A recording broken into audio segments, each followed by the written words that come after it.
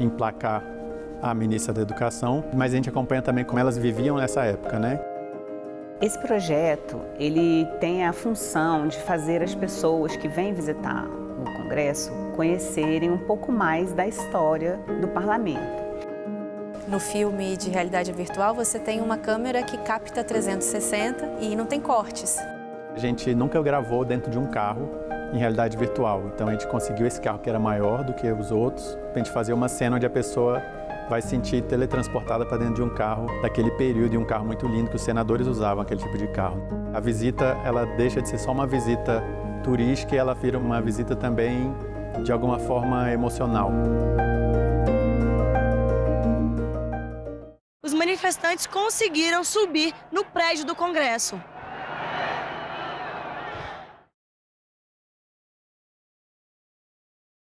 O programa a seguir é livre para todos os públicos.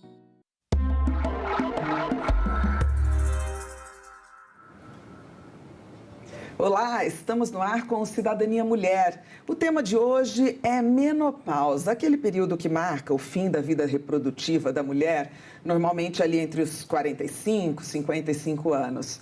São necessários tratamentos para amenizar os sintomas provocados pelas mudanças hormonais. E será que as brasileiras que dependem do atendimento público têm acesso aos tratamentos eficientes? Eu estou aqui hoje com a doutora Diana Sá. Ela é endocrinologista, é também professora e atende as pacientes pelo Sistema Único de Saúde também, né, doutora? Muito obrigada pela sua participação aqui no Cidadania Mulher. Seja muito bem-vinda. Muito obrigada. É um prazer estar aqui hoje. Que ótimo. Vamos começar explicando para o pessoal que está nos assistindo o que de fato é a menopausa. Porque muita gente pensa assim, aquela fase que a mulher fica com calor, não é isso? Mas é muito mais que isso, né? É muito mais que isso. E, além de tudo, ainda tem aqueles conceitos. Perimenopausa, climatério, menopausa. É tudo a mesma coisa, tem diferença. Enfim, vamos introduzir esse tema para que todo mundo saiba exatamente de que período tão relevante na vida das mulheres nós estamos falando. Então, a menopausa, como você já começou, né, já explicou, marca o fim do período reprodutivo da mulher. Com 1 ano da última menstruação, né, podemos dizer que a mulher está na menopausa. Antes desse período, ela está na perimenopausa. É o período que antecede a menopausa e que também precisa de atenção e que também precisa de cuidado. E o climatério envolve todo o período da menopausa e pós-menopausa, tá?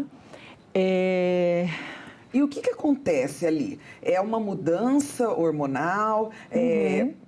A gente costuma brincar que a mulher, ela tem ali na fase reprodutiva o auge e depois começa a despencar. Explica pra gente, tem mudanças. Sim. E essas mudanças, elas refletem em mudanças também no comportamento, no aspecto físico, enfim. Então, como a mulher fica? Nesse período, a mulher passa por diversas transformações, né?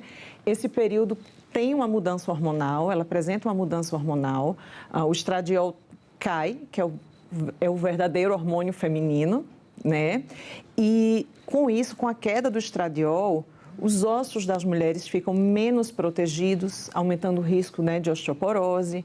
O coração fica menos protegido, aumentando o risco de doenças cardiovasculares.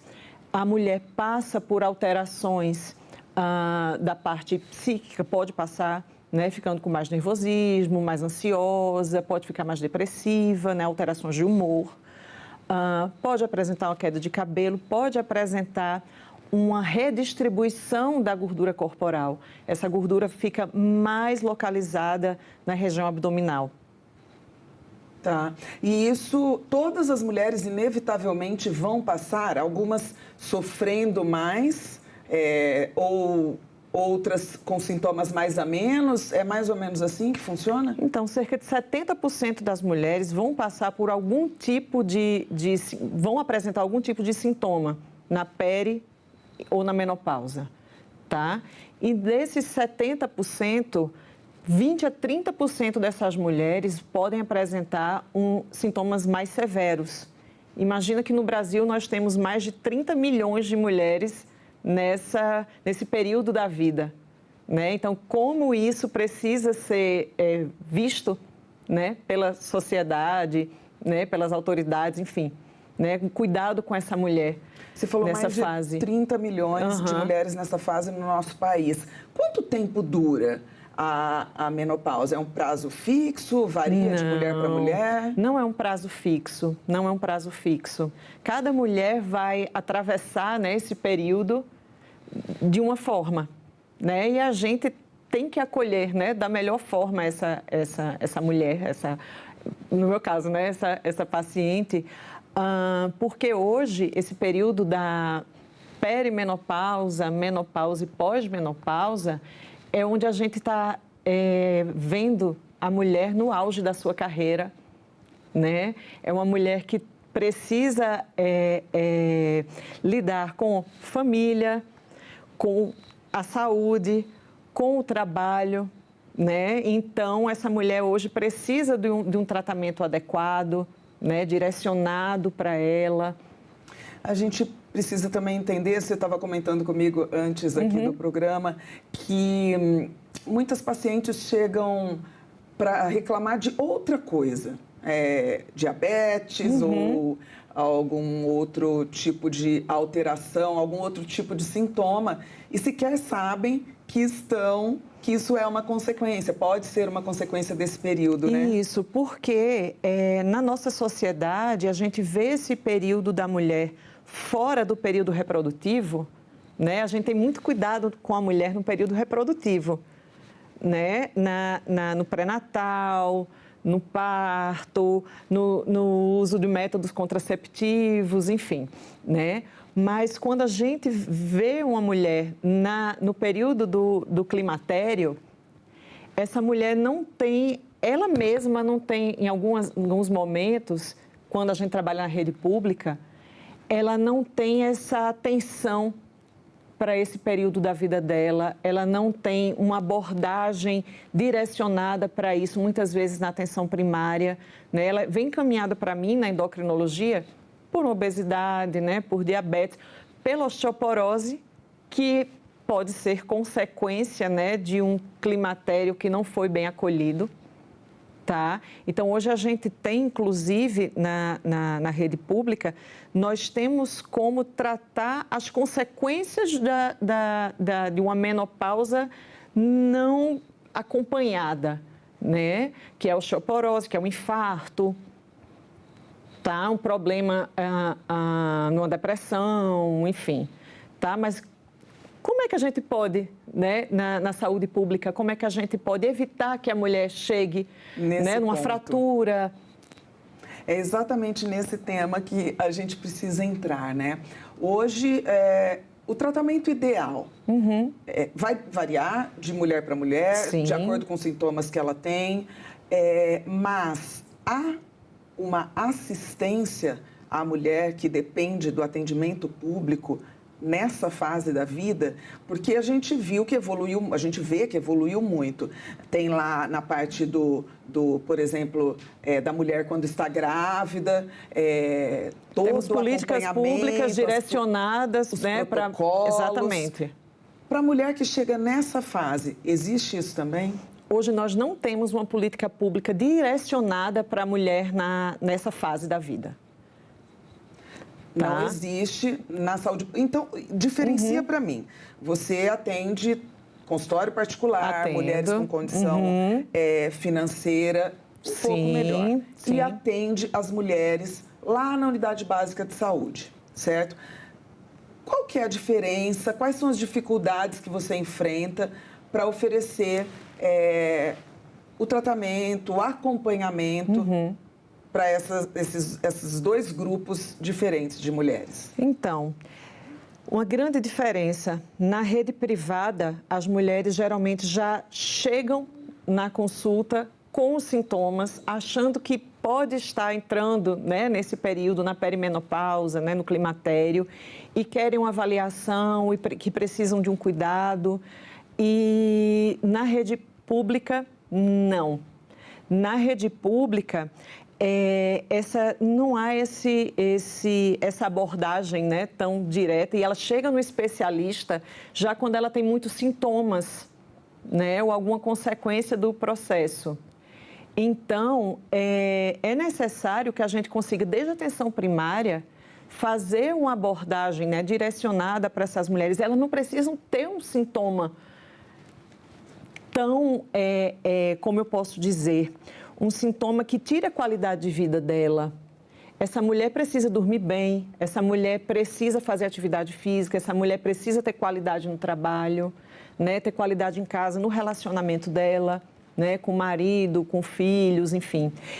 E para isso, né, a gente tinha antes, né, no passado, a gente tinha tratamentos, terapias para as mulheres na menopausa que foram utilizados de forma meio sem critérios, né? E hoje, a medicina hoje está muito mais moderna, a gente já tem muitos estudos direcionados, né, para esse tipo de tratamento, e hoje nós possuímos terapias hormonais que a paciente vai na farmácia e compra, né? Lembrando que essas medicações não são manipuladas, não são em forma de chip, nada disso. O paciente vai na farmácia e compra, mas seria muito interessante que ela fosse no posto de saúde e recebesse o tratamento, que esse tratamento fosse universal, né? Porque esses medicamentos, eles não são tão acessíveis, né? Ou são?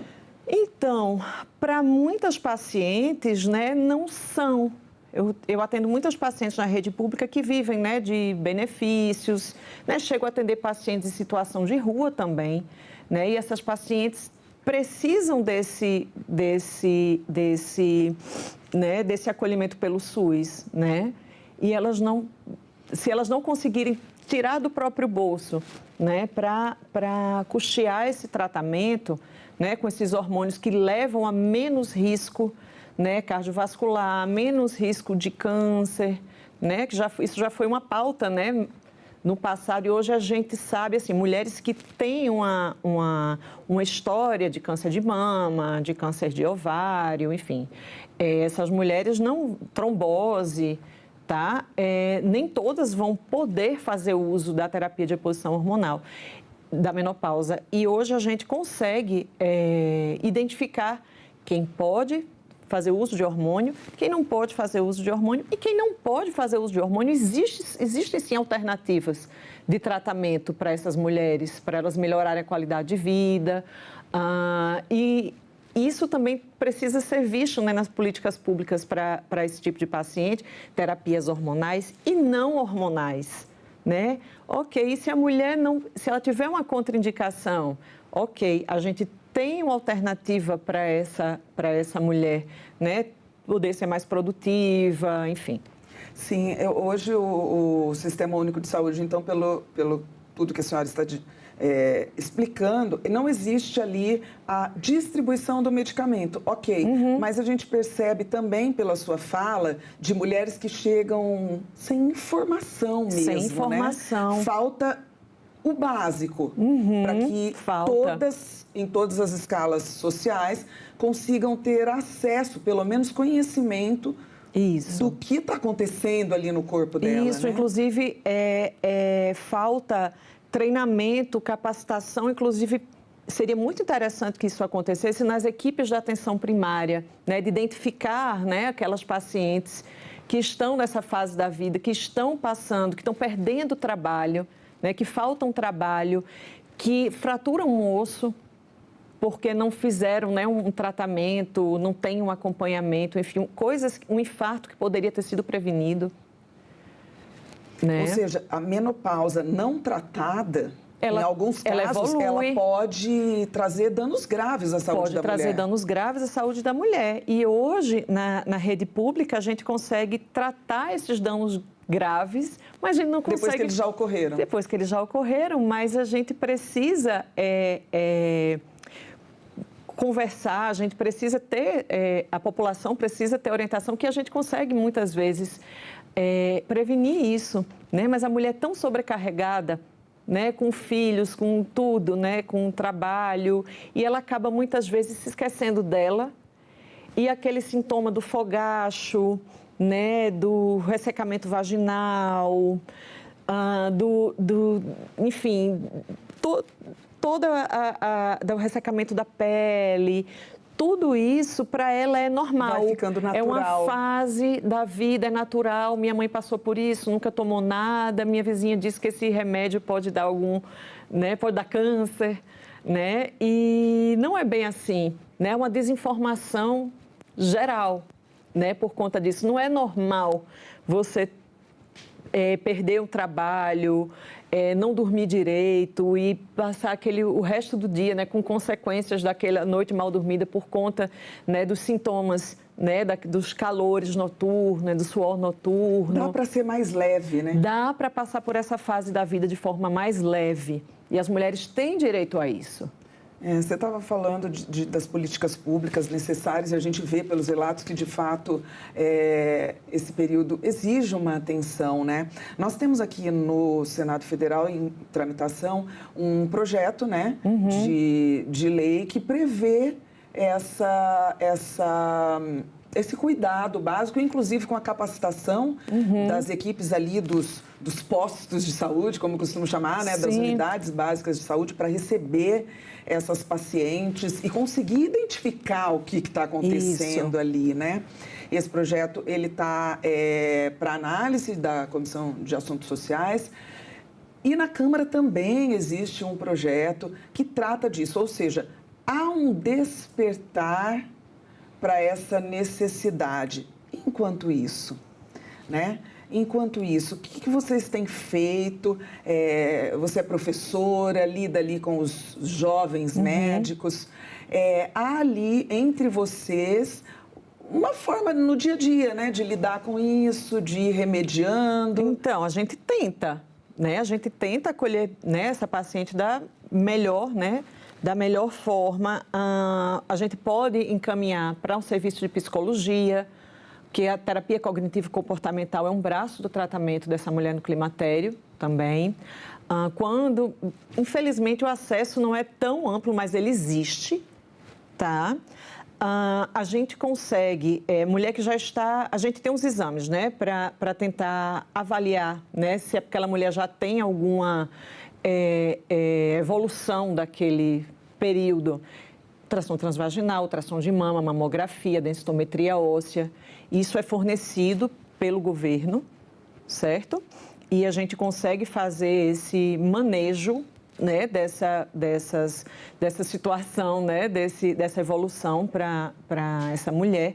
Agora, se ela precisar de uma terapia hormonal, ela vai precisar hoje, né, arcar com um custo, certo? Ela precisa arcar. A gente, né, prescreve da forma mais segura, sempre tentando, né, levar para essa paciente, né, a melhor medicação para aquele caso, tá? A dose certa, com a administração correta, né? Dar toda a orientação para aquela mulher, orientar a prática de atividade física, encaminhar para o serviço de nutrição, né, na unidade básica de saúde, tá?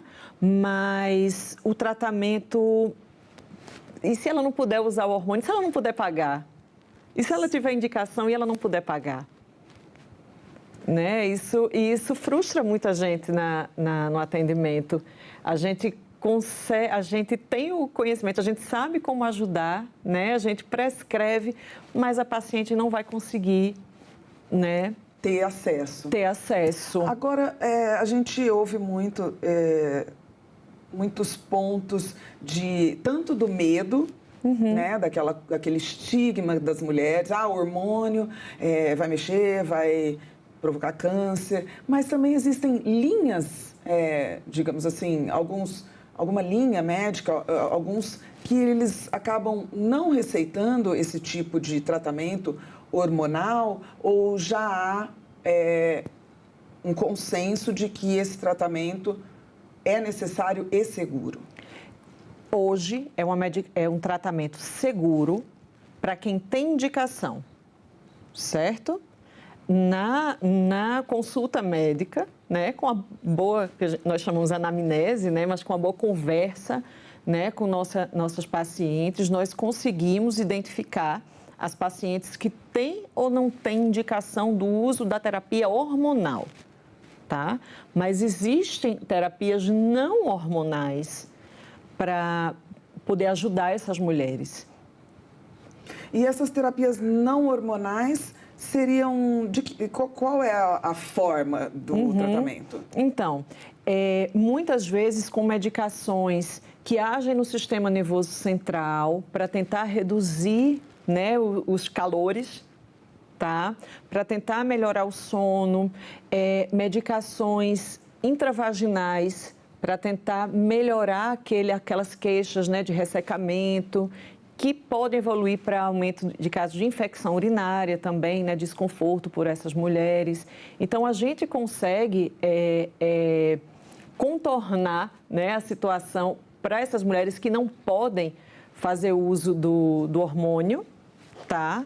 Nós temos medicações que, inclusive, vão ainda chegar ao Brasil para reduzir esses calores, né, que tanto afligem essas mulheres e que não usam hormônios e que não são à base de hormônios, né?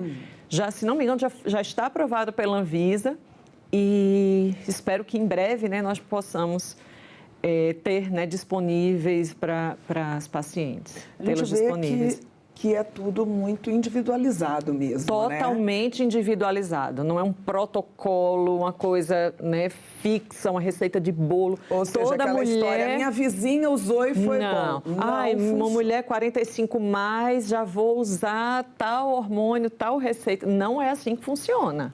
Essa mulher precisa ser bem avaliada, tá? Ela precisa ser bem conduzida, né, nessa fase tão maravilhosa da vida.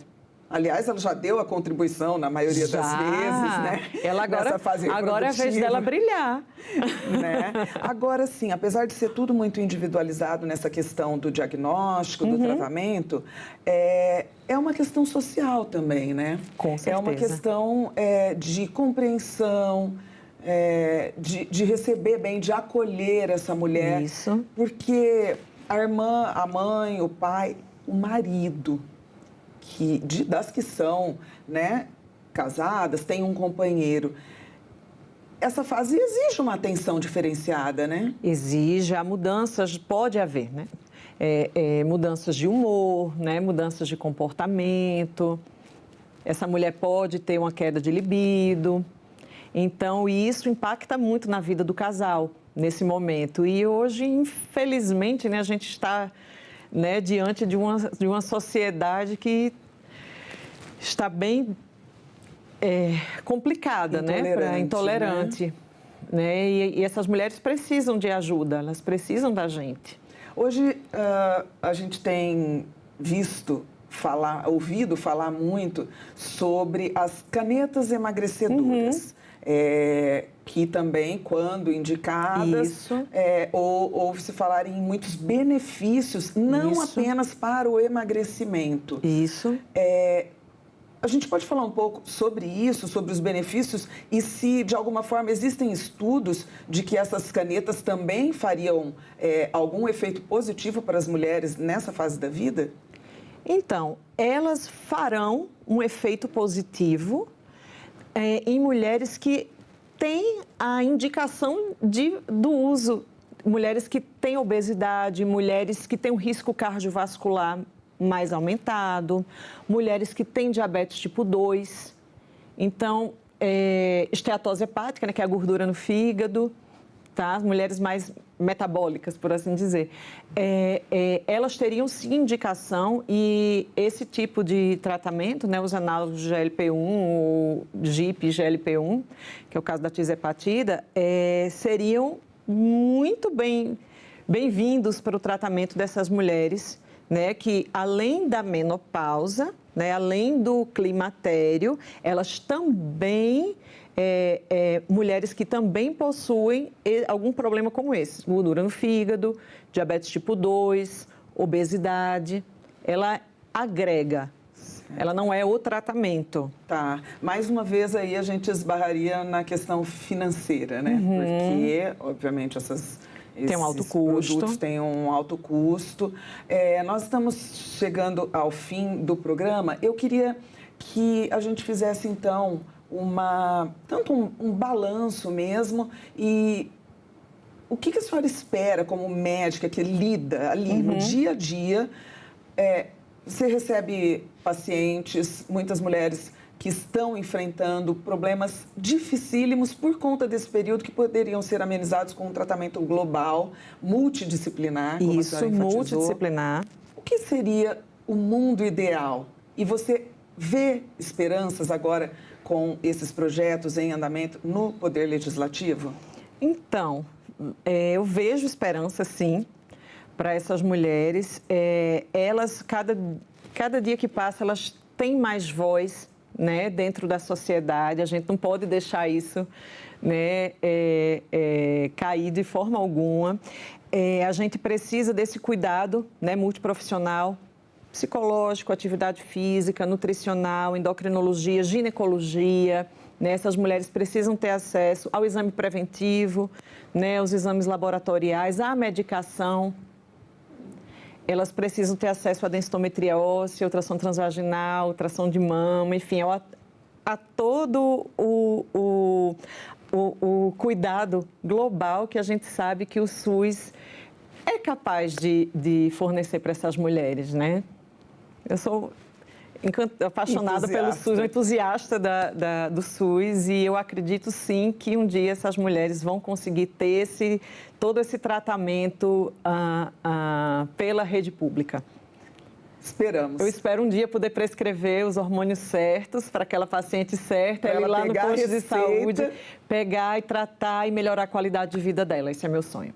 Maravilhoso. Muito obrigada pela sua participação aqui no Cidadania Mulher, por trazer um pouco do seu conhecimento ao acesso de todos os nossos telespectadores. Obrigada. Nós conversamos com a doutora Diana Sá, que é médica endocrinologista, ela atende os pacientes pelo SUS, sobre menopausa e os tratamentos oferecidos tanto pela rede pública quanto pela rede privada. Esta entrevista e todos os nossos outros programas estão disponíveis para você rever ou compartilhar no nosso site. É o senado.leg.br e tem também no nosso canal no YouTube. Inscreva-se lá, marque aquele sininho para receber as nossas notificações.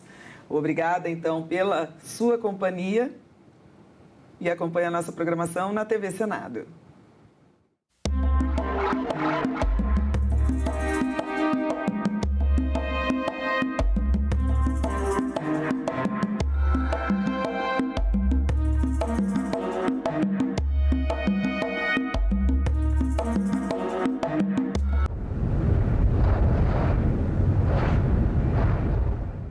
Luciane Moissa, como as instituições financeiras podem contribuir para reduzir os problemas socioambientais causados pela agricultura no país?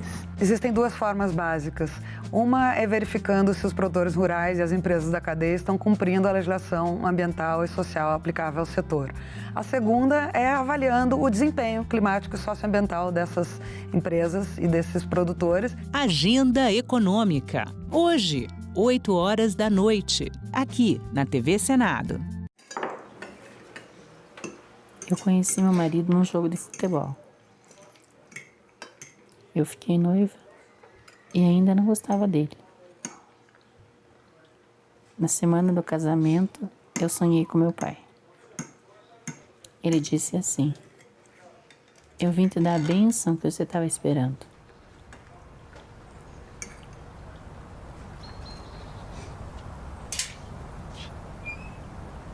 Depois do casamento, a gente foi morar num galpão que ficava junto da estufa. A minha filha mais nova ficava no carrinho, enquanto eu e a minha mãe amarrava fumo no galpão. Lavava roupa na máquina, cuidava da menina, fazia o almoço, voltava para o fumo.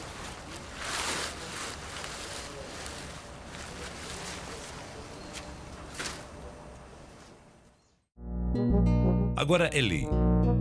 O contribuinte que ganha até R$ 5.000 mensais está isento do pagamento do imposto de renda. Já quem ganha salários acima de R$ 5.000 até R$ 7.350 tem redução de alíquotas. Para compensar os cofres públicos pela perda de arrecadação, a lei aumenta a taxação de altas rendas a partir do ganho anual de R$ 600 mil. O Senado votou, agora é lei.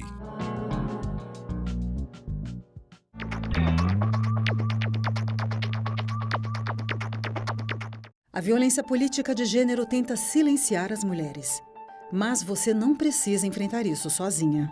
O Zap Delas é o canal da Procuradoria da Mulher do Senado para acolher e orientar candidatas e lideranças. É um espaço seguro para denunciar ataques, ofensas e perseguições. Anote o número 619-8309-0025. Zap Delas, um canal da Procuradoria da Mulher do Senado.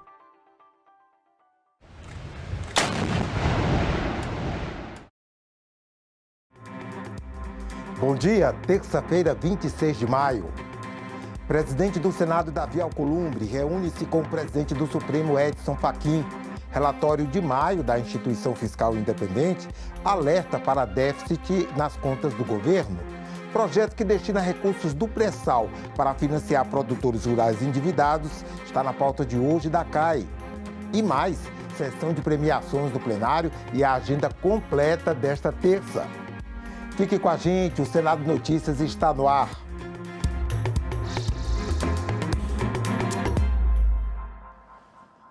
Um dos destaques de hoje da Comissão de Assuntos Econômicos é o projeto de lei que pode ajudar os produtores rurais inadimplentes. Desde a semana passada, técnicos do Senado e do governo buscam um texto consensual. A votação chegou a ser marcada para a semana passada, mas foi adiada após um pedido do Ministério da Fazenda para tentar construir um acordo em torno do texto. A versão original previa ajuda financeira a produtores rurais afetados por eventos climáticos extremos. Mas o parecer apresentado pelo senador Renan Calheiros ampliou o alcance da proposta e incluiu na renegociação operações de crédito rural contratadas até dezembro de 2025, além de outras modalidades ligadas à atividade agropecuária. A proposta autoriza o uso de até 30 bilhões de reais do Fundo Social do Pré-Sal para financiar a renegociação de dívidas do setor agropecuário. O texto prevê prazo de até 10 anos para pagamento, com carência de 3 anos, e juros que variam entre 3,5% e 7,5% ao ano, a depender do perfil do produtor. O governo defendia uma versão mais restrita, voltada apenas aos produtores afetados por eventos climáticos. Os senadores da Comissão de Assuntos Econômicos esperam ter um desfecho nesta terça-feira sobre a renegociação das dívidas dos produtores rurais. Desde a semana passada, técnicos do Senado e técnicos do Ministério da Fazenda negociam ajustes no texto para definir principalmente quais produtores serão beneficiados pelo programa. Também não está descartada a edição de uma medida provisória. Isso porque, se o projeto for aprovado pelo Senado com as alterações que foram feitas, terá que voltar para análise da Câmara. E a avaliação é que a edição de uma MP poderia acelerar a implementação dessas medidas. Uma medida provisória com critérios de enquadramento, de juros, de carência e de prazo de 10 anos para pagar. Estamos vendo o que é possível e o que não é possível. Não adianta fazer um projeto e depois ele não ser exequível. A Comissão de Segurança Pública pode analisar hoje projetos que incluem a responsabilização dos partidos políticos no combate à lavagem de dinheiro. Siga o dinheiro, é o que diz a máxima quando o foco é o cerco aos recursos do crime organizado, seja do tráfico de armas ou drogas, seja do colarinho branco. A lei atual determina atuação em várias frentes. Se à Polícia Federal e ao Ministério Público cabem a investigação e o indiciamento, o Ministério da Fazenda, através do COAF, analisa relatórios de operações suspeitas. Por outro lado, o Banco Central fiscaliza bancos e instituições financeiras que se responsabilizam pelo controle de clientes. As denúncias comprovadas são encaminhadas à Justiça Federal. Agora, um projeto relatado pela senadora Ivete da Silveira inclui os partidos políticos na relação de organizações passíveis de serem controladas no caso de lavagem de dinheiro.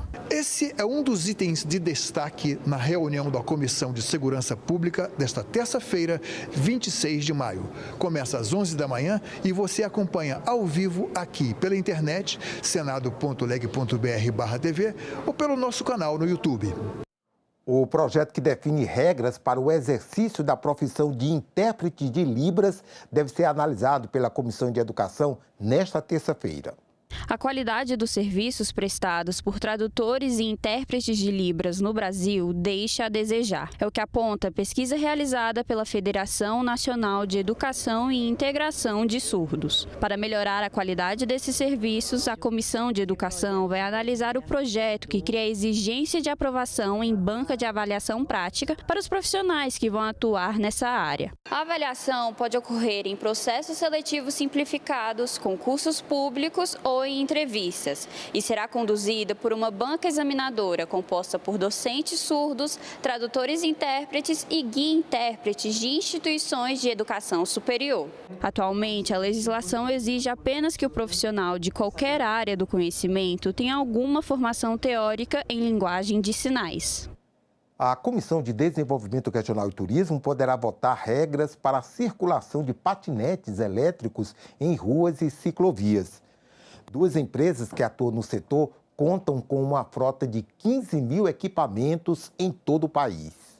A proposta altera o Código de Trânsito Brasileiro, ao permitir a circulação de patinetes e outros veículos individuais com motor, em ruas e ciclovias. O projeto também estabelece regras de segurança. O veículo deverá transportar apenas o condutor. Nas áreas de circulação compartilhada com pedestres, poderá trafegar a no máximo 6 km por hora. Já em ciclovias e ciclofaixas, a no máximo 20 km por hora. Também será permitido circular, no sentido dos carros, no canto da pista em ruas que tenham a velocidade máxima de 30 km por hora. O projeto também equipara seus condutores aos ciclistas quanto aos direitos e deveres. 8 reuniões de comissões, sessão de premiações e sessão deliberativa no plenário. Confira a agenda desta terça-feira. Daqui a pouco, às 9 horas, a Comissão de Educação deve se reunir para examinar projetos. Como vimos, um deles é o que regulamenta a profissão de tradutor, intérprete e guia-intérprete da língua brasileira de sinais, Libras. Às 9h30, a Comissão de Desenvolvimento Regional e Turismo tem reunião prevista. Como vimos, um dos itens da pauta é o projeto que prevê normas para a circulação de patinetes e outros veículos de mobilidade individual. Às 10 horas, a Comissão de Assuntos Econômicos tem reunião marcada. O primeiro item da pauta, como vimos, é o projeto que autoriza a utilização de saldo do Fundo Social do Pré-Sal e de outros fundos para financiar dívidas de produtores rurais. Também às 10 está marcada a sessão de premiações e condecorações no plenário do Senado para a entrega do diploma José Hermílio de Moraes. A homenagem é concedida a personalidades da indústria que se destacaram por contribuições ao país. José Hermílio de Moraes foi um engenheiro pernambucano, fundador do Grupo Votorantim. Foi também senador da República e ministro da Agricultura. Nascido em 1900, morreu em 1973. Às 11 horas, como vimos, a Comissão de Segurança Pública tem reunião prevista. Um dos projetos em exame é o que aumenta o valor da multa a ser aplicada a médico, professor ou responsáveis por escolas, creches ou centros de saúde que deixarem de comunicar às autoridades os casos de que tenham conhecimento envolvendo suspeita ou confirmação de maus tratos contra criança ou adolescente. E logo mais à 1 da tarde, a representação brasileira do Parlamento do Mercosul tem reunião marcada. Uma mesa redonda sobre temas de comércio exterior, negociações extra-regionais e governança econômica e o exame de pauta interna da comissão. Às 2 da tarde, 3 comissões devem se reunir em audiência pública. Na de assuntos sociais, o tema é o impacto negativo do consumo de alimentos ultraprocessados na saúde pública, especialmente entre os jovens. Na de Ciência e Tecnologia, discute-se pesquisa e inovação industrial, avanços e importância das instituições do setor. E na Comissão de Educação, o debate é sobre o programa Escola em Tempo Integral. Também às 14 horas, o plenário do Senado deve se reunir em sessão deliberativa. Na ordem do dia, entre outros, está o projeto que prevê a promoção pelas escolas de medidas de conscientização sobre os direitos da criança e do adolescente, mecanismo de proteção infantil e canais de denúncia e ajuda. Após o esforço concentrado da semana passada destinado à votação de autoridades, o plenário terá sessões semipresenciais. Na pauta, piso salarial dos professores da educação básica, prazo maior para vítimas de violência doméstica entrarem com representação contra agressor e incentivos para inserir jovens no mercado de trabalho. Vamos saber os detalhes com o repórter Tiago Tibúrcio. No plenário do Senado estão marcadas 2 sessões deliberativas, aquelas para a votação de projetos, e vão ser sessões remotas. Isso é, os senadores podem votar à distância. Na pauta está a medida provisória que estabelece em R$ 5.120,63 o piso salarial dos professores da educação básica, aquela que compreende os 17 primeiros anos de educação de uma pessoa, ou seja, que vai desde a educação infantil até os ensinos fundamental e médio. A medida provisória, portanto, então, é o primeiro item da pauta do plenário nesta semana.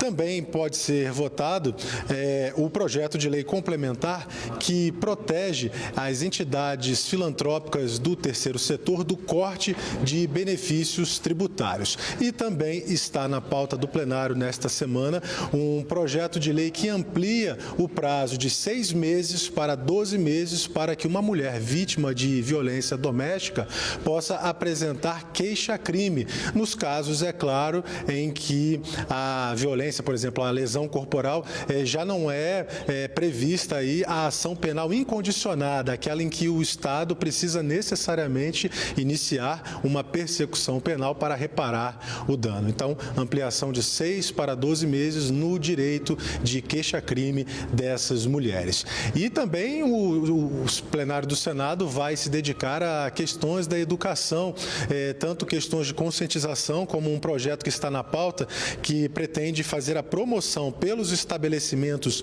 de ensino de medidas de conscientização sobre os direitos da criança e do adolescente. Também o projeto que institui a Política Nacional para estudantes com altas habilidades e superdotação.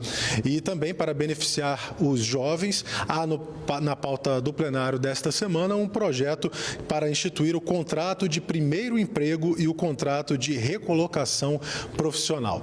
Lembrando aos nossos telespectadores que começam hoje, nesta segunda-feira, as inscrições para o Exame Nacional do Ensino Médio, o Enem, com provas previstas para os dias 8 e 15 de novembro deste ano. O senador Davi Alcolumbre se reuniu ontem com o presidente do Supremo Tribunal Federal, ministro Edson Fachin. Os dois falaram sobre o anteprojeto de lei que vai tratar da remuneração da magistratura. No encontro, o debate foi ampliado para a necessidade de aperfeiçoamento do sistema remuneratório do serviço público diante da multiplicação de vantagens pecuniárias acessórias, como gratificações adicionais, abonos e parcelas autônomas que comprometem a transparência, tensionam a observância do teto previsto na Constituição Federal e estimulam litigiosidade funcional recorrente. Ainda no encontro, os presidentes do Senado e do Supremo trataram da inconstitucionalidade de vantagens financeiras recebidas por servidores públicos que extrapolam o teto do funcionalismo. Davi Alcolumbre e Edson Fachin avaliam que o tema exige a votação de um projeto de lei que preserve a valorização das carreiras públicas.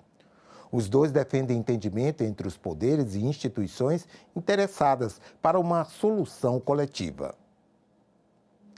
A Comissão de Assuntos Sociais pode concluir, na quarta-feira, a votação do projeto que cria o piso salarial de médicos e dentistas. A remuneração dos profissionais que atuam nas redes pública e privada será de pouco mais de R$ 13 mil mensais, corrigida anualmente pela inflação.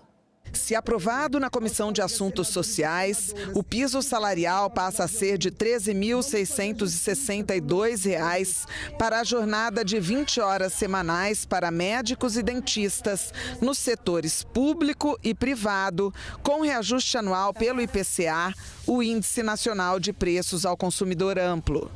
Há também a previsão de adicional de 50% para trabalho noturno e horas extras. A votação será em turno suplementar na comissão. Estamos falando de 65 anos. Estamos falando hoje de uma prática de R$ 3.000. As pessoas que se preparam, cirurgiões, dentistas e médicos, são pessoas que estudam muito. São pessoas que enfrentaram pandemias. São pessoas que precisam ter um salário com dignidade. Outros projetos serão analisados na CAS, entre eles o que inclui a educação alimentar e nutricional no currículo escolar da educação infantil. O objetivo, de acordo com o texto, é incentivar hábitos alimentares saudáveis desde a infância. Dados do Ministério da Saúde mostram que em 2023, 1 em cada 7 crianças brasileiras tinha excesso de peso ou obesidade, um índice bem acima da média mundial. O texto define que a educação alimentar deve tratar das propriedades dos alimentos, da higiene alimentar e dos princípios da alimentação saudável. O relatório de maio da Instituição Fiscal Independente, órgão auxiliar do Senado para estudos econômicos, prevê déficit nas contas do governo pelos próximos 10 anos. O estudo contraria os números otimistas do projeto da Lei de Diretrizes Orçamentárias, já encaminhado pela equipe econômica ao Congresso Nacional. Os analistas da Instituição Fiscal Independente apontam projeções menos otimistas do que as previstas no projeto de lei de diretrizes orçamentárias, que deve ser votado pelo Congresso até o dia 17 de julho. O governo prevê superávit primário crescente e estabilização da dívida seguida de queda a partir de 2030. Já a IFE projeta déficits sucessivos por pelo menos 10 anos. Em relação às projeções, o que nós identificamos foi um relativo otimismo, tanto na grade de parâmetros macroeconômicos quanto depois nas projeções fiscais. Isso inclui receitas, despesas, o resultado primário e a própria trajetória da dívida bruta nos próximos anos. A IFE projeta resultados negativos das contas nos próximos anos porque, ao contrário do governo, considera que não haverá redução das despesas previdenciárias e assistenciais, que são afetadas não só pela regra de correção do salário mínimo, mas também pelo número de benefícios emitidos. Para reforçar essa avaliação, o relatório de maio lembra que a economia com auxílio doença em 2024 e 2025 ficou abaixo do esperado. O relatório não altera as projeções sobre os impactos da guerra Irã-Israel e Estados Unidos, que foram analisados no relatório de abril. Uma nova análise será apresentada no relatório de julho. Dependendo da duração do conflito e por quanto tempo o petróleo vai se manter, o preço do petróleo vai se manter mais elevado, aí sim a gente tende a observar efeitos ruins, deletérios para a economia, porque aí a inflação tende realmente a aumentar, se manter em patamares mais elevados. Aí o Banco Central vai ter que subir juros ou manter os juros altos por mais tempo. Isso esfria a atividade econômica, E agora? Agora nós vamos para um intervalo, já voltamos com a primeira atividade desta terça-feira. TV Senado, democracia todo dia.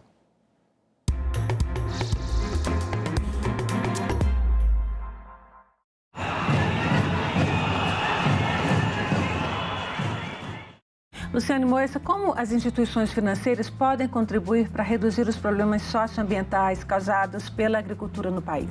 Existem duas formas básicas. Uma é verificando se os produtores rurais e as empresas da cadeia estão cumprindo a legislação ambiental e social aplicável ao setor. A segunda é avaliando o desempenho climático e socioambiental dessas empresas e desses produtores. Agenda Econômica. Hoje, 20h, aqui na TV Senado. Eu conheci meu marido num jogo de futebol. Eu fiquei noiva e ainda não gostava dele. Na semana do casamento, eu sonhei com meu pai. Ele disse assim: eu vim te dar a bênção que você estava esperando.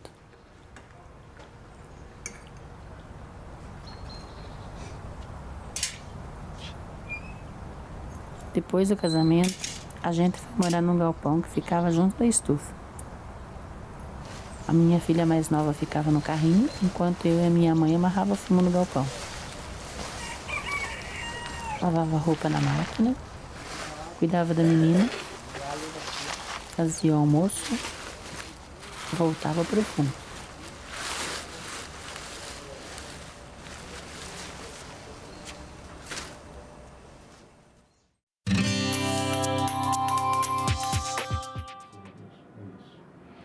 Olá, eu sou a Carla Benevides e está começando mais um programa Argumento.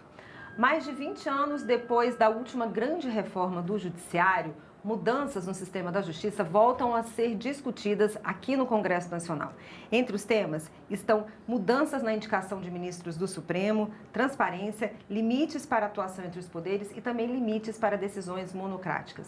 Nosso convidado para o argumento de hoje é o senador Eduardo Girão, do Novo do Ceará. Senador, muito obrigada pela sua presença. Carlinha Benevides, paz e bem, estamos aqui às ordens. Senador, a última reforma do Judiciário foi em 2004. O senhor acha que está na hora de fazer uma atualização?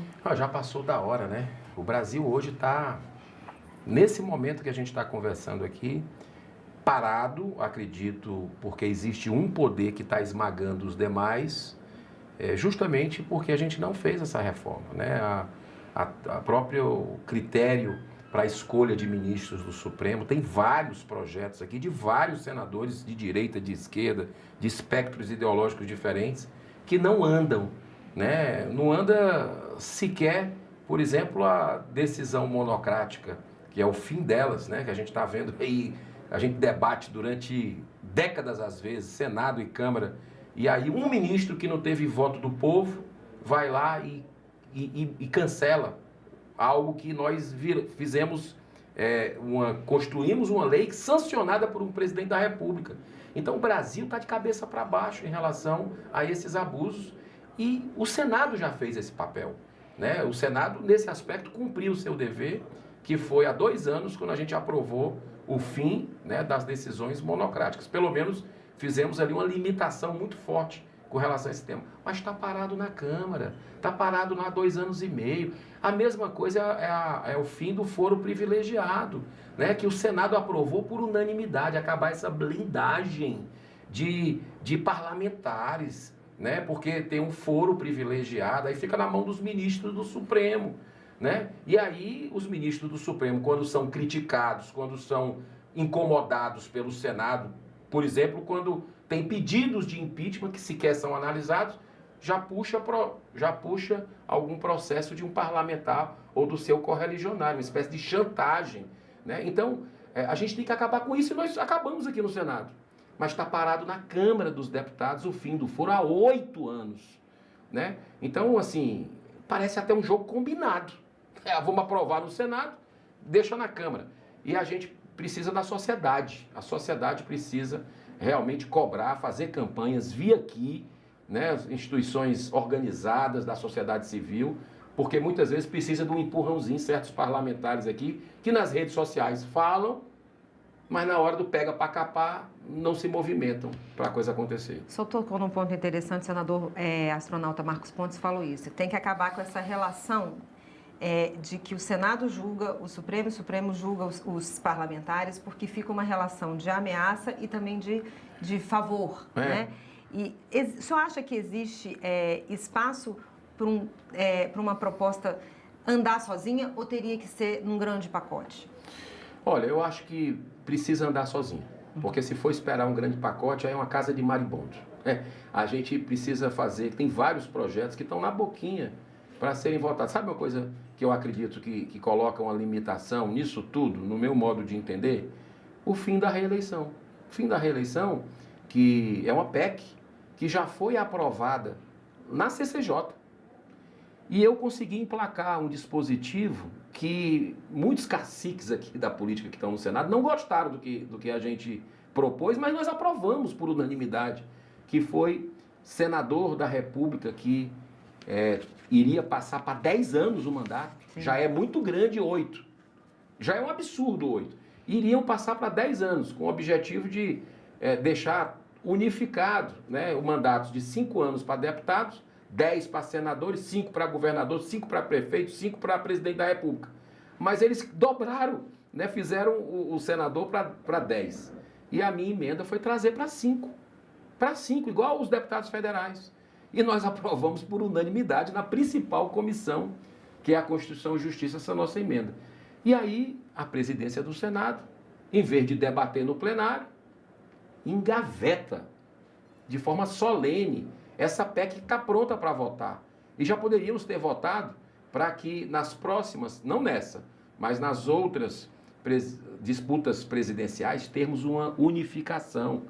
No dia que fosse votar para presidente, votava para prefeito, para governador, você acabava com essa história de parar o Brasil para a eleição a cada 2 anos. O custo disso é alto, não tem previsibilidade que aguente, planejamento que se sustente. Então, é bom sob todos os aspectos. Mas aí, sabe qual foi o problema? E eu digo para você nos bastidores aqui, né? Foi porque a gente diminuiu o mandato de senador. E a turma não gosta de diminuir o mandato de senador, né? Então, vai ter que botar digital, tá?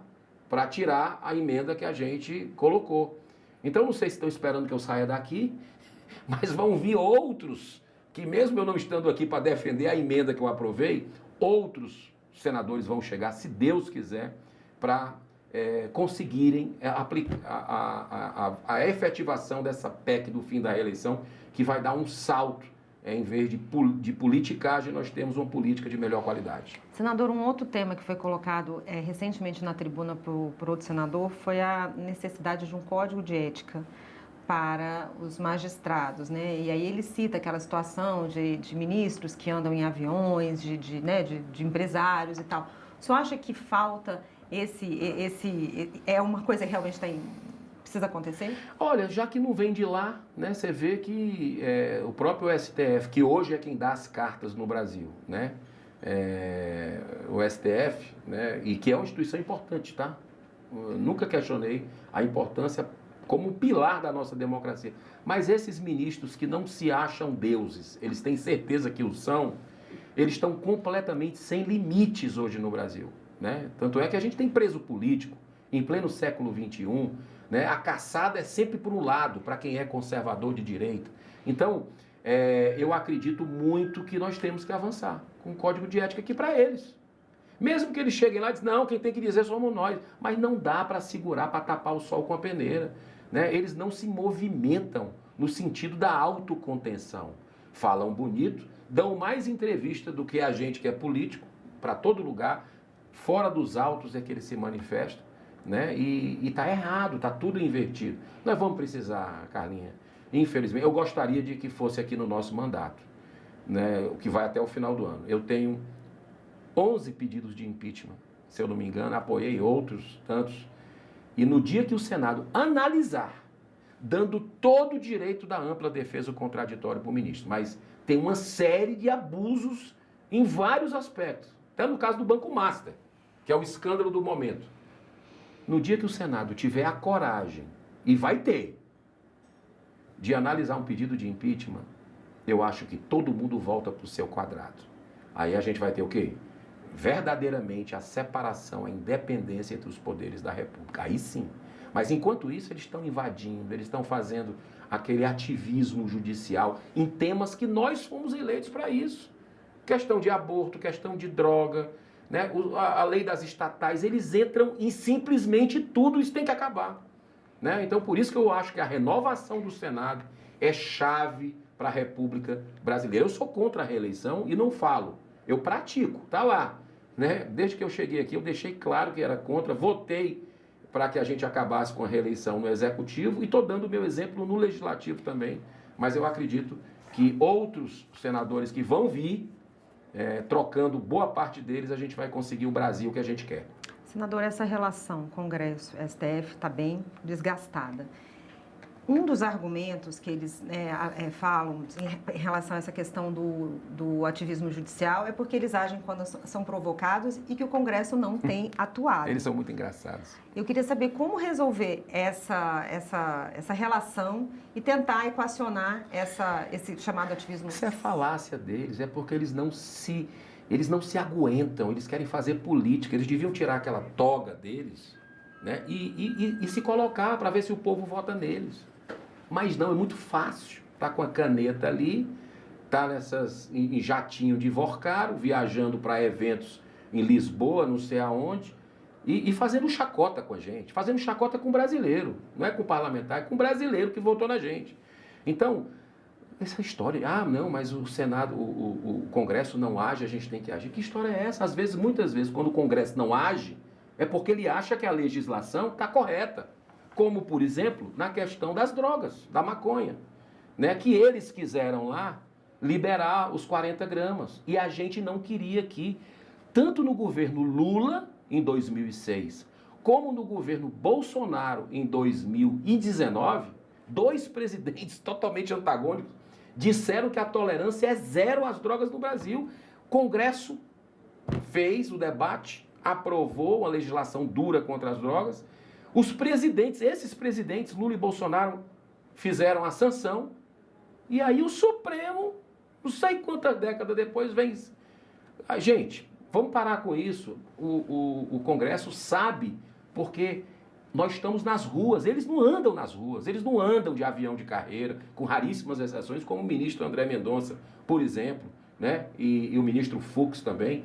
Então, a gente percebe que algo está muito errado no Brasil, né, e que o Senado precisa cumprir o seu dever, e eu vou orar, mesmo em casa, se não acontecer até o final do ano, que eu tenho fé e esperança que as coisas mudam, a política dinâmica, né, como dizem, mas quem sabe a gente possa fazer, mas se não fizer nesse mandato, no próximo eu vou estar assistindo, comendo pipoca, onde eu estiver, torcendo para que o Senado se levante de vez, como fez na rejeição do Messias. Foi um sinal, aqui o negócio não é mais assim, não é fazer gato e sapato, como a gente diz no Nordeste, com os senadores, não. Então, vai vir coisa boa, vamos manter mobilizado, a população está há pouco tempo, quanto tempo? 2 semanas da Copa do Mundo, né? E não está pensando em Copa do Mundo, está querendo saber das coisas políticas do Brasil, esses escândalos todos, de todos os lados, tá? Uhum.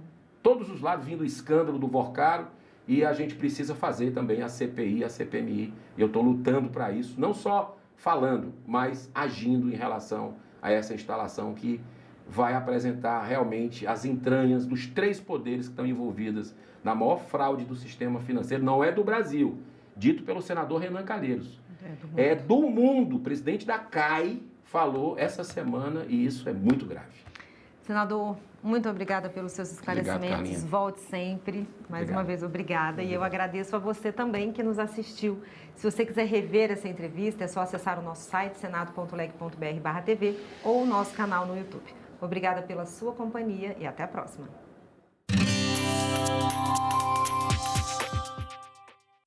Agora é lei. A reforma tributária prevê 2 impostos, a Contribuição sobre Bens e Serviços, CBS, que é federal, e o Imposto sobre Bens e Serviços, IBS. De competência dos estados e municípios, a CBS vai substituir 3 impostos atuais, PIS, COFINS e IPI, enquanto o IBS será cobrado no lugar do ICMS e ISS. A nova lei detalha ainda as reduções e isenções dos impostos. O Senado votou, agora é lei. Justiça Eleitoral apresenta V de Verdade. Em terra de fatos, fake não tem vez. Um dos fatores que tornam difícil separar fato de fake é o volume de informações, posts. Na época das eleições, os conteúdos falsos são espalhados para enganar eleitoras e eleitores. Esses conteúdos são despejados nas redes sociais em uma quantidade assustadora. O problema piora quando a gente junta essas fake news com a enorme quantidade de conteúdos que circulam todo dia na internet.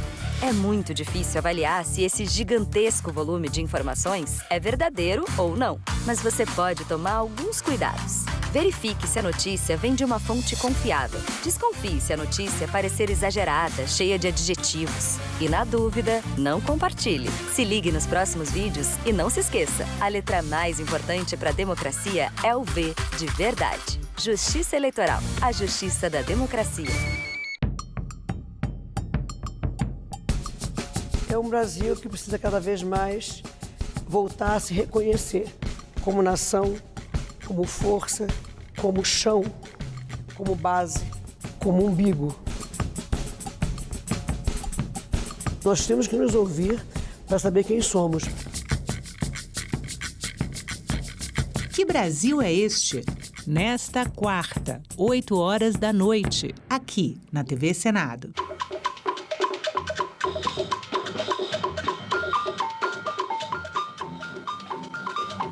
Piquenique na relva, o meu, Déjeuner sur l'herbe, o quadro do Manet. Eu conheci o quadro de reprodução, então fiz uma variação em cima desse quadro do Manet. E uns anos atrás eu fui a Paris, e tem o Museu Picasso, eu fiquei muito emocionado porque eu vi o Picasso tinha feito também a mesma coisa. Ele pegou o quadro do Manet e fez uma variação em cima desse tema. Só que eu fiz 10 anos antes, morando em Bagé, em 1950. O Picasso fez isso em 1960. Tem uma ideia de como era Bagé em 1945? Telefonava para casa da minha mãe, fazia queixa, esse tipo de telefonema anônimo. Imagina o seu filho foi visto como um negro na rua.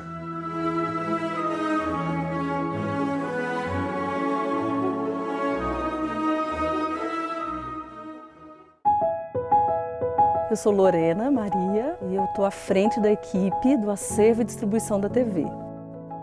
A gente cuida da programação, então, você recebeu o conteúdo que está sendo produzido ou que está sendo adquirido fora da TV. A gente distribui, porque a gente tem a TV Senado Agência, que é onde você pode passar para veículos, para pesquisadores, para produtoras. E a gente faz também a curadoria dos documentários, que vem de fora. Isso traz uma diversidade, isso traz pluralidade para a programação, essa diversidade étnica, cultural, de regiões do Brasil, E se você pensar que o Senado é a casa dos estados, isso é tão bom, A gente poder mostrar paisagens diferentes, E olhares diferentes. Então, assim, realmente tem um outro tom, você dá mais cor, para a TV.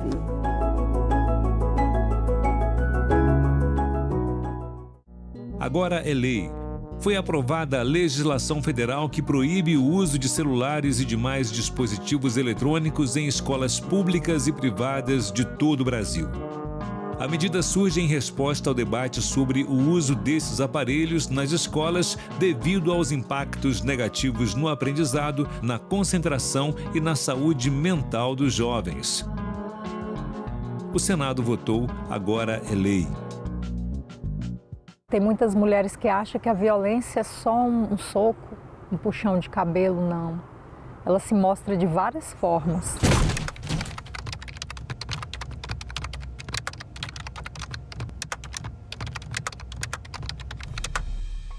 Era briga, era ciúme, era confusão. Ah, mulher minha não vai estudar. Quem é que vai te querer com esse tanto de filho? Mulher minha não dança. Mulher minha não tem amizade com homem, as falas que eu ouvia. Mulher minha tem que me servir a hora que eu quiser. Se não me servir, eu vou pra rua procurar outra. Várias vezes, inclusive, eu acordei com ele em cima de mim. Se você percebe que o seu parceiro ou não aceita o seu não, insiste muito ou desrespeita o seu estado de inconsciência e de vulnerabilidade, fique alerta porque é uma violência sexual, é uma violência grave. No início eu achava ser normal, só que chegou um determinado ponto que eu falei, isso não é normal. Buscar ajuda, uma rede de apoio de outras mulheres, psicólogos e se cuidar. É uma boa dose de amor próprio. Eu separei, hoje eu faço tudo o que eu quero.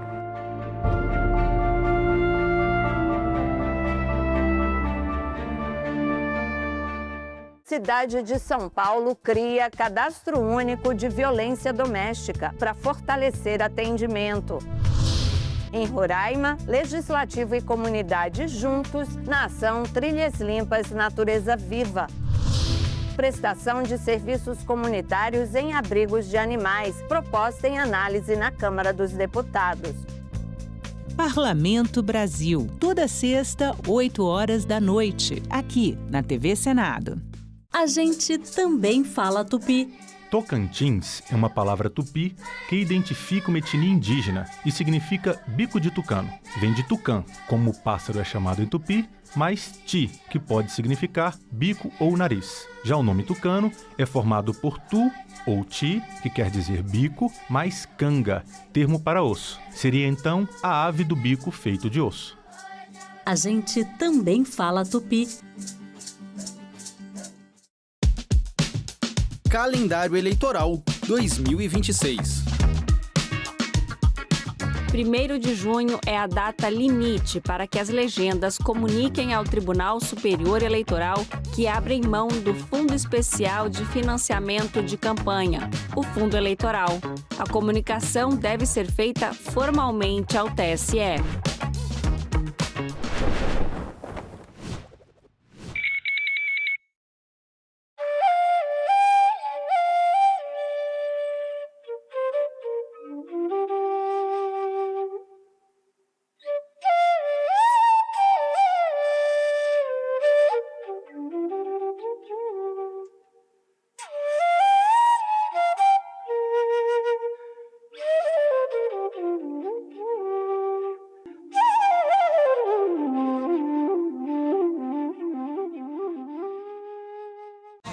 Passageiros do voo 727 com destino a Sonífera Ilha.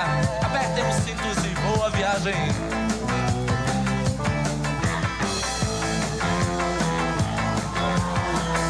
O contexto era esse. Nos anos 70, era a música de rádio, por excelência. Isso invadiu os anos 80, mas já com o rock nacional. Antes não era rock, era quando surgiu essa sigla, MPB, que é um horror falar isso, que nós temos MPB no Brasil. MPB é música popular brasileira. Isso não define um estilo. Tinha sempre uma certa briga do que podia ser um pouquinho mais de rock, um pouquinho mais de MPB. Sempre tinha alguma coisa assim. Mas o problema é que era uma dominação total de gravadora. Dominação no sentido, a gravadora chegava na rádio, indicava qual é a música que tem que tocar. Pois é, e nós ouvimos, para começar o Blue Moon de hoje, a primeira faixa.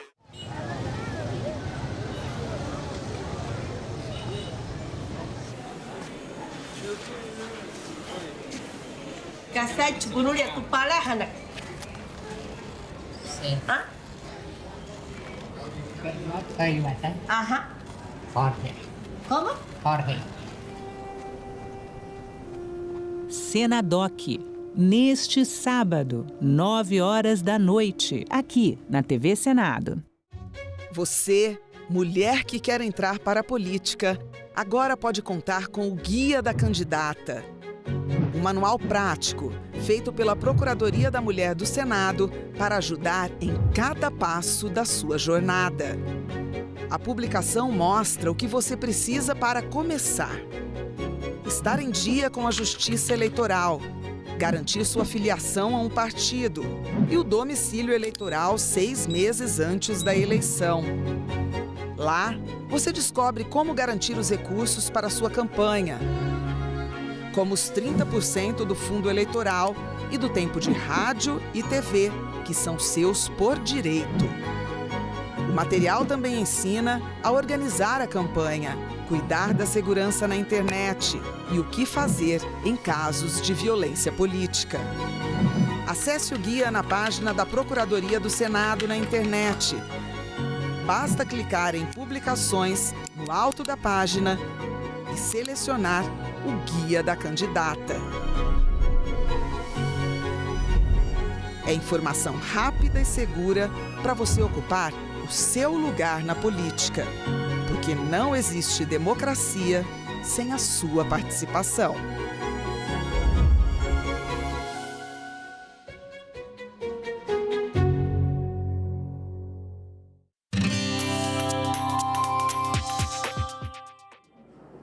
Olá, eu sou a Carla Benevides e este é o programa Argumento. A Comissão de Constituição e Justiça aprovou uma PEC que impede a responsabilização civil dos veículos de imprensa por declarações feitas por terceiros. Aqui conosco no estúdio está o senador Oriovisto Guimarães, do PSDB do Paraná, que foi o relator dessa proposta. Senador, muito obrigada pela sua presença. Imagina, eu é que agradeço a oportunidade. Senador, eu queria que você explicasse para a gente o que motivou o senhor, qual foi o motivo dessa PEC, como é que foi apresentado o seu relatório? Olha, essa PEC teve origem em função de uma decisão do Supremo Tribunal Federal que acabou por responsabilizar o veículo de imprensa onde o entrevistado tivesse uma opinião inverídica ou dissesse uma inverdade. Não só o entrevistado responderia, mas o veículo de imprensa também responderia. E muitos senadores, eu inclusive, nos colocamos contra isso, porque é uma clara limitação à liberdade de imprensa. E eu sempre entendi que a liberdade de imprensa é absolutamente basilar para que se possa dizer que no país existe uma democracia. Quando a imprensa não pode falar, quando a imprensa não pode deixar claro a informação, como é que o povo vai ter uma análise crítica do que está acontecendo, como é que ele vai orientar o seu voto, como é que ele vai se posicionar, né, para os rumos da nação. Então, eu acho que restringir a liberdade de imprensa é uma coisa terrível, é o começo de uma ditadura. Eu acho que nós temos que dar total liberdade à imprensa. Tá? E por que essa medida significa uma trava, uma limitação à liberdade de imprensa? Porque, veja, você está me entrevistando aqui agora. Imagine que, de repente, eu resolva, por minha conta e risco, dizer uma série de inverdades a respeito do senhor A ou do senhor B. Fazer uma série de acusações a ele, imputar a ele crime disso ou daquilo. E que ele seja inocente. Olha, o responsável por isso tem que ser eu, e não você que está me entrevistando. E nem a emissora para a qual você trabalha. Não é mesmo?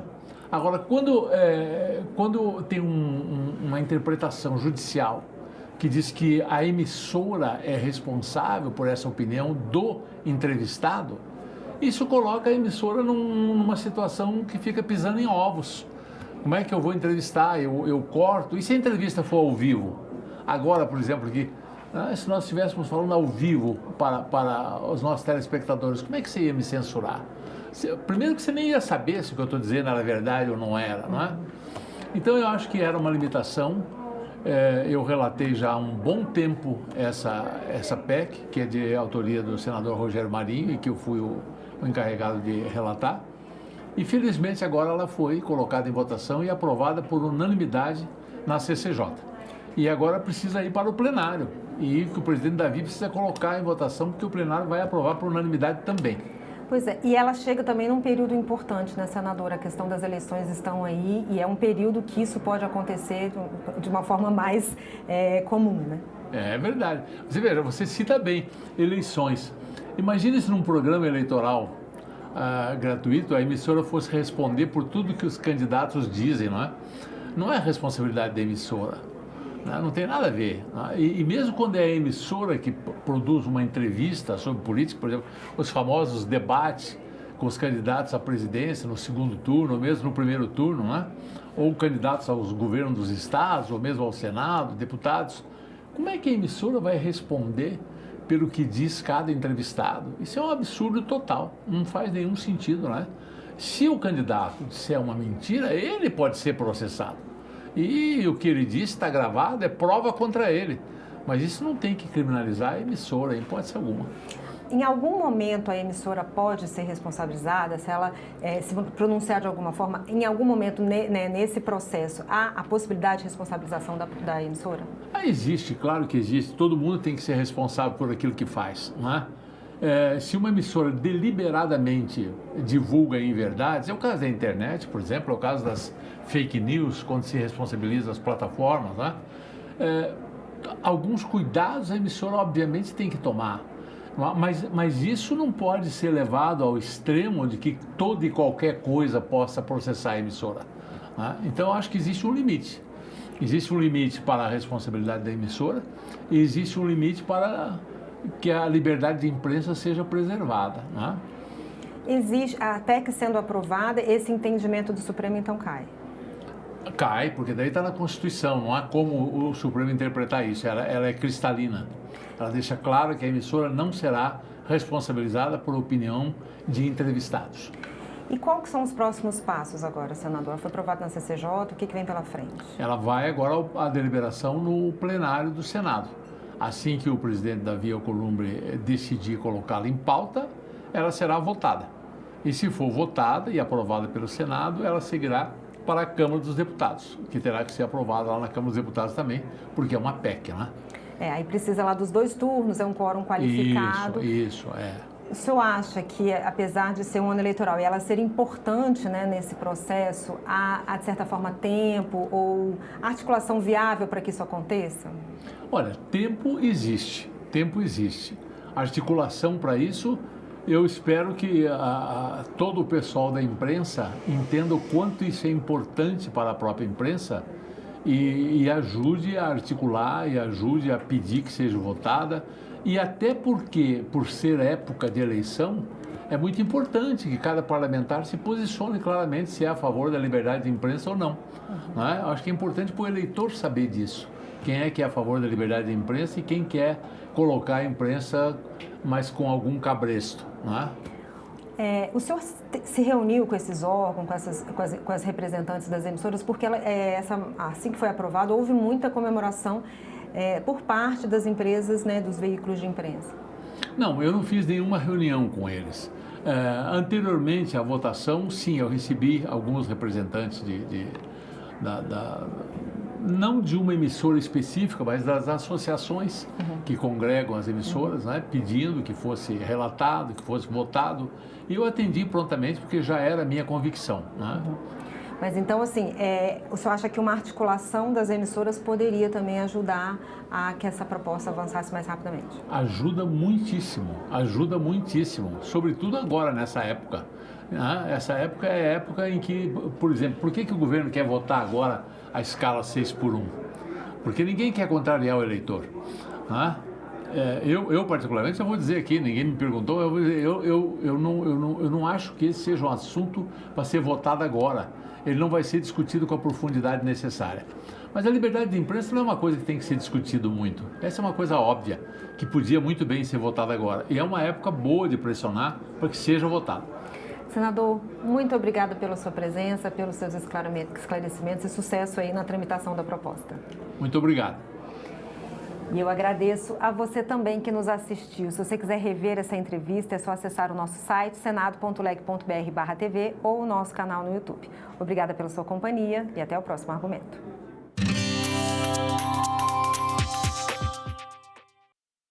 Luciane Moissa, como as instituições financeiras podem contribuir para reduzir os problemas socioambientais causados pela agricultura no país? Existem 2 formas básicas.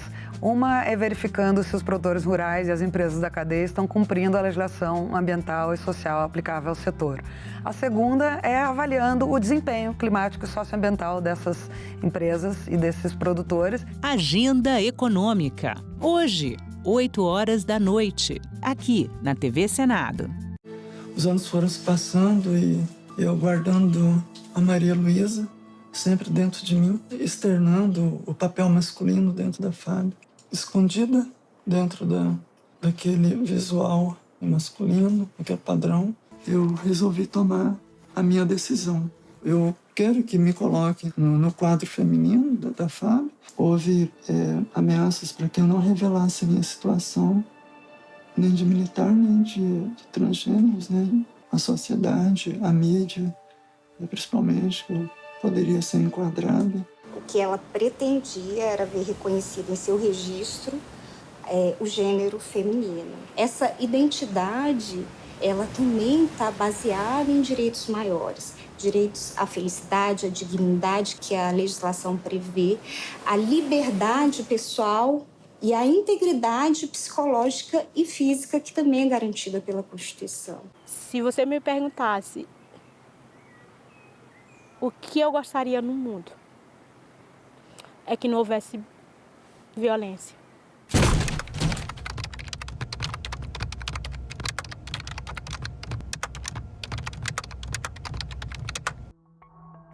Eu fui educada assim, que a mulher tinha que sempre obedecer ao marido. Ela tinha que ser submissa ao marido. As primeiras agressões começou com insultos.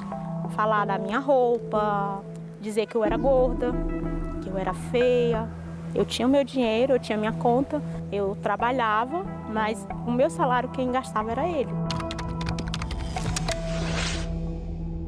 A primeira vez que eu pedi o cartão, que eu falei, o dinheiro é meu, eu trabalho, eu sei que o dinheiro é meu, eu levei um tapa. E como castigo à noite, ele me botou para dormir fora de casa na chuva. Se aquela pessoa se sente no direito de te empurrar, de te apertar, ela já está dando um sinal muito grande que ela é capaz de fazer outras coisas. A gente pode passar, às vezes, por exemplo, de um empurrão para uma facada. Eu falo, eu estou vivendo hoje. Ter meu trabalho, ter dignidade, poder entrar na loja, escolher o meu sapato preferido, botar o meu batom vermelho e eu olhar para o meu corpo e não ter um roxo nele.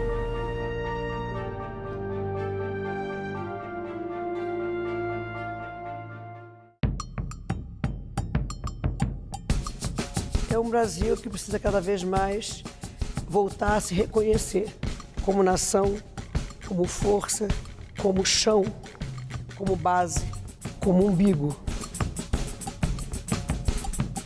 Nós temos que nos ouvir para saber quem somos. Que Brasil é este? Nesta quarta, 20h, aqui na TV Senado. Calendário Eleitoral 2026. A partir de 15 de maio, pré-candidatas e pré-candidatos já podem fazer campanha de arrecadação prévia de recursos por financiamento coletivo. Mas atenção, nessa fase não é permitido pedir voto. Também devem ser respeitadas as regras da propaganda eleitoral na internet.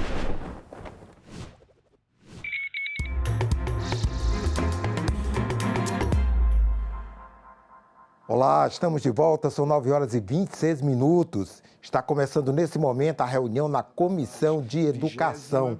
Um dos projetos na pauta é o que regulamenta a profissão de tradutor, intérprete e guia-intérprete da língua brasileira de sinais, Libras. Acompanhe. Rejeição. As atas estão aprovadas e serão publicadas no Diário do Senado Federal. Comunicamos que foi apresentada à comissão o seguinte documento. Ofício número 3 deste ano da Federação Brasileira das Associações dos Profissionais Tradutores e Intérpretes e Guia-Intérpretes de Língua de Sinais, contendo considerações acerca do PL 3878 do ano de 2024, que altera a Lei 12.319 do ano de 2010, que regulamenta a profissão de tradutor, intérprete e guia-intérprete da língua brasileira de sinais, a Libras, para incluir a exigência de aprovação em banca de avaliação prática. Nos termos da Instrução Normativa número 12 de 2019 da Secretaria-Geral da Mesa do Senado Federal, o documento estará disponível para consulta no site desta comissão pelo prazo de 15 dias, podendo qualquer membro deste colegiado solicitar a autuação nesse período. A presente reunião é destinada à deliberação de matérias e requerimentos apresentados à comissão. Ocorre de modo semipresencial e contará com a possibilidade dos senhores e senhoras senadores votarem pelo meio do aplicativo Senado Digital em caso de deliberações nominais. As inscrições para uso da palavra podem ser solicitadas por meio do recurso levantar a mão ou no chat da ferramenta para os senadores que participam remotamente. Se não houver discordância do plenário, votaremos em bloco os itens terminativos que exijam votação nominal. Obrigado, minha amada. Vamos ao primeiro item, a sua leitura e a sua deliberação. Item 3, projeto de lei número 5102, do ano de 2023, dispõe sobre a transformação do Centro Federal de Educação Tecnológica de Minas Gerais e do Centro Federal de Educação Tecnológica Celso Sucol da Fonseca, no Rio de Janeiro, em Universidade Tecnológica Federal de Minas Gerais e em Universidade Tecnológica Federal do Rio de Janeiro. A autoria, Câmara dos Deputados, deputado Patrus Ananias. Relatoria fica a cargo do nosso estimado ministro senador Camilo Santana. O relatório é pela aprovação do projeto. A matéria constou da pauta da reunião do dia 19 deste mês. Concedo a palavra remotamente ao senador Camilo Santana para a leitura do seu relatório. Querido companheiro senador Camilo Santana, Vossa Excelência tem a palavra.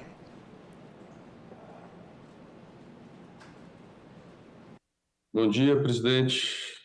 Bom dia, Tá me querido. ouvindo? Estamos a lhe ouvir. Bom dia, senhor presidente. Bom dia, colegas senadores, senadoras da Comissão de Educação.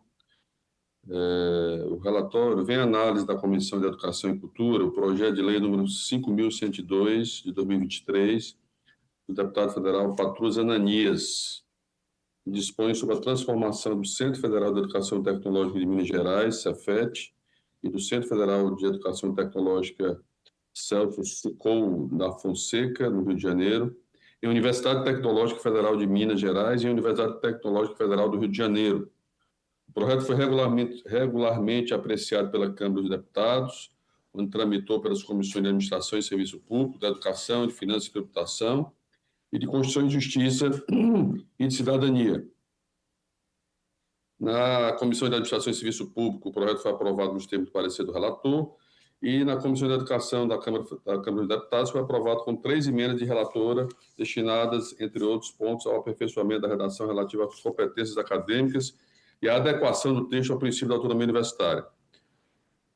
Na Comissão de Finanças e Tributação, a proposição foi considerada compatível e adequada sob o aspecto financeiro e orçamentário, com a aprovação de 6 emendas de adequação.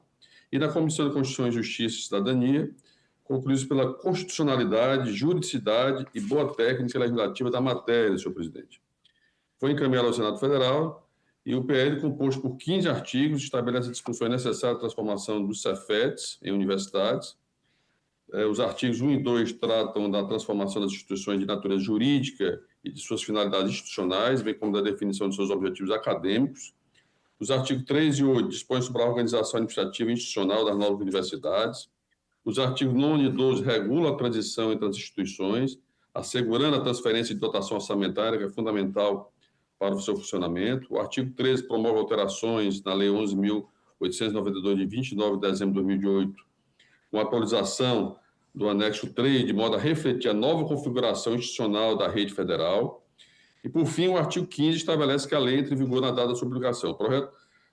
A análise do projeto nos termos regimentais, senhor presidente, compete à Comissão de Educação opinar sobre as matérias que versem sobre normas gerais da educação. No que se refere à constitucionalidade, não se identificam óbices à proposição, né? Sob a prisma da constitucionalidade material, a proposição harmoniza-se com os princípios consagrados da Constituição Federal, especialmente aqueles que reconhecem a educação como direito de todos e dever do Estado. Nesse ponto, cabe destacar que o debate realizado na Câmara dos Deputados contribuiu para o aperfeiçoamento do texto. Quanto à juridicidade, o projeto inova validamente no orçamento jurídico, respeitando os princípios gerais do direito. No mérito, ainda que a matéria já tenha sido amplamente apreciada na Câmara dos Deputados, cumpre registrar que a proposição se revela oportuna e relevante. Embora os Centros Federais de Educação Tecnológica tenham sido fortemente instituídos pela Lei 6.545, o Cefet de Minas Gerais e o Cefet de Janeiro são herdeiros de tradições institucionais centenárias da educação profissional brasileira.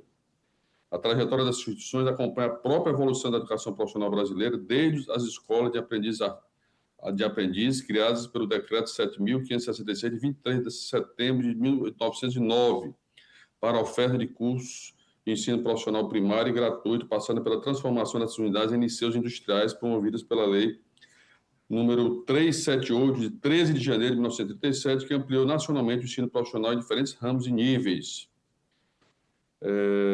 No aspecto específico dos Cefets, trata-se de instituições reconhecidas pela elevada qualificação de seus corpos docentes e discentes, pela expressiva produção científica e inovação aplicada e pela relevante contribuição à formação técnica, científica e tecnológica brasileira. Ao longo das últimas décadas, ambas ampliaram significativamente sua atuação na educação superior, na pós-graduação e na pesquisa aplicada, assumindo perfil acadêmico compatível com o modelo de universidades tecnológicas federais. Senhor presidente, a conversão dessas instituições de universidades tecnológicas federais representa medida compatível com sua evolução institucional e com a complexidade das atividades atualmente desenvolvidas. Trata-se de providências que fortalecem a educação superior tecnológica, amplia a capacidade institucional de ensino, pesquisa e extensão e contribui para o desenvolvimento científico, tecnológico e industrial regional do país. A proposição também se insere em movimento histórico de fortalecimento da educação profissional no Brasil, né? Lembrando que o presidente Lula está criando 114 novos campi de institutos federais no Brasil. Nesse sentido, senhor presidente, a transformação proposta não constitui ruptura institucional, mas desdobramento natural do processo histórico de expansão e consolidação da educação profissional federal brasileira. Ademais, cumpre observar que permanece no ordenamento jurídico referências normativas às antigas categorias institucionais dos Cefetes. Todavia, considerando as implicações administrativas de gestão decorrentes de eventual revisão ampla desses diplomas, mostra-se prudente que tal adequação normativa ocorra de forma gradual e sistemática, em momento posterior, preservando-se a estabilidade institucional durante o processo de transição. No tocante à técnica legislativa, verifica-se que o texto aprovado pela Câmara dos Deputados observa as disposições da Lei Complementar número 95, de 26 de fevereiro de 1998, apresentando adequada sistematização, clareza e precisão normativa. Ante o exposto, senhor presidente, o voto é pela aprovação do projeto de lei número 5.102 de 2023. E em tempo, senhor presidente, solicito a urgência para que a matéria seja apreciada em plenário. Muito obrigado. Obrigado, querido companheiro senador ministro Camilo Santana. Eu queria, pedindo desculpas aos demais outros companheiros e companheiras, fazer uma saudação me dirigindo a Vossa Excelência diretamente. Já tive a oportunidade em outros ambientes, em outros instantes, mas principalmente da tribuna da nossa casa, de fazer os devidos e mais do que amplos e justificados cumprimentos, os nossos parabéns pela sua passagem exitosa à frente do nosso Ministério da Educação. Eu sou prova cabal, porque participei em diversos desses instantes, inclusive à frente de demandas as quais apresentei a Vossa Excelência, enquanto ministro, a sua sempre atenciosa e diligente equipe, e foi impressionante o número de ações, de iniciativas e o conjunto de entregas que o Ministério da Educação, nesses 3 anos e 4 meses, até o instante que Vossa Excelência teve que se desligar para assumir a sua cadeira no Senado Federal, entregou ao país indistintamente a todas as unidades e em todas as áreas que abrangem a competência do Ministério da Educação. A última delas, Vossa Excelência bem recorda, e foi nela ocasião que Vossa Excelência se despedia do Ministério ao lado do presidente Lula, foram ações de entregas a 100 unidades e aí construções de bibliotecas, ordens de serviços para institutos federais, a mais variada gama de grandes conquistas, o que mostra que aquilo que foi dito pelo governo do presidente Lula, que era necessário que nós recompuséssemos, sem exageros, reconstruíssemos também na educação, trazendo de volta aquele olhar participativo, de integração. Nesta ocasião, Vossa Excelência fazia um link com uma sala de aula no norte do país.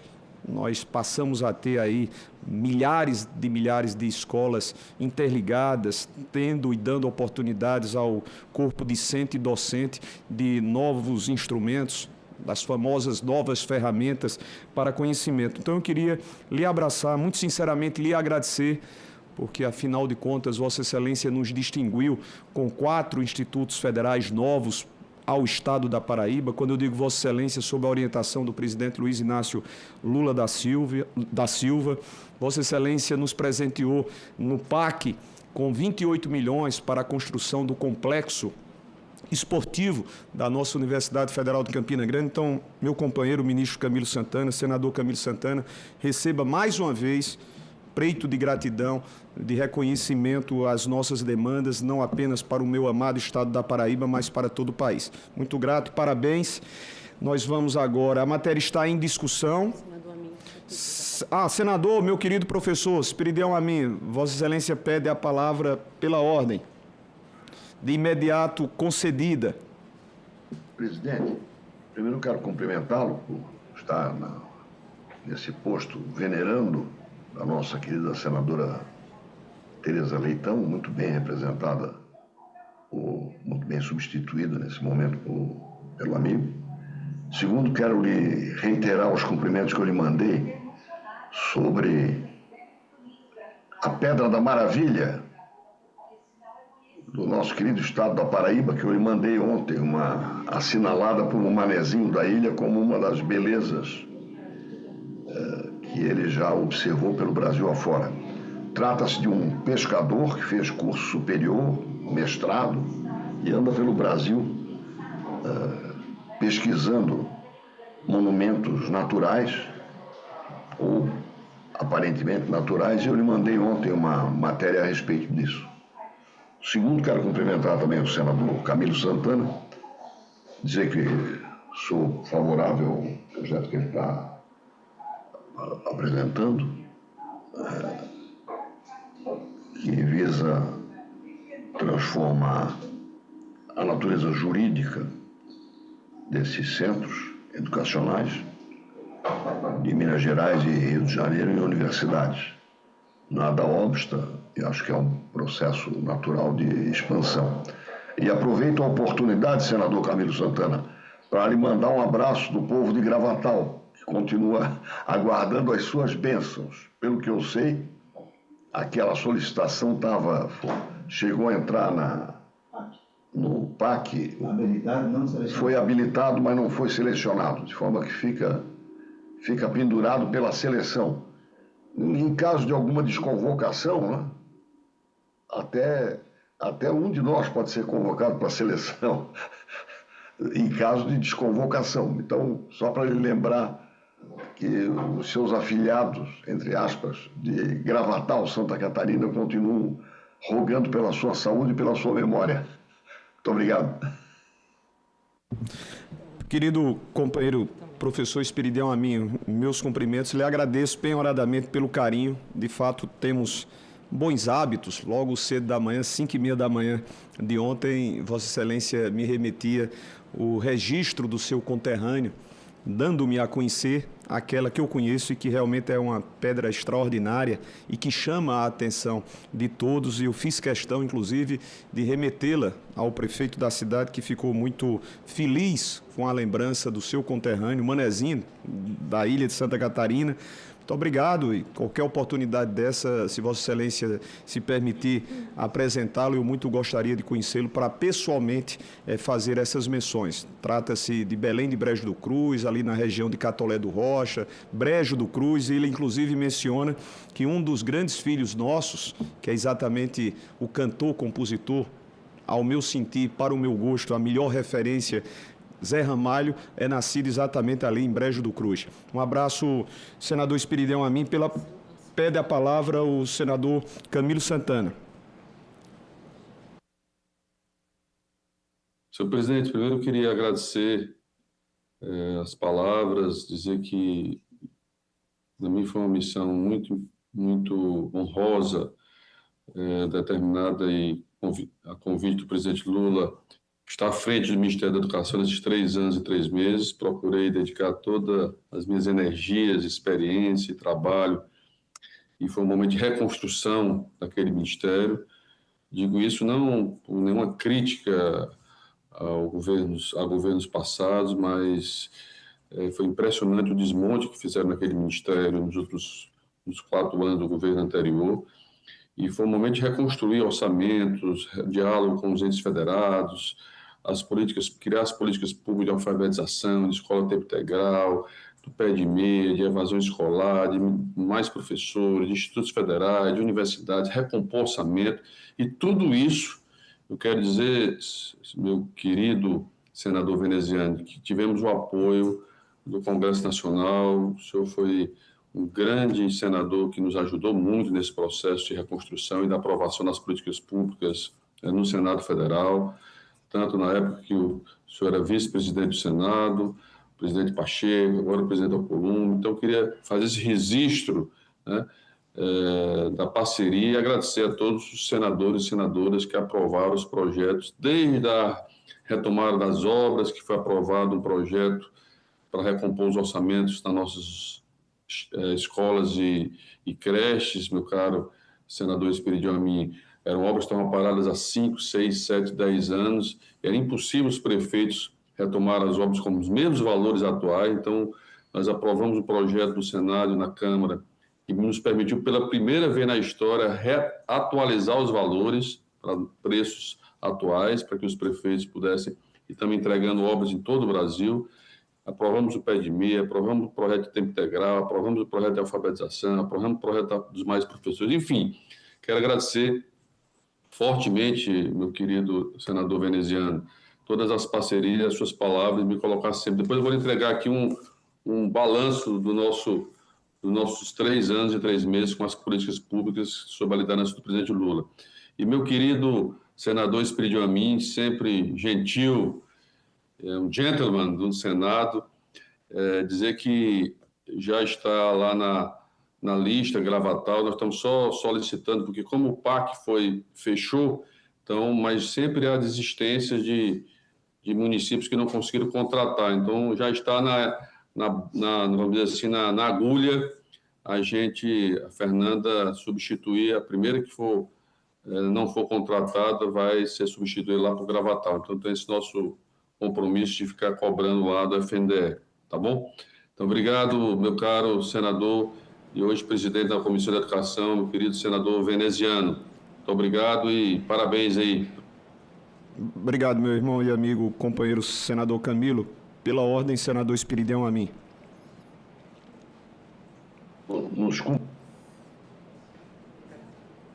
Fazendo ao ministro Camilo Santana a sua passagem, eu quero lhe dizer que tive o privilégio de negociar com a senadora hoje prefeita e com o senador Jacques Wagner. Fizemos uma negociação. O senhor veja bem, eu de um lado do Rio Jordão por origem e ele do outro. Nós fizemos uma negociação que favoreceu ao programa Pé de Meia no aproveitamento de recursos de financiamento a empresas que não estavam sendo utilizados. Nós fizemos uma operação, um desconto, ou seja, uma negociação que foi satisfatória para ambas as partes. Ambas são políticas públicas, e foi uma negociação inter-margens do Rio Jordão, a favor do seu projeto do Pé de Meia, que é, sem dúvida alguma, muito meritório. Muito obrigado. Obrigado, querido senador Esperidião Amin. Não havendo mais quem queira discutir a matéria, nós encerramos a discussão. A votação será simbólica. Em votação, o relatório apresentado por Sua Excelência senador Camilo Santana. Senhoras e senhores senadores que concordam com o relatório, permaneçam como se encontram. Aprovado o relatório, que passa a constituir o parecer da comissão favorável ao projeto. A matéria vai ao plenário. Houve o pedido de urgência por parte do nosso insigne senador relator Camilo Santana. Em votação, o requerimento de urgência para a matéria. Aqueles que concordam permaneçam como se encontram, sem divergências. Aprovada a apresentação do requerimento de urgência perante o plenário. Não temos...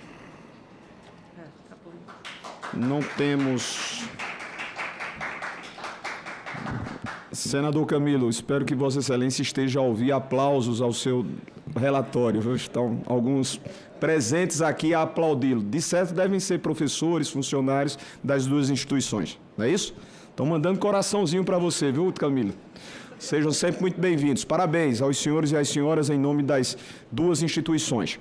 Senhoras e senhores, nada mais havendo a tratar, nós agradecemos em nome da presidência, da presidente Tereza Leitão, a presença de todos e declaramos encerrada a presente reunião. A todos os nossos cumprimentos. Muito obrigado.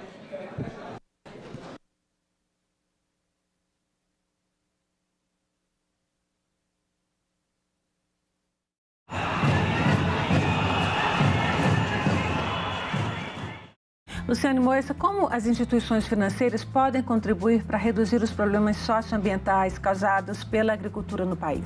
Existem duas formas básicas.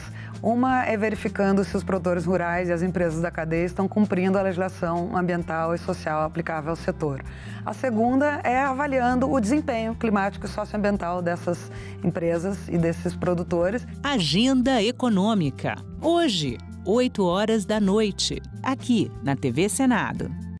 O Brasil foi o último país do Ocidente a passar pelo processo de libertação dos escravos. Quem era escravo num dia, a partir da libertação lá pela Lei Áurea, ele continuou da mesma forma enquanto um ser social, sem nenhum dinheiro no bolso, porque não recebeu nenhuma indenização, sem ter para onde ir, porque ninguém ofereceu para eles uma opção. Como é que ele iria fazer para sobreviver? Ele tinha que trabalhar. Ia trabalhar para quem? Para quem o escravizava no dia anterior. Então, você teve aí um processo de continuidade no trato do trabalhador. Ele continuou sendo tratado como um ninguém, né? Ele era um homem livre, mas o que marcava a liberdade dele era a sua pobreza, né? A sua pobreza era mais importante do que a sua liberdade. A sua pobreza definia muito mais do que ele era do que essa condição de liberto. Eunice Miquiles foi a primeira senadora a romper a barreira da exclusividade masculina no Senado. A gente acompanha esse dia da articulação onde ela vai conseguir emplacar a ministra da Educação, mas a gente acompanha também como elas viviam nessa época, né? Esse projeto, ele tem a função de fazer as pessoas que vêm visitar o Congresso conhecerem um pouco mais da história do Parlamento. No filme de realidade virtual, você tem uma câmera que capta 360 e não tem cortes. A gente nunca gravou dentro de um carro em realidade virtual, então a gente conseguiu esse carro que era maior do que os outros, para a gente fazer uma cena onde a pessoa vai se sentir teletransportada para dentro de um carro daquele período, e um carro muito lindo que os senadores usavam, aquele tipo de carro. A visita, ela deixa de ser só uma visita turística e ela vira uma visita também, de alguma forma, emocional. Neste mês, a TV Senado exibe documentários que retratam o mundo do trabalho e suas muitas transformações. Hasta la aparición del proceso de globalización, el trabajo ha sido el elemento central de estructuración de las sociedades modernas, de la modernidad. Mostra Senadoc. Toda sexta, a partir das 20h, aqui na TV Senado.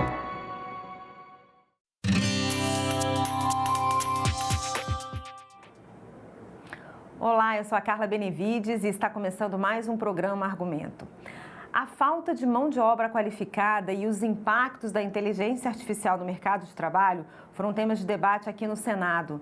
A Frente Parlamentar em Favor da Educação Profissional e Tecnológica ouviu por 3 dias especialistas que alertaram que o Brasil pode perder competitividade se não aproximar o ensino profissional das reais demandas das empresas e também das novas tecnologias. Aqui conosco no estúdio está o senador astronauta Marcos Pontes, que é do PL de São Paulo e é também o presidente dessa frente parlamentar. Senador, muito obrigada pela sua presença aqui mais uma vez no programa Argumento. Eu queria que o senhor começasse já contando para a gente, existe um apagão de mão de obra qualificada aqui no Brasil? Existe. Aliás, obrigado por essa oportunidade de falar sobre esse tema, que é um tema importante, é um tema que ele tem consequências sérias para o país, tanto negativas, se nós não tomarmos as providências que precisam ser tomadas, quanto positivas, inclusive e principalmente no sentido social. A minha vida é um exemplo disso aí, porque eu nasci na periferia, meu pai era servente de serviços gerais, tipo faxineiro, e a maneira como eu achei para sair daquele ambiente, de sair de perto da possibilidade de crime, etc., foi através de curso profissionalizante, que eu comecei com 14 anos no Senai, um curso profissionalizante como eletricista, de manhã. À tarde eu trabalhava como eletricista aprendiz na Rede Ferroviária Federal, ganhava meio salário mínimo, com aquele meio salário mínimo eu pagava o curso noturno no Liceu Noroeste, que era uma escola que tinha com curso de profissionalizante também de eletrônica, era pago, e eu mesmo pagava. Mas eu ficava, saía às 6 da manhã, voltava às 6 da tarde, ia para o colégio, voltava depois quase meia-noite, Então, não tinha chance de eu ser cooptado, vamos dizer assim, pela criminalidade. Eu garanto para você, se a gente aumentar o nosso número de jovens do ensino técnico e tecnológico, do ensino profissionalizante tecnológico, do valor que a gente tem, é lógico que varia um pouco dependendo do estado, etc., mas em média é muito baixo no Brasil, entre 11% e 14% em média.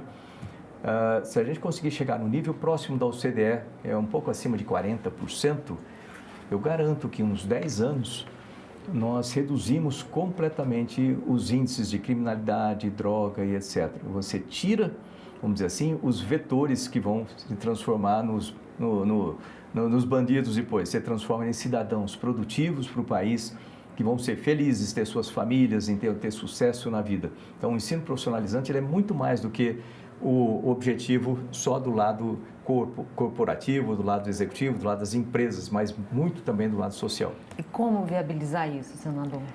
Esse é um trabalho que tem que ser feito de uma forma, aliás, foi uma das coisas que nós discutimos, né, durante 3 dias aí, discussões com temas um pouco distintos cada dia, logicamente, e com convidados diferentes, mas ficou muito claro uma coisa. Primeiro, que isso não é uma tarefa a ser feita só por um vetor, por exemplo, só o executivo, o governo federal. Não. Não é só o legislativo, não. Não são só os estados e os municípios, tem que ser um conjunto em parceria com as empresas.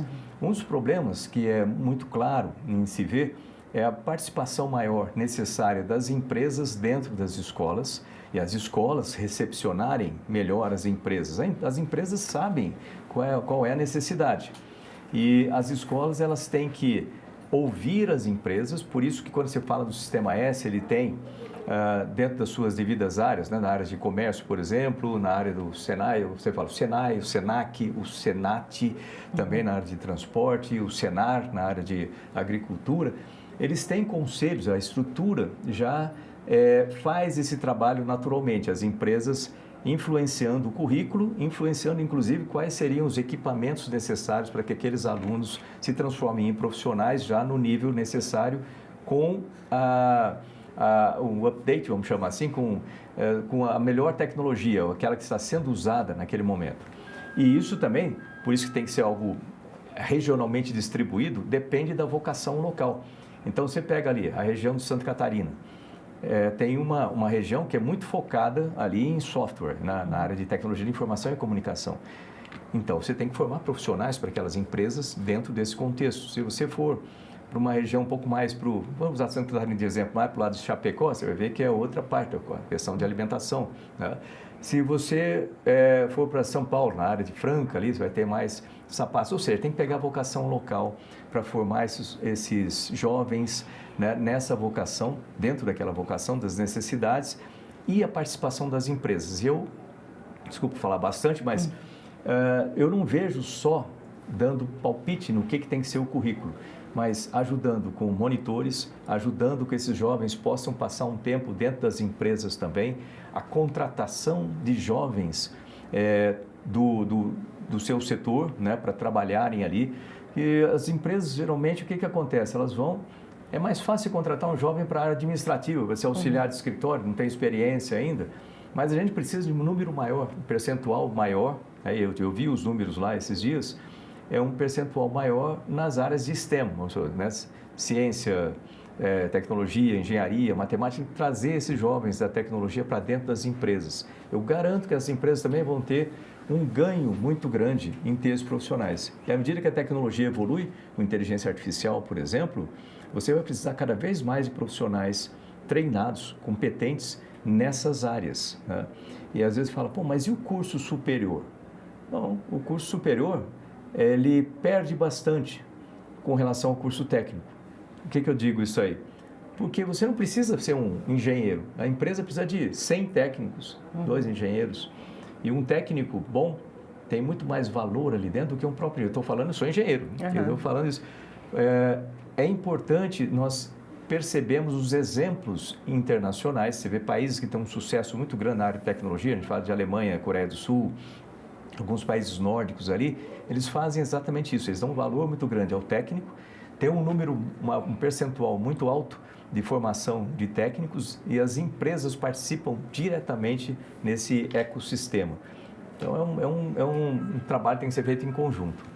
A inteligência artificial, depois desses 3 dias de debate, é possível imaginar que ela está eliminando as profissões ou que ela está transformando essas profissões, está transformando o mercado de trabalho? E como preparar os jovens para essa nova realidade, senador? A inteligência artificial, ela transforma.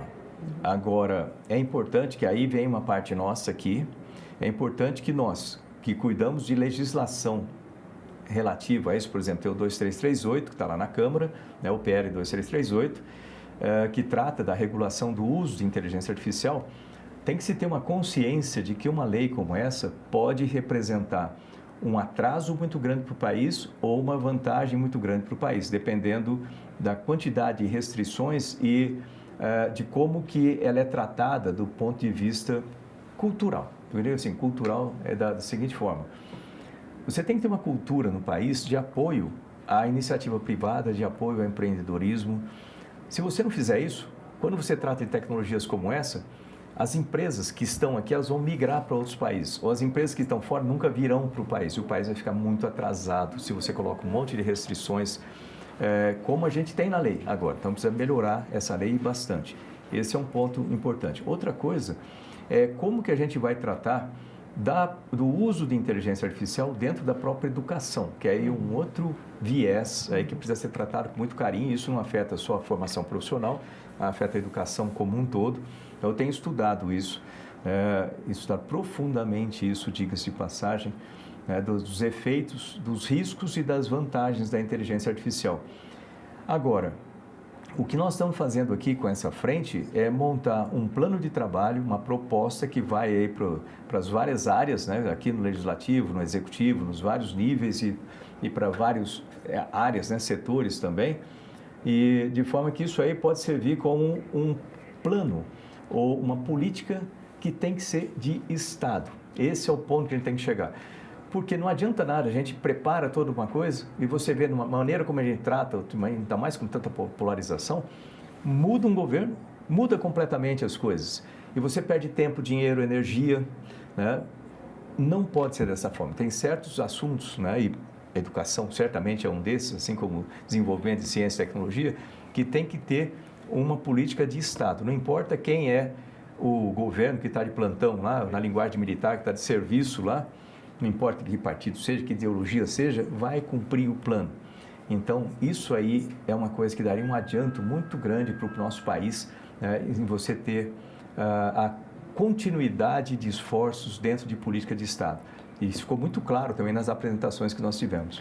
Senador, só para a gente finalizar, qual vai ser o resultado desses 3 debates? O senhor pretende apresentar algum projeto, sugestões legislativas, enfim, para concentrar tudo que o senhor ouviu nesses 3 dias? Nós captamos algumas necessidades ali de trabalho com algumas das legislações que estão em tramitação, por exemplo, a Lei do Bem é uma delas, o Marco Legal de Ciência e Tecnologia é outra, a Lei das TICs. Então aí a gente precisa modificar algumas outras leis, que eu não vou lembrar de cabeça o número, que nós anotamos ali já para um trabalho imediato. Mas, além disso, para não ficar alguma coisa só tática e ter uma coisa estratégica dentro, nós temos também esse relatório, que vai ser feito em muitas mãos de todos os participantes que vieram, e esse relatório não pode ser um relatório para ficar engavetado, não serve para nada relatório engavetado, ele precisa se transformar num plano de ação. Então, o diagnóstico que nós estamos fazendo agora, esse diagnóstico vai se transformar num plano, esse plano vai incluir, logicamente, quais são os recursos que a gente tem, as ferramentas necessárias, assim por diante, e a partir daí, ações a serem tomadas nos diversos atores, como eu falei, legislativo aqui, executivo federal, executivo estadual, executivo municipal, empresas, associações, tem várias associações setoriais também, no setor produtivo, e todo mundo trabalhando em conjunto. E a partir de uma diretriz, né, que se torne futuramente, e espero que o mais rápido possível, um plano de Estado, uma política de Estado. Como eu falei no início, eu garanto que em 10, 15 anos, talvez, aumentando para uma meta aí, no mínimo de 40% dos jovens do ensino médio no curso técnico também, principalmente os jovens em situação vulnerável social, eu garanto que a gente reduz problemas seríssimos que a gente tem de segurança pública e outras coisas do tipo. Senador, obrigada pela sua presença, pelos seus esclarecimentos. Sucesso aí nessa batalha aí da Frente Parlamentar em favor da educação profissional e tecnológica. Obrigado pelo apoio, obrigado aí a todos que estão nos acompanhando. Apoie o ensino profissional e tecnológico. Obrigada, senador. E eu agradeço a você também que nos assistiu. Se você quiser rever essa entrevista, é só acessar o nosso site, senado.leg.br/tv ou o nosso canal no YouTube. Obrigada pela sua companhia e até a próxima.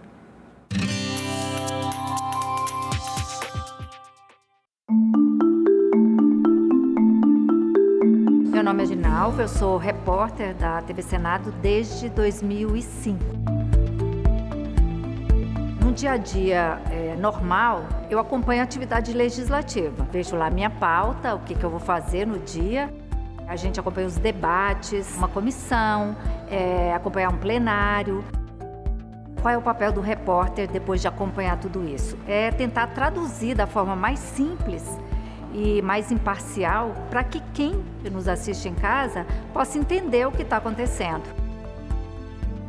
Por aqui passa a história política do Brasil. E assim, momentos bons e momentos ruins, mas momentos...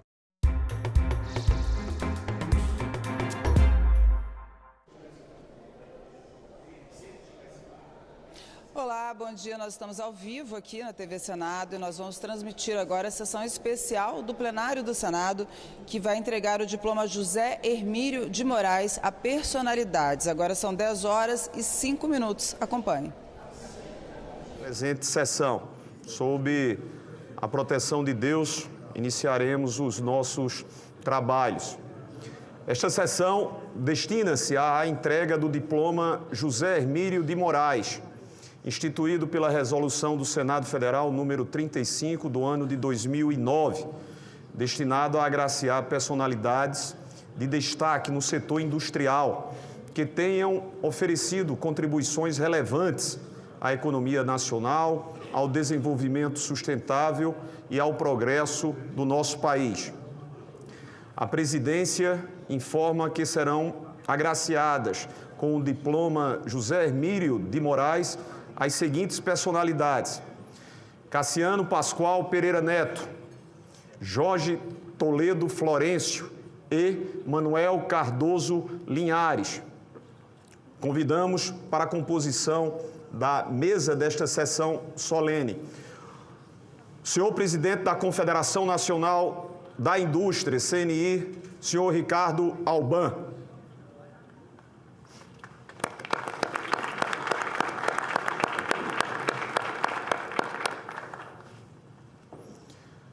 O ex-senador da República pelo nosso estado da Paraíba, senador Raimundo Lira, senador do período de 2015 a 2019.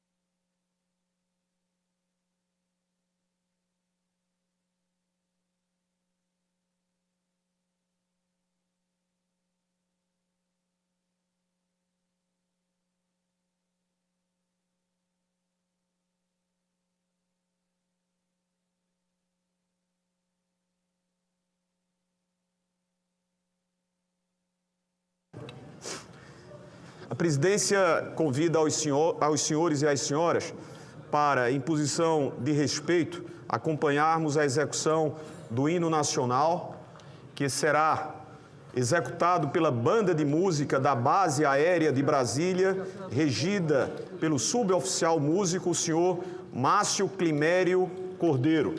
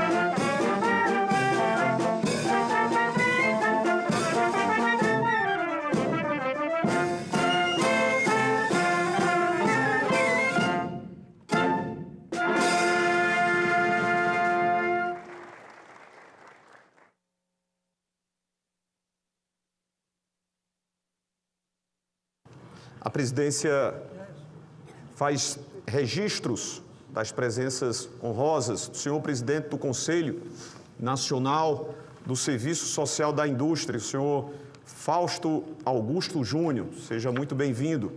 Do senhor presidente da União Nacional de CBVs e Entidades de Destinos, o senhor Tony Sando de Oliveira, igualmente muito bem-vindo ao plenário do Senado Federal. O senhor presidente da Federação das Indústrias do Distrito Federal, Jamal Jorge Bittar, querido amigo. Grande abraço, Jamal. Senhores e senhoras, sento-me na cadeira presidencial por força da delegação a mim conferida por Sua Excelência Senador Davi Alcolumbre, que de pronto transmite os cumprimentos aos agraciados, extensivos dos cumprimentos a todos os presentes que vêm prestigiar aos mesmos e pediu-me para que nós pudéssemos conduzir esta sessão. Para mim, evidentemente, motivo de grande alegria, de satisfação, até por razões bem conhecidas das senhoras e dos senhores. Eu estou tendo a oportunidade de conhecer pessoalmente um destes homenageados, o senhor Jorge Toledo, mas a sua história, bem nós todos conhecemos. E com os dois outros indicados e acolhidas as sugestões para que nós pudéssemos, enquanto colegiado, entregar-lhes a comenda do empresário, do ex-senador, uma figura diferenciada da política e da economia nacional, José Hermílio de Moraes, eu tive nesses últimos anos a gratíssima relação com o nosso Manuel Linhares, abraçando e, mais uma vez, registrando de forma muito efusiva o reconhecimento que o plenário tem, que o Senado Federal tem a Vossa Senhoria. E mais ainda, particularmente, é um conterrâneo nosso, filho de Campina Grande, amigo de muitos anos, Cassiano Pereira, e que, quando recebi o convite, não poderia me furtar. Aqui está exatamente para dizer em alto e bom som que também muito feliz foi a sugestão para que o Senado Federal pudesse reconhecer na sua trajetória, vinda do seu pai e que se mantém de forma muito vigorosa, desta feita também à frente da nossa Federação das Indústrias do Estado da Paraíba. Então, estou muito feliz, muito honrado em poder estar aqui a presidir. E rapidamente farei uso aqui da palavra para lhes transmitir os carinhosos cumprimentos feitos pelo presidente Davi Alcolumbre. É com grande alegria vindo a este plenário para celebrarmos o talento e a força de quem faz o Brasil crescer. Estamos aqui para a entrega do diploma José Hermílio de Moraes, prêmio que reconhece a trajetória de empresários e empresárias que contribuíram de maneira significativa para o desenvolvimento do nosso país. Para entender a importância do diploma, precisamos falar do próprio José Hermílio de Moraes. José Hermílio de Moraes nasceu em Nazaré da Mata, interior do estado de Pernambuco, no começo do século passado, 1900. Ele foi estudar engenharia nos Estados Unidos e voltou cheio de boas ideias que transformariam para sempre o meio industrial brasileiro. José Hermílio assumiu a tecelagem do seu sogro no interior de São Paulo. Ao longo dos anos, o nome daquela pequena fábrica sorocabana seria conhecido dentro e fora do Brasil, Votorantim. Com muita visão e muito trabalho, a Votorantim se tornou o gigante que conhecemos hoje, um dos maiores conglomerados empresariais do mundo, que gera mais de 60 mil empregos diretos. Isso porque José Hermílio não ficou parado no tempo. Ele investiu em alumínio, cimento, siderurgia e energia. Seu pioneirismo e sua visão de futuro foram importantíssimos para a consolidação da nossa indústria, da indústria de base brasileira. Mas o mais bonito de sua história não são os números, e sim o olhar humano que ele tinha. Em 1938, por exemplo, ele criou um sistema de financiamento para os seus operários comprarem as suas casas próprias. Mesmo lidando com aço e cimento, José Hermírio sabia que a indústria é feita de pessoas. Ele acreditava que quem trabalha duro, como ele sempre trabalhou, merecia prosperar. As suas ideias também nortearam sua trajetória de homem público. Ele foi senador pelo estado de Pernambuco e ministro da Agricultura. Nessas atividades, José Hermírio demonstrou mais uma vez seu talento, sua sensibilidade e sua fé inabalável em nosso país. Neste ano, temos uma feliz coincidência. Nossos 3 homenageados vêm do Nordeste. Isso mostra o quanto a nossa região é dinâmica, inovadora e fundamental para a economia brasileira. O primeiro homenageado, seguindo a ordem alfabética, é o senhor Cassiano Pascoal Pereira Neto, paraibano, de nossa rainha da Borborema, se dedica à indústria há nada menos que 40 anos. Cassiano se destaca no setor da mineração à frente da Mibra Minérios, mas sua atuação vai muito além. Hoje, como presidente da nossa federação, Federação das Indústrias da Paraíba e da Associação Nordeste Forte, Cassiano é uma voz incansável em defesa do potencial nordestino. Ele nos mostra que a região líder em energia eólica pode e vai ser o maior exemplo de economia de baixo carbono do mundo. Nosso segundo homenageado é o senhor Jorge Toledo Florencio, diretor do Grupo Toledo, em nome de peso, da agroindústria alagoana. Jorge atua no setor sucro-alcooleiro, uma área em que o Brasil é referência absoluta, representando a força do agro, esse setor que se destaca pela modernização, pela competitividade e pela inovação.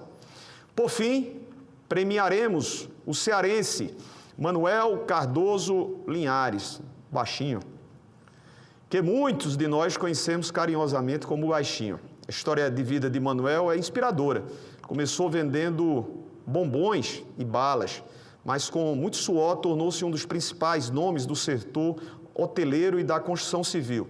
No papel de presidente da Associação Brasileira da Indústria de Hotéis, Manuel tem defendido os interesses de todo o ramo do turismo.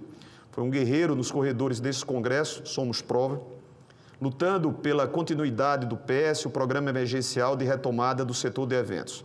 Esse programa, senhoras e senhores, salvou inúmeros hotéis e incontáveis empregos durante a tragédia da pandemia do Covid. Senhoras e senhores, meus queridos homenageados, Cassiano, Jorge e Manuel, ao receberem esse diploma, vocês se juntam a uma galeria de brasileiros e brasileiras que acreditam que o trabalho é o melhor caminho para que nós transformemos o nosso país. Vocês são exemplos de criatividade, de coragem e de esforço. E são, acima de tudo, exemplos de amor à nossa pátria. Em nome do Senado Federal, e falo pelo presidente Davi Alcolumbre e da sociedade brasileira, nós agradecemos o trabalho de cada um dos senhores. Continuem mostrando para o Brasil e para o mundo o potencial de nossa gente e a força da nossa economia. Que esta homenagem sirva de incentivos para que a classe empresarial siga inovando, empregando e gerando riquezas para o Brasil. Muitíssimo obrigado. Pronunciamento de Sua Excelência, presidente Davi Alcolumbre. Passaremos, senhoras e senhores, agora a entrega dos respectivos diplomas aos agraciados. Primeiro deles, como já dissemos, por ordem alfabética, entregaremos a homenagem ao senhor Cassiano Pascoal Pereira Neto. Eu quero registrar até por uma questão de justiça, e assim o faremos, porque em todas as oportunidades que a Casa faz e presta homenagens, nós temos que mencionar as lembranças feitas por aqueles que a integram. No caso do agraciado, o senhor Cassiano Pascoal Pereira Neto, quem assim propôs e que à unanimidade foi acolhida a sugestão, foi o nosso conterrâneo, senador Efraim Filho, que pediu desculpas em razão de compromissos que já havia assumido no estado da Paraíba, e faço aqui as menções e o cumprimento também pela felicíssima lembrança ao homenageado. Com satisfação, nós convidamos o senhor Cassiano Pascoal Pereira Neto para receber o diploma José Hermírio de Moraes.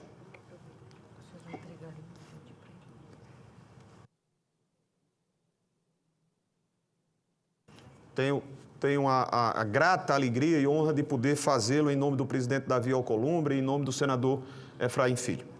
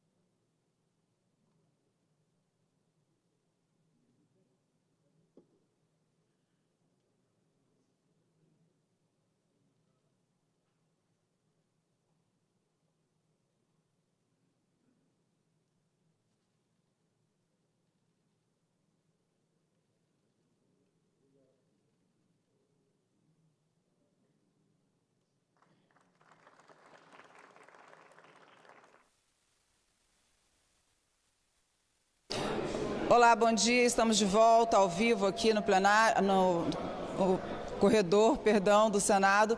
E agora você pode continuar a assistir a sessão do plenário no nosso canal do YouTube, porque agora nós vamos transmitir a Comissão de Assuntos Econômicos, que vai debater o Fundo Social do Pré-Sal e as dívidas rurais. Acompanhe. Pedida pelo senador Hamilton Mourão para apreciar 2 empréstimos, se não me engano. Afirmativo. E como neto de piauiense, muito me orgulha fazer esse relato. O item 3 e é também o item 4 da pauta. 4 e 5, perdão, presidente. Perdão, 4 e 5. Mensagem número 23 e mensagem número 24. Submete à apreciação do Senado Federal, nos termos do artigo 52 da Constituição Federal, autorização para contratação de operação de crédito externo com a República Federativa do Brasil no valor de 39 milhões de euros de principal entre o governo do estado do Piauí e a Agência Francesa de Desenvolvimento, cujos recursos destinam-se para o financiamento do projeto Piauí Verde Sustentável. É de autoria do presidente da República e eu concedo a palavra ao senador Hamilton Mourão para ler seus relatórios sobre os itens 3 e 4, né? 3 e 4. Com a palavra, Vossa Excelência. Presidente, a mensagem 23 solicita autorização para que seja contratada operação de crédito externo com garantia da União entre o Estado do Piauí e a Agência Francesa de Desenvolvimento no valor de 39 milhões de euros de principal. Recursos se destinam ao financiamento parcial do projeto Piauí Verde Sustentável. Como contrapartida, o Estado do Piauí vai aportar um valor estimado de 9.750.000 euros. A Secretaria do Tesouro Nacional emitiu parecer favorável ao pleito e à concessão de garantia da União. No parecer são fornecidas informações acerca da situação do Estado do Piauí, no que diz respeito ao cumprimento das condições e exigências de natureza financeira e processual, bem como aquelas relativas às disposições que estabelecem os limites e condições para que a União possa conceder garantias em operações de crédito. Destaca-se que a contratação da operação de crédito foi deferida pelo supracitado. Parecer considerou terem sido atendidos os requisitos mínimos, assim como as demais condições estabelecidas na Lei de Responsabilidade Fiscal. A operação está inserida no atual plano plurianual do ente e consta da LOA de 2026, dotações necessárias e suficientes à execução do financiamento, quanto ao ingresso de recursos e ao pagamento dos encargos e o aporte da contrapartida. A Secretaria do Tesouro Nacional verificou que há previsão de oferecimento de contragarantias da parte do Estado do Piauí.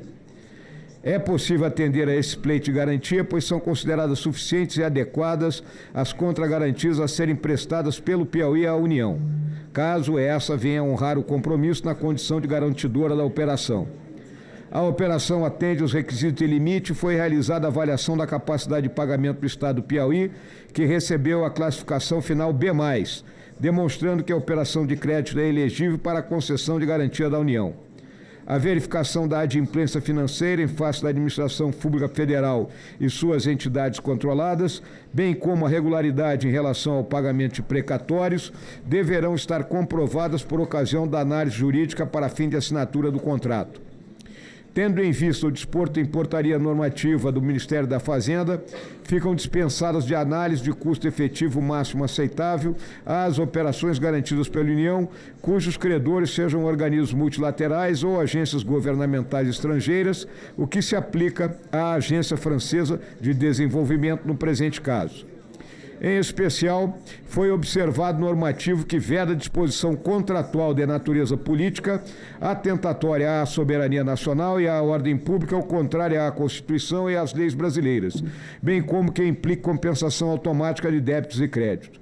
Em conclusão, o pleito encaminhado pelo Estado do Piauí encontra-se de acordo com o que preceituam as resoluções 40 e 43 de 2001 e 48 de 2007, todas do Senado Federal, devendo ser concedida a autorização para a contratação da operação de crédito nos termos do projeto de resolução já publicizado no relatório. É o relatório e o voto, presidente. Eu vou também, senador Hamilton Mourão, anunciar a mensagem 24, que também submete ao Senado, nos termos do artigo 52 da Constituição Federal, autorização para a contratação de empréstimo de crédito externo com a garantia da República Federativa do Brasil, no valor de 58 bilhões de ienes japoneses entre o governo do estado do Piauí e o Banco Internacional para a Reconstrução e Desenvolvimento. Esses recursos destinam-se ao financiamento da reestruturação de dívida do Estado com a denominação Piauí Sustentável e Desenvolvido, Piauí Futuro. Com a palavra, Vossa Excelência, para a leitura do relatório. Indo direto à análise, presidente, a Secretaria do Tesouro Nacional emitiu parecer favorável ao pleito e considerou que foram atendidos os requisitos mínimos, principalmente em relação aos limites de endividamento do Estado do Piauí, assim como outras considerações, condições estabelecidas na LRF. Essa operação está inserida no plano plurianual do Piauí, está na lei orçamentária anual do presente ano e existem lá as dotações necessárias e suficientes para a execução do financiamento, quanto ao ingresso de recursos e ao pagamento dos encargos da operação. A Secretaria do Tesouro Nacional também verificou que há a previsão de contragarantias por parte do Estado do Piauí e elas foram consideradas suficientes e adequadas. Há margem para a concessão da pleiteada garantia da União, já que o saldo das garantias concedidas pela União encontra-se em 23,3% da RCL, portanto, abaixo do limite de 60%. A verificação da adimplência financeira em face da Administração Pública Federal e suas entidades controladas e de recursos dela recebidos poderá ser feita mediante consulta ao Cadastro Único de Convênio. A operação de crédito é excepcionalizada da análise de capacidade de pagamento, pois é destinada à reestruturação de dívidas já garantidas pela União. Tendo em vista o disposto em portaria normativa do Ministério da Fazenda, ficam dispensadas da análise de custo efetivo máximo aceitável as operações garantidas pela União, cujos credores sejam organismos multilaterais ou agências governamentais estrangeiras, como é o presente caso. Em especial, foi observado o normativo que veda disposição contratual de natureza política que seja atentatória, seja à soberania nacional, à ordem pública ou que seja contrária à Constituição e às leis brasileiras, bem como implique em compensação automática de débitos e créditos. Assim, presidente, o voto é: o pleito encaminhado pelo Estado do Piauí encontra-se de acordo com o que preceituam as resoluções 40 e 43 de 2001 e 48 de 2007, todas do Senado Federal, devendo ser concedida a autorização para a contratação da operação de crédito externo pretendida, nos termos do projeto de resolução já publicizado no relatório. É o relatório e o voto, presidente. A matéria está em discussão. Não havendo quem queira discutir a matéria, nós declaramos encerrada a discussão e passamos à votação. As senadoras e senadores que aprovam permaneçam como se encontram. E submeto à votação também requerimento sugerido pelo senador Hamilton Mourão, de urgência, para que essa matéria seja apreciada imediatamente. As senadoras e senadores que aprovam permaneçam como se encontram. Aprovado o requerimento de urgência do senador Hamilton Mourão.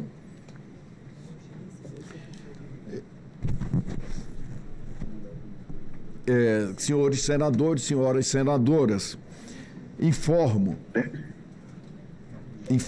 que apresentei na última semana aqui no Senado Federal o projeto de lei 2502/2026, que visa assegurar a cobertura pelo Fundo Garantidor de Créditos, FGC, dos depósitos pertencentes aos regimes próprios de previdência social e às entidades de previdência complementar dos estados, do Distrito Federal e dos municípios, especificamente aqueles ligados a negócios com o Banco Master. A proposta, senhores senadores, senhoras senadoras, nasce de uma situação concreta que verdadeiramente expôs a vulnerabilidade de recursos públicos destinados ao pagamento de aposentadorias e pensões nos estados e municípios, o que corresponde a 15 bilhões de reais. Eu disse aqui na presença do presidente do Banco Central que o rombo do Banco Master é muito maior do que 200 bilhões de reais, porque nós já conhecemos 60 do FGC, 30 de depósitos judiciais de 3 tribunais, inclusive o Tribunal de Alagoas tem quase 3 bilhões no BRB de depósitos judiciais. E também tem depósitos judiciais no BRB, os tribunais de justiça da Paraíba e do estado do Maranhão, além do estado que eu tenho a honra de representar aqui, o meu querido estado de Alagoas. A proposta nasce, como disse, de uma situação concreta para acabar com a vulnerabilidade desses recursos que são aportados em agências bancárias alavancadas, chegando a pagar, como era o caso dessas aplicações, 140% do CDI. Tais recursos são essenciais à subsistência de milhões de brasileiros que não podem ficar sujeitos a esses riscos decorrentes de falhas, de má-fé ou de roubo, como parece que é o caso da Prefeitura de Maceió, que é o mais grave, porque foram inicialmente 117 milhões de reais, que significa que é maior na prática, porque é proporcional ao orçamento de uma prefeitura, de uma capital. Maceió foi a única capital que aportou 117 milhões de reais no Banco Master. E tem uma característica, essa roubalheira, muito própria, é que não houve decisão do Conselho de Administração. As assinaturas foram fraudadas, o que significa uma responsabilidade direta do ex-prefeito do município. Por que a responsabilidade do prefeito? Porque sequer o Conselho de Administração se reuniu para decidir pelo aporte. As assinaturas foram falsificadas por decisão do prefeito. do prefeito. E a consultoria foi a mesma que participou das aplicações dos aportes do Rio de Janeiro e na última semana do município de Cajamar, em São Paulo. Essa consultoria chegou em Maceió, passou apenas 2 dias e 2 dias depois fez essa aplicação de 117 milhões de reais. Nós recebemos do Ministério da Previdência todos os documentos das operações que já se encerraram.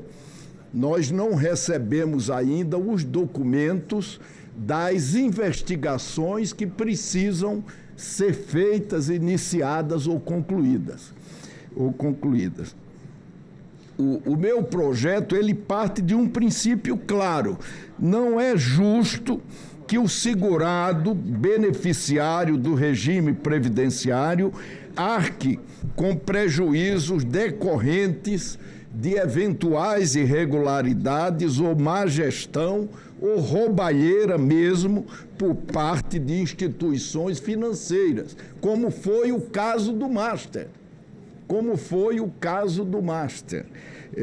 Para que todos tenham uma ideia, a aplicação, o aporte da Prefeitura de Maceió, do IPREV da Prefeitura de Maceió, significa 10% de todos os recursos do IPREV.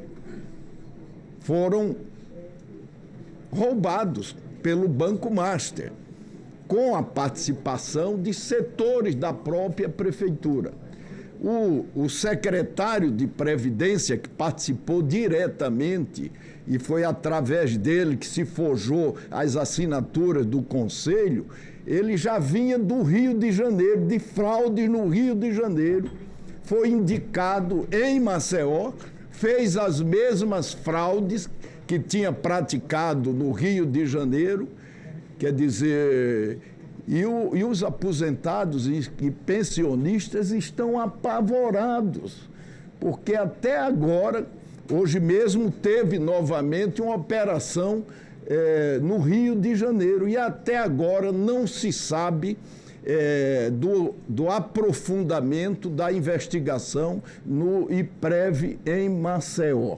A Polícia Federal anunciou que tinha pedido a investigação ao ministro André Mendonça. Eu queria, de público, dizer ao ministro André Mendonça, que foi muito gentil quando nós estivemos lá, conversou, se colocou à disposição, que é muito importante investigar essa roubalheira de Maceió e responsabilizar essas pessoas que participaram disso. Nós que andamos lá, estamos andando e conversando com as pessoas, é incrível o grau de preocupação dos servidores da Prefeitura de Maceió, dos aposentados, dos pensionistas e dos que vão aposentar e serão os pensionistas do futuro. É por isso que eu apresentei esse projeto. O presidente do Banco Central ficou contra, mas por que é que eu apresentei esse projeto? Porque a Previc e o Banco Central não podem permitir que se repita essa roubalheira com os fundos previdenciários. Então tem que ter uma fiscalização especial.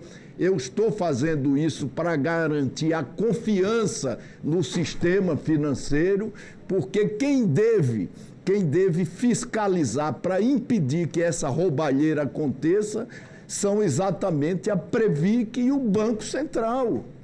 O Banco Central. Aliás, sobre isso, nós tivemos aqui uma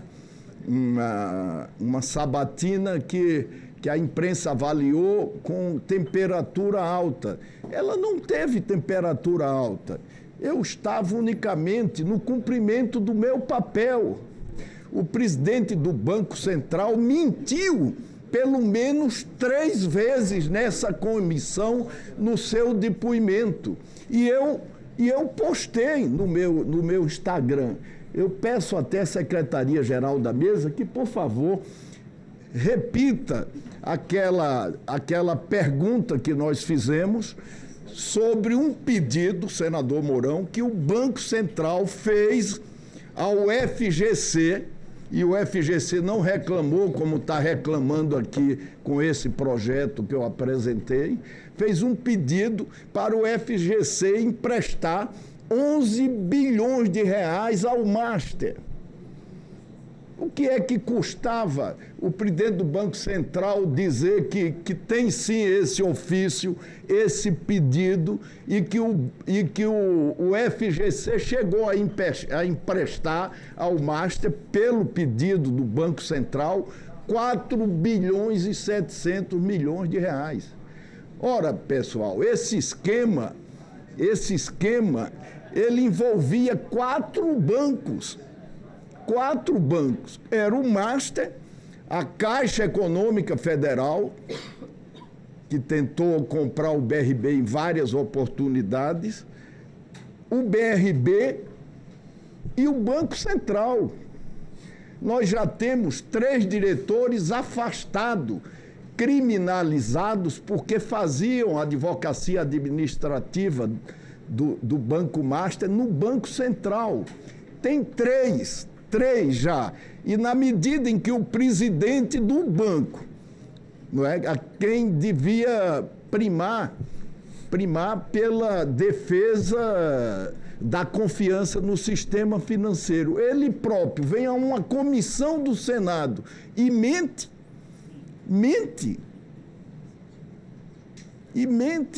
Quer dizer, isso é uma coisa muito grave. Eu peço para colocar aí o exato momento da primeira mentira. As outras eu vou apresentar a cada terça-feira que nós nos reunirmos aqui. Em abril de 2025, o Banco Central enviou um ofício ao FGC pedindo uma assistência financeira de 11 bilhões de reais para salvar o Banco Master, alertando que a quebra da instituição causaria um rombo muito maior e uma possível crise sistêmica. O senhor há pouco lembrou aqui que a quebra do Master não causaria crise sistêmica, porque era um banco de terceira divisão. E por que esse ofício do Banco Central na sua gestão? O FGC não liberou os 11 bilhões pedidos pelo Banco Central.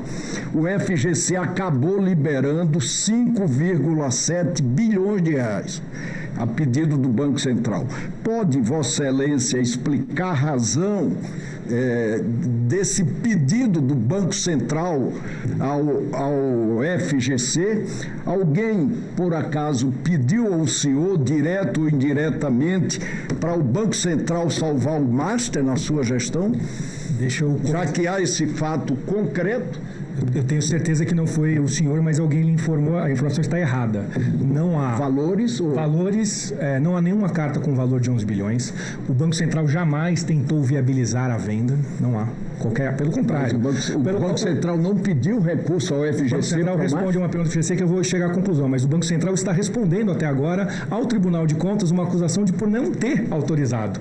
O Banco Central e seus servidores foram expostos e caluniados sistematicamente nas ruas de Brasília, porque não a toparam. Aliás, coincidentemente, vale a pena te lembrar, na semana que o Banco Central rejeitou a compra do BRB, foi colocado um propósito de voto para poder mandar embora o presidente do Banco Central e os diretores. Então, se houve por parte do Banco Central, foi uma resistência técnica para olhar e analisar o projeto e entender que não era viável aquela compra. Cadê?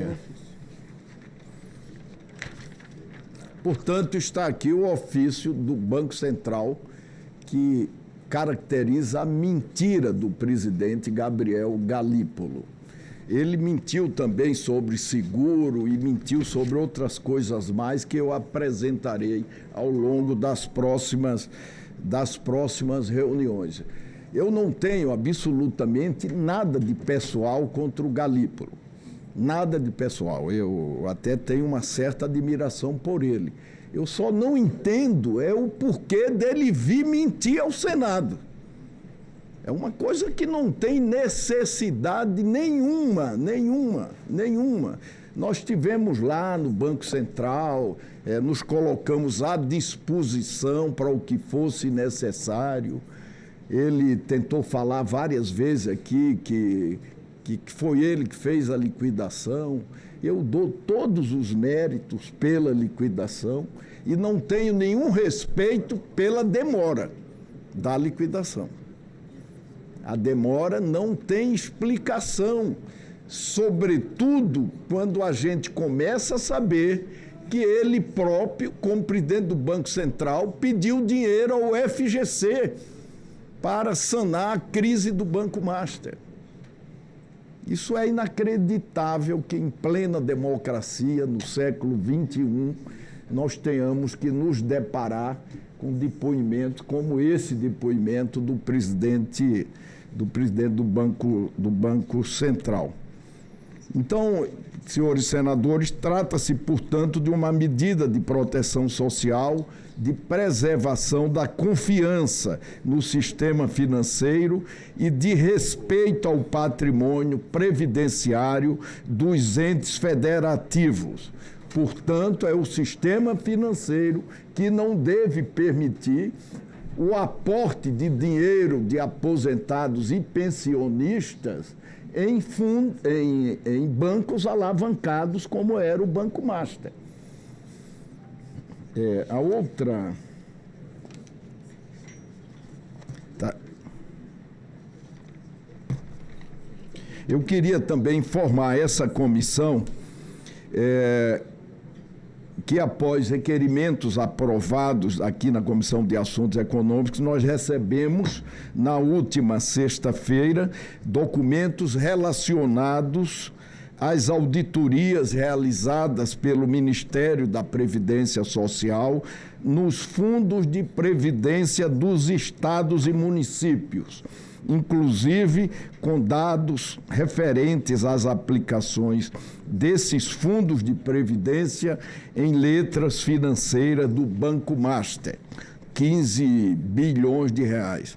Eu determino à Secretaria desta comissão dar imediata publicidade aos documentos recebidos do Ministério da Previdência Social. Eu considero que o maior detergente é a luz do dia, sem prejuízo de deliberação futura aqui na CAI de novos requerimentos àquela pasta, na hipótese de questões relevantes a serem esclarecidas. Foram mandados documentos de investigações, repito, que chegaram ao final. E documentos das investigações em curso, ou que ainda vão começar, não foram mandados, e mais adiante, no avançado calendário, porque eu acho que essa crise está apenas começando, nós vamos pedir novas informações. Eu queria também trazer uma informação adicional, está aqui o deputado Alceu, o deputado Heitor Show e o deputado Pedro Westphalen.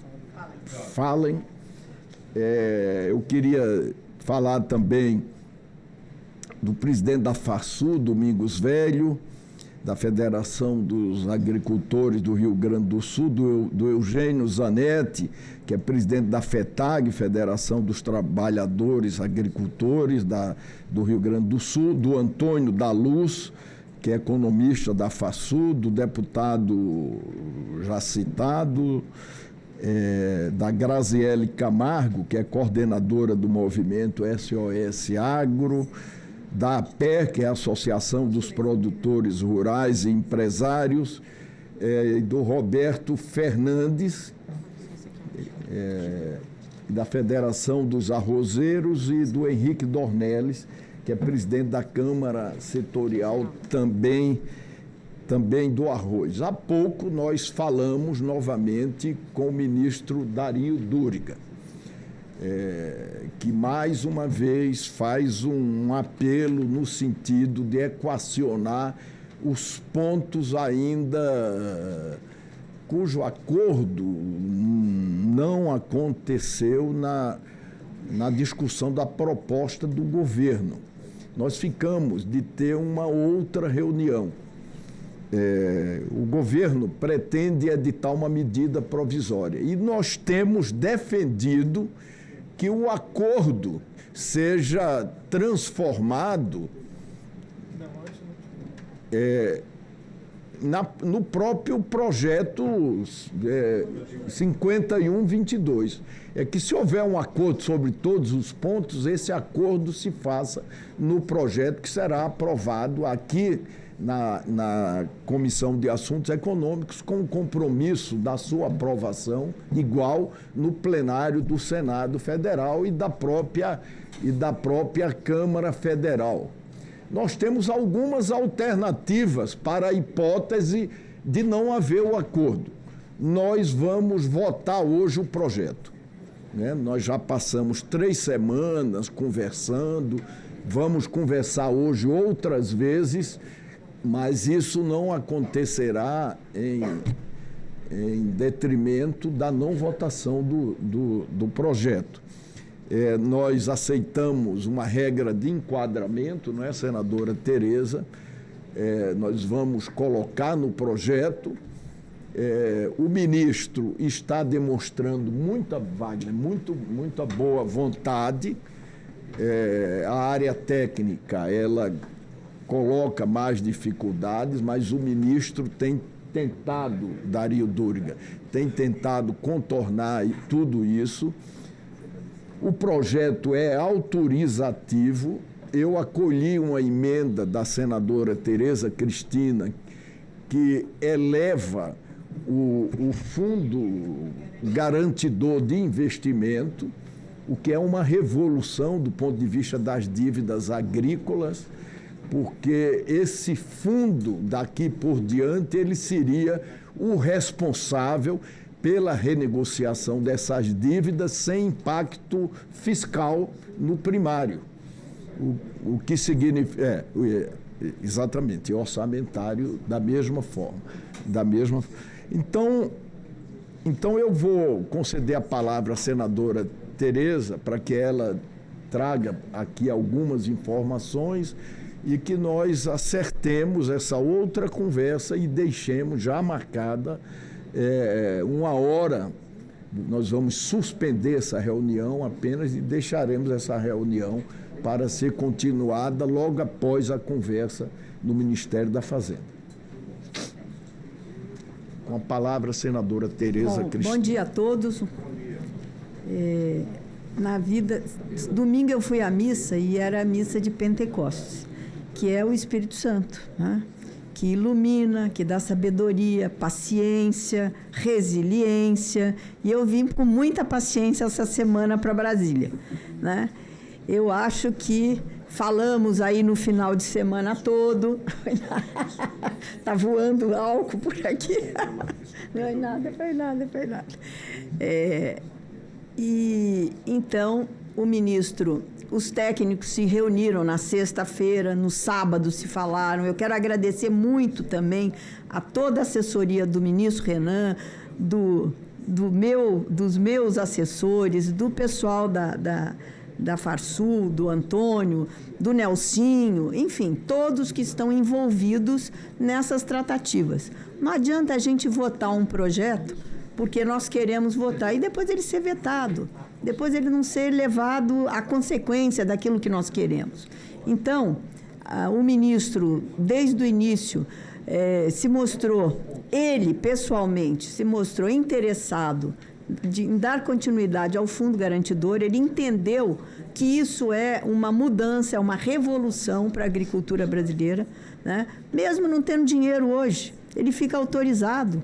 Se amanhã ele puser, nós pedimos 20, mas ele pode pôr 5, pode pôr 10, enfim. E nós vamos atrás. Eu estava vendo aqui agora os japoneses aí reestruturando, comprando dívida do Piauí. De repente é um caminho, procurar os japoneses para nos ajudar nesse fundo, porque ele é público e privado. Enfim, nós já chegamos a um bom termo, que foi no enquadramento das dívidas, porque ele estava realmente muito aberto e o governo, a gente tem que entender o outro lado também. Então, o enquadramento, nós conversamos aí com os técnicos, ele coloca 2 perdas de, no mínimo, 2 safras, e a gente sabe que no Rio Grande do Sul, principalmente, são 4, 5 safras já perdidas por N motivos climáticos, enfim, de geopolítica, geoeconomia, tem perda aí para tudo, e também no resto do Brasil. Então, eu acho que o ministro mostrou e nós devemos sentar agora, eu concordo com o senador Renan, vamos sentar, já estão trabalhando ali alguns pontos que nós já avançamos dentro do que não tínhamos avançado na semana passada, tem ainda alguns pontos que precisamos discutir e caminhar para frente, né? Nós colocamos um período também que o ministro está estudando, que as dívidas seriam de 19 a 25, e isso pega muita gente, que a gente gostaria que tivesse enquadrado, porque nós sabemos que a situação é gravíssima. Enfim, eu acho que nós caminhamos, demos passos adiante. Agora vamos continuar e, como disse o senador Renan, nós temos várias alternativas. Nós podemos aprovar o 5122, né, com o enquadramento. Esse foi um compromisso que nós fizemos com o ministro, de colocar o enquadramento no 5122. Agora, também pode ter uma medida, além do 5122, pode ter uma medida provisória que o governo coloque alguns pontos que ele gostaria de colocar. Então, nós temos 2 caminhos a seguir e nós vamos continuar aqui. Senador Renan, gentilmente está aí, deixando para depois do almoço, aí, depois da fala com o ministro, da conversa com o ministro, nós vamos votar hoje, né? E aí vamos continuar andando, porque a coisa ainda vai, precisa voltar para a Câmara ou não. Então, isso tudo vai ser avaliado e está sendo discutido agora entre os técnicos e a equipe, as equipes aí do senador, minha, do Alceu Moreira, Pedro, enfim, as equipes, Jaime, do senador Hamilton Mourão, todos estamos participando para que tenhamos um final, né? Se não for o ótimo, que seja o bom. Então, é para isso que nós estamos todos aqui trabalhando. Muito obrigada. Até prefiro, né? O ministro está ligando, ele tem uma reunião que ele vai passar no Supremo e aí ficou de combinar em seguida. O que temos mais? Presidente, só para a senadora Com a palavra Tereza, o senador Jacques Wagner, que é líder do governo no Senado Federal. Não, é porque ontem eu tive na presidência da República com o ministro Dario, e só para confirmar o relato, todos acharam que a reunião da semana passada foi muito positiva, no sentido que avançou. Houve a contraproposta apresentada pela senadora Tereza e o senador Renan, se eu não entendi errado, e volta-se a uma mesa de negociação hoje para votar. Ninguém está querendo procrastinar. A vontade do ministro Dario é objetiva, foi demonstrada na reunião que teve. Ele é muito direto, comentamos isso ontem com o presidente da República. Então, eu espero que hoje, como disse a senadora Tereza, se não chegarmos ao ótimo, que cheguemos ao bom e possamos votar. Obrigado. Muito bom, Wagner. Senador Espiridião. Lê. Tá. Senador Esperidião Amin pede-nos a palavra pela ordem. Pois não, com a presidente. palavra, Vossa Excelência, Amin. Presidente, serei muito breve, quero cumprimentar a senadora Tereza Cristina, que nos traz aí, depois do Pentecostes de domingo, alguma luz a mais, alguma luz adicional para essa questão do 5122, se tudo correr bem com o acordo. E cumprimento Vossa Excelência também pela sua aplicação na questão do curso que esse nosso grupo de trabalho, muito bem criado na Comissão de Assuntos Econômicos, tem desenvolvido, no curso das ações que têm sido desenvolvidas pelo nosso grupo de trabalho, que acompanha as aflições prolongadas, eu concordo com o que Vossa Excelência falou, estão demorando muito as apurações. Nós A sociedade brasileira tem pressa e a indignação deveria nos dar a todos pressa e verdade.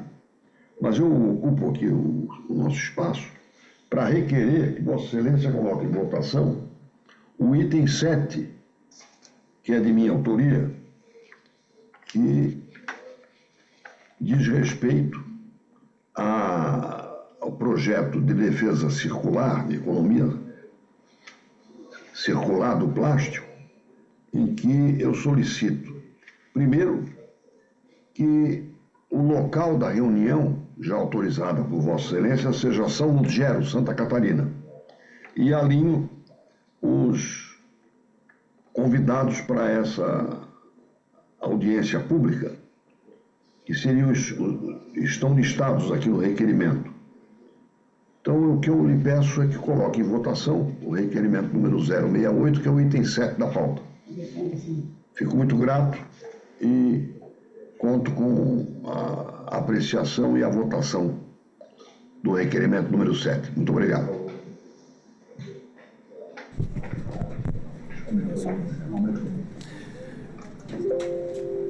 Requerimento da Comissão de Assuntos Econômicos requer a realização de audiência pública com o objetivo de debater os impactos da agenda legislativa e normas regulamentares que envolve a indústria do plástico no Brasil, inclusive no âmbito desta comissão, por meio dos PLs S número 2524 de 22, 258 de 24, PLN 5154 de 2019, além do decreto número 12.644 de 2025, que elimina descartáveis e multicamadas do Ministério do Meio Ambiente.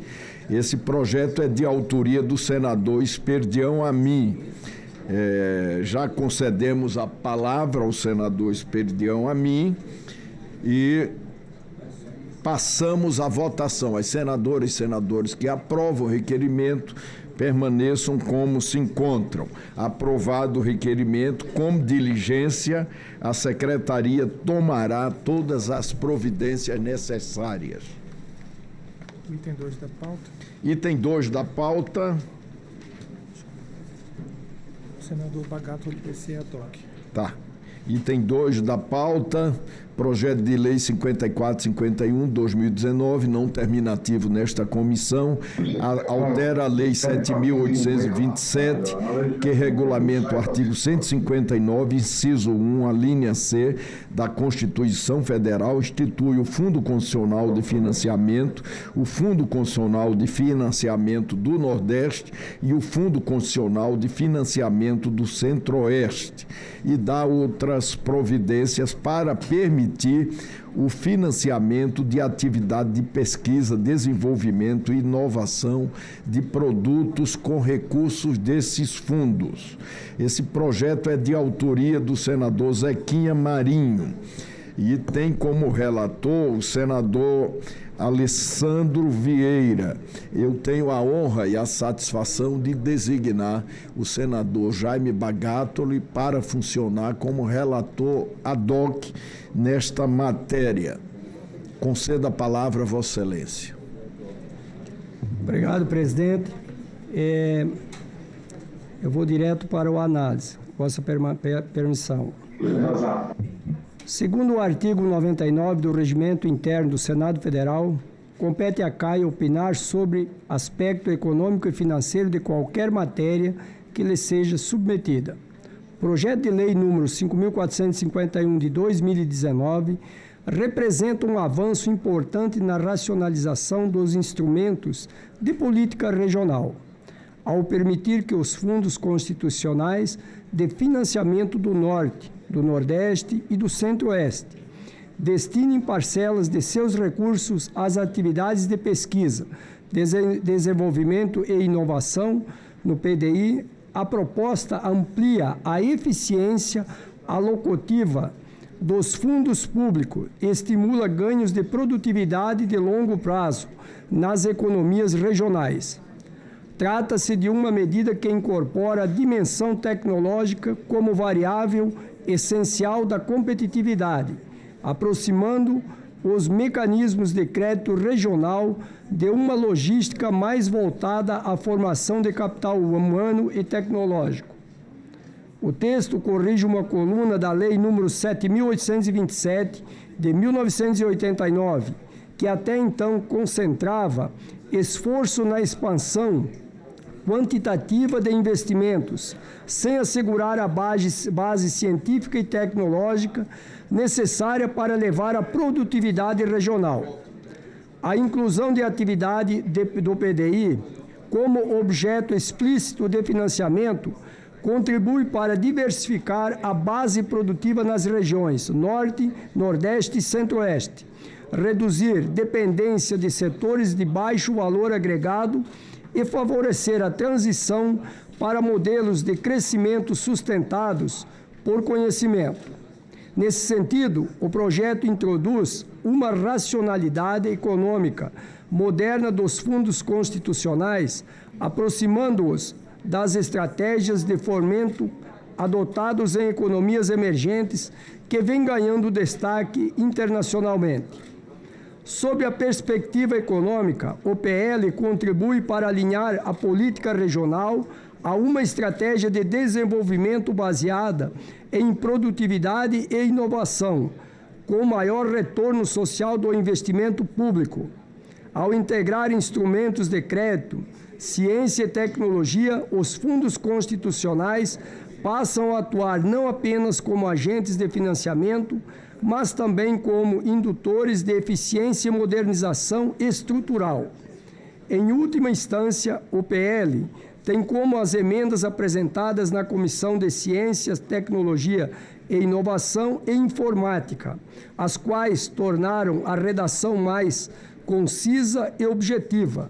Reforçam a ideia de que a redução das disparidades regionais depende tanto da expansão do investimento quanto da capacidade de transformá-lo em ganhos sustentáveis de produtividade e competitividade. Na expectativa de contribuir com a proposição, apresentamos sugestões que modernizam a atuação dos fundos constitucionais no financiamento de atividades do DPDI. Elas autorizam arranjos competitivos no modelo tríplice e hélice. Isso é, mediante instrumentos de cooperação entre agente financeiro, instituições de ciências e tecnologia e iniciativa privada. Fortalece a integração entre o setor público, academia e empresas. Reconhece o papel das fundações de apoio como gestores e harmonizam a execução de recursos com o marco legal da ciência, tecnologia e inovação, CTI. Também elevam os percentuais mínimos a serem estimados pelo PDI e incorporam modalidades atuais de fomento como sustentações e aportes de capital, tornando-os instrumentos mais compatíveis com a natureza dos projetos inovadores. Com essas propostas, buscamos reduzir ambiguidades, ampliar a segurança jurídica e criar mecanismos adequados à complexidade da inovação. A definição de regras claras para a governança, responsabilidade, prestação de conta e propriedade intelectual fortalece a confiança entre os atores envolvidos e torna os projetos mais atrativos no setor produtivo. Assim, aumentamos a efetividade de investimento público, incentivamos a geração de conhecimento aplicado e reforçamos o papel dos fundos constitucionais como motores do desenvolvimento regional sustentável e tecnologicamente competitivo. Voto.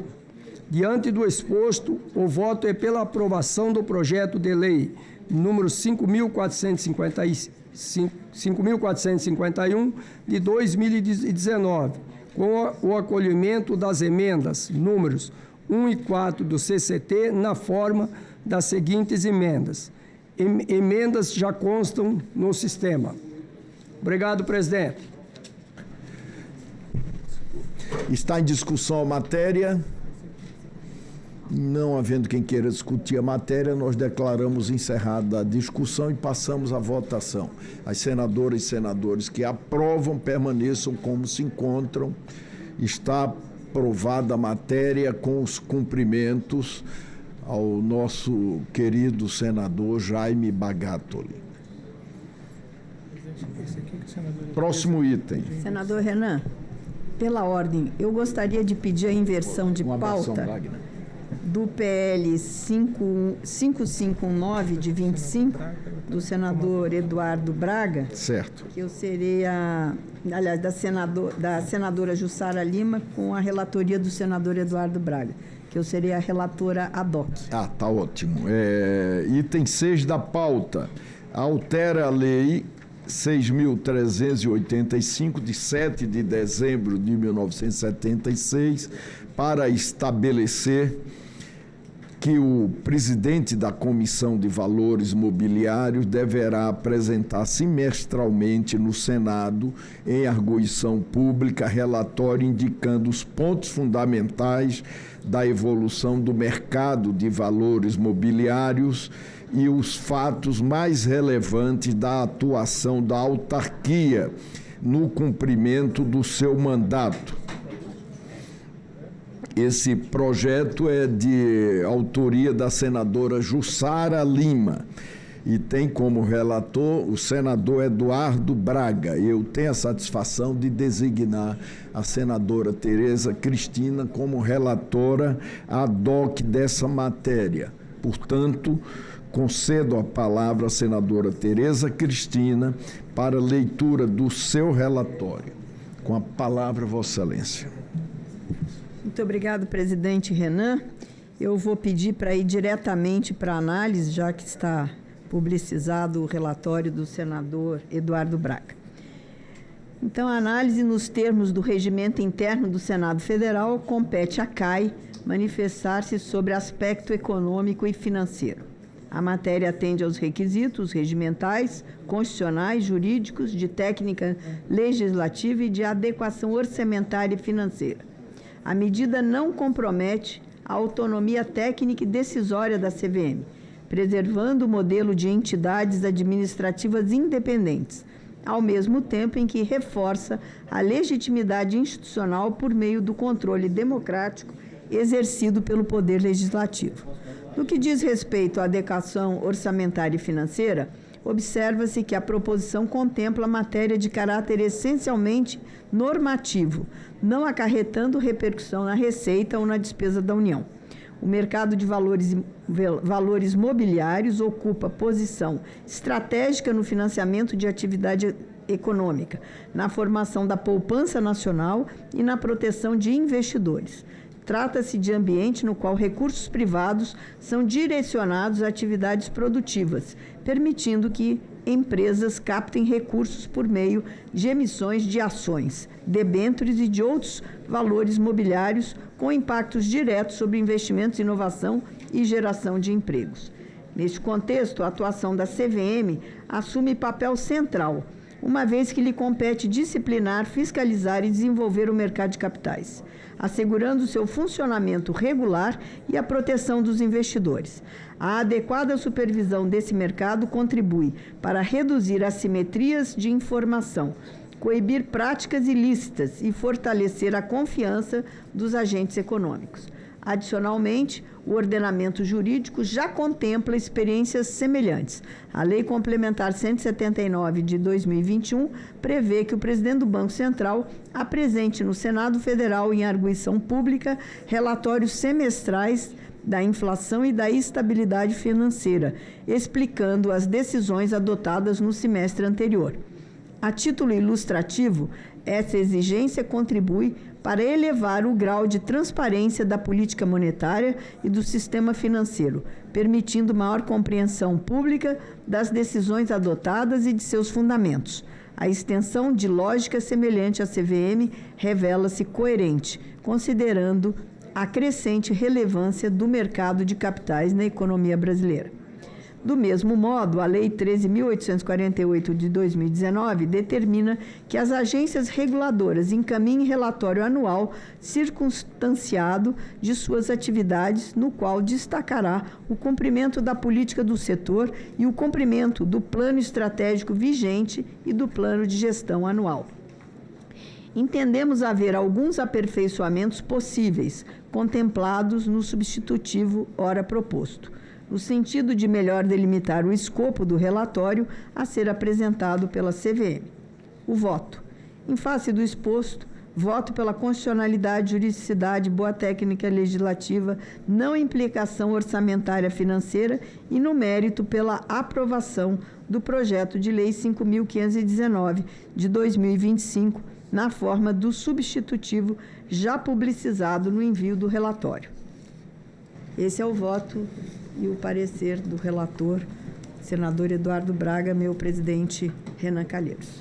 Em discussão a matéria, não havendo quem queira discutir a matéria, nós declaramos encerrada a discussão e passamos à votação.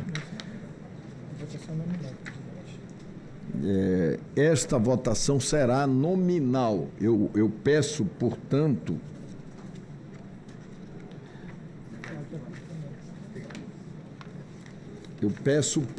aos senadores e senadoras que estão em outras dependências da Casa, mas que registraram presenças para iniciarmos a reunião, que, por favor, votem por seus aplicativos. A matéria é uma matéria importante, trata do aprimoramento da CVM, proposta pelo senador Eduardo Braga, e seria fundamental a participação de todos.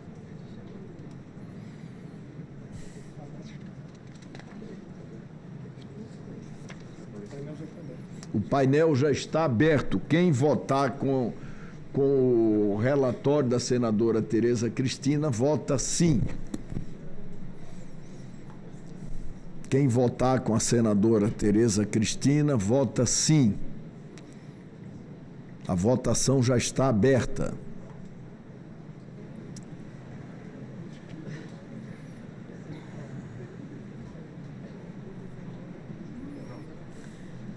Podia ir lendo. Presidente, a gente podia ir adiantando umas coisinhas aqui? Podem. Primeiro, assim, me permita falar do voto que a Tereza acabou de ler. O senhor lembra, presidente, quando o presidente interino veio falar aqui na crise do Master? Lembro, sim. E eu perguntei a ele, tudo isso que vocês estavam desconfiados, vocês comunicaram a CAI? Ele disse não. Nunca comunicamos a CAI. Aí ele ainda disse o seguinte, Tereza, não me lembro nesses anos todos de CVM que nós tivéssemos comunicado alguma situação semelhante à CAI. Somos o órgão fiscalizador e essa comissão é órgão fiscalizador. E a CVM não compartilhava informações com a gente.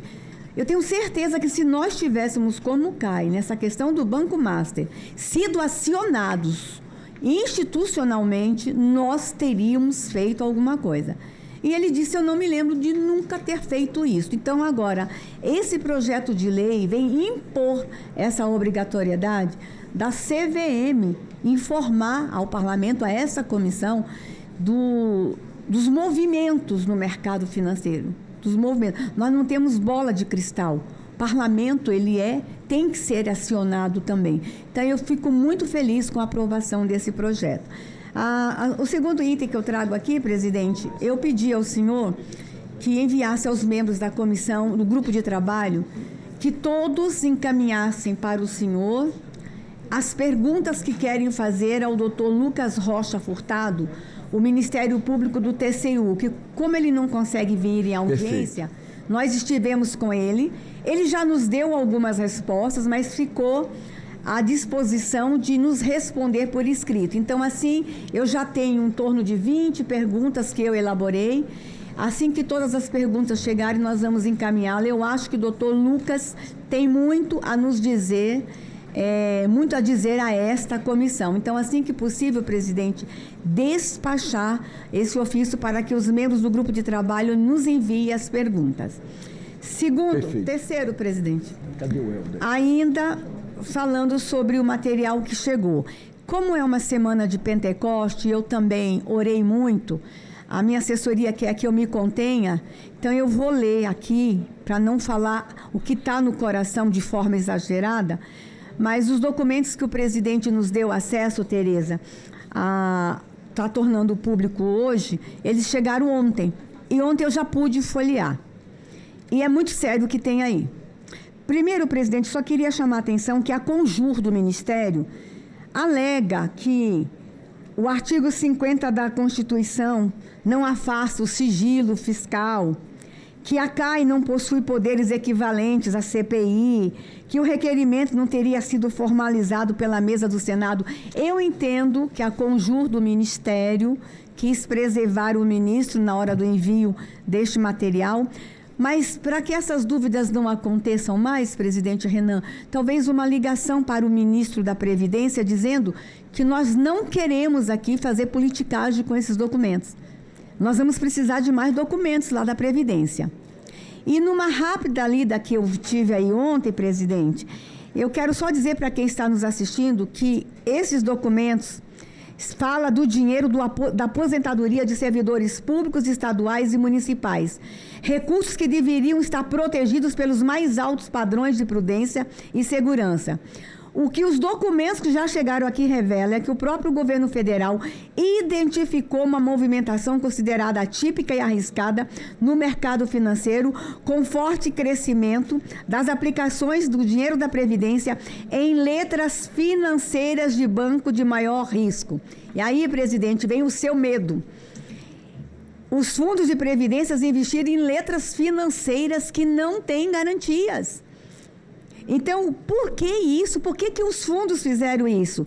E numa rápida leitura aí, presidente, do documentos que já chegaram, ontem eu identifiquei em torno de 6 bilhões de reais. É muito dinheiro.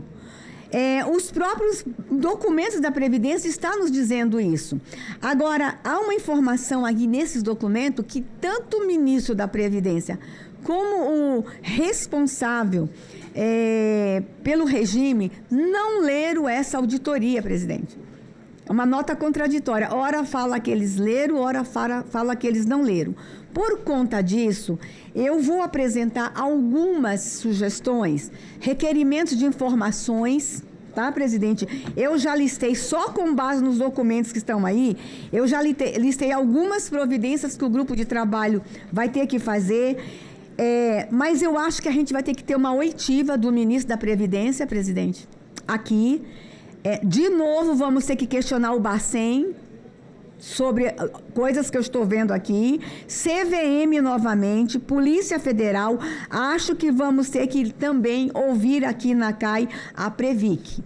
E hoje, presidente, nós somos surpreendidos, eu li ali 6 bi.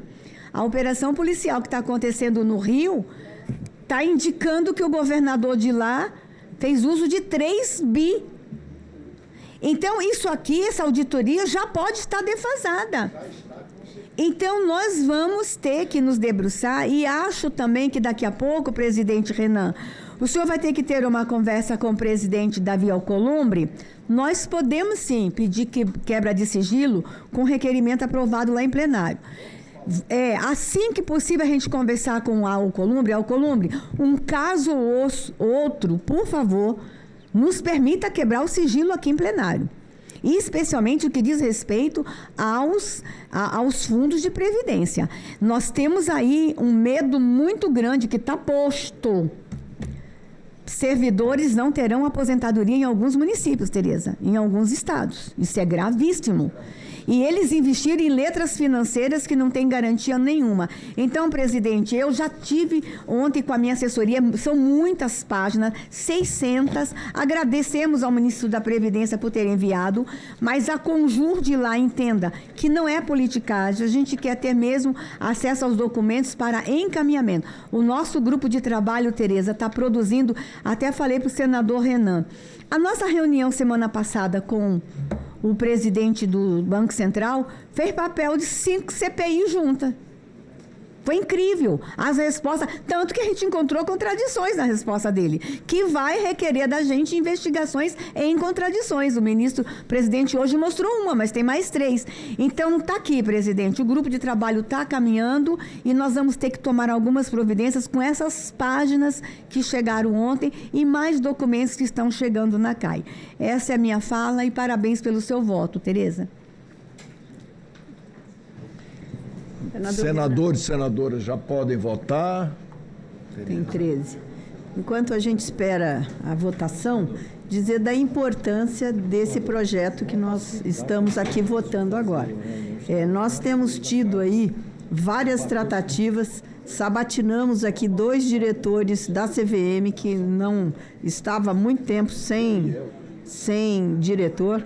Temos ainda a votação no plenário de um, o outro já foi aprovado.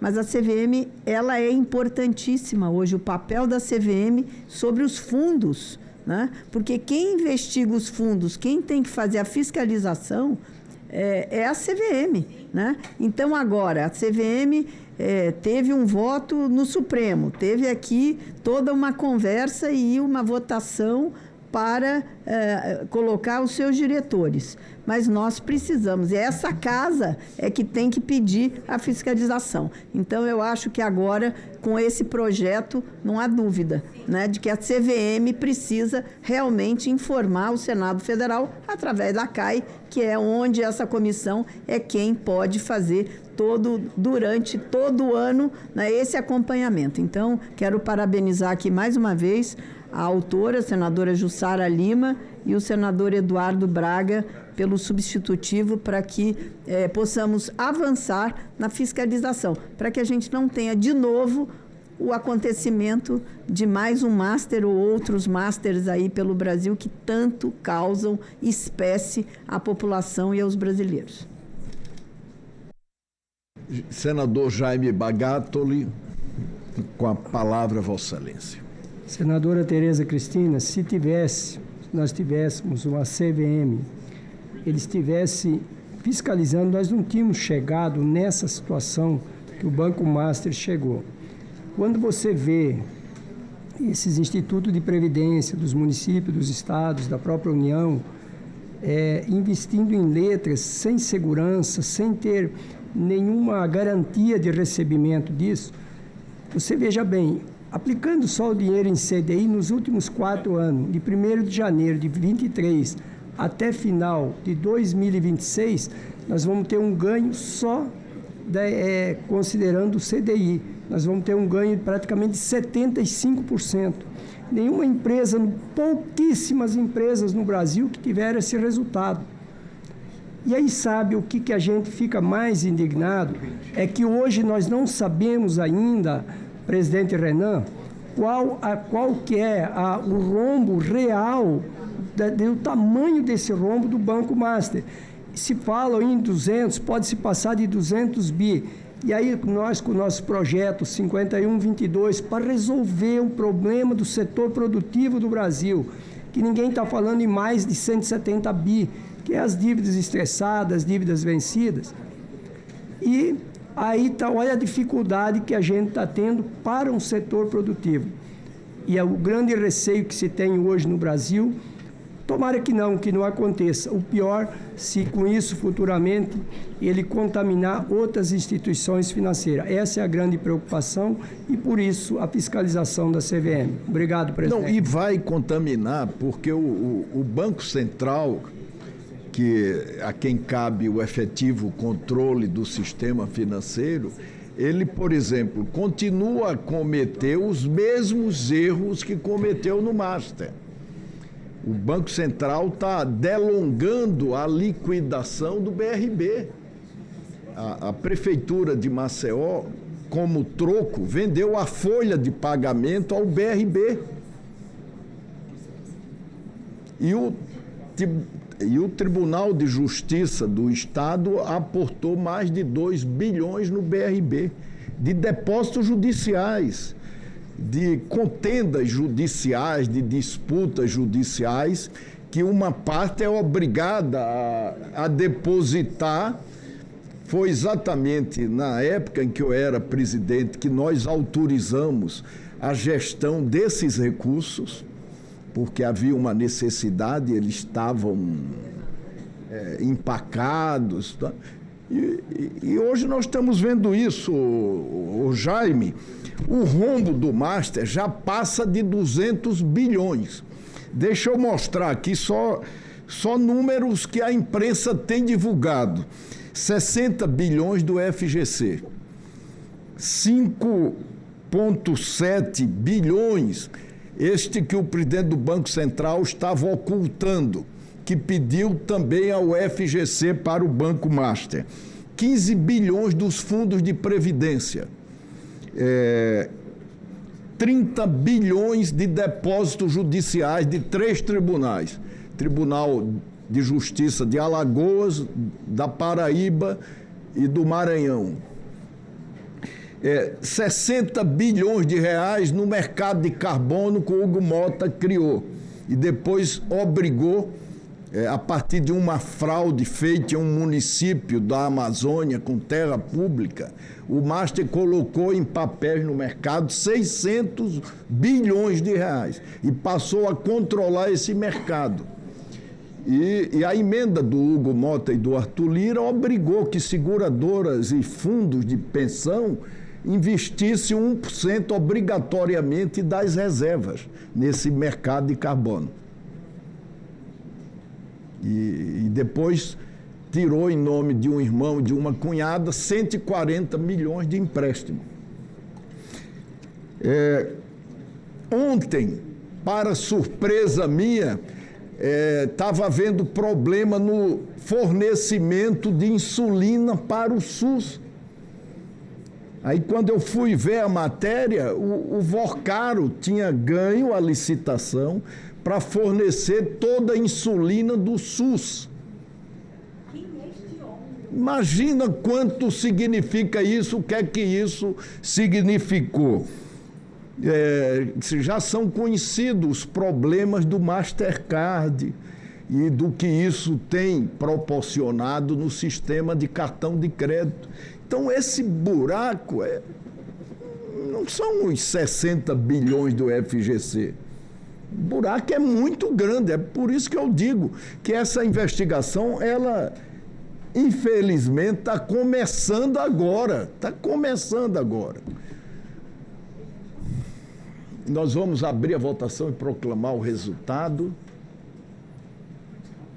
Só demora um pouquinho.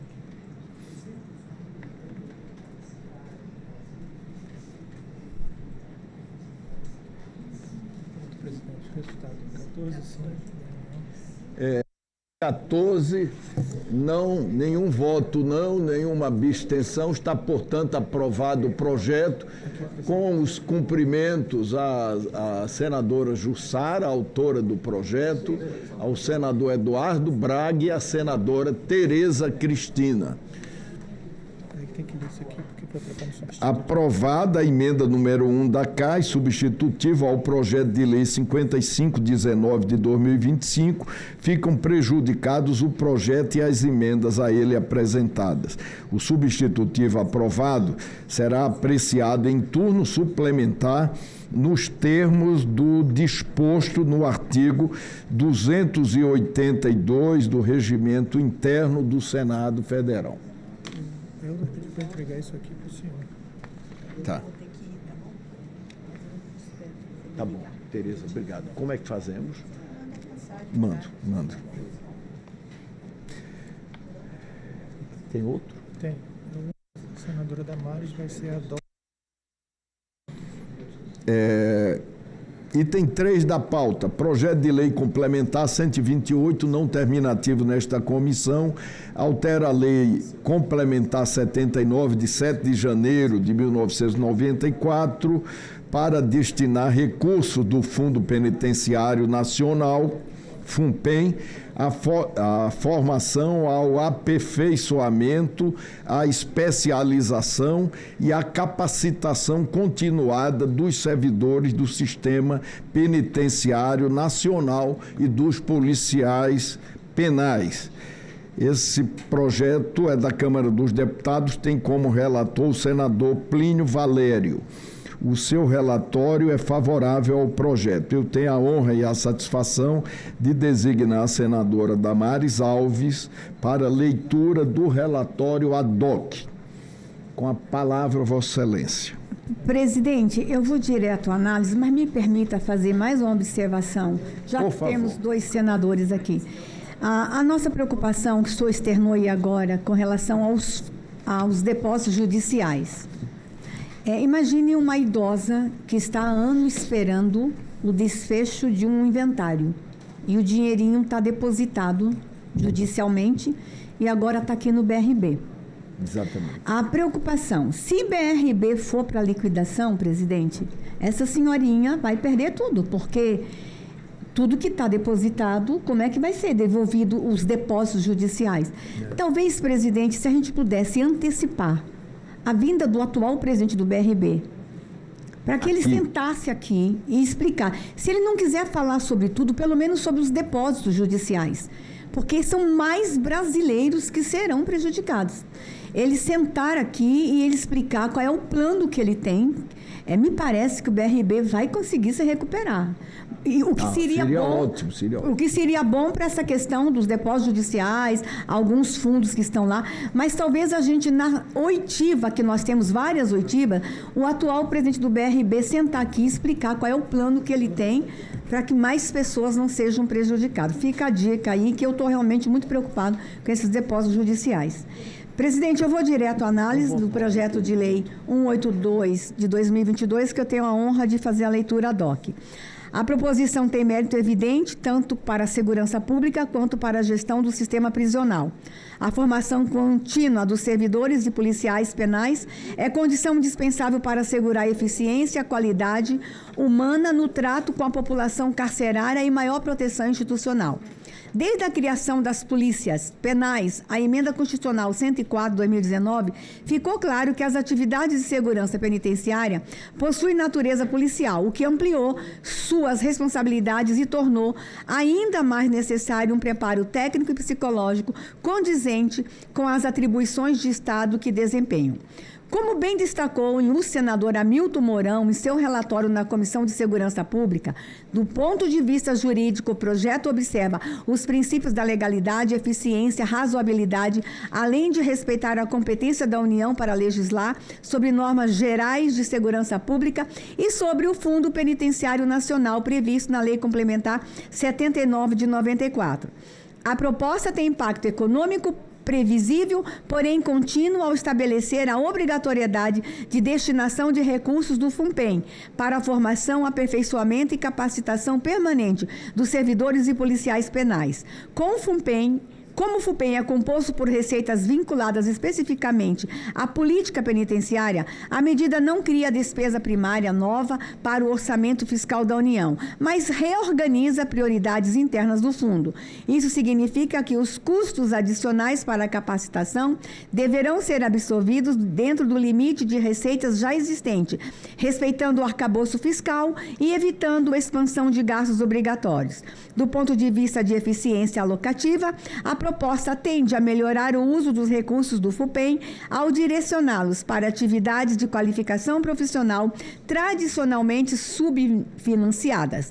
Investimentos em formação reduzem custos futuros com erros operacionais, falhas de segurança, judicializações e danos ao patrimônio público. Além disso, profissionais mais bem preparados tendem a reduzir a rotatividade e o absenteísmo, o que representa economia indireta para o Estado. No aspecto orçamentário, a previsão de lei orçamentária definirá o valor mínimo destinado às ações de capacitação, introduz o mecanismo de previsibilidade e planejamento, reduzindo volatilidades políticas na alocação dos recursos. A possibilidade de execução por instituições públicas com apoio de convênios e acordos de cooperação tende a diminuir o custo médio por treinamento, aproveitando estruturas já existentes nas escolas do governo e instituições educacionais. Assim, presidente, o voto, em razão de não havendo óbices de natureza regimental, legal ou constitucional, e dada a relevância da matéria, o voto é pela aprovação integral da matéria. Esse é o voto do senador Plínio Valério. Eu cumprimento tanto Plínio como o autor da matéria, o deputado Marcos Pereira. Esse é o voto, presidente. Matéria, não havendo quem queira discutir a matéria, declaramos encerrada a discussão e passamos à votação. As senadoras e senadores que aprovam, chamo o Helder, permaneçam como se encontram. Aprovado. Presidente, cabe urgência nesse pedido? Precisa seguir reto para o plenário? Acho que ele já é... Já vai para lá, né?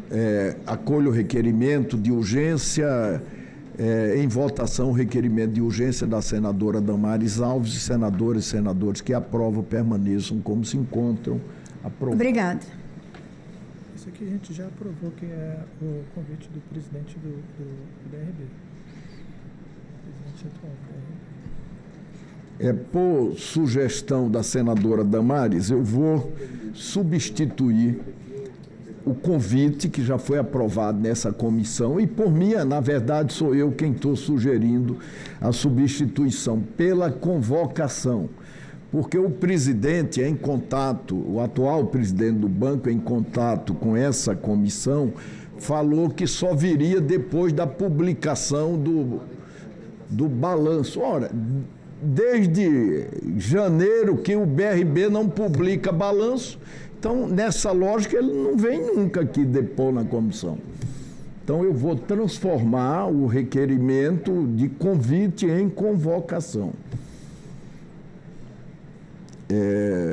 Senadoras e senadores que concordam com a alteração no convite já aprovado, permaneçam como se encontram.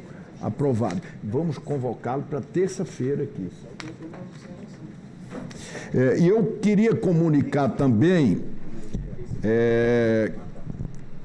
que ingressaremos hoje ou amanhã com uma ação popular contra as omissões do sistema de supervisão, do sistema financeiro e dos órgãos fiscalizadores dos fundos de previdência dos estados e dos municípios nos episódios do Banco Master e suas fraudes, extensivo a uma ação popular específica que entrarei contra todas as pessoas, consultorias, que participaram do aporte dos 117 milhões de reais do IPREV da Prefeitura Municipal de Maceió. Notadamente, entrarei com ação popular contra o ex-prefeito, contra o diretor do IPREV, contra o atual prefeito, contra João Caldas e contra Dalide Correia.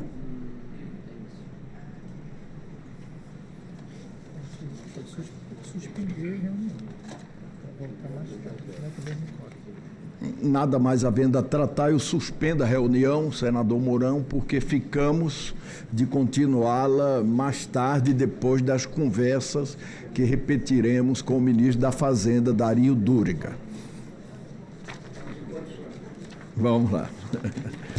Obrigado, viu?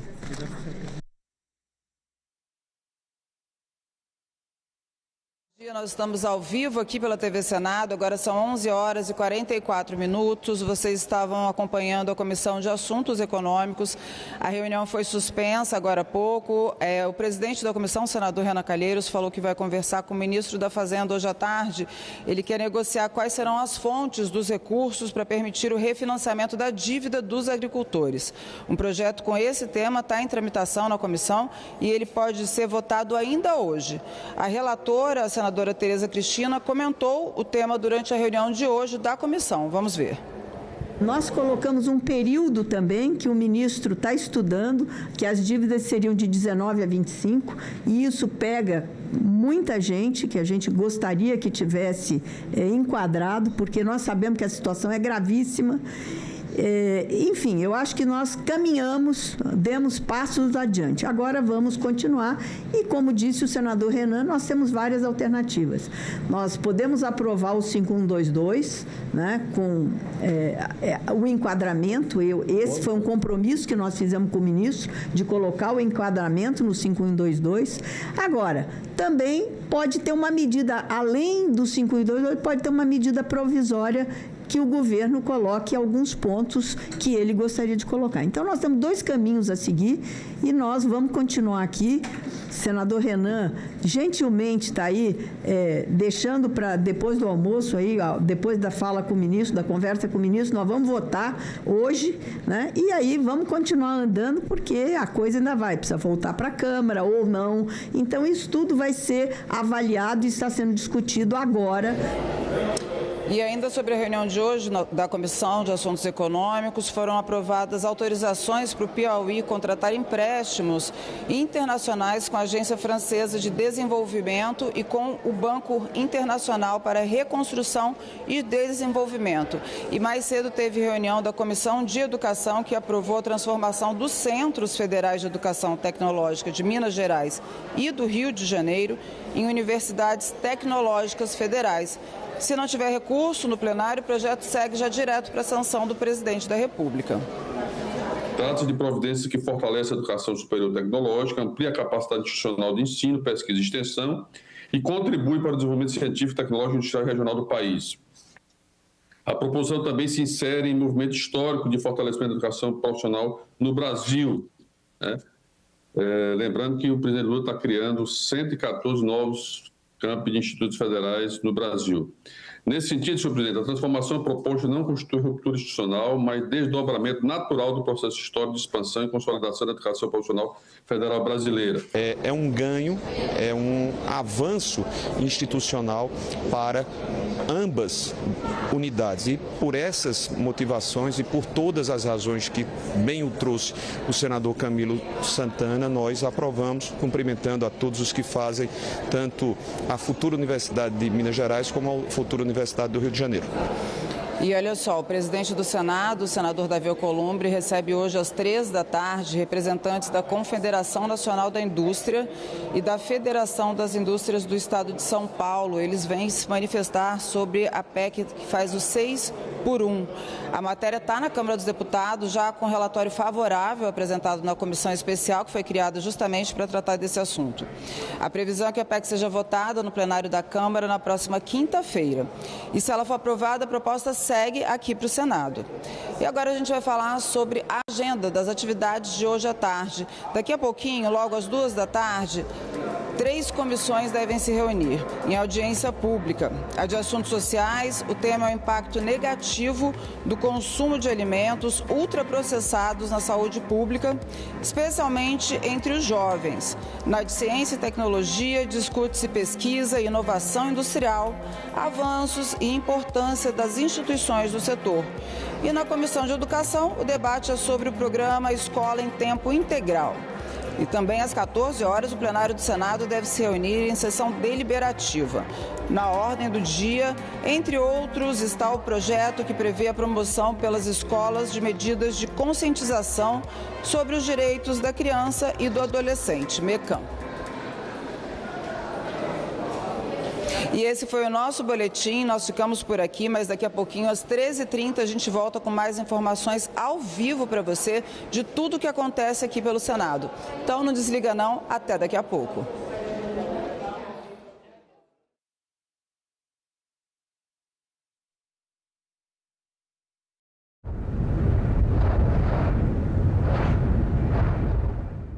Luciane Moissa, como as instituições financeiras podem contribuir para reduzir os problemas socioambientais causados pela agricultura no país? Existem duas formas básicas. Uma é verificando se os produtores rurais e as empresas da cadeia estão cumprindo a legislação ambiental e social aplicável ao setor. A segunda é avaliando o desempenho climático e socioambiental dessas empresas e desses produtores. Agenda Econômica. Hoje, 20h, aqui na TV Senado. Investimento é diferente de aplicação, certo? A aplicação financeira, você move papéis, né? Você pode mover imensos papéis e não vai ter um par de sapato a mais no país, né? Você não tem produção. Se eu decidir produzir, eu apostei que vai ter demanda, por exemplo. Eu apostei que esse país vai crescer. Eu não posso no dia seguinte falar, desistir, porque eu já imobilizei o meu capital. No capital financeiro, o capital não é imobilizado. Ele é sempre volátil, sempre fluido. Você pode mudar de posição muito rapidamente. É um processo aqui de irresponsabilidade, porque, teoricamente, o sistema financeiro deve servir ao propósito meritório de trazer recursos dos setores superavitários para os setores deficitários que querem investir, né? Mas esse é o livro-texto. A realidade é que esses intermediários, o atravessador domina. Entende? Em vez de ser um intermediário, ele passa a ser o objetivo em si. O meio vira um fim. Dentro da minha família, eu sempre ouvia, é assim mesmo, homem é assim, ele é muito estourado, você precisa ter paciência.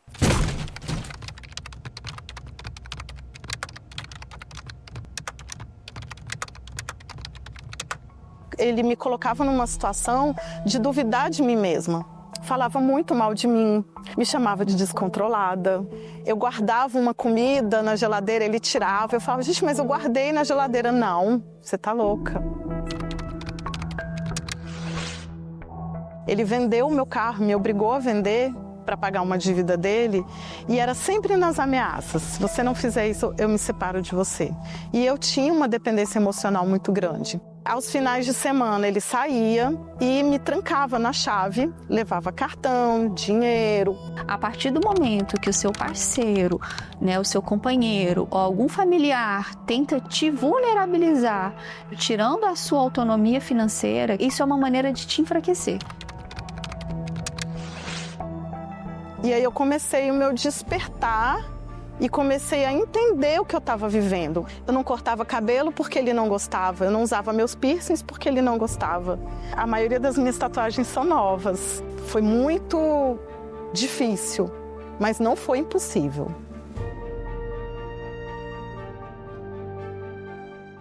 Cidade de São Paulo cria cadastro único de violência doméstica para fortalecer atendimento. Em Roraima, Legislativo e comunidade juntos na ação Trilhas Limpas Natureza Viva.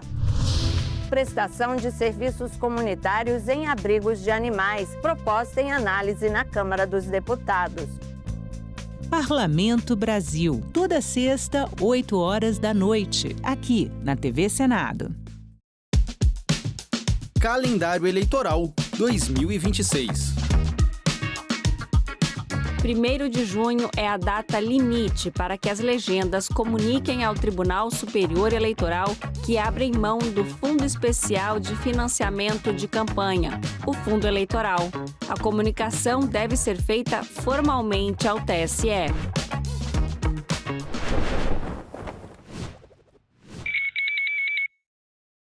Declaro aberta a sessão solene. Se não existe parlamento, não existe democracia. O governo via todos como se fosse comunista.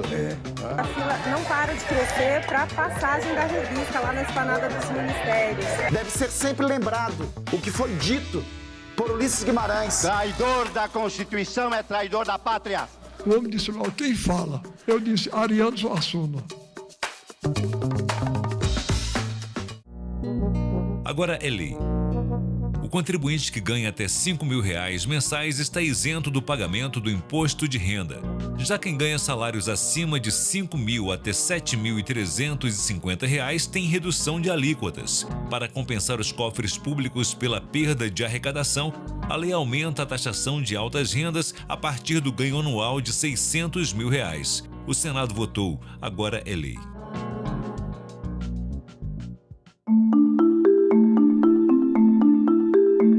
nome é Ginalva, eu sou repórter da TV Senado desde 2005. No dia a dia normal, eu acompanho a atividade legislativa. Vejo lá minha pauta, o que eu vou fazer no dia. A gente acompanha os debates, uma comissão, acompanhar um plenário. Qual é o papel do repórter depois de acompanhar tudo isso? É tentar traduzir da forma mais simples e mais imparcial para que quem nos assiste em casa possa entender o que está acontecendo.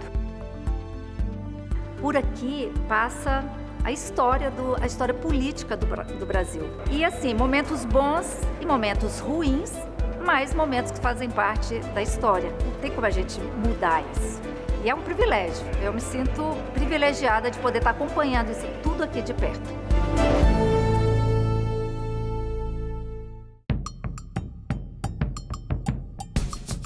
É um Brasil que precisa cada vez mais voltar a se reconhecer como nação, como força, como chão, como base, como umbigo.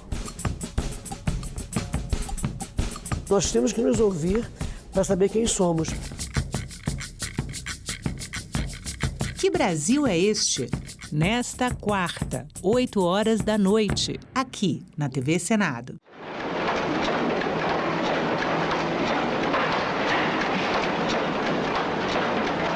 ¿Cuánto tiempo se queda usted en la línea? 8 horas. 8 horas. Sentada. Claro. 20 minutos de comedor. Y después nos turnan 2 veces o 3 para el baño. Para el baño. A la hora que usted lo pida, que crea necesario.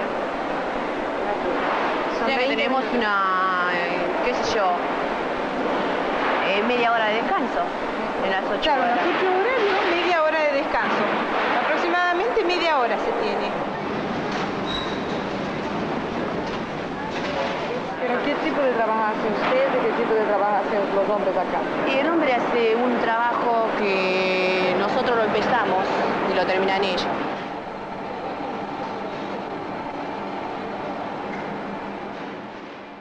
Calendário Eleitoral 2026. A partir de 30 de junho, pré-candidatas e pré-candidatos não podem mais apresentar ou comentar programas de rádio e televisão. As emissoras ficam proibidas de transmitir programas que tenham a participação deles, já que a exposição frequente nos meios de comunicação pode influenciar o eleitorado. –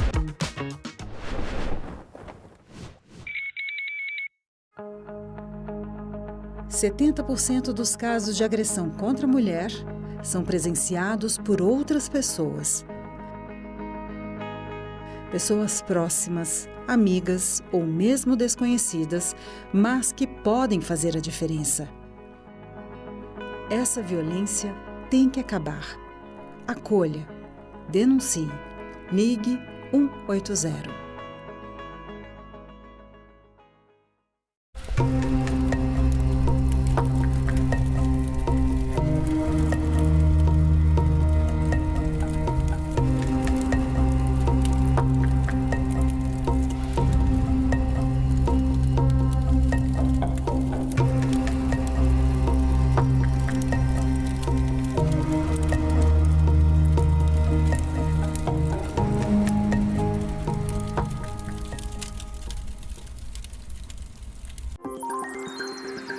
Aquele post na rede social, aquela mensagem no grupo da família, é verdade ou mentira?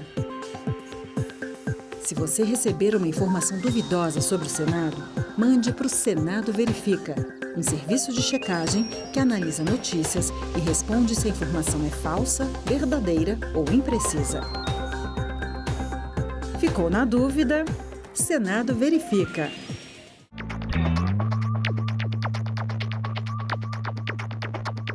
A gente também fala tupi.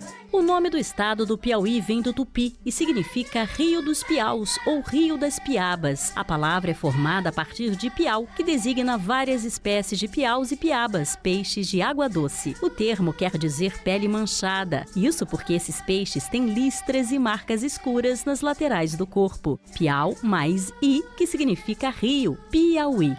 A gente também fala tupi.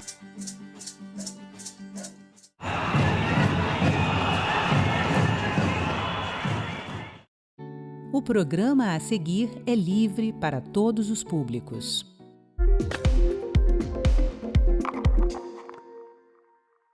O estado de São Paulo registrou em 2025 o número recorde em feminicídios desde o início da série histórica em 2018.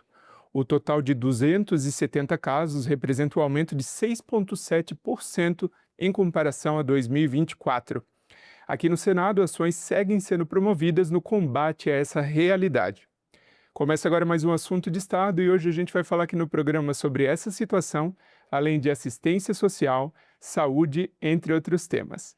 E a nossa convidada de hoje é a senadora Mara Gabrilli, do PSD de São Paulo. Bem-vinda, senadora. Nossa, muito obrigada pelo convite. Uma honra estar aqui. Senadora, São Paulo apresenta diferentes realidades entre capital, cidades grandes e também os municípios menores do interior. E ao longo do seu mandato, a senhora vem investindo, destinando emendas tanto para assistência social, combate à fome, saúde pública a diversos municípios. Como fazer para que esses investimentos cheguem na ponta e ainda de forma mais rápida? Eu tenho que lhe dizer que eu sou uma senadora municipalista, né? E eu acredito muito que a política, o trabalho, a funcionalidade da cidade, tudo acontece na cidade. Então, assim, para você conseguir beneficiar o cidadão na área da saúde, da assistência social, da segurança pública, como um parlamentar, através das emendas, é algo muito, muito valoroso, assim, que você consegue tirar projetos do papel, que você consegue fazer com que uma cidade mude até o IDH dela, dependendo do investimento que for feito. Então a gente trabalha muito com a paz, com Santas Casas, para melhorar a saúde, com as casas da mulher brasileira, para melhorar a situação da mulher, mas eu acho que onde a gente se sobressaiu, de certa forma, o nosso gabinete, não só a dedicação, mas a gente fez uma cartilha que se chama Vamos Falar sobre Orçamento, para a gente ensinar prefeitos, vereadores, presidentes de organizações sem fins lucrativos a pedirem emenda. E não só pedirem, mas para que eles tenham documentação para receber. Porque se você vai destinando para um, para outro e não tem... Chega na hora de entregar a emenda, né, de executar a emenda e não tem documentação, todo mundo perde. Então a gente trabalhou muito para que os municípios aprendessem. Então essa foi a forma que a gente trabalhou para que chegasse mais rápido na ponta, que fosse estratégico, porque a gente vai observando os pedidos pontuais e a gente transforma isso em estratégia de política pública. Então a gente percebe, puxa, aquele município é a terceira vez que ele vem pedir tal coisa. Então assim, isso tem que virar... São pedidos pontuais, mas tem que virar uma política pública naquele local. Então, quando a gente conversa com o município, a gente já interage de uma forma até mais didática, né? Não só didática, mas até sugestiva, entendeu? De como ele pode trabalhar a acessibilidade, que é para todo cidadão, que ele pode fazer com calçadas, que ele pode fazer no agro, que equipamentos disponíveis existem. Então, assim, a gente ajuda a fazer o projeto, para que esse projeto seja realmente estratégico para aquela cidade e faça a mudança que a gente quer. E para você ter ideia, olha, em um ano, no último ano, a gente acabou direcionando mais de 140 milhões. E no meu mandato, assim, contando tudo nas duas casas legislativas de Brasília, eu destinei quase meio bilhão para o estado de São Paulo. Então, e hoje nós somos o gabinete que mais consegue executar emenda por conta desse trabalho minucioso que a gente vem fazendo e por conta das cartilhas. E aí também o nosso assessor de orçamento, nossos assessores já rodaram o interior, já foram para a ABC Paulista para ensinar, né? A gente reuniu 70 municípios já, para poder ensinar prefeitos e vereadores e as organizações a pedirem emenda. Então a gente faz isso para engrossar, né, e tornar a política pública desses municípios mais robusta. Senadora, nos últimos 5 anos, São Paulo quase duplicou o número de feminicídios no estado, saltando de 136 casos em 2021 para os 270 casos que eu mencionei na abertura do programa. A senhora trabalhou aqui como relatora do Pacto Nacional de Prevenção a Feminicídios e apontou falhas graves no processo. Como fazer para proteger a mulher num estado tão complexo e grandioso como São Paulo? É tão complexo, porque São Paulo tem do melhor e muitas vezes do mais vulnerável, né? Então, por mais que São Paulo, os índices tenham subido, se a gente comparar São Paulo ao resto do Brasil, São Paulo é o estado que tem a melhor e maior rede de proteção à mulher, por causa das casas da mulher brasileira e por conta das delegacias da mulher e outros programas para a mulher. Mas São Paulo é praticamente um país, né? E a gente tem que melhorar muita coisa. E na avaliação do Pacto Nacional que eu fiz, eu fiquei bem triste, porque o que foi destinado nesse Pacto Nacional, no ano passado, por exemplo, só foi executado 4%. E se juntar o ano retrasado, não chega nem a 20%. Então, assim, não executou, não criou Casa da Mulher. E a gente está vivendo num momento em que a cada 4 horas uma mulher é assassinada. E ainda vivendo um outro momento que as indicações feitas à Suprema Corte do país são sempre homens indicados. A gente vai chegar num momento em que não vai ter mais mulher no Supremo Tribunal Federal. Isso pesa. A gente precisa de mais mulheres gestoras, a gente precisa de mais mulheres no legislativo, no judiciário, porque, infelizmente, são as mulheres que sentem na pele e são elas que acabam trabalhando mais contra a violência que vem acontecendo contra as mulheres, né? E, puxa vida, todo mundo, seja homem ou mulher, teve uma mãe, né? De algum jeito, né? Nasceu de uma mulher. Então, a gente está num país com uma violência muito grande, com um orçamento que foi supostamente um bom orçamento, mas sem executar não adianta de nada. E como resultado de tudo isso, a gente indicou, criamos 8 projetos de lei, fizemos indicações, uma quantidade enorme, para vários ministérios, Ministério da Mulher, Ministério de Direitos Humanos, Ministério da Justiça, Ministério de Segurança Pública, tudo. Assim, fazendo indicações e ainda fazendo cobranças ao Tribunal de Contas da União. Entre esses projetos, a senhora mencionou a presença de mulheres, por exemplo, no Congresso, no Supremo Tribunal Federal, e um desses projetos é da presença de mulheres também em delegacias comuns para o atendimento e acolhimento das mulheres. Muito interessante. Caso aprovado, qual a expectativa da senhora em termos de otimismo de alcançar as mulheres paulistas e brasileiras, principalmente no interior, nas periferias? Muda o mundo. Porque assim, você ter uma mulher preparada, porque não adianta ser uma mulher e pronto, tem que ser uma mulher preparada, né? E uma mulher, porque a mulher vai se sentir mais à vontade com uma delegada mulher. Nada que um homem preparado não pudesse fazer, entendeu? O que a gente precisa mesmo, a gente sempre acaba indo parar na qualificação, na capacitação dos profissionais para atender, seja de um tema ou de outro.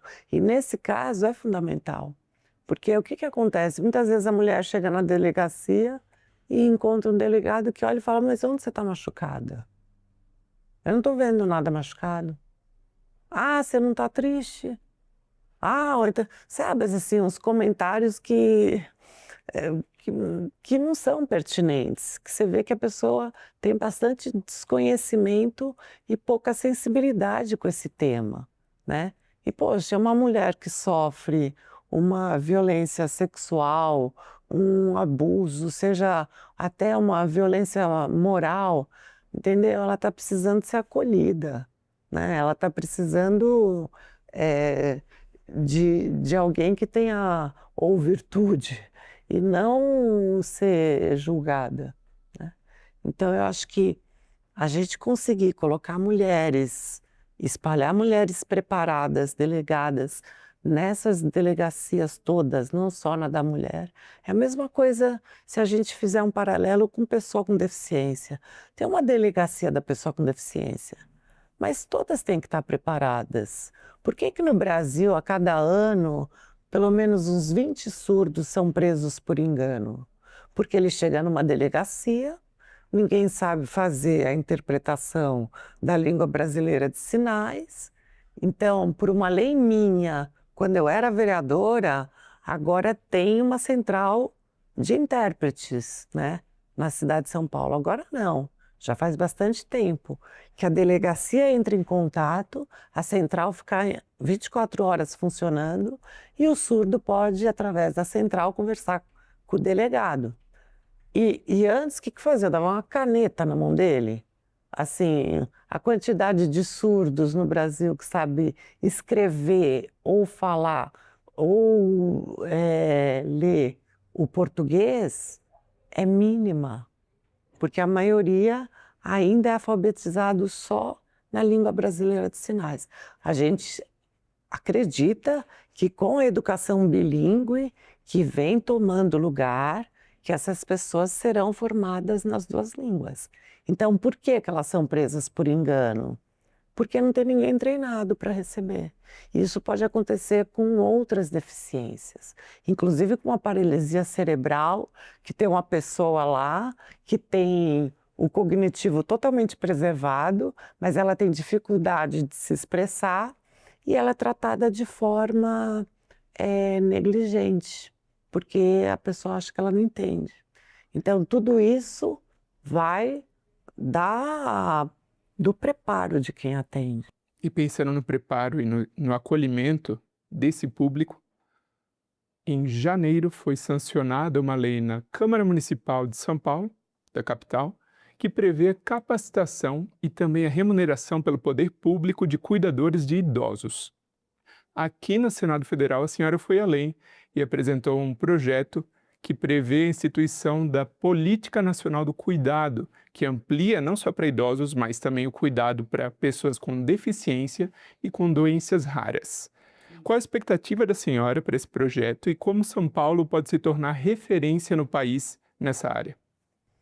Bom, a minha expectativa é que o governo tenha a responsabilidade de formar cuidadores e que ele possa fornecer cuidadores e que a gente também tenha cuidadores que não especificamente sejam do governo, mas na nossa política nacional a gente prevê cuidadores fornecidos pelo governo para aquelas pessoas que vivem numa situação mais vulnerável, financeiramente falando, que tenha uma doença rara, uma deficiência severa, ou que seja idosa, mas a gente pensa também naquela mãe cuidadora, naquele profissional cuidador, que ele também pode ser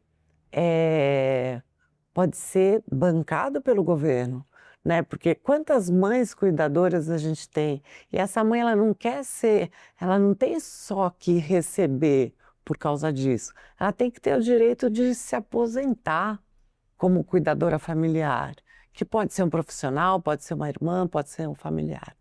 E uma coisa que a gente pensa muito, Sérgio, é naquela mãe que tem um filho com uma deficiência intelectual.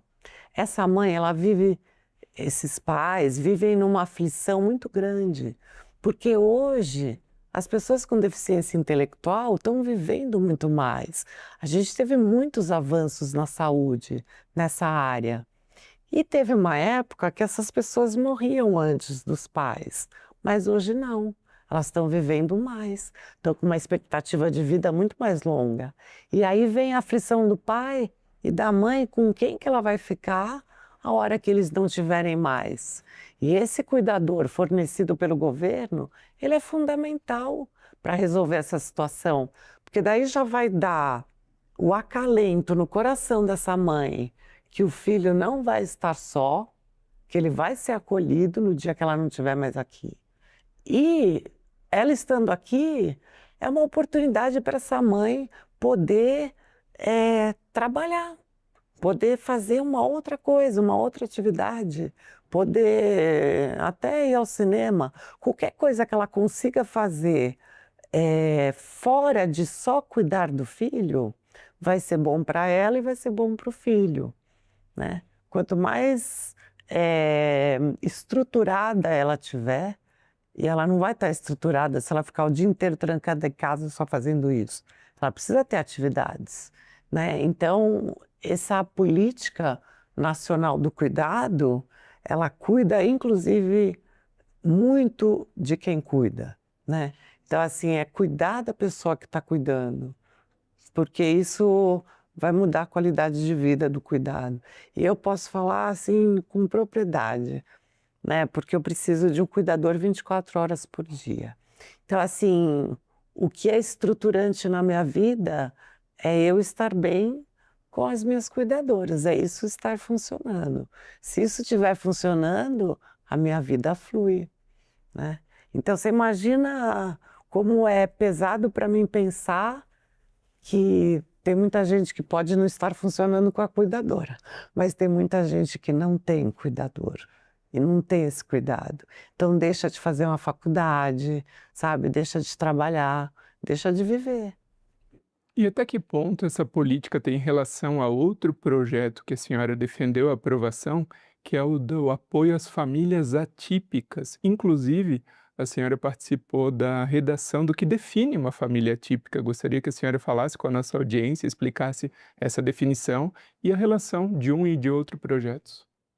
Então, hoje a gente fala, né, de famílias que têm pessoas neurodivergentes, pessoas que têm alguém que está ou no espectro do autismo ou que tem alguma outra alteração.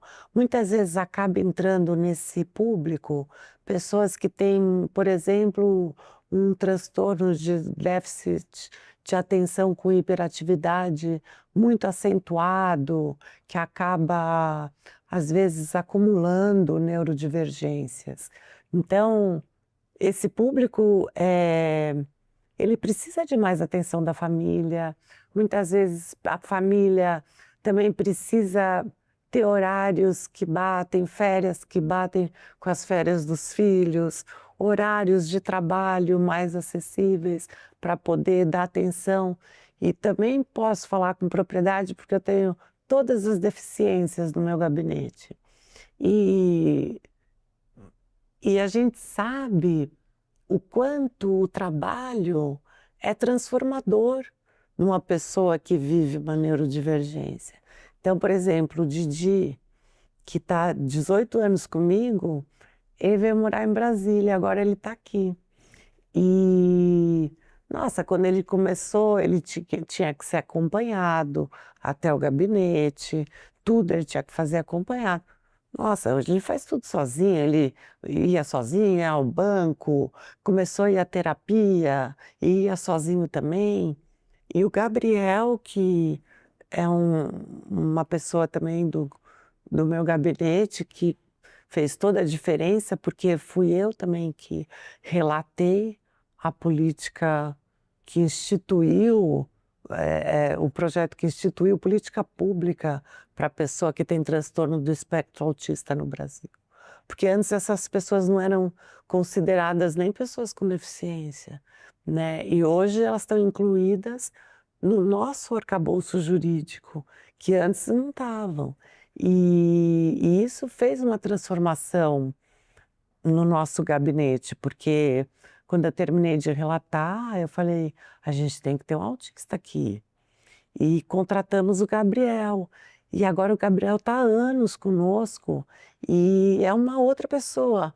Ele não falava e hoje ele é um influencer, entendeu? Fazendo sucesso, ele tem 2 formações e é uma peça-chave no nosso gabinete.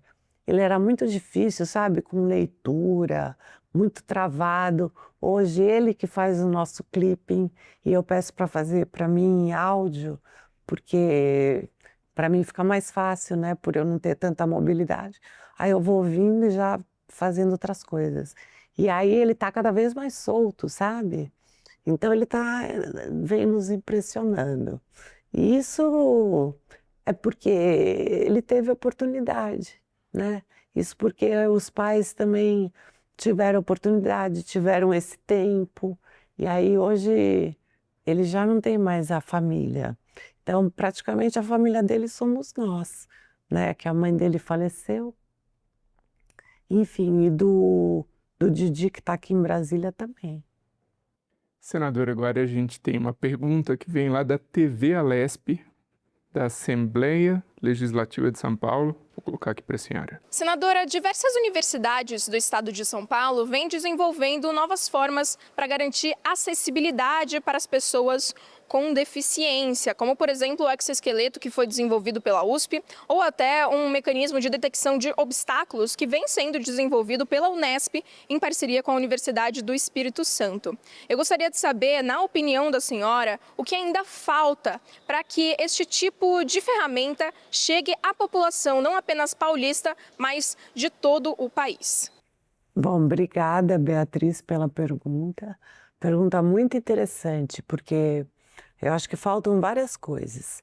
Primeiro, o Brasil tem que facilitar a importação de equipamentos, porque assim como nós estamos produzindo tecnologias assistivas que são completamente inovadoras fora do Brasil, também outros países estão fazendo a mesma coisa. Então, assim, esse intercâmbio de informação das tecnologias assistivas, ele é extremamente importante. Aí agora falando, por exemplo, de Mercosul, para a gente conseguir baratear as tecnologias assistivas, seria muito importante a gente fazer isso com todo o bloco Mercosul. E agora, talvez, junto com a Europa, a gente consiga mais ainda, sabe, fazer essa transferência de know-how entre os países. E eu acho que cada vez mais eu vejo o Brasil estimulando os universitários a criarem soluções. E tem saído soluções incríveis das universidades brasileiras. Então, eu acho que o Brasil tem que investir cada vez mais na produção, na criação e na industrialização das tecnologias assistivas, porque todo mundo pode vir um dia precisar. E a gente está falando de um país que está se tornando um país mais idoso. E quando a gente vai ficando mais idoso, a gente vai precisando de todos aqueles recursos de uma pessoa com deficiência precisa. Então, por exemplo, a gente vai ouvir menos, vai enxergar menos, vai ter mobilidade reduzida, vai raciocinar de forma mais lenta. Então, todas essas tecnologias que hoje conseguem tirar uma pessoa totalmente da invisibilidade, né, ela vai servir para melhorar a qualidade de vida de toda uma população. Então, eu acho que o incentivo acadêmico é importantíssimo, a abertura e o conhecimento dessas tecnologias. Porque a gente está falando desde um exoesqueleto até um capacete que tenha condições de mensurar irrigação cerebral, até uma perna mecânica, até um implante de um eletrodo, né, epidural, que é uma outra linha também que tem sido bastante trabalhada pelo mundo, que são os implantes para pessoas paralisadas voltarem a caminhar. Enfim, é uma coisa importante que ela tocou no assunto, que eu acho que a gente tem um mundo para crescer. Outro lugar que precisa de muita tecnologia assistiva é no nosso mundo agrário, no mundo agro, no campo.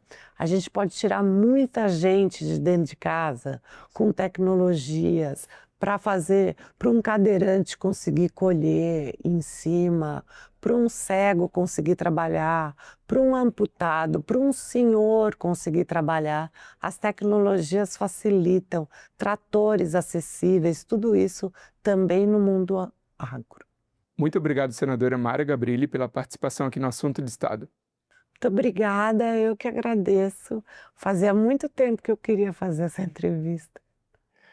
E obrigado também a você que nos prestigia com a sua audiência. Esse programa já está disponível para você rever ou compartilhar no nosso site senado.leg.br/tv, também no nosso canal no YouTube. Aproveita e se inscreve lá. Até a próxima!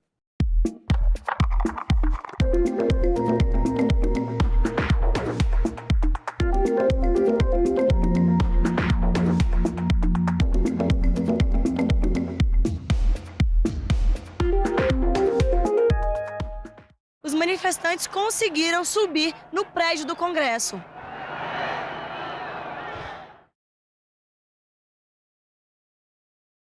Luciane Moissa, como as instituições financeiras podem contribuir para reduzir os problemas socioambientais causados pela agricultura no país? Existem duas formas básicas. Uma é verificando se os produtores rurais e as empresas da cadeia estão cumprindo a legislação ambiental e social aplicável ao setor. A segunda é avaliando o desempenho climático e socioambiental dessas empresas e desses produtores. Agenda Econômica. Hoje, 20h, aqui na TV Senado. A TV Senado foi a primeira emissora legislativa nacional. A TV Senado foi lá, sem nenhuma discriminação. A TV Senado confere transparência, legitimidade. A TV Senado também valoriza a cultura, a memória. Vida longa, TV Senado! A TV Senado está fazendo 30 anos com os olhos no futuro, na TV 3.0. A partir de junho, o Brasil inaugura o novo padrão de televisão. A rede pública e a rede legislativa iniciam suas transmissões experimentais da TV 3.0 simultaneamente com toda a TV aberta brasileira. A TV Senado é, ao mesmo tempo, janela para a democracia e espelho para o país se ver e pensar. 30 anos da TV Senado. Democracia todo dia, em todas as telas, ao vivo e 3.0. Agora é lei. O teste de cosméticos, itens de higiene e perfumes em animais domésticos e selvagens está proibido. A vedação vale para produtos com fins estéticos e de limpeza corporal. A medida torna necessária a busca por alternativas aos testes em animais. A lei estabelece um prazo de 2 anos para adequação às normas de testagem. Já os testes de medicamentos em animais continuam permitidos. O Senado votou, agora é lei.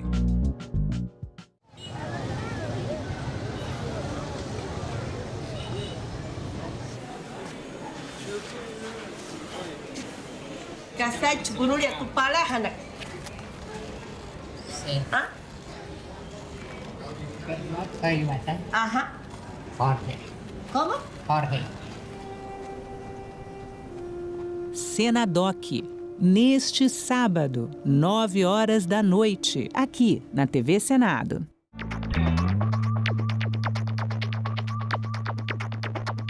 A gente também fala tupi. Pernambuco é uma palavra de origem tupi, formada por Paranã, que quer dizer mar, mais umbuca ou puca, que significa furo. Logo, Pernambuco seria mar furado, ou buraco que o mar fez, isto é, uma pedra furada por onde o mar entra. Era um termo comum usado em toda a costa do Nordeste, para lugares onde havia recifes, como o local onde hoje está a cidade do Recife. A gente também fala tupi.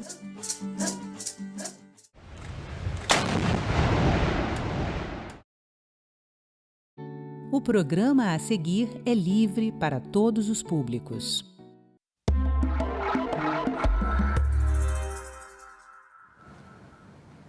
O 18 de maio é o Dia Nacional de Combate ao Abuso e à Exploração Sexual de Crianças e Adolescentes. A data foi criada por uma lei federal há 26 anos. Em 2022, o Maio Laranja surgiu como campanha nacional de conscientização para colocar o tema em pauta em todo o país e reforçar o combate. A cada hora, 3 crianças são abusadas no Brasil. Cerca de 51% têm entre 1 a 5 anos de idade. Todos os anos, 500 mil meninos e meninas são explorados sexualmente em território brasileiro e, em muitos casos, nem chegam ao conhecimento das autoridades. O Maio Laranja é o tema deste Cidadania. Meu convidado é Éder Charneski, delegado-chefe adjunto da Delegacia de Proteção à Criança e ao Adolescente do Distrito Federal. Delegado, muito obrigado por participar aqui do Cidadania, por vir aos estúdios da TV Senado falar de um tema tão importante. E antes mesmo da gente falar da campanha Maio Laranja, eu quero já deixar claro que tem uma diferença e é importante a gente falar, tem muita gente que confunde. Qual é a diferença de abuso sexual infantil e exploração sexual infantil? Bom, obrigado, Hermes, pela oportunidade de estar aqui hoje falando, né, desse tema que é tão importante, tão caro, né, para a gente, né, é um fenômeno que existe, né, e é importante as pessoas, né, serem informadas, né, para saber até como agir, né, diante de uma situação. Eu acho que a diferença básica aí entre abuso e exploração sexual é que o abuso é qualquer forma, né, qualquer ato sexual ali que, né, possa caracterizar crime, né, praticado aí contra uma criança ou adolescente, enquanto a exploração é aquela exploração comercial, né, em que a criança é levada ali à prostituição, né, geralmente em troca de dinheiro ou mesmo presentes, qualquer troca, né, que tiver ali, né, então acaba caracterizando aí a exploração, né. E geralmente com uma pessoa adulta envolvida, né, meio que intermediando, é o mais comum, não é? Geralmente é uma pessoa adulta, muitas vezes, né, algum familiar até, né, pessoas às vezes em situação de extrema pobreza, né, é levado ali, lógico que nada justifica, né, e aquele adulto acaba utilizando a criança ali, né, como um objeto mesmo, né, de obter rendimento, né, às vezes a criança nem recebe ali aqueles benefícios, é o adulto ali, o explorador que vai, né, arrecadar ali, vamos dizer assim, né, em troca da dignidade sexual, né, dessas crianças e adolescentes. A gente, no início do programa, apresentou números, né, que, para mim, são assustadores. Eu já acho muito elevados os números que a gente falou aqui. Cerca de 500 mil crianças e adolescentes são exploradas por ano sexualmente. A cada hora, cerca de 3 estão sofrendo algum tipo de violência sexual. E, ao mesmo tempo, apesar desses números parecerem elevados, existe indício de subnotificação, assim, parece que isso não chega às autoridades. É essa a realidade mesmo? Não, então, eu já vi, né, publicações aí, alguém falando de estatísticas, que apenas 7,5% dos casos chegam ao conhecimento, né, das autoridades. Ou seja, a gente tem todo um universo, né, de casos que ficam escondidos, né, não chega ao conhecimento, né? São crianças que, às vezes, sofrem abuso a vida inteira, né? Então, é alarmante mesmo, então é importante a informação, né? A campanha, né, o Maio de Laranja, nada mais é do que uma mobilização, uma campanha nacional, né, para que as pessoas tomem conhecimento desses números, dessa realidade, que ela existe, né? Mas que é possível a gente, né, através da informação, né, combater, né, para, tipo assim, quanto menos crianças, né, forem vítimas de exploração, né, a gente vai ganhando com isso. O senhor me deu alguns ganchos aqui, delegado, e eu vou o primeiro. Esse tema é tabu, é isso? É por isso, gente, quando a gente fala que 7,5% que chega à delegacia, que vai pedir ajuda ou vai para um conselho tutelar, isso é muito pouco, é tipo a cada 10 casos, 9 ficam em silêncio. É só para a gente ter uma ideia, para quem está em casa. E aí eu te pergunto, a percepção é essa? É tabu, as famílias têm vergonha, as vítimas têm medo. Seria isso, na sua experiência? Eu acho que são vários fatores, né? Por exemplo, uma criança, né, desde pequena, às vezes ela começa a ser abusada, ela nem tem consciência, né, de que está sendo vítima de abuso sexual. Né? A gente percebe no dia a dia que, às vezes, a criança, ou vamos falar assim, um adolescente, ela está assistindo, às vezes, ali por volta dos 10, 11, 12 anos de idade, ela assiste uma palestra na escola, aí ela toma consciência naquele momento que ela foi abusada, já está sendo abusada há 5, 10 anos, né? Só que ela nem tinha essa percepção, né? E muitas vezes, né, por ser um tabu, né, muitas vezes acontece geralmente no âmbito familiar, né? E às vezes os familiares acabam, às vezes, protegendo, né? Protegendo o abusador, ou porque não acredita, né? Às vezes a criança não tem aquele acolhimento, às vezes ela tem consciência, ela acaba falando, revelando, né, para algum familiar, esse familiar ou não acredita, né, ou desacredita, ou não protege essa criança, não acolhe essa criança, né, e busca responsabilizá-la ao agressor. Ou então ela pode até acolher, mas ali no âmbito familiar eles preferem esconder, né, porque isso, né, é um tabu, porque, tipo assim, se é acusado de um estupro, né, então a família tem vergonha, né, de revelar que aquele familiar lá, às vezes até tão querido, né, é um abusador, né, ou cometeu um ato ali de extrema crueldade, né, com uma criança.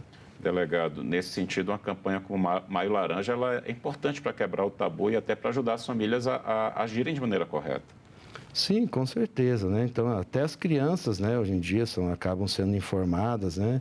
Esse tema acaba sendo tratado, né, de uma forma cada vez mais precoce, porque há essa preocupação, né? Então, essas crianças também elas acabam, né? Às vezes os pais tomam a iniciativa ali, a partir de certa idade, de orientar a criança, falar, olha, aprender a dizer não, né? Se toque, não tocar em determinadas partes do corpo, né? Não pode, né? Só, às vezes, os pais, né? Ou algum familiar ali, que tem autorização para trocar ali na hora da higiene, né? Então, hoje em dia, cada vez mais as pessoas estão sendo informadas e tomam consciência de que é importante, né? E ficam mais atentas também, né? Porque, como isso geralmente acontece, assim, né? Eu já vi estatísticas aí de que 95% dos abusadores são conhecidos da criança. São pessoas, né, que estão na intimidade da criança, né? Estão na intimidade, né, ali, são pessoas de confiança ou da família, alguém muito próximo, e que 65% seriam, né, familiares mesmo, ali, né, da família ampliada ali, né, que seriam os abusadores, né? Então, você tem todas essas questões e para você tirar, né, você revelar esse crime, assim, ele vir a público, é mais difícil, porque ele acontece na intimidade, né? Na intimidade da vida familiar. E essa complexidade, como é quando chega na delegacia, quais são os mais comuns e como é que chegam essas vítimas e seus familiares, normalmente? Normalmente chega através de uma que a gente chama de testemunho de revelação, né? A criança ou o adolescente, ela acaba revelando, né, para alguém, ou pode ser o pai ou a mãe, uma tia, né? Muitas vezes alguém lá na escola, uma professora que é querida, que a criança sente confiança, ela vai e acaba revelando, contando. Aí essa pessoa, né, aciona o conselho tutelar ou, né, procura direto a delegacia para noticiar, né? E a partir dali, aí são tomadas as providências, né? Muitas vezes o agressor ali, né, às vezes é até um pai, um padrasto, né, ou alguém ali do âmbito familiar. Então, se a criança não estiver protegida ali naquele meio, né, às vezes o conselho tutelar providencia ali, né, algum outro familiar que tem condições de acolher essa criança, ou então até, né, às vezes, colocar numa instituição, né, é importante que ela saia daquele ambiente de violência e passe a ser protegida, né? Então, cada caso ali que vai ditar as providências que a gente vai tomar. Aí, uma vez que a gente chega na delegacia, a gente formaliza ali a denúncia, né? Tem aquele depoimento especial, né, da criança, que a gente faz só a partir dos 3 anos de idade, né? Até porque a criança, às vezes, antes dessa idade, às vezes a criança tem dificuldade de expressar, né, o que aconteceu, né? Por isso é até difícil, né? Antes da criança, como ela não tem desenvolvimento ali cognitivo para expressar, nem eu falei, às vezes ela nem tem consciência, né, que está sendo, então às vezes acaba um terceiro que observa ali um sinal, né, de abuso e leva, né, até o conhecimento das autoridades. Às vezes chega ali, às vezes a pessoa só vai revelar ali, às vezes já na vida adulta, né, ou na adolescência, né, então ela vai revelar ali, às vezes 10 anos de abuso, 15 anos, e às vezes um familiar revela ali, um adolescente.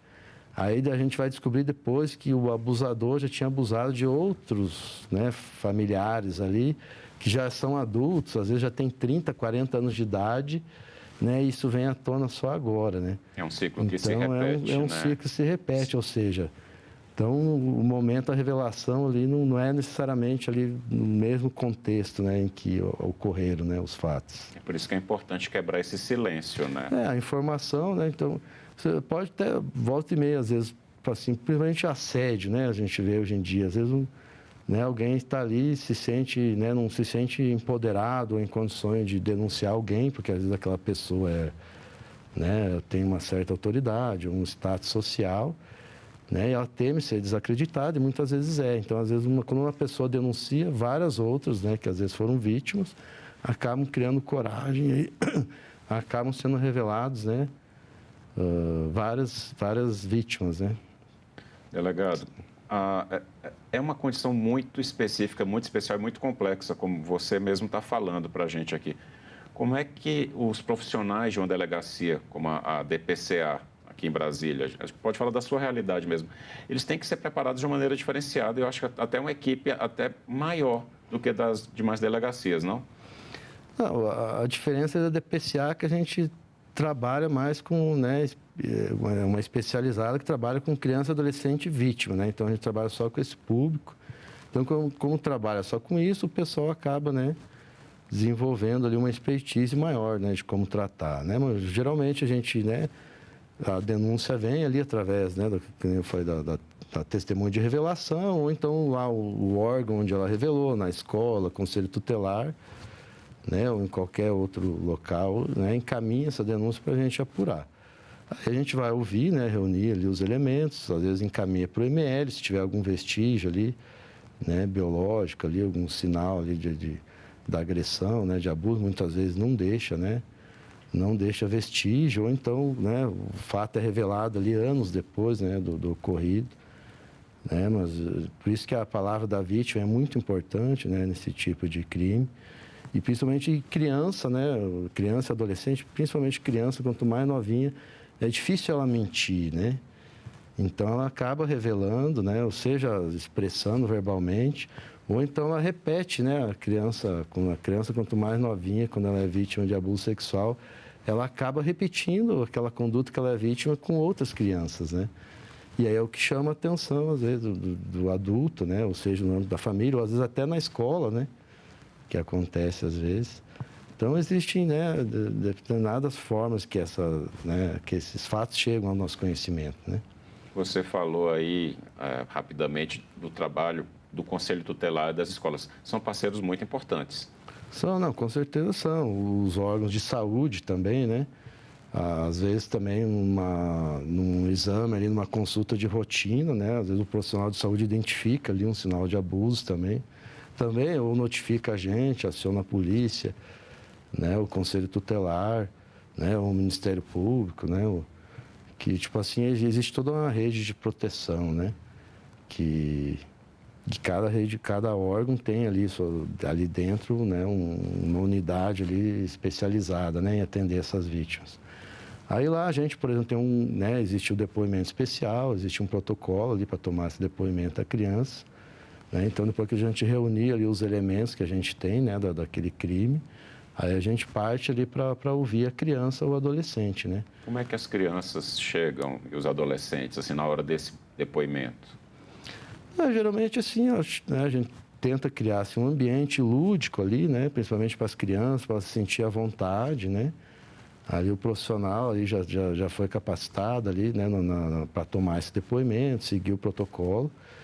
E aí ele já faz essa ambientação com a criança, né, para deixar a criança à vontade, né, e depois ela vai, né, ela vai aferir ali a capacidade cognitiva da criança, de recuperar a memória, né, Então, quanto mais, né, quanto maior a idade da criança, é mais fácil, né, de ela expressar.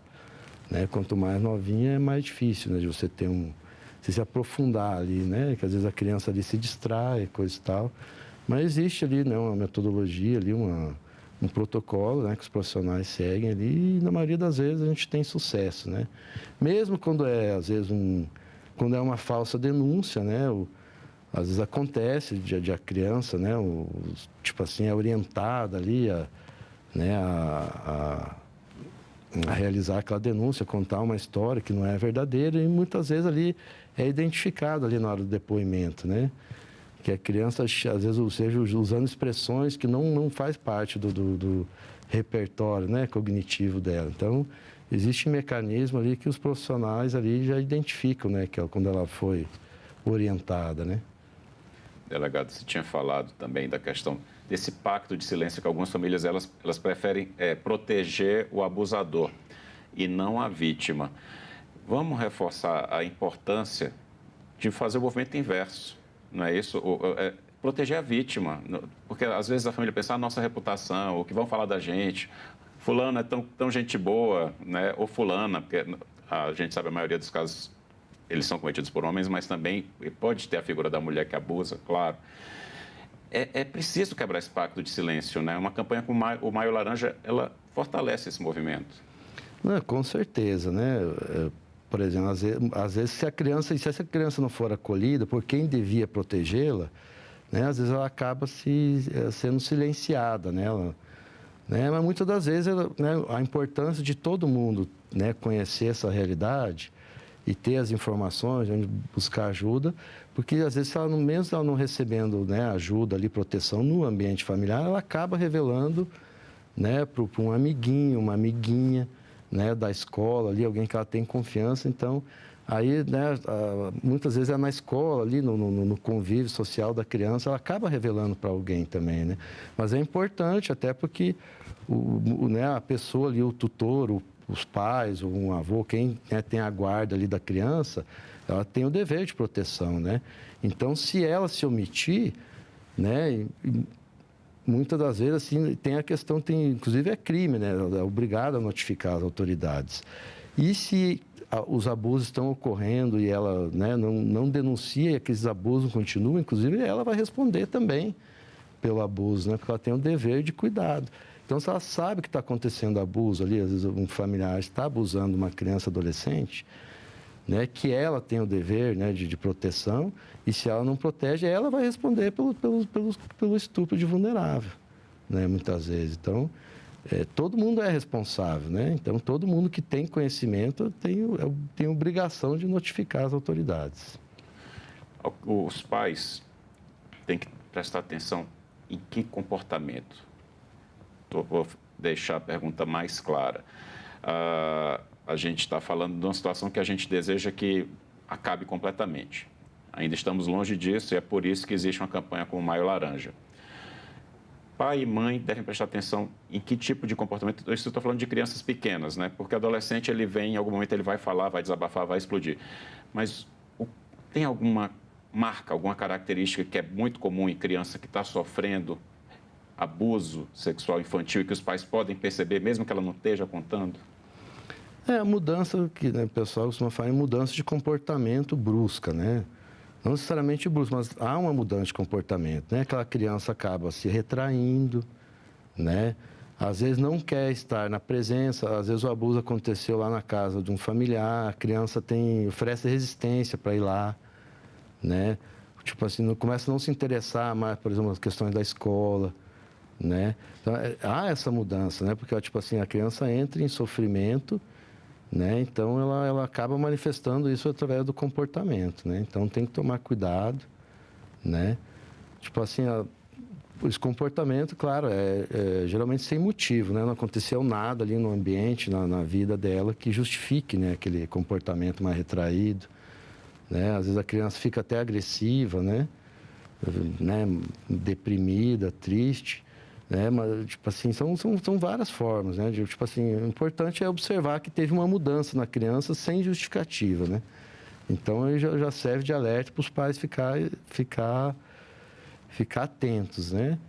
E aí não dá para forçar, né? Muitas das vezes você vai perguntar, né? É importante criar um ambiente ali, condições de, né, conversar com a criança às vezes precisa estar à vontade, né? Para revelar, se sentir segura, né? Muitas vezes a criança não revela, né? Ou às vezes procura, né, um psicólogo ali para ver às vezes o que está acontecendo, às vezes ali ele acaba revelando, né? Então é importante ficar atento, né? Às vezes o abusador, às vezes ele é uma pessoa ali carismática, né?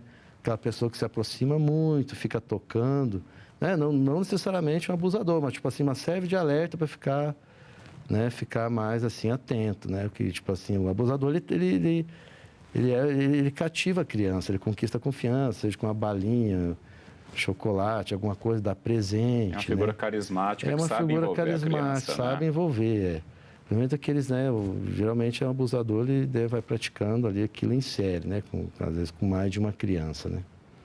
Delegado, vamos falar de uma novidade que também vai mudar, vai melhorar até a maneira como se combate o abuso sexual, a exploração sexual infantil, mas agora a gente está falando de redes sociais, está falando de Big Tech, está falando de tecnologia, que é o ECA Digital. Ele entrou em vigor em março. O que é que ele traz de mais positivo na sua visão? Olha, eu acho que ele, né, traz mais responsabilidade às plataformas, no sentido do controle parental, né? Que às vezes as crianças ficavam livres ali, né? Tem aquele controle do adulto ter, né, acesso à criança, né, no meio digital, né? Que é onde geralmente a criança ali acaba sendo aliciada ali no meio, né? Então ele traz essas questões, não ter um controle, né, da identidade, para o adulto não ter contato com a criança ali na rede social, né? Os pais terem esse controle parental, né, que eles ficam sabendo as atividades, né, da criança no meio digital. Então tudo isso vem para melhorar, né? Já existe, né, as plataformas, já em casos, por exemplo, de pornografia infantil, né, quando identificadas, já, né, as plataformas já notificavam, né, tem o NICMEC, né, que a gente chama, que é dos Estados Unidos, eles, né, encaminham as informações de pornografia infantil, encaminham para a Polícia Federal aqui, né. E as polícias estaduais, elas têm acesso, né, a essa plataforma também, né. Então, quando aparece ali, às vezes, um caso, né, que esse adulto, né, entrou em contato com alguma criança, geralmente ele né, cria um perfil falso de uma criança também, um adolescente, aí ele estabelece aquela confiança com a criança, aí depois vem aquela fase de dessensibilização, né, começa a compartilhar pornografia com essa criança adolescente para dessensibilizar, aí até que chega uma hora para conquistar a confiança, ele às vezes acaba pedindo, né, uma imagem ali pornográfica. E aí, uma vez que a criança manda uma imagem, aí depois, quando ela resolve ver que aquilo vai crescendo, quando ela resolve dizer não, aí ela passa a ser ameaçada, né? Aí o abusador começa a ameaçar, divulgar para a família. Aí a criança também vai ficando refém e aí também acontece a mudança de comportamento, né? Às vezes essa criança começa a se automutilar, fica deprimida, fica nervosa, né? Então, com o ECA Digital, esse controle, né, das atividades da criança e do adolescente na internet, né, tende a melhorar esse controle e, consequentemente, diminuir os casos, né, né, que o ECA já tem ali os crimes definidos, né, então, no Estatuto da Criança e Adolescente, mas o ECA Digital vem trazer uma maior regulamentação, né, por parte das plataformas, né, no sentido de elas colaborarem mais, né, e estabelecer uns controles de segurança, né? Reforçar o combate e responsabilizar quem tem que ser responsabilizado, né? Antes da gente encerrar, a gente falou muito de criança, pensando num adolescente ou numa adolescente que está passando por esse tipo de situação de abuso sexual, exploração sexual, que está assistindo esse programa agora, não está com coragem de contar, às vezes porque é o próprio pai que está fazendo, por exemplo. O que é que você diz? O que é que ele deve fazer? Procure ajuda, né? Procure, né, uma pessoa de confiança ali que possa lhe ajudar, ou então liga, né, tem o Disque 100, né, o Disque 180 ali, que é mais voltado para as mulheres, as polícias civis tem 197, Polícia Militar 190, né, ela pode ligar, né, às vezes tem até alguns canais ali, telefones, pode fazer às vezes via e-mail essa denúncia, né, e uma vez que ela faz essa denúncia, né, vai chegar, né, o órgão policial ali, geralmente é a gente lá, a DPCA ou uma outra delegacia, e essa denúncia será apurada, né? O importante é não ficar em silêncio. Não ficar em silêncio, porque o sofrimento ali, o abusador, ele não cessa, né? Assim, enquanto ele não sentir ali uma reação da criança, a possibilidade de ser responsabilizado, ele continua. Né? Isso é com qualquer, né? A violência doméstica, de um modo geral, ela tende a crescer. Então, enquanto ali a vítima não procura ajuda, não reage, né? Os abusos, as violências vão aumentando. Delegado Éder Charneski, muito obrigado pela entrevista. A gente que agradece. Espero daqui a um tempo você voltar aqui para a Cidadania para a gente falar desses números bem reduzidos, viu? Com certeza, a esperança, né, que a gente tem. E eu agradeço também a você que nos acompanhou até aqui. Este programa já está disponível em senado.leg.br/TV e no canal da TV Senado no YouTube. Obrigado pela atenção e até o próximo Cidadania.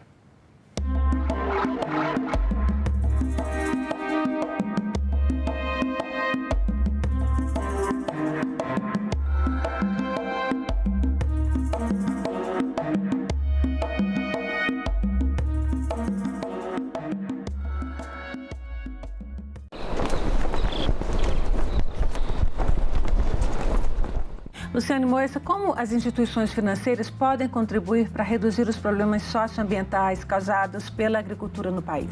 Existem duas formas básicas.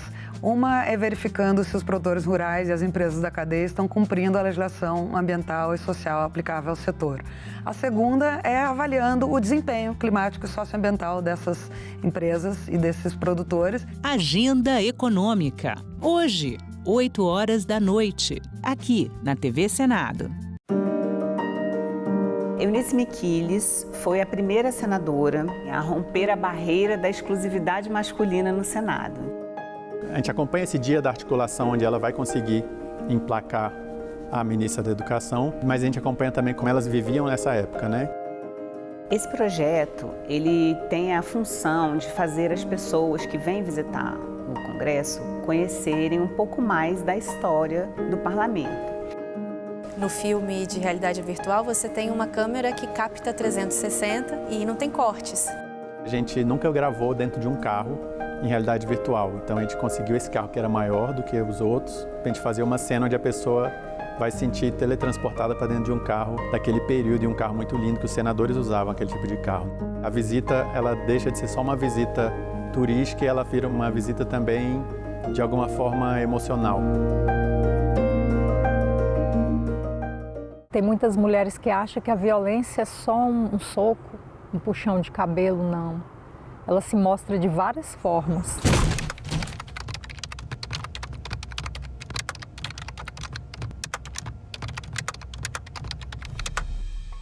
Era briga, era ciúme, era confusão. Ah, mulher minha não vai estudar. Quem é que vai te querer com esse tanto de filho? Mulher minha não dança. Mulher minha não tem amizade com homem, as falas que eu ouvia. Mulher minha tem que me servir a hora que eu quiser. Se não me servir, eu vou pra rua procurar outra.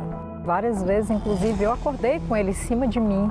Se você percebe que o seu parceiro ou não aceita o seu não, insiste muito ou desrespeita o seu estado de inconsciência e de vulnerabilidade, fique alerta, porque é uma violência sexual, é uma violência grave.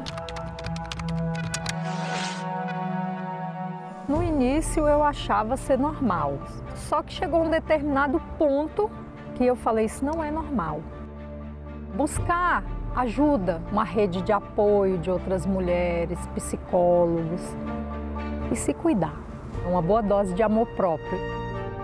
Eu separei, hoje eu faço tudo o que eu quero.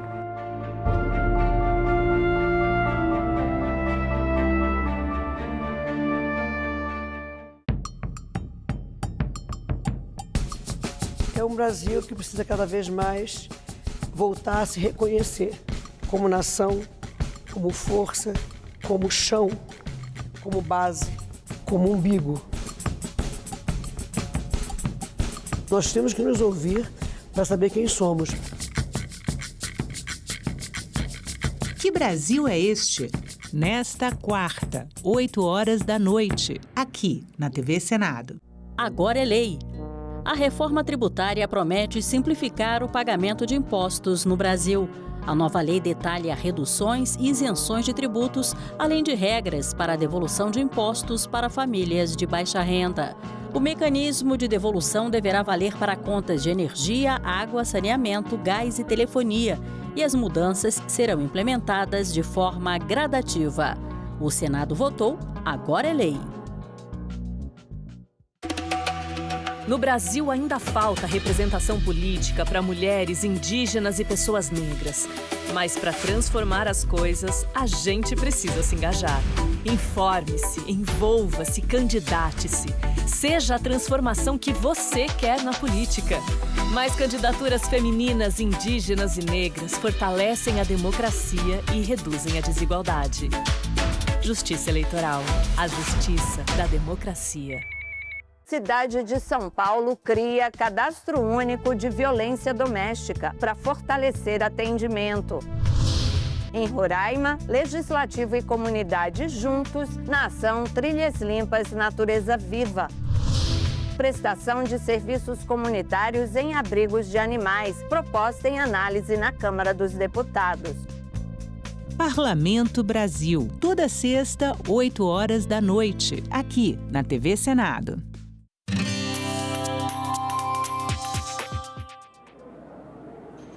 Olá, eu sou a Carla Benevides e está começando mais um programa Argumento. Está em debate aqui no Senado Federal uma proposta de emenda à Constituição que fixa mandato para ministros do Supremo Tribunal Federal. Essa proposta ganha força após a rejeição pelo Senado de um indicado ao STF pelo presidente da República. Aqui conosco no estúdio está o senador Plínio Valério, do PSDB do Amazonas, que é o autor dessa proposta de emenda à Constituição. Senador, obrigada pela sua presença mais uma vez aqui no programa. Eu já queria começar perguntando para o senhor o seguinte: atualmente, os ministros do Supremo, eles têm um mandato vitalício, né? Qual é o problema desse modelo na sua avaliação? Esse modelo é que, de tanto fumar o cachimbo, a boca acaba entortando. Os ministros começam a agir, no começo com certo cuidado, depois eles vão adquirindo a sensação de um poder que a Constituição não dá a eles, mas que eles passam a ter. E é o que a gente está vendo aí. Quando um ministro é nomeado ao Supremo, ele só vai sair aos 75 anos. Independente dele ter 40, 50 anos, ele só vai sair. Então, é muito tempo para você exercer um cargo. O próprio Barroso saiu dizendo isso. Pena que só saiu dizendo depois que saiu, né? Que deveria ser um mandato de 12 anos. Por quê? Porque um mandato fixo, Carlos, um mandato que saiba que não seja tão longo, vai dar a ele a sensação de que ele é um ser humano normal. Então, ele não vai achar que tem um poder que não tem. Eu acho importante. O momento é esse agora, em que o Supremo, de novo, está no olho do furacão. Pois é, o senhor apresentou essa PEC em 2019 e até hoje ela não andou muito, né? Eu queria que o senhor relembrasse um pouquinho que ela passou pelas mãos do senador Anastasia. Como é que está essa tramitação? Mas antes eu queria que você relembrasse quantas vezes já falamos sobre isso aqui, né? Algumas vezes, né? Isso é o que mostra que a gente não desistiu. Logo no começo ela teve a relatoria do senador Anastasia e ele fez um relatório excelente, mas antes de ir à pauta, ele foi nomeado ministro do TCU. Caiu o relatório dele. A senadora Cristina foi nomeada, está fazendo o relatório, mas não é mais da CCJ. Então tem que ser da CCJ. O drama é longo. E agora o senador Otto, a gente está conversando para que se nomeie um relator, então passe a andar. E já tem muitas sugestões, né? A gente sugeriu 8 anos, já tem sugestão de 12 anos, sugestão de que só pode nomear após 55 anos, ser ministro, outras que o Senado indica e começa também a dificultar. Quando a gente busca o ideal, quando a gente busca no parlamento aquela coisa perfeita, a gente não chega ao final, porque é muito longa a caminhada. Eu tenho a espinha dorsal, que é fixar um mandato. O presidente continua indicando, o Senado continua sabatinando. Agora, prazos. Olha só o caso do Messias. Demorou muito a vir. Então, eu teria 2 meses para... Tem 1 mês para indicar, vago, o Senado tem 2 para aprovar ou não, e a coisa tem que correr. Então, acho que essas coisinhas para agilizar. Essa que eu não salvo, mas vem muita emenda nisso tudo. Mas a sua PEC prevê 12 anos de mandato. 8 anos. Mas o Anastasia já havia modificado no relatório para 12, eu acatei plenamente. Senador, junto com a sua PEC, a sua PEC fala de mandato, tempos de mandato, mas o senhor mesmo já falou, existe aí proposta para estabelecer idade mínima, quarentena política, mudanças nas regras de indicação, já houve uma proposta aqui do ex-senador Lazer Martins, que tinha que ser uma lista tríplice indicada por um colegiado específico. O senhor acha que esse modelo atual de escolha dos ministros, ele precisa ser aperfeiçoado? Sim, precisa. Eu acho que sim. Precisa, ponto, precisa.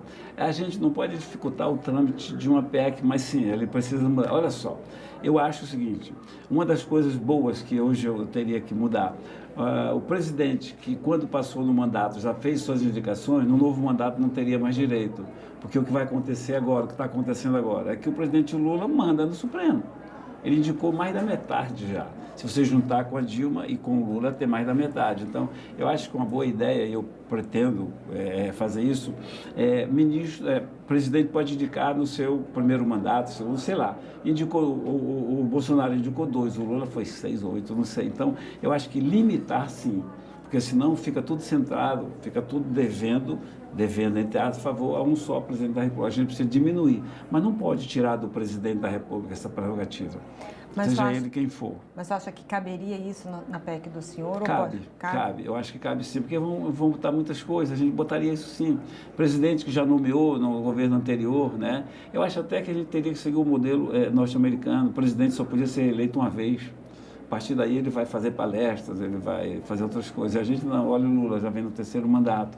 Isso é ruim, se você somar o mandato dele com o da Dilma, ele já tem mais da metade do Supremo. Isso não é legal. A gente poderia trabalhar alguma coisa nesse rumo. O senhor acha que essa rejeição, isso que aconteceu agora com a última indicação, pode acelerar essa tramitação da proposta, senador? Deveria.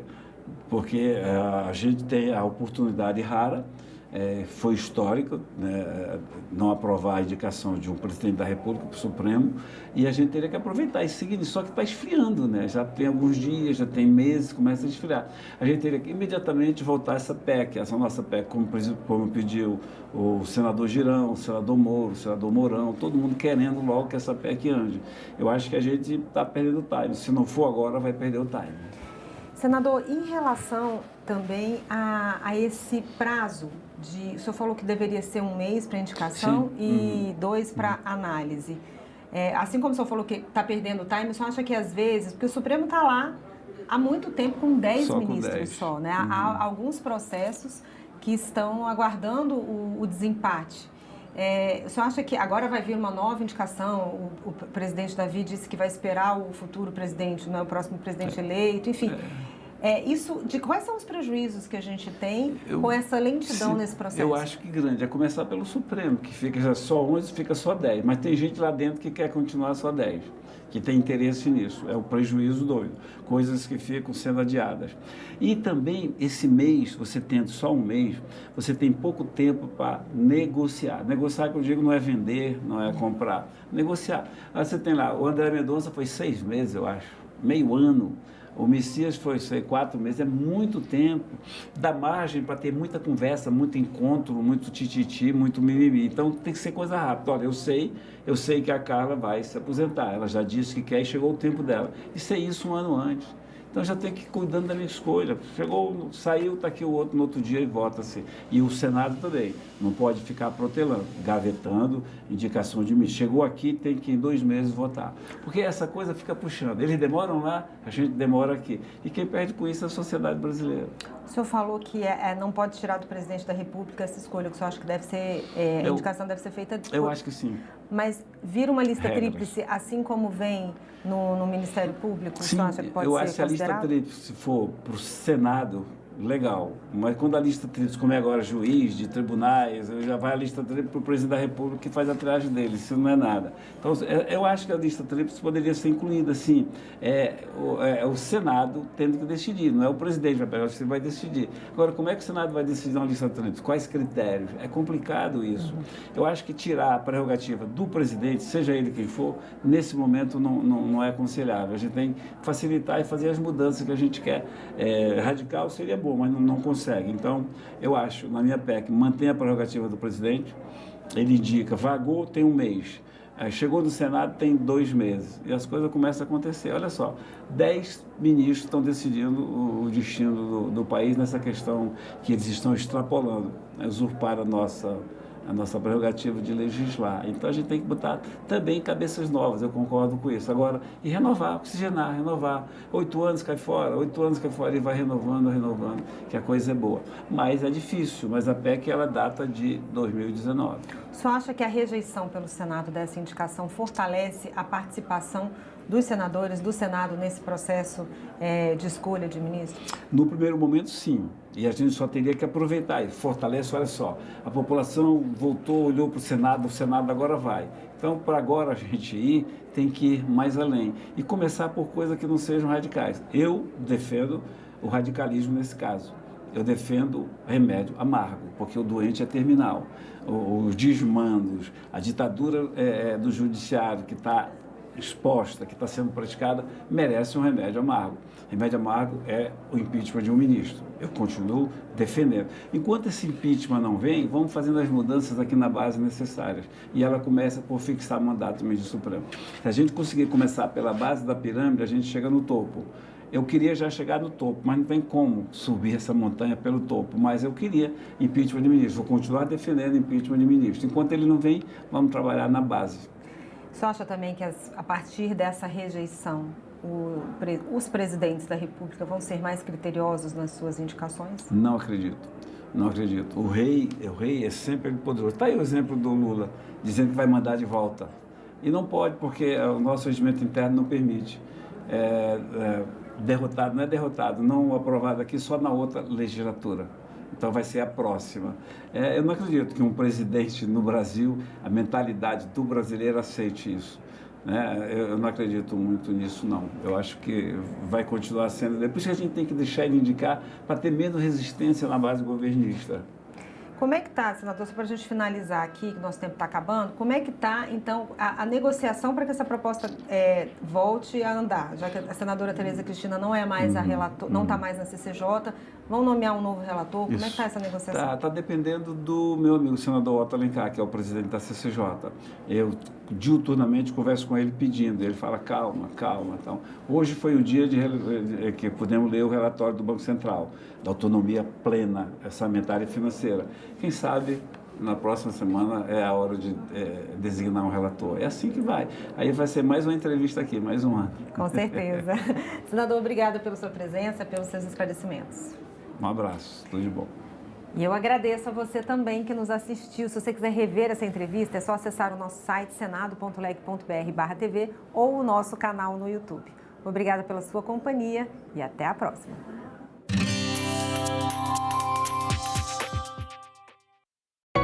Neste mês, a TV Senado exibe documentários que retratam o mundo do trabalho e suas muitas transformações. Hasta la aparición del proceso de globalización, el trabajo ha sido el elemento central de estructuración de las sociedades modernas, de la modernidad. Mostra Senadoc. Toda sexta, a partir das 9 horas da noite, aqui na TV Senado. Pessoa que não tem oportunidade de sobrevivência, ela acredita em qualquer coisa para poder ter uma chance de ter uma vida um pouquinho melhor, né? Porque esse dinheiro eu estava contando de trazer para minha família, né? Aí, no caso, de eu trazer esse dinheiro, já contente, porque chegou o dia de eu vir em casa, deixei esse dinheiro. Aí, em vez dos 580, eu recebi 40. Trabalhava um mês para ganhar meio salário. Meu serviço braçal, com minhas mãos calejadas, sendo mal alimentado. Não tinha uma dormida que merecia, bebendo água de grota, comendo fora de hora, comida feita com os pés. Quando você não tem emprego, você não tem para onde ir, você é obrigado a se manter na violência, que é o que acontece com muita gente.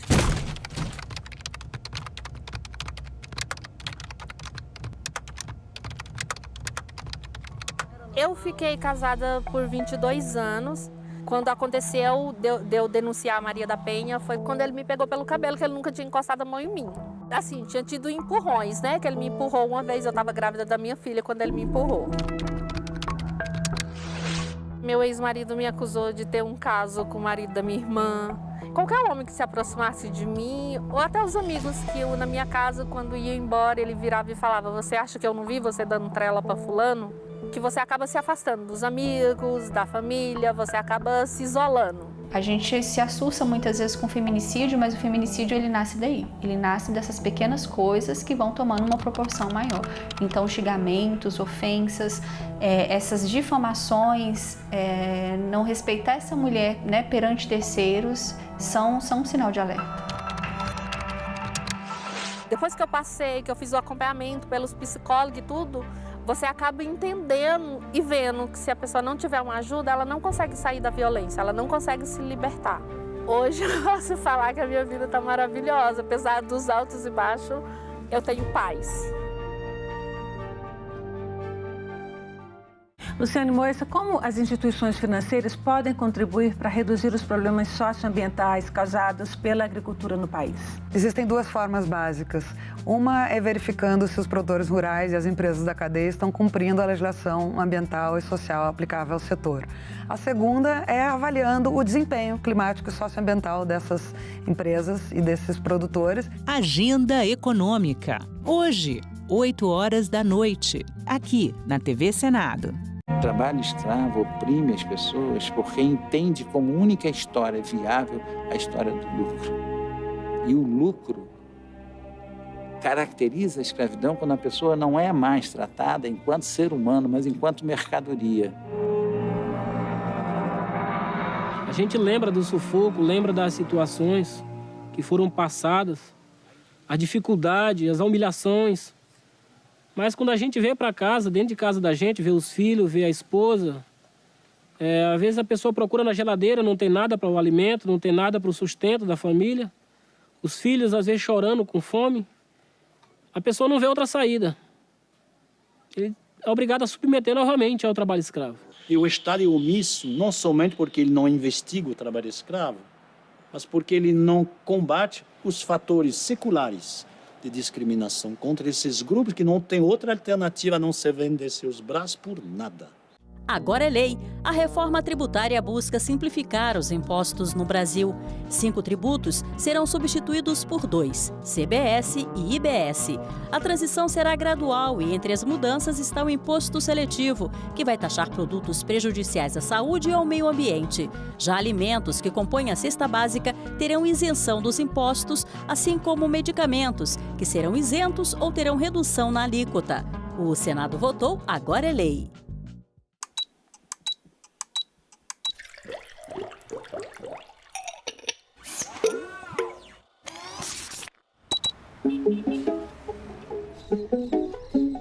É o que eu sempre falo com os meus alunos, assim, que a ciência a gente faz por etapas, né?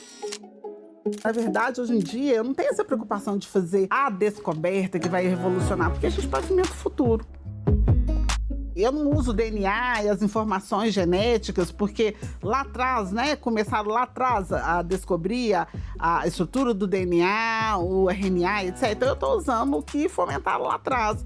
Então, eu espero que as minhas descobertas e o que eu for descobrindo agora, pavimento o futuro de quem vem depois.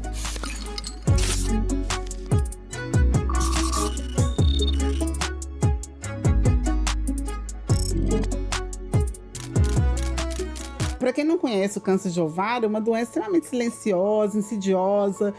A maioria das mulheres vão a óbito, assim, muito rápido, porque elas respondem mal ao tratamento da platina. Como ele é muito silencioso, a mulher só descobre em estado muito avançado, é quando já não tem jeito mesmo, porque é uma doença que ela vai crescendo e a mulher não vai percebendo, porque vai se confundindo com outros sintomas, sabe? Então, quando descobre, tem uma massa gigantesca, metastática, e que as possibilidades terapêuticas são ruins. Para você ter ideia da gravidade da doença, a nossa casuística foi começar a coletar em 2008, infelizmente, todas as mulheres mulheres já vieram a óbito. Então a gente precisava realmente trabalhar com isso. Por a gente entender que era muito necessário dar a essas mulheres mais tempo, né? Elas são mães, elas têm filhos, elas precisam viver, elas querem se formar, querem viver outras coisas. Aí quando você pensa em mulheres, né? Você tem uma empatia pelo seu gênero, né? Para você pensar que a gente tem que ajudar um tumor que está com poucas possibilidades terapêuticas, né?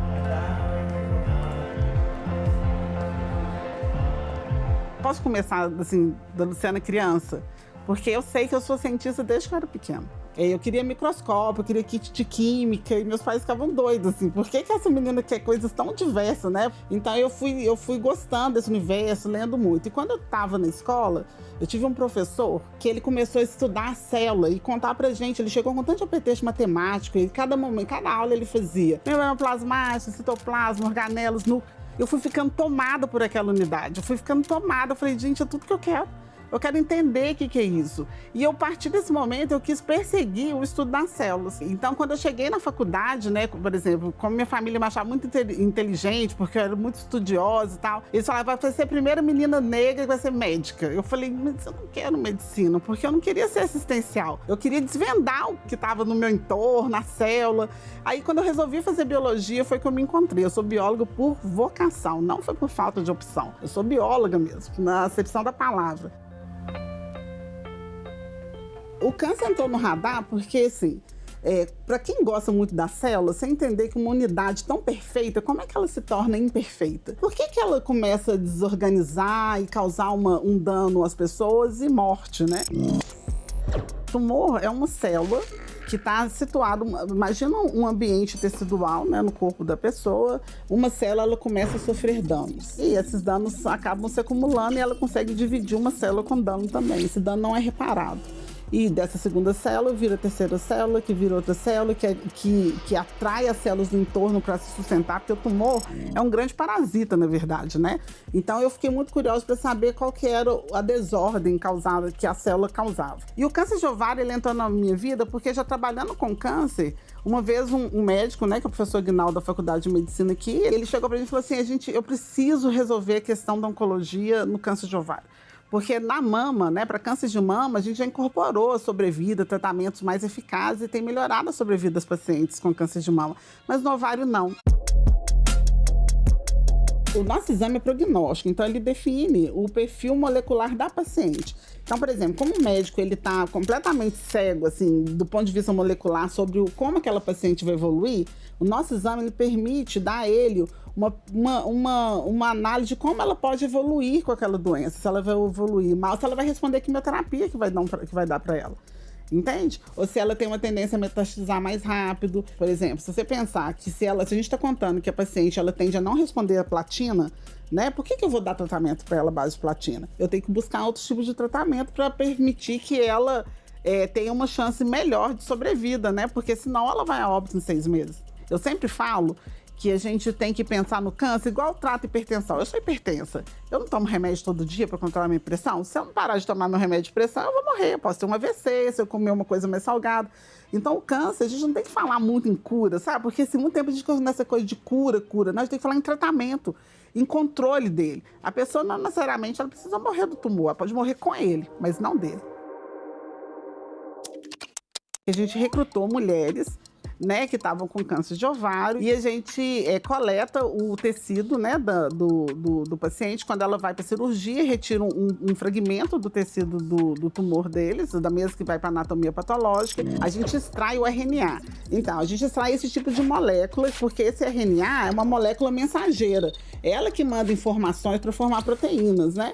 Então, esse RNA, quando ele está alterado, ele está sinalizando errado dentro da célula. Então, a gente pegou esse RNA e mediu o nível de expressão gênica. E a partir desses níveis de expressão desse gene, né, a gente correlacionou com os dados de sobrevida da paciente, epidemiológicos, e a gente submeteu isso à análise de inteligência artificial. E a gente fez um nível de expressão relativa. Então, significa que a gente comparou um alvo no ovário normal, né, de mulheres que tiraram o ovário por outras condições, com o ovário cancerígeno, com o tumor. Então a gente viu que tinha alguns genes da via que a gente trabalhou que estavam alterados 1000 vezes. Então assim, o nível de expressão de tanto a tanto está relacionado à resistência à platina. São as mulheres que mais resistiram ao tratamento quimioterápico. De tanto a tanto são aquelas que tiveram melhor sobrevida. De tanto a tanto foram as que tiveram origem do tumor, etc. Entendeu? Então ele vai me contar. A gente chama de aprendizado de máquina, né? A gente treina o algoritmo para falar, olha, esse nível de expressão é importante. Aí ele vai tentando, ele pega a amostra, o seu dado, e vai tentando acertar. Então ele vê quantas vezes ele acertou. E é um método estatístico poderoso, uma ferramenta super poderosa, e ele te dá o valor. Então, por exemplo, esses dados do Ovarian Tag, que é nosso exame, ele acertou muito, é um valor tipo de 96%.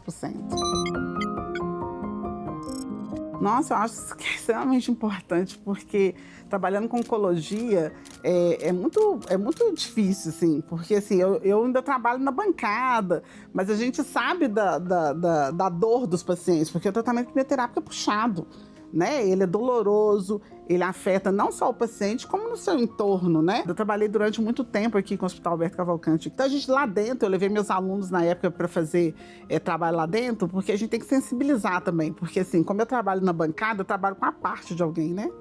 A gente tem que olhar para o humano, né? Eu tenho que saber que a parte de alguém tem alguém por trás daquilo. Então as pessoas ficaram muito sensibilizadas, porque você vê gente sem cabelo, debilitada, etc. Mas a gente tem que pensar que o tratamento para o câncer ele existe em alguns casos, assim. Que a gente tem que melhorar, inclusive, essa questão desse tratamento, que ele tem que ser mais personalizado hoje em dia, né? Que é o que a gente faz. Porque a quimioterapia ela é dada de maneira geral, né? Então não importa que tipo de perfil molecular que o paciente tem, que é o que a gente está querendo trazer. Nós temos que trabalhar com a lógica de medicina personalizada.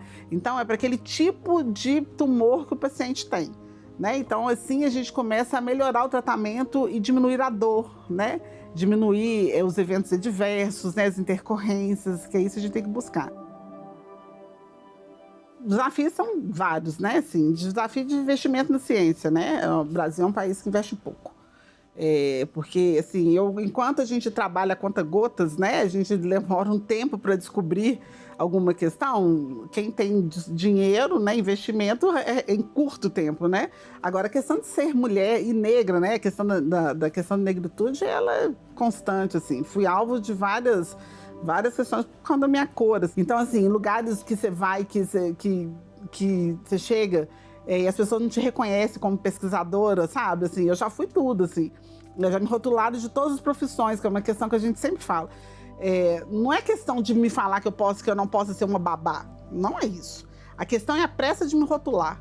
Entende? As pessoas não têm curiosidade de saber que uma pessoa negra é, né? Assim, a pergunta, olha, o que você faz? Por que não pergunta para a pessoa? Se você quer saber o que a pessoa faz, pergunte a ela.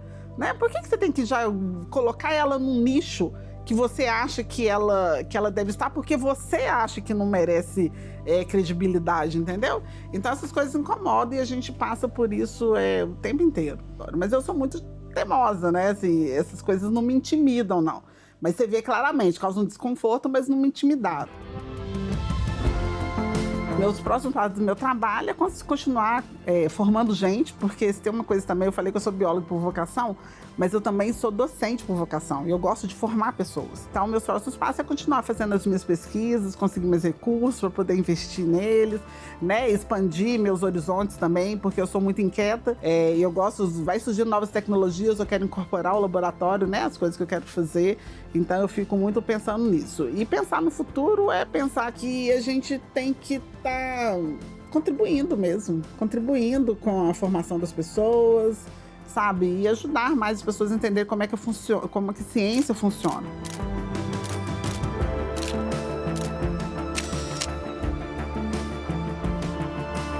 Assim, eu sempre me pergunto, o que é o tempo para mim? O tempo é aquilo que te permite estar no mundo. Comecei a entender que o tempo era a minha jornada aqui, o que eu quero fazer com essa jornada. Esse é meu tempo. Então, quando eu falei do tempo das mulheres, é para dar a ela chance de ter a jornada delas, seja no que for, né? No desenvolvimento do que ela quiser, nas ações que as pessoas querem fazer. Então, o tempo ela funciona assim.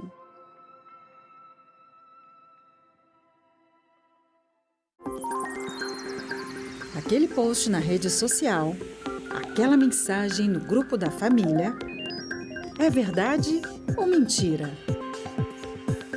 Se você receber uma informação duvidosa sobre o Senado, mande para o Senado Verifica, um serviço de checagem que analisa notícias e responde se a informação é falsa, verdadeira ou imprecisa. Ficou na dúvida? Senado Verifica.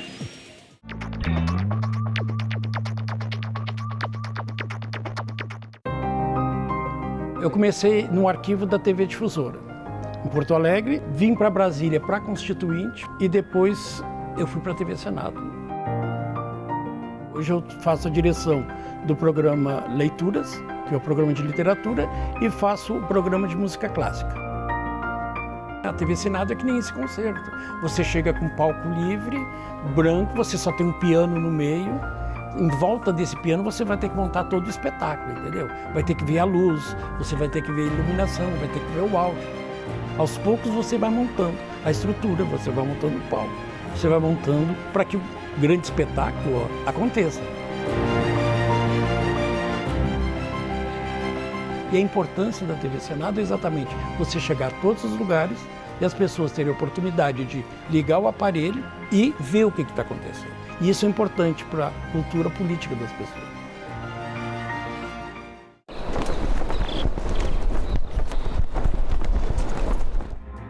O presidente do Senado recebe hoje representantes da indústria. Eles vão falar sobre o fim da escala 6x1. O presidente da Comissão de Assuntos Econômicos afirma que o presidente do Banco Central mentiu em audiência pública no Senado. E Senado entrega o diploma José Hermílio de Moraes para reconhecer personalidades que contribuíram para a economia do país. Veja também as atividades previstas para a tarde de hoje.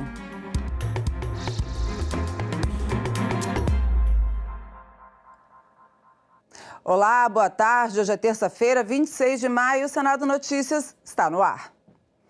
O presidente da Comissão de Assuntos Econômicos anunciou na manhã de hoje um projeto que impede que beneficiários de regimes previdenciários arquem com prejuízos causados por irregularidades ou má gestão cometidas por instituições financeiras.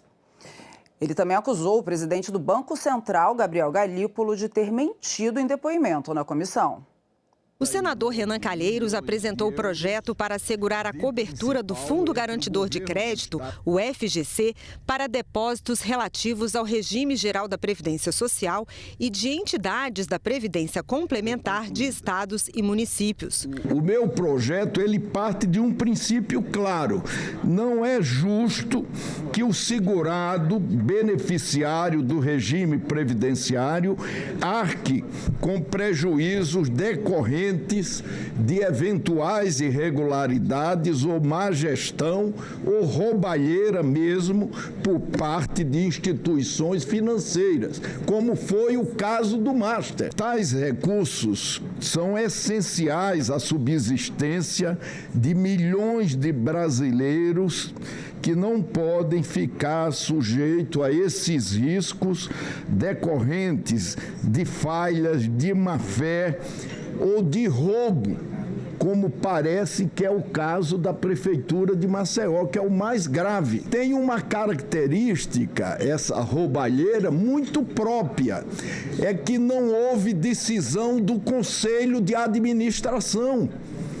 As assinaturas foram fraudadas, o que significa uma responsabilidade direta do ex-prefeito do município. Por que a responsabilidade do prefeito? Porque sequer o Conselho de Administração se reuniu para decidir pelo aporte. As assinaturas foram falsificadas por decisão do prefeito. O presidente da Comissão de Assuntos Econômicos fez críticas ao presidente do Banco Central, Gabriel Galípolo, durante a reunião. Renan afirmou que Galípolo mentiu aos senadores da comissão sobre a atuação do Banco Central no caso envolvendo o Banco Master. O senador disse que Galípolo negou ter mandado ao FGC um pedido de socorro ao Banco Master e, em seguida, apresentou um vídeo com a negativa e mostrou a cópia do documento. Na medida em que o presidente do banco não é? A quem devia primar pela defesa da confiança no sistema financeiro. Ele próprio vem a uma comissão do Senado e mente.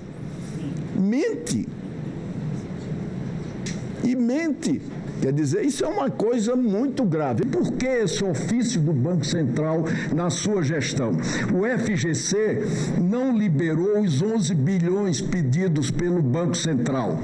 O FGC acabou liberando 5,7 bilhões de reais a pedido do Banco Central. Não há nenhuma carta com valor de 11 bilhões. O Banco Central jamais tentou viabilizar a venda. Está aqui o ofício do Banco Central que caracteriza a mentira do presidente Gabriel Galípolo. Ele mentiu também sobre seguro e mentiu sobre outras coisas mais que eu apresentarei ao longo das próximas reuniões. E nós entramos em contato com a assessoria do Banco Central para que Gabriel Galípolo, se quiser, se manifeste sobre as declarações do senador Renan Calheiros. Mas até o momento nós não obtivemos resposta. O senador Renan também comunicou que entrará com uma ação popular contra as omissões do sistema de supervisão do sistema financeiro e dos órgãos fiscalizadores dos fundos de previdência dos estados e municípios dos episódios do Banco Master. Também nesta manhã, a Comissão de Assuntos Econômicos aprovou um projeto que obriga o presidente da Comissão de Valores Mobiliários a apresentar em audiência pública um relatório com a evolução do mercado a cada 6 meses. Outro projeto aprovado permite o financiamento de pesquisas com recursos dos fundos constitucionais de financiamento do Norte, do Nordeste e do Centro-Oeste. O projeto altera a lei que regula os fundos constitucionais de financiamento e inclui entre os objetivos dessas verbas o apoio a projetos de pesquisa e inovação tecnológica. Pela proposta, poderão receber recursos empresas cooperativas, incubadoras, parques tecnológicos, instituições científicas e parcerias entre o setor público e privado. O texto também adapta as regras de financiamento para incluir projetos de pesquisa e desenvolvimento na formulação dos programas regionais. Segundo o relatório, a medida busca modernizar os instrumentos de política regional, estimular ganhos de produtividade e fortalecer o desenvolvimento econômico nas regiões Norte, Nordeste e Centro-Oeste. Fortalece a integração entre o setor público, academia e empresas. Reconhece o papel das fundações de apoio como gestores e harmonizam a execução de recursos com o marco legal da ciência, tecnologia e inovação. Os senadores da Comissão de Assuntos Econômicos aprovaram também um projeto que obriga o presidente da Comissão de Valores Mobiliários a comparecer ao Senado a cada 6 meses para apresentar um relatório sobre a situação do mercado de capitais e também sobre as principais ações adotadas pela entidade. A intenção é reforçar a transparência e ampliar a prestação de contas. O ordenamento jurídico já contempla experiências semelhantes. A Lei Complementar 179 de 2021 prevê que o presidente do Banco Central apresente no Senado Federal, em arguição pública, relatórios semestrais da inflação e da estabilidade financeira.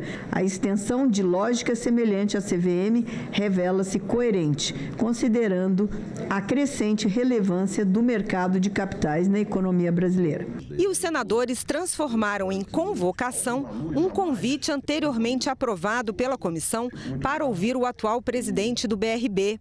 Eles querem que Nelson Antônio de Souza esclareça a situação do banco. Por sugestão da senadora Damares, eu vou substituir o convite que já foi aprovado nessa comissão e, por mim, na verdade, sou eu quem estou sugerindo a substituição pela convocação, porque o presidente é em contato, o atual presidente do banco é em contato com essa comissão, falou que só viria depois da publicação do balanço. Ora, desde janeiro que o BRB não publica balanço, então nessa lógica ele não vem nunca aqui depor na comissão.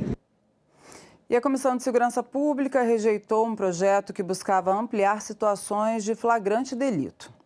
O parecer foi encaminhado à Comissão de Constituição e Justiça.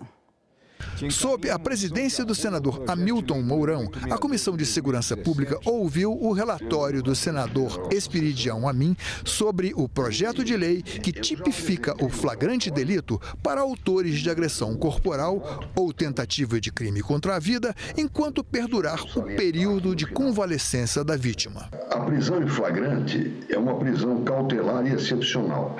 E após realizada, o respectivo auto de prisão será encaminhado ao juiz para, fundamentadamente, relaxar a prisão ilegal, convertê-la em prisão preventiva, quando presentes os requisitos, ou conceder liberdade provisória com ou sem fiança. Sendo assim, a nosso ver, caso haja real necessidade de prisão cautelar do autor do crime, antes da sentença condenatória definitiva, ela deve ser feita mediante prisão preventiva, se presentes os requisitos constantes no artigo 312 do Código de Processo Penal, expedida pela autoridade judicial competente. Por esta razão, é que o meu voto é pela rejeição do projeto de lei número 1052. Não havendo quem queira discutir, encerro a discussão. A votação será simbólica. Em votação, o relatório apresentado. Senadores e senadoras que concordam com o relatório permaneçam como se encontram. Resultado: aprovado o relatório, que passa a constituir o parecer da comissão, contrário ao projeto de lei número 1052 de 2022. A matéria vai à Comissão de Constituição, Justiça e Cidadania. Por entendimento, um segundo projeto que aumenta o valor de multa para médicos, professores ou responsáveis por estabelecimento de ensino que deixarem de comunicar maus tratos ou agressões contra crianças e adolescentes foi retirado da pauta e deve voltar para análise nas próximas reuniões. E uma boa notícia para os endividados. Estados e municípios com débitos previdenciários podem ser beneficiados com um projeto de lei aprovado hoje na Comissão de Desenvolvimento Regional. O texto limita o valor que pode ser retido pela União no repasse dos fundos de participação por causa dessas dívidas. A matéria segue para a Comissão de Assuntos Econômicos. Pelo projeto, estados e municípios com dívidas previdenciárias e que, em razão disso, têm as receitas que vêm dos fundos de participação comprometidas, seriam beneficiados, na medida em que haveria um limite expresso para o comprometimento dessas receitas, como explica a relatora. Ao estabelecer o teto de 5%, a proposta alinha a regularização das dívidas previdenciárias com a capacidade financeira dos estados e municípios, prevendo impactos significativos na execução de políticas públicas no desenvolvimento local. Além disso, a medida estabelece um parâmetro fixo para as retenções, incentivando os gestores públicos a adotar estratégias como negociação de débitos, reformas administrativas, para dar conta das suas obrigações. A CDR também aprovou 2 novas rotas turísticas, a das cidades coloniais alagoanas, entre as quais Marechal Deodoro, Porto Calvo e União dos Palmares, e a rota turística da Fé, no Ceará, com municípios como Juazeiro do Norte, Crato e Barbalha. Ainda sobre o Ceará, a CDR aprovou a inclusão das romarias de Juazeiro do Norte no calendário turístico oficial do país e o projeto que declara o município de Quixadá como a capital nacional dos monólitos. Monólito é uma estrutura geológica composta por uma única rocha maciça. E olha só, agora são 13 horas e 43 minutos e vamos falar de educação. A Comissão de Educação aprovou a transformação dos Centros Federais de Educação Tecnológica de Minas Gerais e do Rio de Janeiro em universidades tecnológicas federais. Se não houver recurso para votação em plenário, o projeto segue para a sanção do presidente da República. Trata-se de providências que fortalecem a educação superior tecnológica, amplia a capacidade institucional de ensino, pesquisa e extensão e contribui para o desenvolvimento científico, tecnológico e industrial regional do país. A proposição também se insere em movimento histórico de fortalecimento da educação profissional no Brasil, né? Lembrando que o presidente Lula está criando 114 novos campi de institutos federais no Brasil. Nesse sentido, senhor presidente, a transformação proposta não constitui ruptura institucional, mas desdobramento natural do processo histórico de expansão e consolidação da educação profissional federal brasileira. É um ganho, é um avanço institucional para ambas unidades. E por essas motivações e por todas as razões que bem o trouxe o senador Camilo Santana, nós aprovamos, cumprimentando a todos os que fazem tanto a futura Universidade de Minas Gerais como a futura Universidade do Rio de Janeiro. Empresários de destaque foram homenageados esta manhã em sessão especial do plenário. Os agraciados receberam o diploma José Hermílio de Moraes, criado em 2009 pelo Senado para reconhecer contribuições relevantes à sociedade. Nesta edição, o prêmio foi entregue a 3 empresários nordestinos. Cassiano Pascoal Pereira Neto, paraibano, recebeu o prêmio pelo destaque no setor da mineração há 40 anos. Comecei a construir meus caminhos através da indústria. Vivendo o chão de fábrica, lá na minha Campina Grande, na Paraíba, e posso dizer que foi através dos caminhos desenhados por meu pai e por minha mãe que eu aprendi a importância de desbravar. Hoje, tenho me identificado com a força da indústria para servir a toda a sociedade. O segundo homenageado foi Manuel Cardoso Linhares, cearense, presidente da Associação Brasileira da Indústria de Hotéis e empresário do setor hoteleiro e da construção civil. É uma história de luta. Um menino que saiu do interior do Ceará, um vendedor de bobô, em praça pública e chegar à presidência da BH Nacional. Quando eu comecei na hotelaria, há décadas, o Brasil era outro, mas o espírito brasileiro era o mesmo, aquele que nos faz acordar cedo, trabalhar duro e nunca desistir. Construímos um setor que se tornou orgulho nacional. Recebeu o prêmio também Jorge Toledo Florencio, engenheiro mecânico, que se destaca pelo empreendedorismo no setor sucroalcooleiro. Reverencio Pernambuco, minha terra natal, e também de José Hermílio de Moraes. Ele, de Nazaré da Mata, eu, de Caruaru. Celebro Caruaru, outrora pequena, hoje pujante, forte e entre as maiores economias do Nordeste. O prêmio José Hermílio de Moraes foi criado pelo Senado Federal em 2009 e homenageia pessoas que se destacam no setor industrial e que tenham oferecido contribuições relevantes à sociedade. José Hermílio de Moraes fundou o Grupo Votorantim, um dos maiores conglomerados empresariais do Brasil. Foi senador e ministro de Estado. O diploma José Hermílio de Moraes representa uma das mais importantes homenagens concedidas pelo Senado Federal. Aqueles que, através do trabalho, da visão empreendedora e do compromisso com o desenvolvimento, contribuem para o crescimento da nossa nação. Em nome do Senado Federal, e falo pelo presidente Davi Alcolumbre e da sociedade brasileira, nós agradecemos o trabalho de cada um dos senhores. Continuem mostrando para o Brasil e para o mundo o potencial de nossa gente e a força da nossa economia. Que esta homenagem sirva de incentivos para que a classe empresarial siga inovando, empregando e gerando riquezas para o Brasil. Muitíssimo obrigado. Pronunciamento de Sua Excelência, presidente Davi Alcolumbre. E o presidente do Senado, Davi Alcolumbre, vai receber hoje, às 15h, representantes da Confederação Nacional da Indústria e da Federação das Indústrias do Estado de São Paulo. Eles vêm se manifestar sobre a PEC que acaba com a escala 6x1. A matéria está na Câmara dos Deputados com relatório favorável apresentado na comissão especial que analisa o assunto. A previsão é que a PEC seja votada no plenário da Câmara na próxima quinta-feira. E, se aprovada, a proposta será encaminhada ao Senado. E veja agora as atividades previstas para a tarde de hoje aqui no Senado. Às 14h, 3 comissões devem se reunir em audiência pública. Na de Assuntos Sociais, o tema é o impacto negativo do consumo de alimentos ultraprocessados na saúde pública, especialmente entre os jovens. Na de Ciência e Tecnologia, discute-se pesquisa e inovação industrial, avanços e importância das instituições do setor. E na Comissão de Educação, o debate é sobre o programa Escola em Tempo Integral.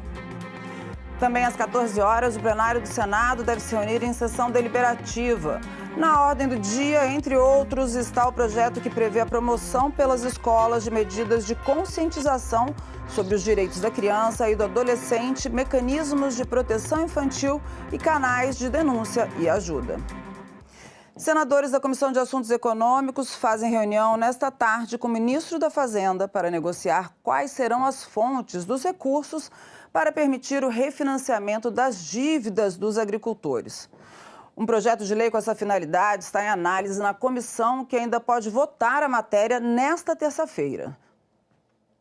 Apesar dos avanços nas negociações, ainda não houve um acordo definitivo entre o Senado e o Ministério da Fazenda sobre o projeto que prevê a renegociação das dívidas dos produtores rurais. O ministro da Fazenda pediu mais tempo para tentar um entendimento sobre os pontos considerados mais sensíveis. O senador Renan Calheiros disse que vai colocar o texto em votação após uma reunião com o Ministério da Fazenda prevista ainda para esta terça-feira. E a senadora Tereza Cristina lembrou que houve avanços nas negociações, principalmente no entendimento de quais dívidas deverão ser incluídas no programa de renegociação. Já chegamos a um bom termo, que foi no enquadramento das dívidas, porque ele estava realmente muito aberto e o governo, a gente tem que entender o outro lado também. Então, o enquadramento, nós conversamos aí com os técnicos, ele coloca 2 perdas de, no mínimo, 2 safras, e a gente sabe que no Rio Grande do Sul, principalmente, são 4, 5 safras já perdidas por N motivos climáticos, enfim, de geopolítica, geoeconomia, tem perda aí para tudo e também no resto do Brasil. E na reunião de hoje do colegiado foram aprovadas autorizações para o Piauí contratar empréstimos internacionais com a Agência Francesa de Desenvolvimento e com o Banco Internacional para Reconstrução e Desenvolvimento. E o Senado Notícias fica por aqui. Você pode rever as reportagens dessa edição na nossa página, na internet, senado.leg.br/TV. Muito obrigada pela companhia e até a próxima.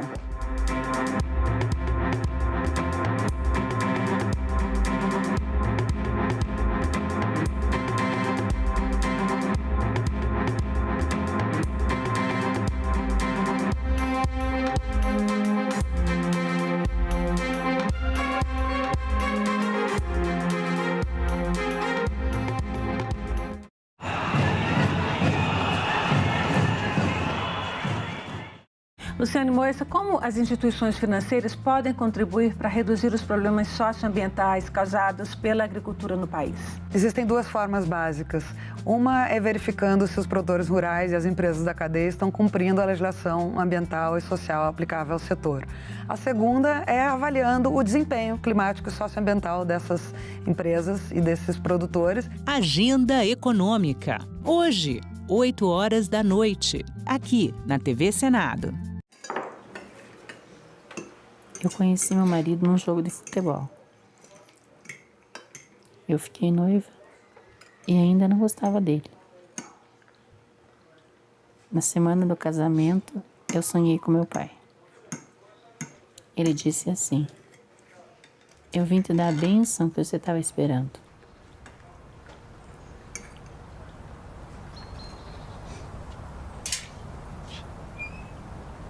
Depois do casamento, a gente foi morar num galpão que ficava junto da estufa.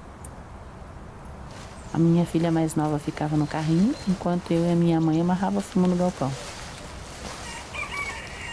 Lavava roupa na máquina, cuidava da menina, fazia o almoço, voltava para o fundo.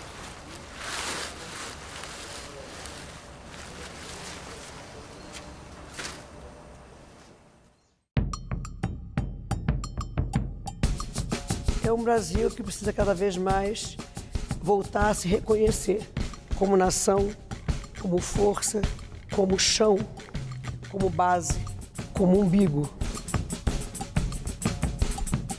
Nós temos que nos ouvir para saber quem somos.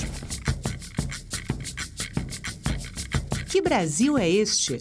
Nesta quarta, 20h, aqui na TV Senado. Agora é lei. O programa Luz do Povo vai beneficiar famílias de baixa renda que consomem até 80 kWh. A gratuidade na conta de energia elétrica deve atingir famílias inscritas no Cadastro Único de Programas Sociais com renda familiar mensal por pessoa menor ou igual a meio salário mínimo. O programa também alcança lares de idosos que recebem o benefício da prestação continuada, indígenas e quilombolas. O Senado votou, agora é lei. Cidade de São Paulo cria Cadastro Único de Violência Doméstica para fortalecer atendimento. Em Roraima, Legislativo e comunidade juntos na ação Trilhas Limpas Natureza Viva. Prestação de serviços comunitários em abrigos de animais, proposta em análise na Câmara dos Deputados.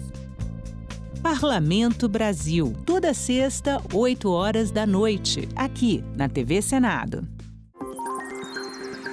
Aquele post na rede social, aquela mensagem no grupo da família, é verdade ou mentira? Se você receber uma informação duvidosa sobre o Senado, mande para o Senado Verifica, um serviço de checagem que analisa notícias e responde se a informação é falsa, verdadeira ou imprecisa. Ficou na dúvida? Senado Verifica.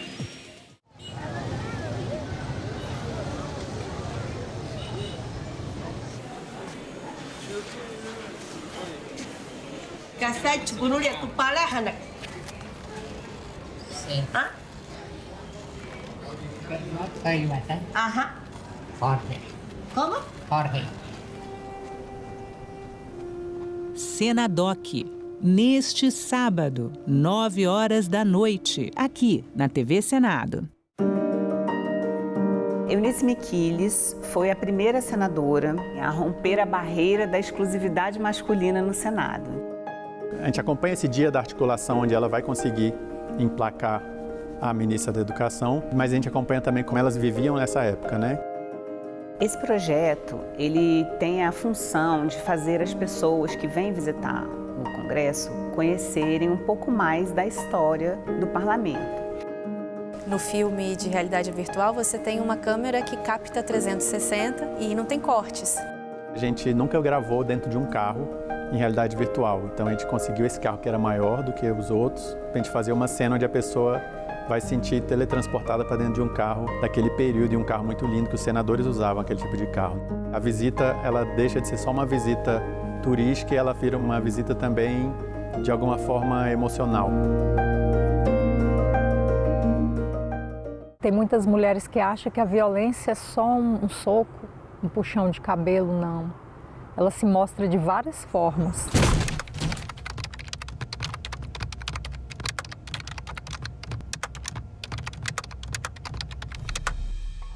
Era briga, era ciúme, era confusão. Ah, mulher minha não vai estudar. Quem é que vai te querer com esse tanto de filho? Mulher minha não dança. Mulher minha não tem amizade com homem, as falas que eu ouvia. Mulher minha tem que me servir a hora que eu quiser. Se não me servir, eu vou pra rua procurar outra.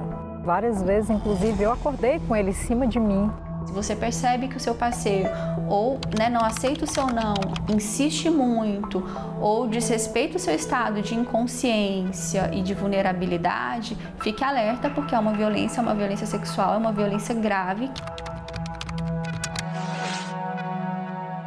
No início eu achava ser normal, só que chegou um determinado ponto que eu falei, isso não é normal.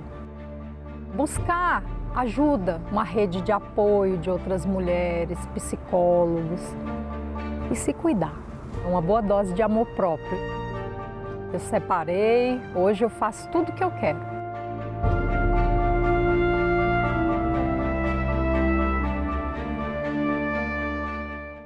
Declaro aberta a sessão solene. Se não existe parlamento, não existe democracia. O governo via todos como se fosse comunista. A fila não para de crescer para a passagem da revista lá na esplanada dos ministérios. Deve ser sempre lembrado o que foi dito por Ulisses Guimarães. Traidor da Constituição é traidor da pátria. O homem disse, não, quem fala? Eu disse, Ariano Suassuna. Os anos foram se passando e eu guardando a Maria Luísa sempre dentro de mim, externando o papel masculino dentro da Fábio, escondida dentro daquele visual masculino, aquele padrão, eu resolvi tomar a minha decisão.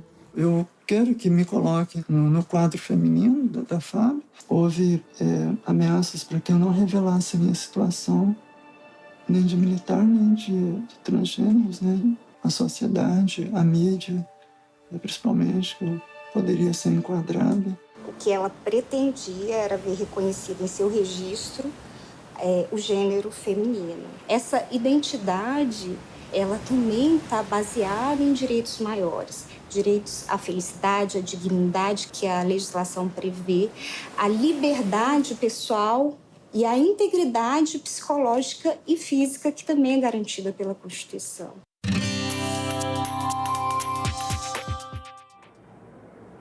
Olá, eu sou a Carla Benevides e está começando mais um programa Argumento.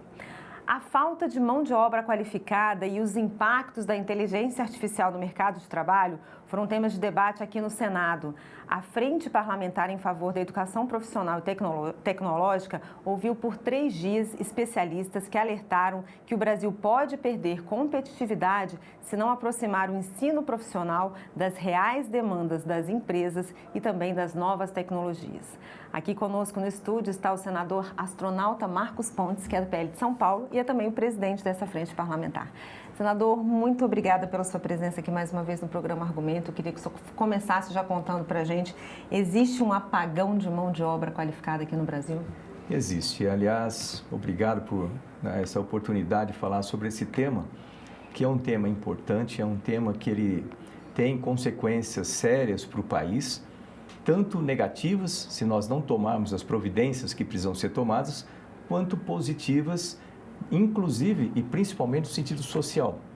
A minha vida é um exemplo disso aí, porque eu nasci na periferia, meu pai era servente de serviços gerais, tipo faxineiro, e a maneira como eu achei para sair daquele ambiente, de sair de perto da possibilidade de crime, etc., foi através de curso profissionalizante, que eu comecei com 14 anos no Senai, um curso profissionalizante como eletricista, de manhã. À tarde eu trabalhava como eletricista aprendiz na Rede Ferroviária Federal, ganhava meio salário mínimo, com aquele meio salário mínimo eu pagava o curso noturno no Liceu Noroeste, que era uma escola que tinha com curso de profissionalizante também de eletrônica, era pago, e eu mesmo pagava.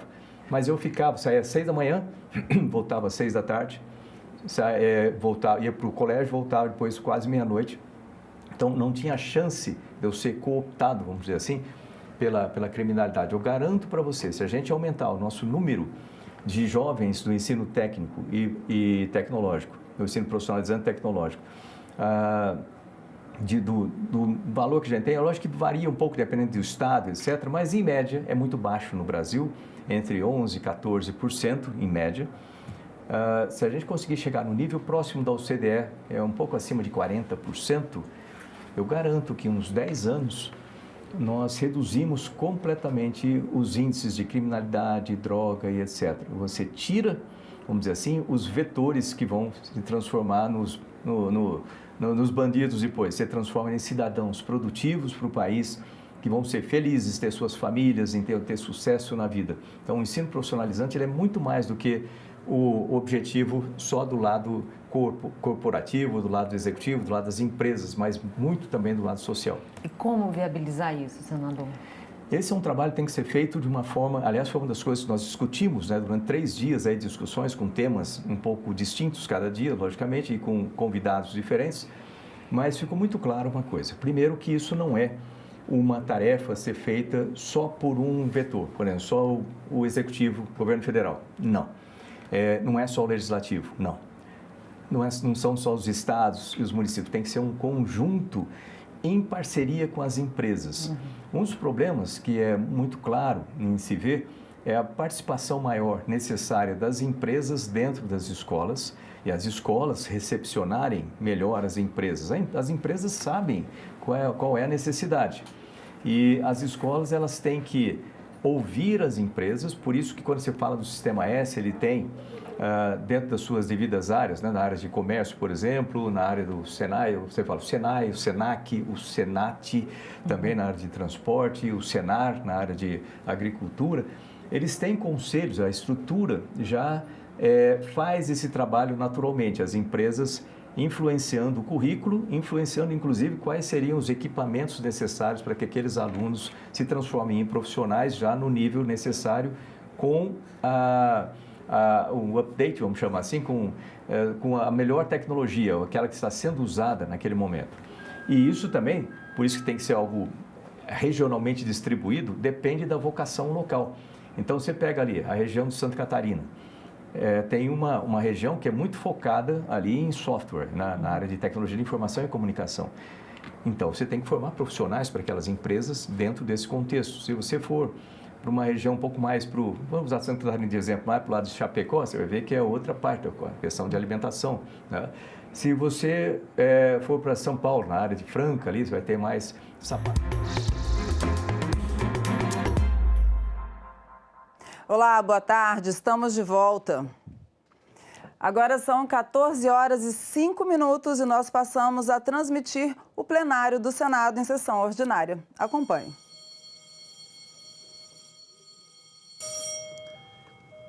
A número regimental. Declaro aberta a sessão sobre a proteção de Deus. Iniciamos nossos trabalhos. As senadoras e os senadores poderão se inscrever para o uso da palavra por meio do aplicativo Senado Digital, por intermédio dos totens disponibilizados na casa ou por solicitação à mesa durante a sessão. Os senadores e senadoras presentes remotamente e inscritos para o uso da palavra poderão fazer através do sistema de videoconferência. A presente sessão deliberativa ordinária semipresencial é destinada à deliberação da medida provisória 1334, 2026, e a apreciação das seguintes matérias já disponibilizadas em avulsos eletrônicos e na ordem do dia eletrônica de hoje. É o projeto de lei complementar número 11, de 2026, do senador Flávio Arnes. Projeto de lei 421, de 2023, da deputada Laura Carneiro. E projeto de lei 4.161, de 2025, da Comissão de Direitos Humanos e Legislação Participativa. Passamos aos oradores inscritos, que terão prazo de 10 minutos para o uso da palavra. Na ordem de inscrição, nós temos o senador Jorge Cajuru, Eduardo Girão, Paulo Paim, Peridião Amin, Márcio Bittar, Milton Mourão, Hermes Clã, Veneziano Vital do Rego, Lucas Barreta e senadora Eudócia, doutora Eudócia. Então, vamos lá. Acho que eu vou passar para o senador Girão, o primeiro a falar essa tarde. Em Brasília, 2 horas e 7 minutos, você acompanha ao vivo pela rádio e TV Senado a sessão plenária desta terça-feira. Na presidência, o senador Confúcio Moura. E vamos ouvir agora o senador Eduardo Girão. Senador Confúcio Moura, quero cumprimentar a mesa, senador Hamilton Mourão, os demais senadores e senadoras que, embora a sessão seja virtual, ou nos acompanham de casa, ou devem estar daqui a pouco vindo aqui ao plenário. E principalmente você, brasileira, brasileiro, que está nos acompanhando nessa tarde de terça-feira. Senhor presidente, ontem eu dei uma pincelada com o senhor aqui sobre um caso lá de São Paulo que me arrepiou, de perseguição de família, por causa que elas praticavam homeschooling, né? Que é um direito e que a nossa Constituição não proíbe. E que acordos internacionais prevêem isso. E tem juiz hoje no Brasil, e quero citar esse caso aqui, que está pela militância cega está desvirtuando completamente e fazendo algo totalmente ilegal do ponto de vista da nossa própria Carta Magna. Sim, porque eu tratarei hoje aqui de uma questão muito séria, que transcende as fronteiras do direito penal e atinge o coração dos valores fundamentais da nossa República, a liberdade familiar, os limites da intervenção estatal e a imperiosa necessidade de frear o ativismo judicial que, por vezes, assume contornos de um verdadeiro autoritarismo ideológico, com o nosso maior tesouro, os nossos filhos e os nossos netos. Olha só o que aconteceu nessa semana passada. Estarrecedora decisão proferida pelo juiz Júnior da Luz Miranda, da 2ª Vara Criminal de Jales, no interior de São Paulo. Nessa sentença, que já ecoa com indignação por todo o território nacional, o magistrado condenou um casal de pais a 50 dias de detenção em regime inicial semiaberto. General Hamilton Mourão. Qual o crime imputado por esse casal de pais? O suposto delito de abandono intelectual, tipificado no artigo 246 do Código Penal, simplesmente porque decidiram educar suas filhas em regime de ensino domiciliar, o chamado homeschooling, que existe no mundo inteiro, grandes partes, grandes países. Aqui no Brasil, olha o tipo de caçada. O que está por trás de tudo isso aqui? É a captura dos filhos pelo Estado? O que está por trás disso? É a doutrinação? Espera aí, a gente começa a acender realmente aí uma dúvida, porque quem tem acesso aos autos desse processo verifica uma realidade que é o oposto da negligência de que ele acusa a família. É justamente o contrário. É um bom exemplo de dedicação, zelo e excelência educativa. Hoje está tendo um evento aqui, estava tendo pela manhã, na Câmara dos Deputados, e eu fui, um evento muito propício em relação à educação no ambiente familiar, né, com a associação que existe há mais de 15 anos, a ADEP, e estávamos lá, a senadora Damares, né, deputada Cristo Nieto, vários outros deputados, muitos professores e as crianças, as coisas mais lindas lá, inteligentes, fizeram inclusive manifestações. É muito estranho essa caçada implacável. A mãe, formada em ciências contábeis, não hesitou em cursar pedagogia e matemática, especificamente para se capacitar e acompanhar a evolução pedagógica das filhas. Olha só que dedicação. As adolescentes de 11 e 15 anos, quase as idades das minhas, contam com o suporte de professores particulares. Elas leem, presidente Confúcio, o senhor que é uma referência para todos nós em educação, essas crianças, criança e adolescente, né, 11 e 15 anos, elas leem 30 livros por ano, muito acima da média nacional. Estudam português, matemática, história, geografia, ciências, educação física, além de latim, inglês, piano e canto coral na paróquia que frequentam. Onde abandono, minha gente? Onde a omissão dolosa que justifica a ameaça do cárcere, a estigma de uma condenação penal e o cumprimento de regime semiaberto desses pais, tanta gente criminosa nas ruas, para o Brasil com índices de guerra civil, de países que estão nós estamos no topo do mundo em assassinatos, mortes violentas. O meu estado é um exemplo disso, infelizmente, o Ceará. E a gente preocupado com os pais que estão querendo dar uma educação diferenciada, próximo dos seus filhos. Rapaz, eu vou te falar, que inversão de valores é essa? Trata-se de uma gritante perversão do direito penal. Senhor presidente, há sinais claros de patrulhamento ideológico, viés militante e dirigismo cultural disfarçados de fundamentação jurídica. Para fundamentar essa decisão esdrúxula, o juiz ressaltou na sentença que o fato de uma das filhas declarar que não aprecia estilos musicais como funk e sertanejo constituiria, abre aspas, um preocupante sinal de preconceito. Reclamou ainda da falta de conteúdos ligados a gênero e sexualidade. Meu Deus, olha só o argumento do juiz. Inclusive está sendo denunciado por colegas e por mim também ao CNJ. O Brasil é signatário do Pacto de San José da Costa Rica. O artigo 12, parágrafo 4º desse tratado internacional diz o seguinte: os pais têm direito de garantir a educação religiosa e moral de seus filhos, de acordo com suas próprias convicções. A sentença dessa cidade de Jales rasga o Pacto de San José da Costa Rica, que o Brasil é signatário.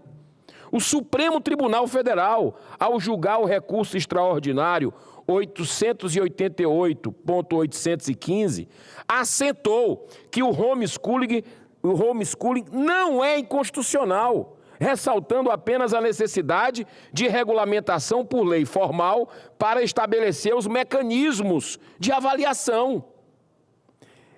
Esta injustiça brutal que acontece no interior de São Paulo só encontra brecha para prosperar porque, novamente, essa casa nossa, revisora da República, o Senado, tem se omitido.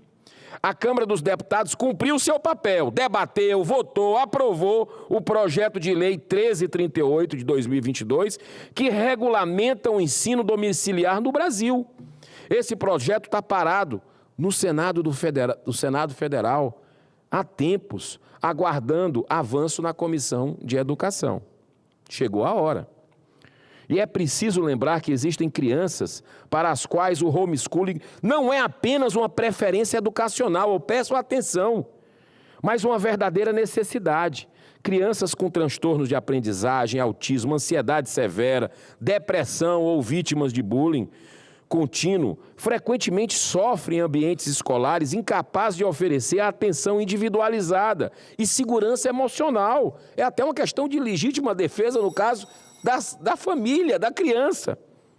Há também alunos com altas habilidades que acabam desmotivados em sistemas excessivamente padronizados. O ensino domiciliar permite respeitar o ritmo, a saúde mental e as particularidades de cada criança, cada indivíduo que ali está.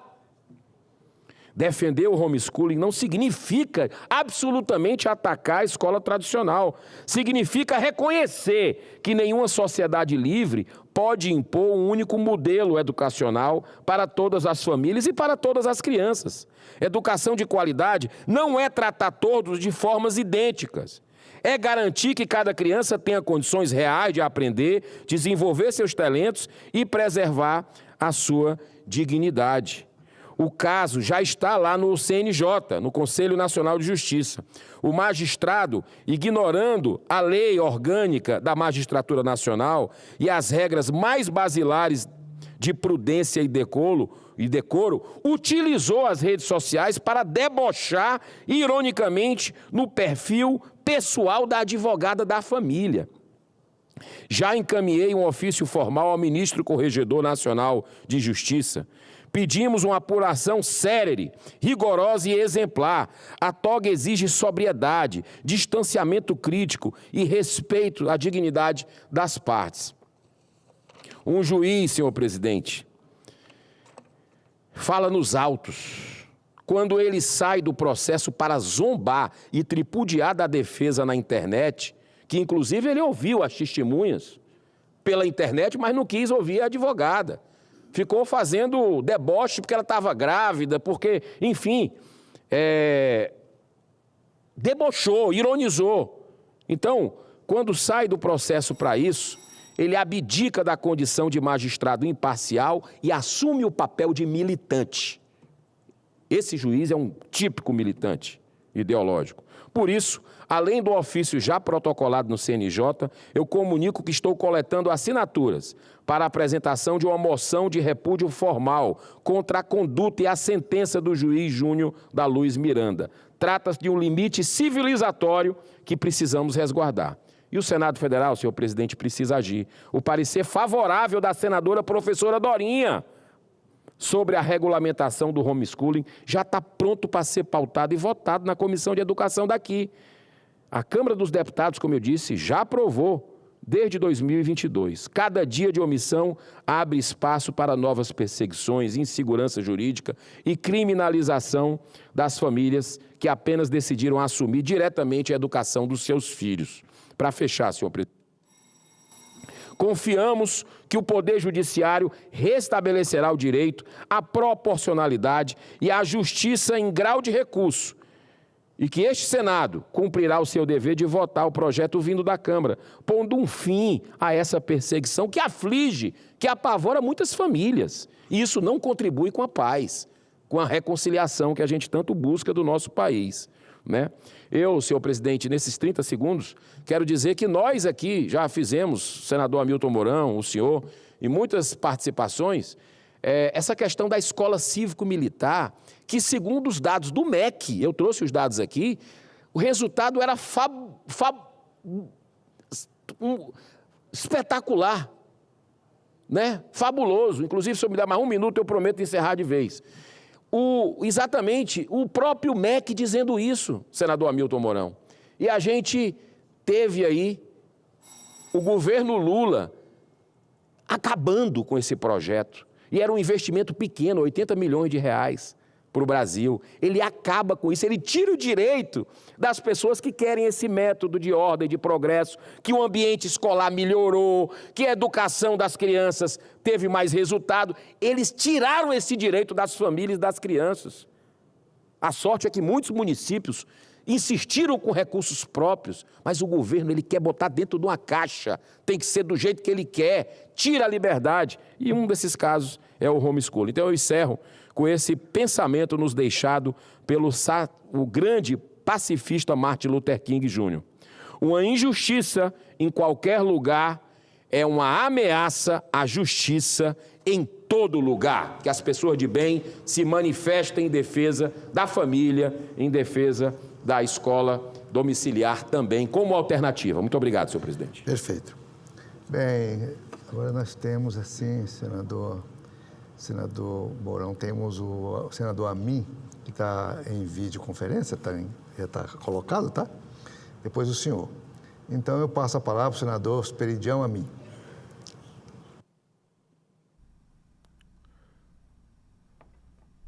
Em Brasília, 2h21. É uma alegria participar de uma sessão presidida por Vossa Excelência, querido amigo e grande senador. Como o senador Mourão, acho que é o próximo a falar, eu queria chamar a atenção para um assunto que tomou conta da imprensa e daqueles preocupados com a liberdade de expressão. No ano passado, nós nos defrontamos com uma decisão do Supremo, na minha opinião, extemporânea e mais do que discutível, sobre a constitucionalidade de parte do artigo 19 do Marco Legal da Internet, que já estava em vigência no Brasil há 11 anos. E era por todos nós saudado como um instrumento de liberdade e de muita cautela antes de considerar um texto como merecedor do castigo da sua retirada da internet. Ou seja, em todos os casos, exigia-se uma decisão judicial. Eu mesmo participei como relator da CPI dos crimes cibernéticos, levada a termo na Câmara dos Deputados, e sempre todos os setores, inclusive a esquerda, regozijavam-se com o teor do artigo 19, que enaltecia a liberdade de expressão e a responsabilização de quem veicular uma notícia falsa, caluniosa, enfim, que contrarie os princípios e os preceitos da verdade. E, vagarosamente, essa liberdade de expressão foi recebendo mordidas. As primeiras mordidas, ou seja, as primeiras ofensas vieram do Supremo. Por isto eu apresentei um projeto de lei. O projeto de lei até é muito singelo. Olha, cada vez que for retirada uma matéria sem decisão judicial, isso tem que ser contabilizado.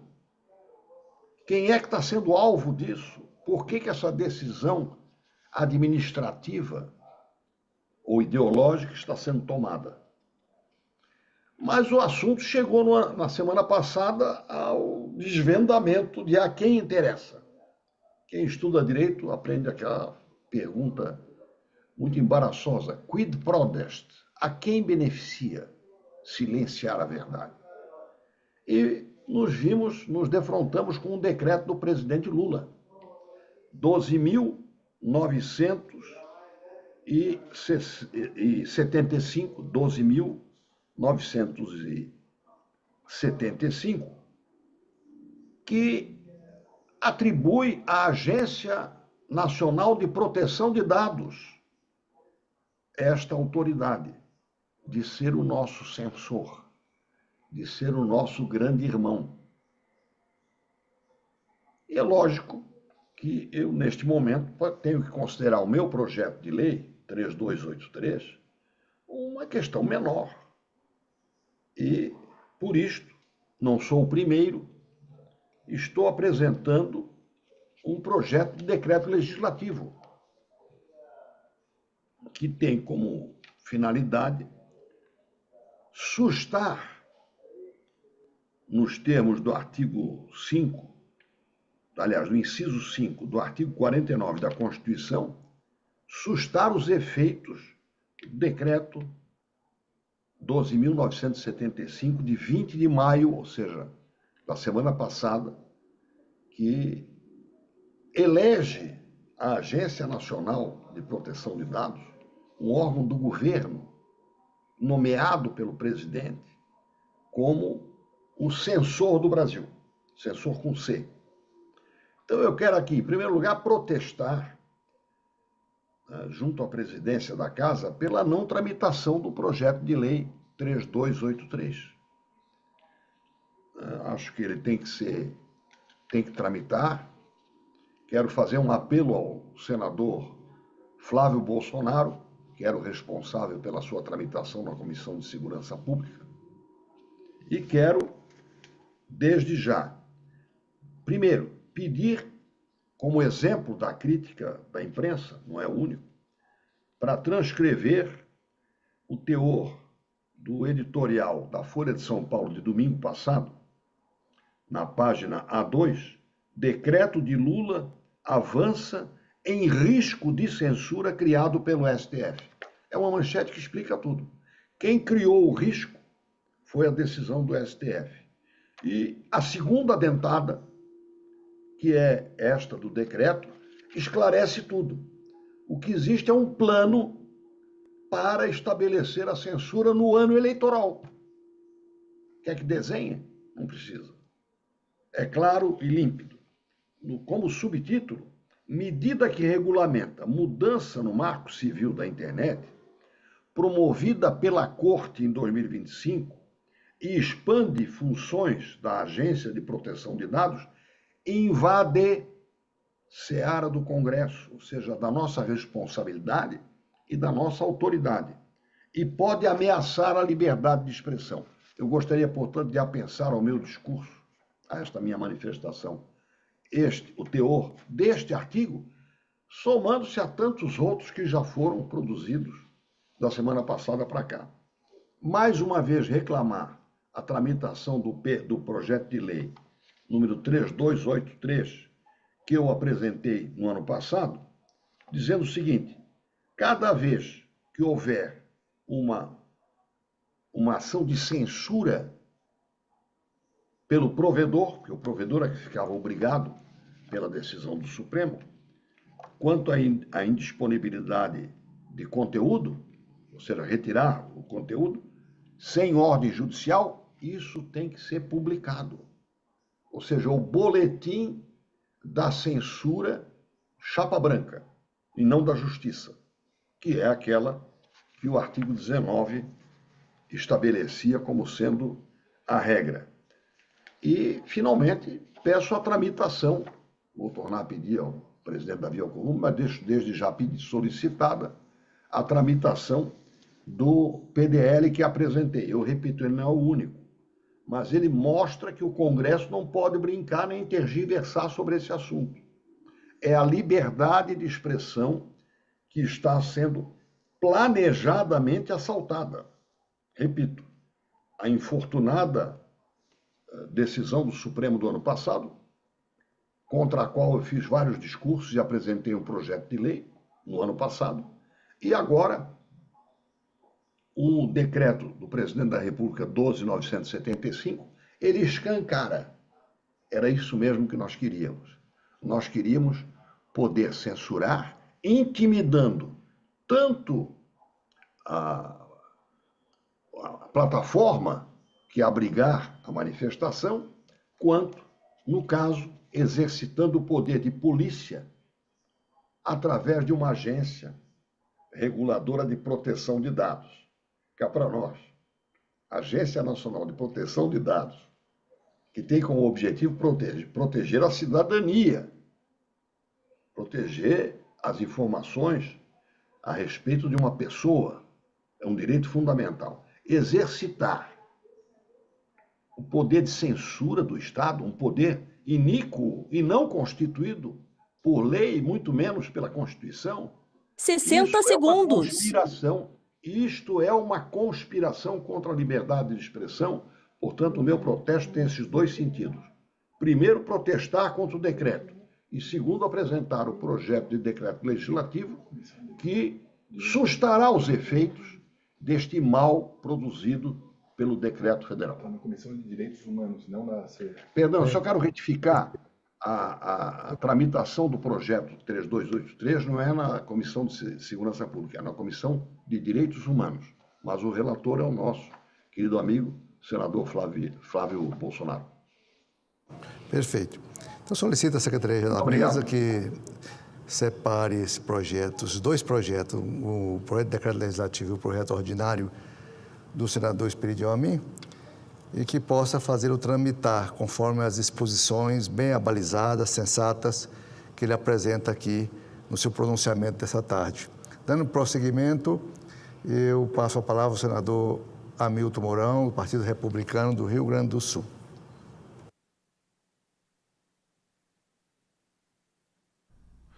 Agora em Brasília, 2h31, você acompanha ao vivo pela rádio e TV Senado a sessão plenária desta terça-feira. Vamos ouvir o senador Hamilton Mourão. Senhor presidente, senhoras e senhores senadores, senhoras e senhores que nos acompanham pelas mídias, em particular o povo do meu Rio Grande do Sul, meu amigo senador Eduardo Girão e o nosso presidente senador Confúcio. 12 anos atrás, vivíamos o final do terceiro mandato consecutivo de governos petistas. E naquele momento, e após nos encalacrar com a política do, abre aspas, gasto é vida, fecha aspas, bem como com a chamada nova matriz econômica, dívida subindo, câmbio valorizado, inflação fora da meta, a então presidente, com o intuito de ganhar a eleição, resolveu, em suas próprias palavras, abro aspas, fazer o diabo, fecha aspas.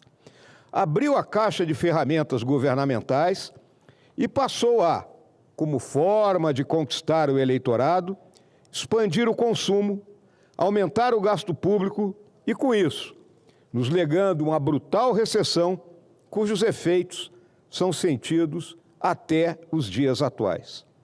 E aqui agora apelo para o grande Machado de Assis, que assim dizia: Quando alguém tem a vocação da riqueza, senador Girão, mas sem a vocação do trabalho, a resultante desse impulso, senador Lucas Barreto, é uma só: dívida. Como mencionei inicialmente, 12 anos são passados. E agora vemos o governo Lula apelar para o mesmo mecanismo que a sua antecessora utilizou lá atrás.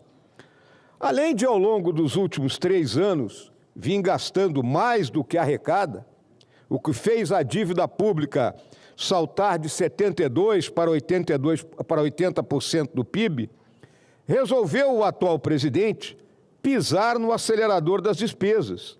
E, com isso, deveremos terminar o atual mandato com as contas em frangalhos e a dívida atingindo assustadores 84% de tudo aquilo que o sofrido país Brasil produz.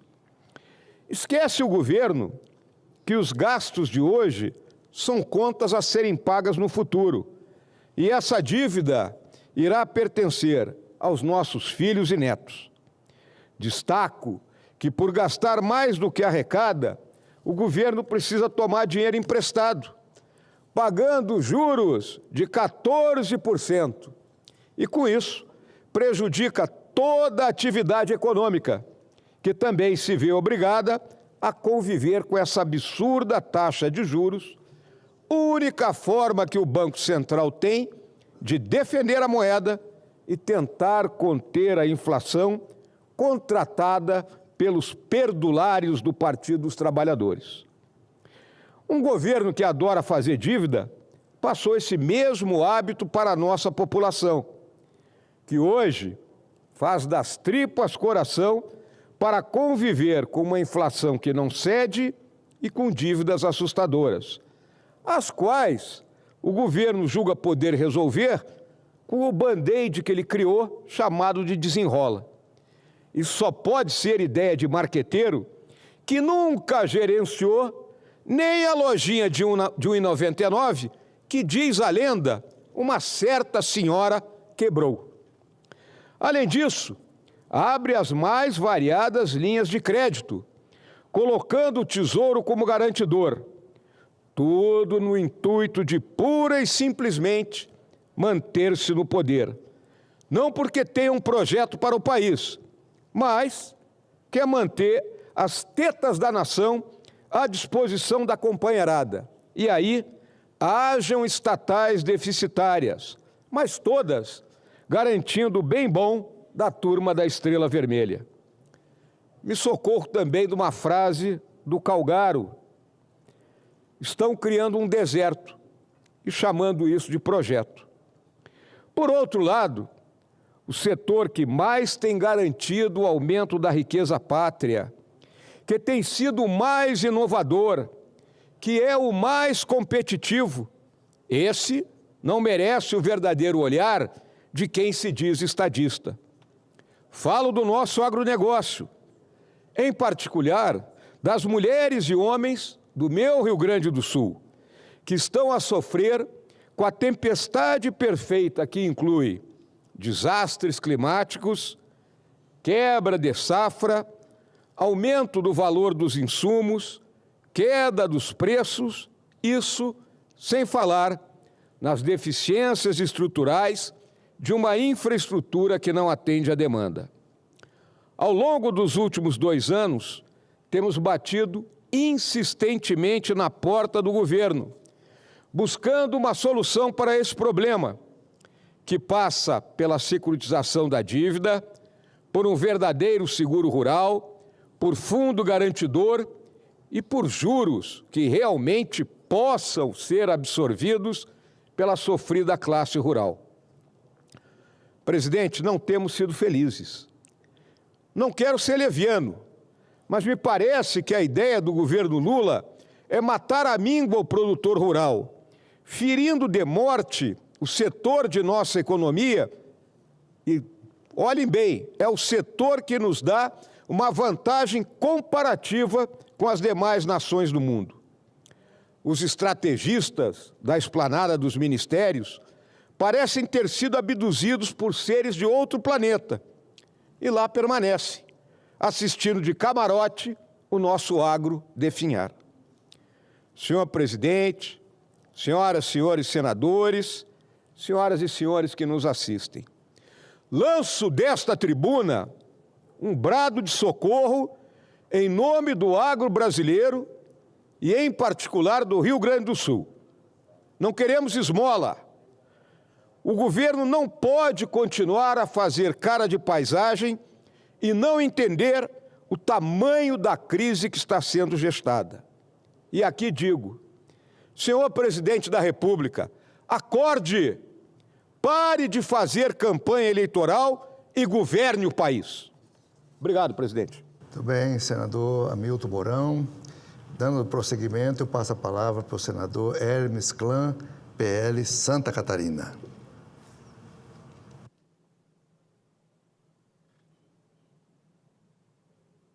Agora em Brasília, 2h39, Rádio e TV Senado, na cobertura da sessão plenária do Senado Federal.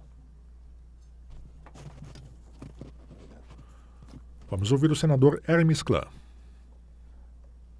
Senhor presidente, senador Confúcio Moura, senhoras e senhores senadores, brasileiras e brasileiros.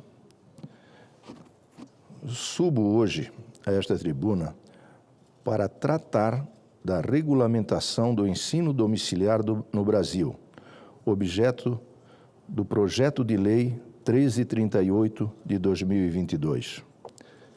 A educação não começa no prédio da escola.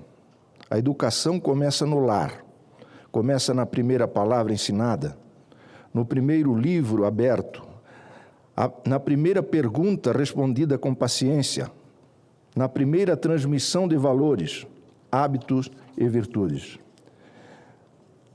A escola é uma instituição essencial e deve ser fortalecida. Mas a família não é uma instituição secundária. A família é núcleo originário de cuidado, de afeto, responsabilidade e de formação. Essa compreensão não é estranha ao direito internacional dos direitos humanos.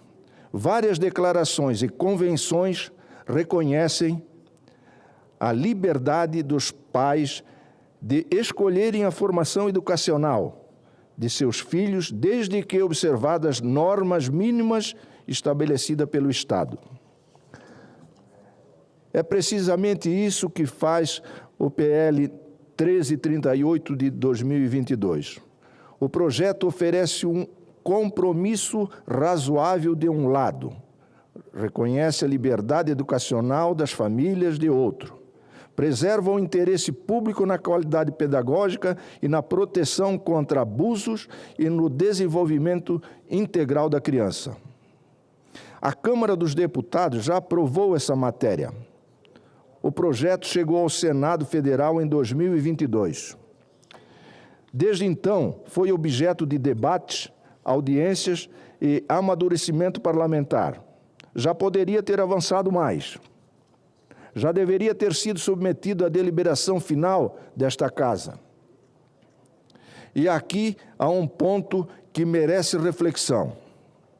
Em uma das poucas matérias em que o próprio Supremo Tribunal Federal reconheceu, com clareza, que cabe ao Congresso Nacional decidir, o Congresso permanece em silêncio. O Supremo não fechou a porta à educação domiciliar. Disse isto, sim, que ela depende de lei.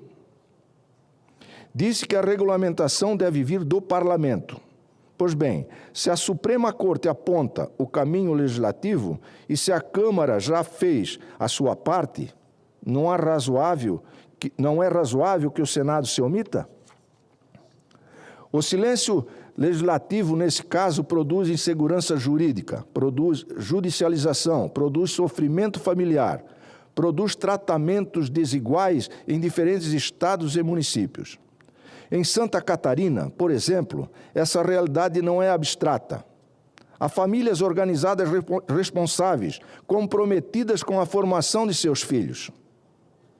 Há crianças que estudam com rotina, método, livros, acompanhamento, atividades culturais, esportivas e comunitárias. Há municípios catarinenses que já se manifestaram oficialmente em apoio à regulamentação, como São José, Chapecó e Indaial. Contamos com a Associação das Famílias Educadoras de Santa Catarina, que, juntamente com a Associação Nacional de Educação Domiciliar, faz um excelente trabalho de dar fundamentos pedagógicos e suporte às famílias que exercem essa opção. Temos em Blumenau o grande exemplo da família Vieira, que educou seus filhos em um sistema pedagógico domiciliar sério e de extrema qualidade. Igor Vieira, o mais velho, faz faculdade de Letras e História. É professor de latim e inglês e também atua como atleta, professor, árbitro de xadrez. Essas famílias não podem ser tratadas como inimigas da educação. Muitas delas fazem sacrifícios pessoais, financeiros e profissionais para acompanhar os filhos de perto. Não se pode presumir má fé onde há dedicação. Não se pode transformar uma divergência educacional em caso de polícia. Por isso, assinei o voto de repúdio apresentado pelo senador Girão contra a sentença proferida pelo juiz da comarca de Jales, que condenou uma família por abandono. Apesar da manifestação do Ministério Público pedindo absolvição e da comprovação de que as crianças estudavam português, inglês, latim, piano, canto, coral e que liam 30 livros por ano, o quíntuplo da média nacional. O juiz ainda assim condenou esses pais. A sentença puniu a excelência educativa sob o pretexto de uma insuficiência baseada puramente na ausência de pautas de sexualidade e no consumo de cinema nacional.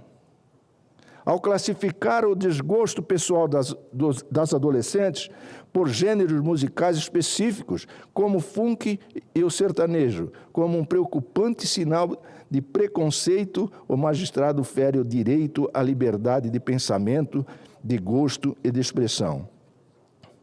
E ainda por cima, o juiz confessou em mensagem privada à advogada... Senador Hermes, o senador Esperidião lhe pede uma parte. O senhor concede?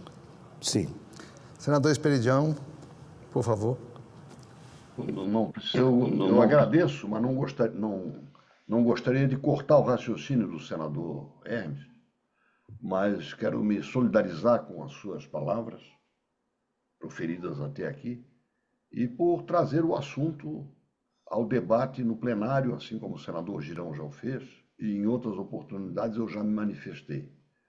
Na verdade, a educação domiciliar não pode ser tratada como se fosse uma infração, uma falha, uma falta dos pais. E eu me solidarizo com as suas colocações, inclusive com a referência aos municípios catarinenses que já protestaram. Não preciso dizer que eu já acolhi esse protesto em pelo menos 2 deles, São José e Indaial. Indaial o senhor sabe por quê, né?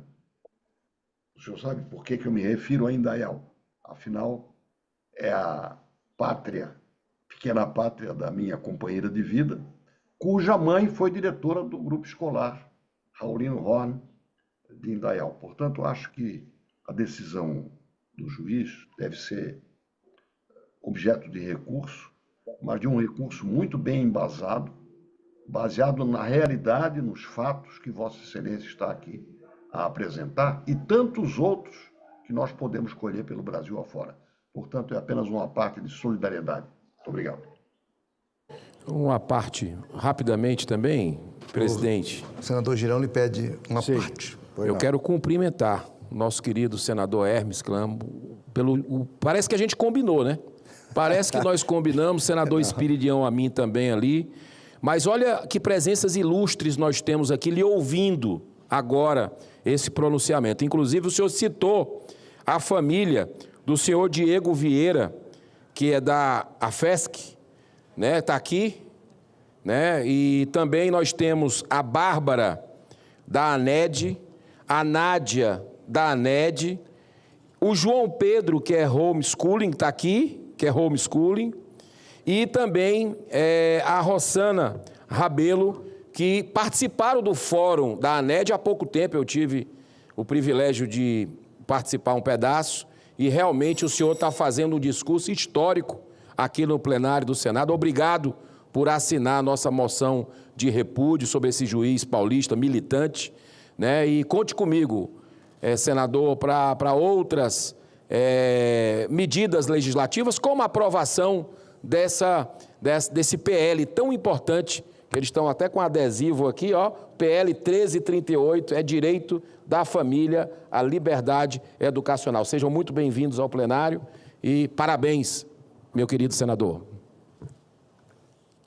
Do mais 3 minutos, o senhor foi assim, ricamente contou com a participação de 2 apartes, então o senhor tem mais 3 minutos para concluir o seu raciocínio. Fique à vontade. Muito obrigado. Muito obrigado, senador Girão, a família aqui presente. Muito obrigado. Continuando.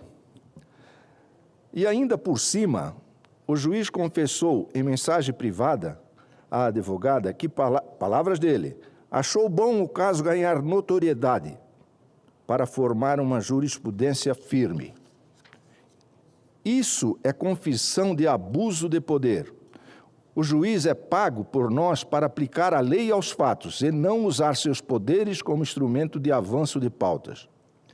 E fez isso sem nenhuma consideração com a destruição da vida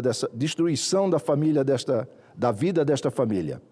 É profundamente injusto que famílias dedicadas podem ser submetidas à ameaça de condenações criminais como se fossem abandonadoras.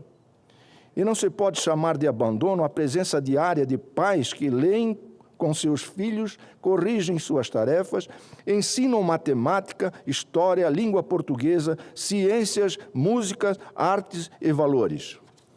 Senhoras e senhores senadores, a aprovação da PL 1338 de 2022 não diminui a escola brasileira, não retira recursos da educação pública, não fragiliza o dever estatal. Ao contrário, organiza uma realidade que já existe, retira famílias da insegurança, permite fiscalização adequada e substitui a clandestinidade pela transparência. Por isso, faço um apelo respeitoso à Comissão de Educação, à presidência desta Casa e a todos os senadores, que o PL 1338 de 2022 avance, que seja pautado, que seja debatido, que seja votado, que o Senado cumpra a função que a Constituição lhe atribuiu e que o próprio Supremo Tribunal Federal reconheceu como necessária. Que possamos, com serenidade e coragem, dar segurança jurídica às famílias educadoras brasileiras e reconhecer que a educação dos filhos é dever do Estado, da sociedade e, antes de tudo, dos pais. Muito obrigado. Muito bem. Dando prosseguimento à nossa tarde de pronunciamentos, eu passo a palavra para o senador Lucas Barreto, do PSD, Estado do Amapá.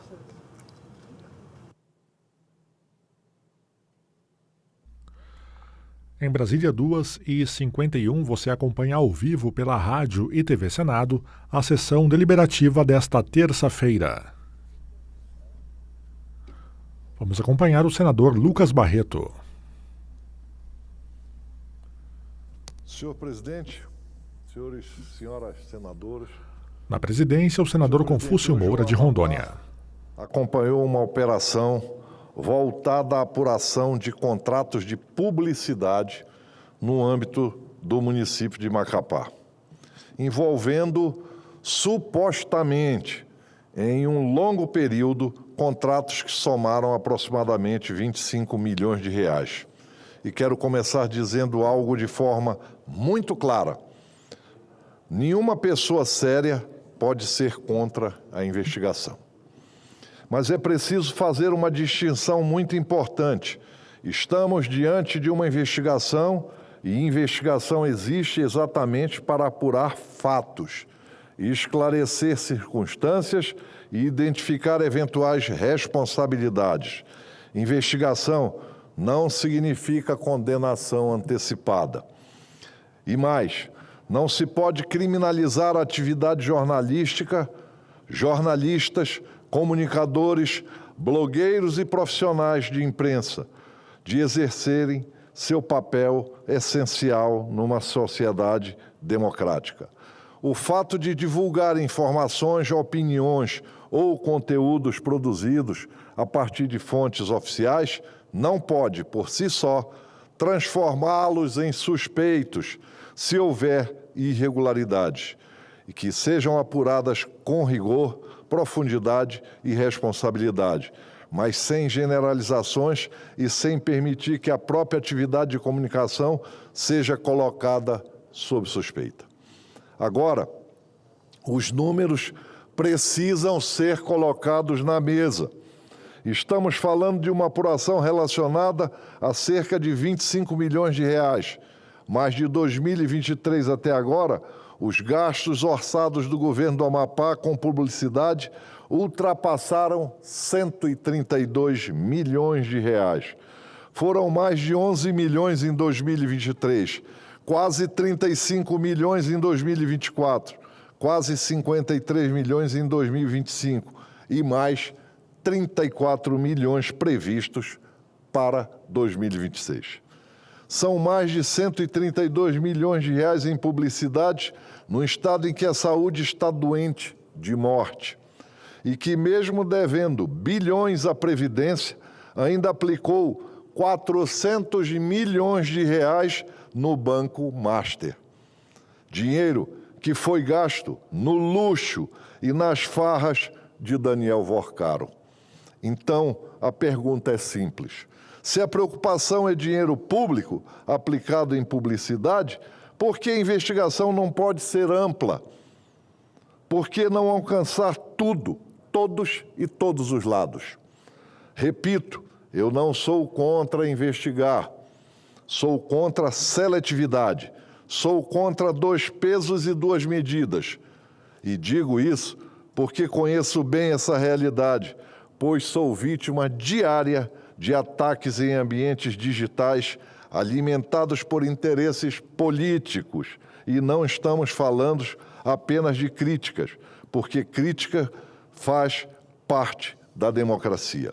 Estamos falando de estrutura que operam diariamente para produzir desgaste pessoal e político.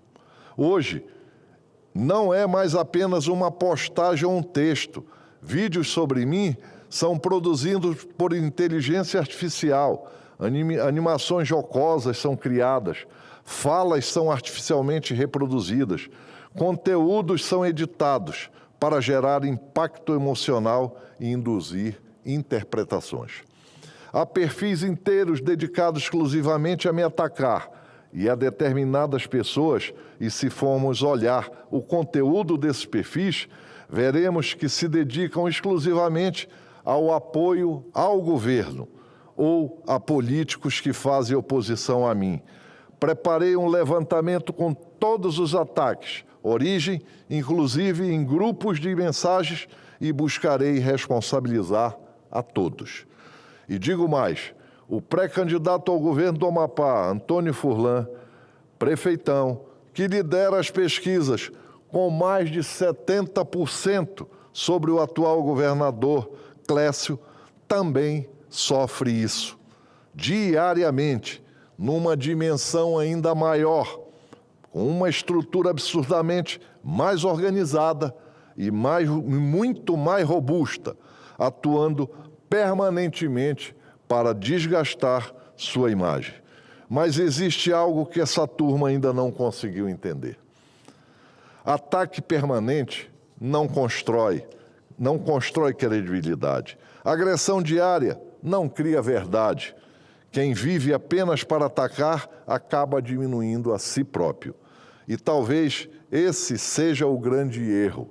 Imaginam que podem convencer o povo pela repetição, mas o povo não é ingênuo.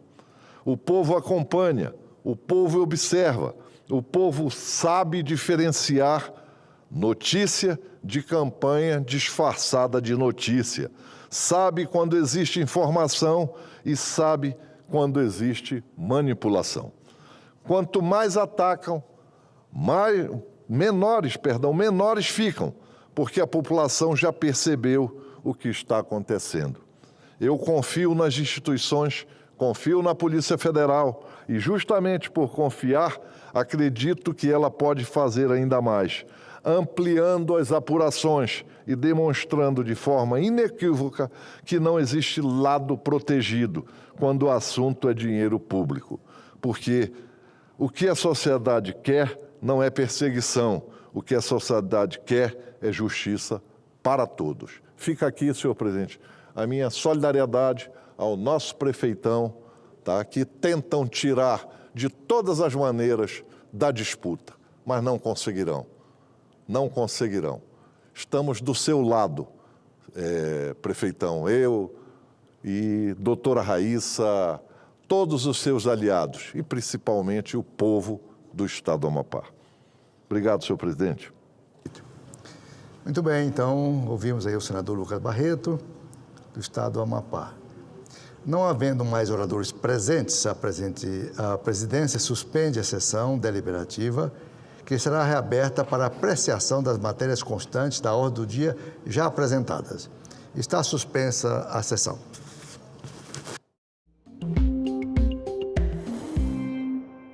Sendo adquiridos, empregos sendo gerados, infraestrutura. Então, a inovação ela volta a fazer parte do DNA do BNDES no apoio à indústria. E aí, por fim, aqui eu só queria colocar os desafios da política industrial e de inovação para o Brasil, os pontos principais. Então, essa visão de longo prazo, ter uma perenidade da política, não ser uma política de governo, mas sim ser uma política de Estado, que vá além dos ciclos econômicos, e esse foco estratégico de longo prazo pelo setor produtivo. Aí também a perenidade dos instrumentos. Então eu mostrei aqui como foi importante essa TR, o FAT-TR para a inovação, o Fundo Clima também. Porém, esse FAT-TR ele está previsto de finalizar agora em 2026. Então, acho que a gente conta aqui também com vocês, com o apoio desse Congresso, para que a gente consiga aprovar uma lei que esse seja um instrumento perene. A FINEP tem um instrumento muito parecido, que foi aprovado na mesma época, em 2023, do FNDCT, também utilizando a TR, inclusive as nossas linhas são, né, a gente faz ali de forma conjunta e coordenada com a FINEP, só que a FINEP não tem essa limitação de prazo de 2026. Então, acho que não dá para a gente falar em inovação nem em indústria no Brasil pensando em, né, tem o quê? 2 anos e meio, 3 anos essa política. Então, também seria muito bom contar aqui com vocês. Obrigada aí pela atenção. Muito obrigado, senhora Luísa Sidônio Rodrigues, gerente de Inovação e Estratégia Industrial do Banco Nacional de Desenvolvimento Econômico e Social. Alguns pontos que chamam bastante atenção na apresentação, quando a gente vê aquela comparação ali com os países, né? Lembrar que eu sou embaixador da Unido, embora não tenha mais tempo para estar presente ali o tempo todo, mas as comparações que nós sempre fizemos com relação a desenvolvimento e aplicação de recursos para pesquisa e desenvolvimento nos países, é muito claro, quase uma correspondência 1, para quem gosta de matemática, uma correspondência 1 ali. Então, é necessário que o país invista mais em pesquisa e desenvolvimento. A gente vê aquele gráfico lá de 1,2%, até menos às vezes, dependendo do cálculo, para o nível médio da OCDE, que é acima de 2,5%, 2,70% e alguma coisa, está muito distante ainda disso e precisa ser feito. Eu tenho uma PEC, que é a PEC 31 de 2023, que também está parada, né, lá na CCJ, aguardando alguma coisa.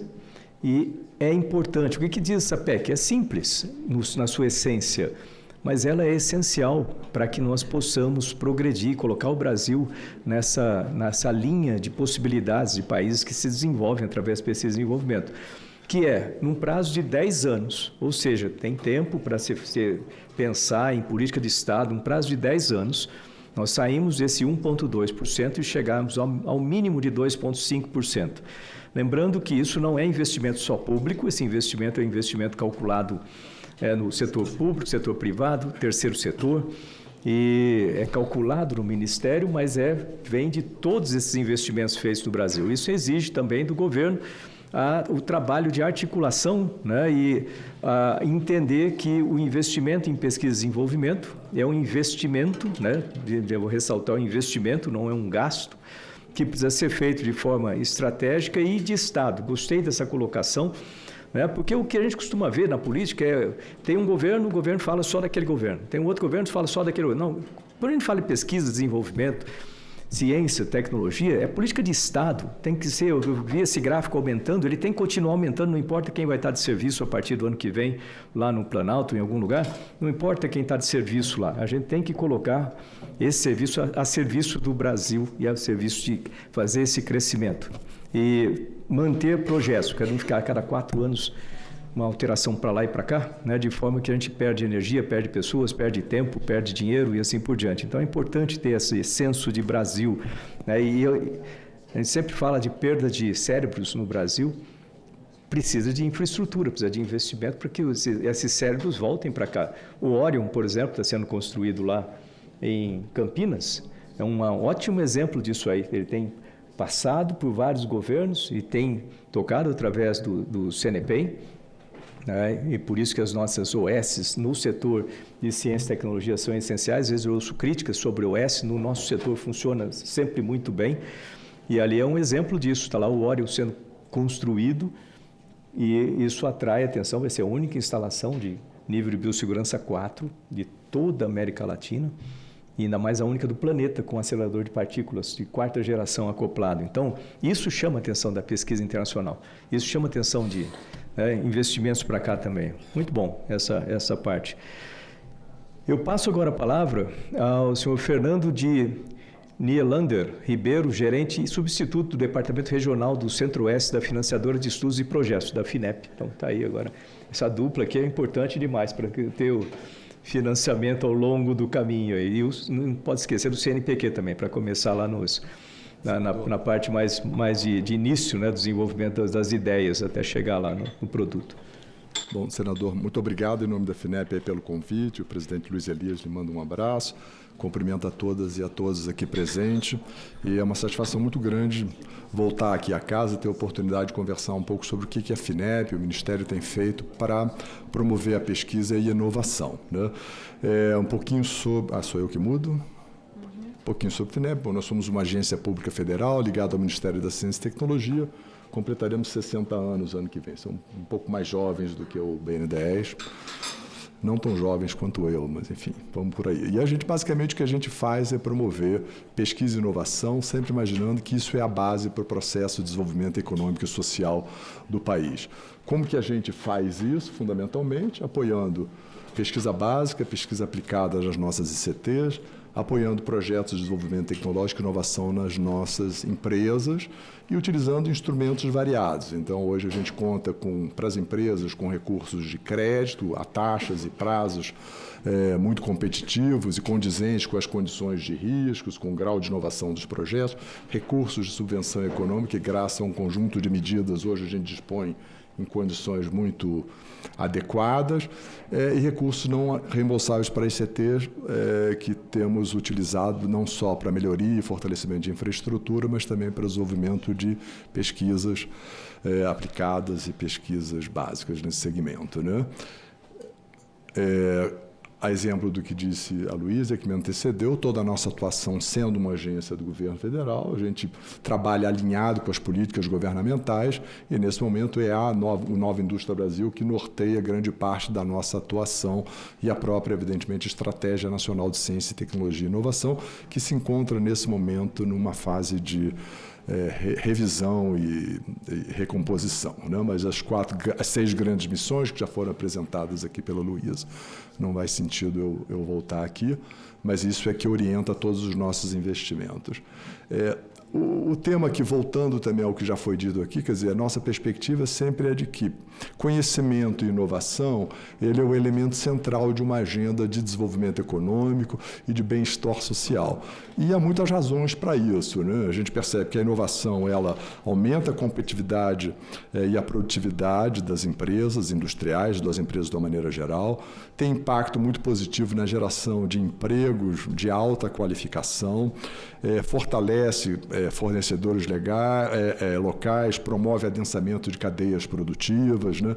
Incrementa o valor, né, adicionado no país e, evidentemente, cria novos mercados, não apenas no Brasil, nas suas diferentes regiões, mas também no mundo, né? O que a gente percebe é que não há canto algum do mundo onde se faça inovação, onde não haja uma presença forte do Estado aportando recursos, concorrendo, vamos dizer, ajudando as empresas a superarem as etapas de maior risco de suas atividades inovativas. O gráfico ali lhe dá um pouco essa ideia, e países do OCDE, o quanto isso vem crescendo do ponto de vista de aporte de recursos públicos para a inovação no setor industrial. A estratégia da FINEP, evidentemente, é de contribuir para a elevação do patamar de investimentos em PDI, no país, e ampliando não apenas os investimentos, mas também a base de empresas que inovam, porque é preciso que a gente tenha esse olhar. Se a gente tem um número significativo de empresas que indicam que inovam, por que nem todas elas procuram o BNDES, a FINEP, a Embrapi ou instrumentos como da Lei do Bem, né? Segundo, apoiar projetos estruturantes que reforcem a nossa soberania e autonomia tecnológica, que fortaleçam as cadeias produtivas. Uma vez mais, se a gente volta no tempo alguns anos, senador, pandemia, né, do Covid, a gente tinha uma enorme dificuldade de encontrar insumos básicos na área de saúde, porque, embora o Brasil tivesse capacidade produtiva, muitas vezes não tinha domínio tecnológico pleno. Agora, com a questão geopolítica novamente presente, questão de fertilizantes e tantos outros insumos que são utilizados na cadeia agroindustrial, mostrando, uma vez mais, que para um país que tem o tamanho que tem do ponto de vista da sua atividade agroindustrial, quer dizer, a gente precisa superar essas deficiências do ponto de vista de abastecimento e de suprimento para o setor. Valeria as mesmas observações para o setor de saúde e outros tanto, né? Evidentemente, recuperar a infraestrutura, estimular mais projetos colaborativos de maior ambição tecnológica e, evidentemente, pensar um pouco também em diminuir as disparidades regionais. Hoje, quando a gente olha o último grande ciclo de investimentos que fizemos na área de ciência e tecnologia, e olha para as regiões Norte, Nordeste e Centro-Oeste, os nossos investimentos, que eu digo do conjunto de agências que estão no Ministério, estão muito abaixo do PIB dessas regiões. E isso é uma anomalia porque tem competência tecnológica, competência científica nessas regiões, né? Vale aqui dizer, e quero uma vez mais destacar o papel do senador, à época como ministro, agora como senador. Não dá para a gente falar de pesquisa e inovação de uma maneira séria se a gente não tiver um volume de recursos condizente, estabilidade e um volume condizente com as características dessa atividade. Não dá para a gente pensar numa perspectiva de um ano. É preciso que a gente pense numa perspectiva de médio e de longo prazo. Quanto tempo precisa para viabilizar um veículo lançador de satélite? Ou para desenvolver um novo IFA até que ele possa chegar ao mercado ou possa ser utilizado pela nossa população? Normalmente podem ser ciclos de mais de 10 anos. Portanto, essa é a perspectiva que a gente precisa. Houve avanços muito significativos recentes, com o descontingenciamento do FNDCT. O senador Marcos Pontes teve um papel importantíssimo à época no Ministério e posteriormente aqui, mas também a lei que estabeleceu a TR como taxa de referência, no caso das operações de crédito, da FINEP, possibilidade de a gente utilizar recursos que estavam lá engessados no FNDCT para ampliar a oferta de recursos reembolsáveis e, por último, uma discussão que estava no âmbito do Supremo Tribunal, que poderia ter um impacto muito negativo nas fontes utilizadas no âmbito do FNDCT. O efeito disso tudo vamos dizer, e do estabelecimento de uma política mais assertiva foi um crescimento bastante significativo dos investimentos que fizemos em pesquisa e inovação nesses últimos anos. O gráfico traz isso e mostra para todos os instrumentos. Então, quando a gente considera o período 23 a 25, já entrando em 26, a gente teve a possibilidade de contratar quase 45 bilhões em projetos, né, nas diferentes modalidades. Foram mais de 5 mil projetos que foram financiados.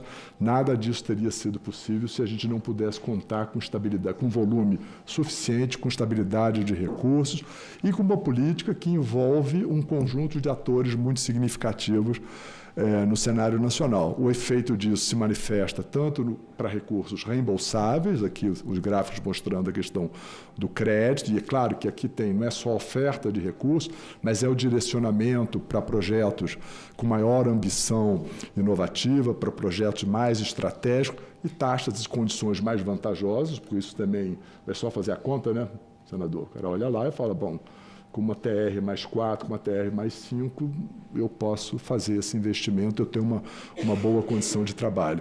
Então, o efeito também sobre a oferta de recursos de subvenção. Recurso de subvenção, a FINEP vem praticando desde 2005, foi quando a gente lançou o primeiro grande edital, mas tivemos agora uma oferta significativa e também um aumento significativo de empresas que se beneficiaram dessa modalidade. O mesmo efeito a gente vai encontrar aqui nas nossas ICTs, vou correr um pouquinho aqui para dar tempo da gente falar. Fundos de investimento a gente voltou a atuar, é uma operação menor para a FINEP, mas a gente tem feito coisas muito interessantes em parceria aqui com o BNDES. Mas esses investimentos, esse aumento dos recursos, reflete na qualidade da carteira? Em princípio, sim. O que a gente percebeu?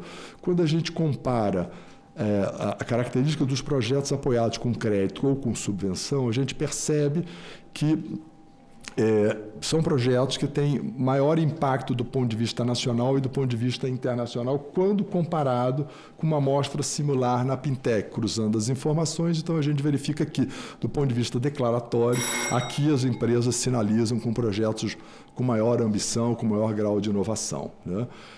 Aqui dá uma ideia de uma série de projetos que já foram apoiados, enfim, não vai dar tempo da gente falar muito sobre isso.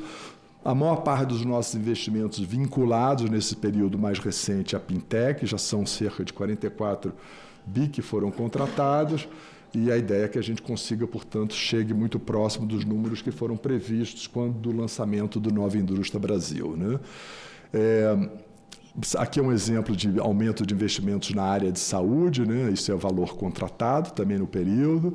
E é interessante a gente ver como é que alguns números interessantes, por exemplo, todos esses investimentos tiveram também um papel de promover muito a atração das nossas universidades, institutos tecnológicos com as empresas. Aliás, todas as chamadas públicas lançadas recentemente com recurso de subvenção era mandatório a parceria entre a empresa e as ICTs.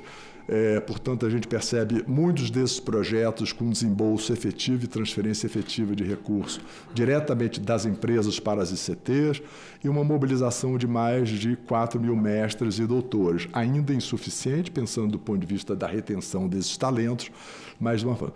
Dois últimos pontos aqui falar, o tema da questão regional, a gente tem trabalhado fortemente para buscar o maior equilíbrio regional, todas as chamadas públicas, todo o investimento que estamos fazendo em crédito agora, há uma orientação para que, no mínimo, 30% seja alocado em projetos e empresas estabelecidas nas regiões Norte, Nordeste e Centro-Oeste. Já fazíamos isso com as ICTs, mas isso foi reforçado, é uma orientação geral. E, inclusive, com algumas medidas, ações específicas apenas para projetos nessas regiões. E o último ponto, voltando um pouco até que a Luísa já havia comentado, enfim, alguns estudos que repetem-se aqui, mostrando que 59% das empresas que receberam o apoio demonstram que empregam funcionários mais qualificados, outros estudos que induzem na mesma direção o estudo do IPEA, projetos que mostram que a inovação tem um efeito muito positivo em relação à geração de receitas na empresa, também efeitos do ponto de vista de geração de patente, de depósito de patente, e no número de pessoas dedicadas a atividades de PIT.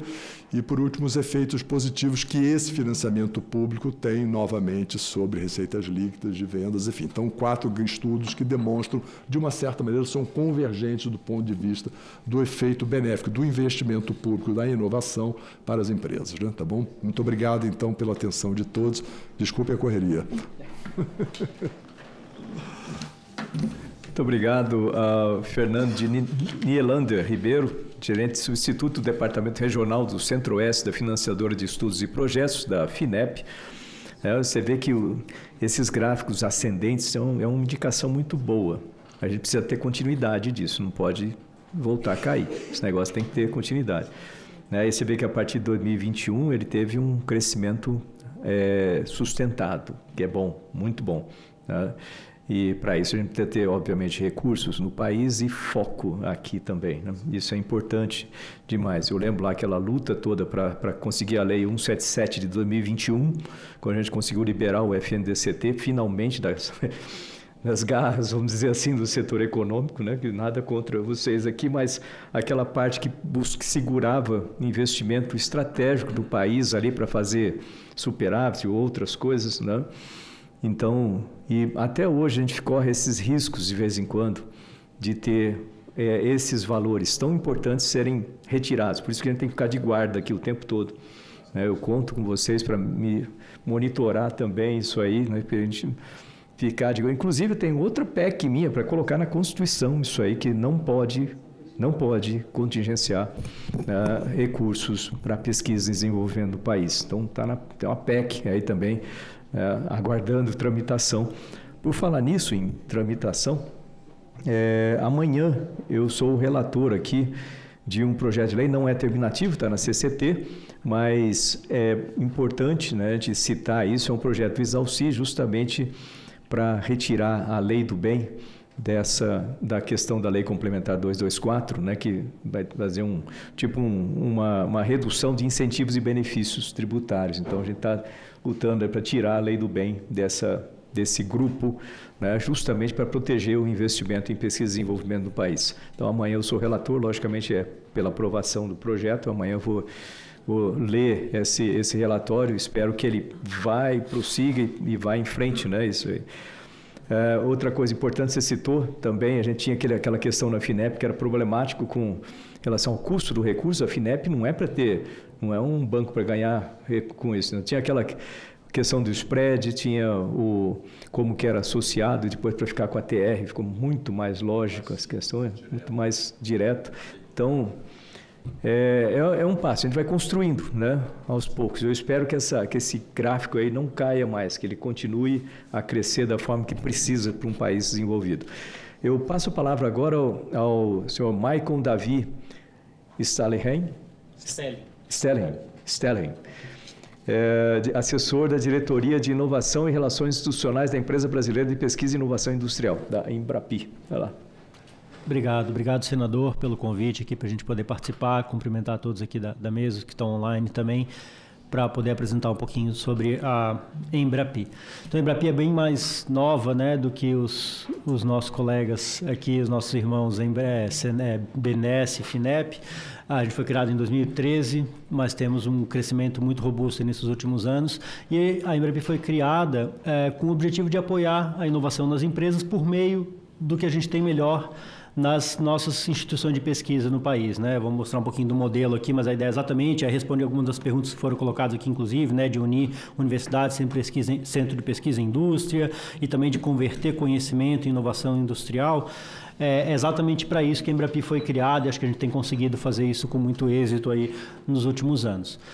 Então, institucionalmente, acho que é importante, aí, né, o senador também comentou sobre a questão do modelo de OS, né, que tem funcionado muito bem, como uma forma de ter uma gestão público-privada, né, então a operação do recurso público, o objetivo público, mas com a gestão privada, que dá muito mais agilidade, né, a Embrapi, demais OS vinculados ao MCTI, tem feito isso muito bem. Você mencionou o CNPEM, é uma unidade Embrapi também vinculada, já vou mencionar isso. Então, a gente foi criado, né, originalmente pelo MCTI, temos 4 ministérios no nosso contrato de gestão, né, Ministério da Educação, Saúde e o MDIC, o Ministério do Desenvolvimento, Indústria, Comércio e Serviços, que estão no nosso contrato de gestão, colocam as metas e repassam principalmente os recursos para a gente poder operar. E a gente também tem outras parcerias estratégicas que a gente consegue captar recursos complementares. Então, né, a gente opera programas prioritários aí vinculados a políticas setoriais, especificamente a lei de TICs, né, que é coordenada aqui pelo MCTI, com 2 programas prioritários, o Mover, que é do setor automotivo, coordenado pelo MDIC, e agora com gestão também, né, junto com o BNDES,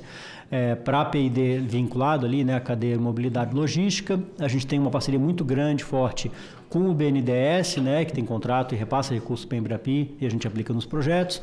Temos uma parceria também muito forte com o SEBRAE, que dá um recurso adicional para que os projetos das micro e pequenas empresas, eu vou explicar um pouquinho como o modelo funciona, tem mais recursos, né? Tem um apoio adicional para diminuir o valor que as empresas, micro e pequenas empresas, têm que aportar nos projetos. Então, isso facilita que tenha mais micro e pequena empresa participando nos projetos da Embrapi. E esse ano, pela primeira vez, a gente está captando um recurso internacional. ICAI, esse projeto ICAI é o International Climate Initiative, é um fundo do governo da Alemanha, que apoia projetos de descarbonização em diversos países parceiros. E a gente, né, a submissão já faz um pouco mais de um ano. Mas a gente vai começar a operar, de fato, esse recurso esse ano e ao longo dos próximos aí, com foco especificamente em projetos para descarbonização. Nesse caso específico, a gente fez a proposta de descarbonização dos setores de aço, siderurgia e cimento, que são os setores que mais emitem, né, na indústria como um todo, mundial. Então, a gente vai ter um recurso adicional ali para desenvolver tecnologias mais inovadoras que tragam ganhos adicionais, né, em relação à redução das emissões no processo produtivo desses segmentos, né? Bem interessante. Tem várias perguntas também perguntando sobre isso, né? Sustentabilidade, menos poluição, a redução das emissões de carbono. Então, a gente tem, além do restante da Embrapi, teremos a partir desse ano esse recurso específico que é bem interessante também. E aí a gente tem um modelo, né, como eu falei, que tem 4 grandes diferenciais aí. Então, primeiro, que a gente opera, né, a gente tem uma excelência técnica, o segundo ponto ali, que a gente... Como é que funciona? A gente capta recurso público de todas as fontes que eu mencionei e a gente credencia, né, algumas das melhores instituições de pesquisa do Brasil para atuarem dentro do nosso modelo. Então, hoje a Embrapi tem, depois eu vou mostrar, 90 unidades já operando, instituições de pesquisa de vários perfis públicas, né, universidades públicas, institutos federais, universidades estaduais e também instituições privadas, né, a rede do Senai, por exemplo, e várias outras instituições de pesquisa privada e algumas das vinculadas ao MCTI, né, mais destacadamente o CNPEM, o IPT, que é do governo de São Paulo, algumas outras instituições públicas, todas elas estão na nossa rede com pesquisadores, com estrutura de pesquisa altamente qualificada, desenvolvendo os projetos demandados pelas empresas com esse apoio financeiro da Embrapi. A gente tem um modelo de muita agilidade e flexibilidade, né? Então, a gente tem um modelo aberto à demanda das empresas a qualquer momento, né? Não depende de edital, não depende de prazo. A qualquer momento, qualquer empresa interessada pode procurar diretamente uma unidade vinculada aqui na Embrapi, negociar diretamente o projeto com ela. E na média, aí, em 30, 40 dias, ela está com o contrato assinado e já pode começar de imediato o desenvolvimento da tecnologia. A gente tem também uma questão muita de segurança dos recursos, né, de previsibilidade dos recursos, também é muito importante, foi falado aqui pelo senador e pelos demais colegas, que uma vez que o projeto é contratado na Embrapi, a gente já reserva todo esse recurso, né? Então, a empresa e a instituição de pesquisa não tem risco de ter aquele projeto que já está contratado interrompido. A gente tem, obviamente, gargalos de ter o recurso disponível no total, né, e conseguir captar dos nossos parceiros para atender toda a demanda que vier das empresas. A gente está num momento bastante importante em relação a isso, inclusive, depois eu vou comentar. Mais uma vez que o projeto é contratado, a gente tem segurança, a gente dá, né, essa segurança para a empresa que está contratando e para a instituição de pesquisa que vai poder seguir com esse projeto até o final. E tem também, né, a reputação, a relação de confiança ali com as instituições de pesquisa que são muito qualificadas, têm muita experiência para atuar no nosso modelo. Então, essa é a nossa rede que eu falei, né, são 90 que já estão em operação, 9 entraram esse ano, então elas foram selecionadas em uma chamada do Ministério da Saúde e outra chamada em parceria com o Ministério da Educação. Então, elas estão em processo ainda de entrada, mas já estão constando ainda no nosso mapinha, 99. E a gente tem hoje uma chamada também em aberto com o MCTI para selecionar mais 4 instituições. A ideia é que até o final do ano elas estejam também, né, selecionadas, divulgadas, então vão ampliar para 103 unidades até o final do ano. E como é que funciona o modelo, né? Eu falei, a gente tem um modelo aberto de fluxo contínuo e totalmente direcionado para a demanda da empresa. Qualquer empresa do Brasil, setor industrial, o setor de tecnologia da informação e de energia, pode procurar uma unidade Embrapi, uma das 90, ou em breve 99, né, que eu mencionei, negociar direto o projeto com ela, e aí em torno de 30 a 60 dias, a média hoje está em 42 dias, ela negocia o projeto, assina o contrato e já inicia o desenvolvimento com 2 apoios, né? Eu sempre falo 2 apoios complementares. O apoio técnico da instituição de pesquisa, que tem os pesquisadores, o laboratório, para ajudar a empresa a desenvolver aquela tecnologia que ela quer, que ela vai depois colocar no mercado, incluir no seu processo produtivo.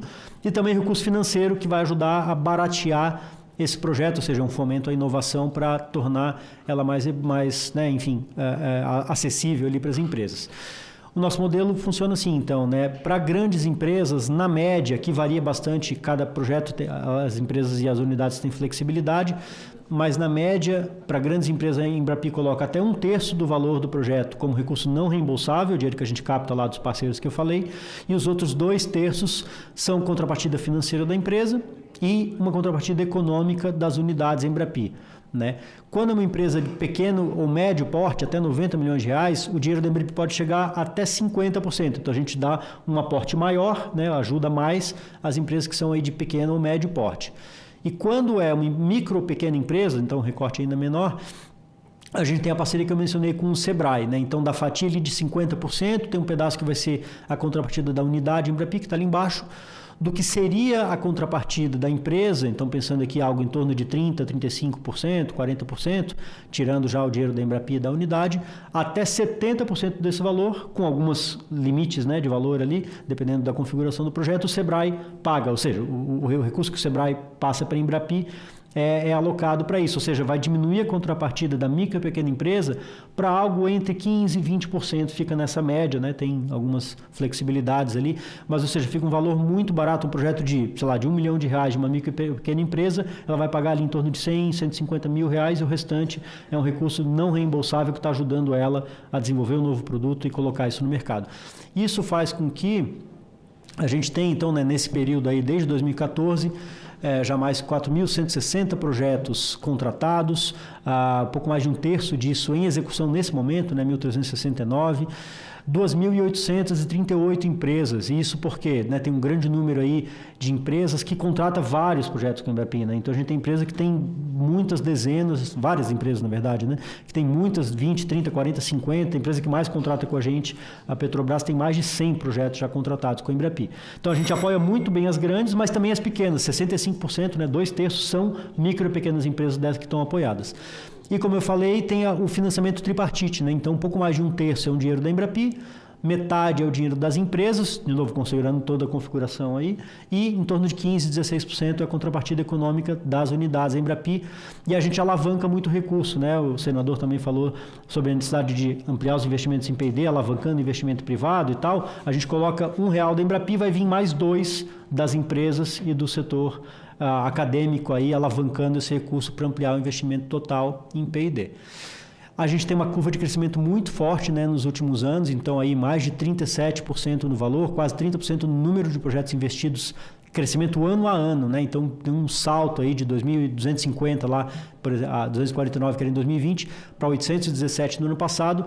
Esse ano, caso a gente consiga, né, todos os recursos que a gente está esperando, a gente tem uma expectativa aí de demanda de bater perto de 1.000 projetos, né? Então realmente mantendo muito forte esse crescimento, e por isso esse é o grande desafio da Embrapi no momento, né? Ainda que a gente tenha vários financiadores, que eu mostrei no começo, o ritmo de crescimento da demanda das empresas está acima do ritmo da nossa capacidade de captar, né? Então o grande desafio que a gente está esse ano é negociar tanto novos financiadores, mas também, principalmente com o MCTI, com os demais ministérios, ver a possibilidade de a gente conseguir ampliar o financiamento para a Embrapi, né, com os recursos disponíveis, porque senão a gente já está chegando meio no teto, sabe? De ter que começar a segurar o ritmo de contratação, porque o recurso disponível não vai ser suficiente para atender a demanda das empresas. Então a gente está com um desafio muito grande nesse momento, nessas negociações, para poder ampliar a nossa captação de recursos.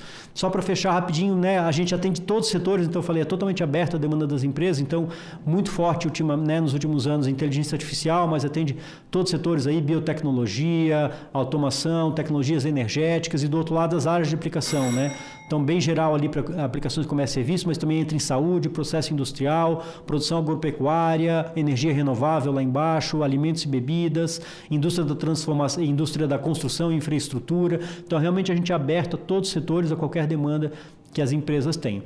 E para fechar bem rapidamente o modelo complementar, a gente tem o centro de competência. As unidades Embrapi, elas desenvolvem tecnologias naquilo que elas já têm capacidade instalada, né?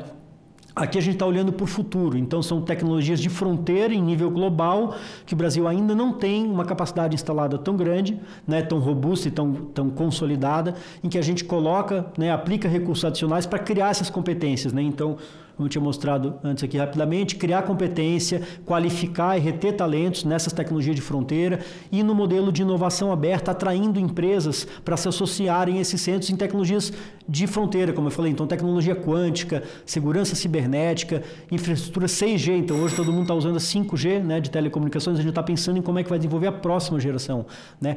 No mais novo que vai começar a operar agora, foi anunciado agora em março, de RNA mensageiro, né, medicamentos e vacinas com base nisso, com recurso do Ministério da Saúde, terapias avançadas, agricultura digital, eletromobilidade, então tudo tecnologia de fronteira que a gente está criando conhecimento e infraestrutura para que no futuro elas consigam, já estão começando, né, a desenvolver, mas principalmente no futuro desenvolver mais tecnologias com as empresas nesses temas novos. Aqui um pouquinho dos números do centro, né, o total já investido, quantidade de projetos. Isso aqui ainda está amadurecendo, né, o centro de competência, mas tem uma curva de crescimento muito grande que a gente espera aí também para os próximos anos. Desculpa, eu corri no final aqui para não estourar muito tempo. Senador, obrigado e fico à disposição aí também para perguntas se tiverem depois. Obrigado, muito obrigado ao senhor Maicon Davi, do assessor da Diretoria de Inovação e Relações Institucionais da Empresa Brasileira de Pesquisa e Inovação Industrial, da Embrapi. Parabéns, essa é realmente uma das instituições lá do Ministério, né, conectadas ao Ministério, que realmente ajudam muito no desenvolvimento aqui dessas novas tecnologias. Eu gostaria de ver as áreas ali, inclusive dessas novas áreas de competência ali. Uma delas me chama muita atenção, que é a questão, está com o César lá em cima, né, de Pernambuco, segurança cibernética. Isso é uma discussão que a gente está tendo aqui. E nós precisamos estabelecer a estrutura de segurança cibernética do país e realmente trabalhar firme nisso, porque isso pode causar muito problema se nós não fizermos nada, sabe? Então, é algo que está emergencial aí no país. Eu passo a palavra agora ao senhor Rodrigo Saraiva Marinho, diretor executivo do Instituto Livre Mercado. Senador Marcos Ponte, é um prazer e uma honra estar aqui novamente conversando com o senhor, dar uma perspectiva um pouquinho diferente da visão, para apresentar uma outra perspectiva.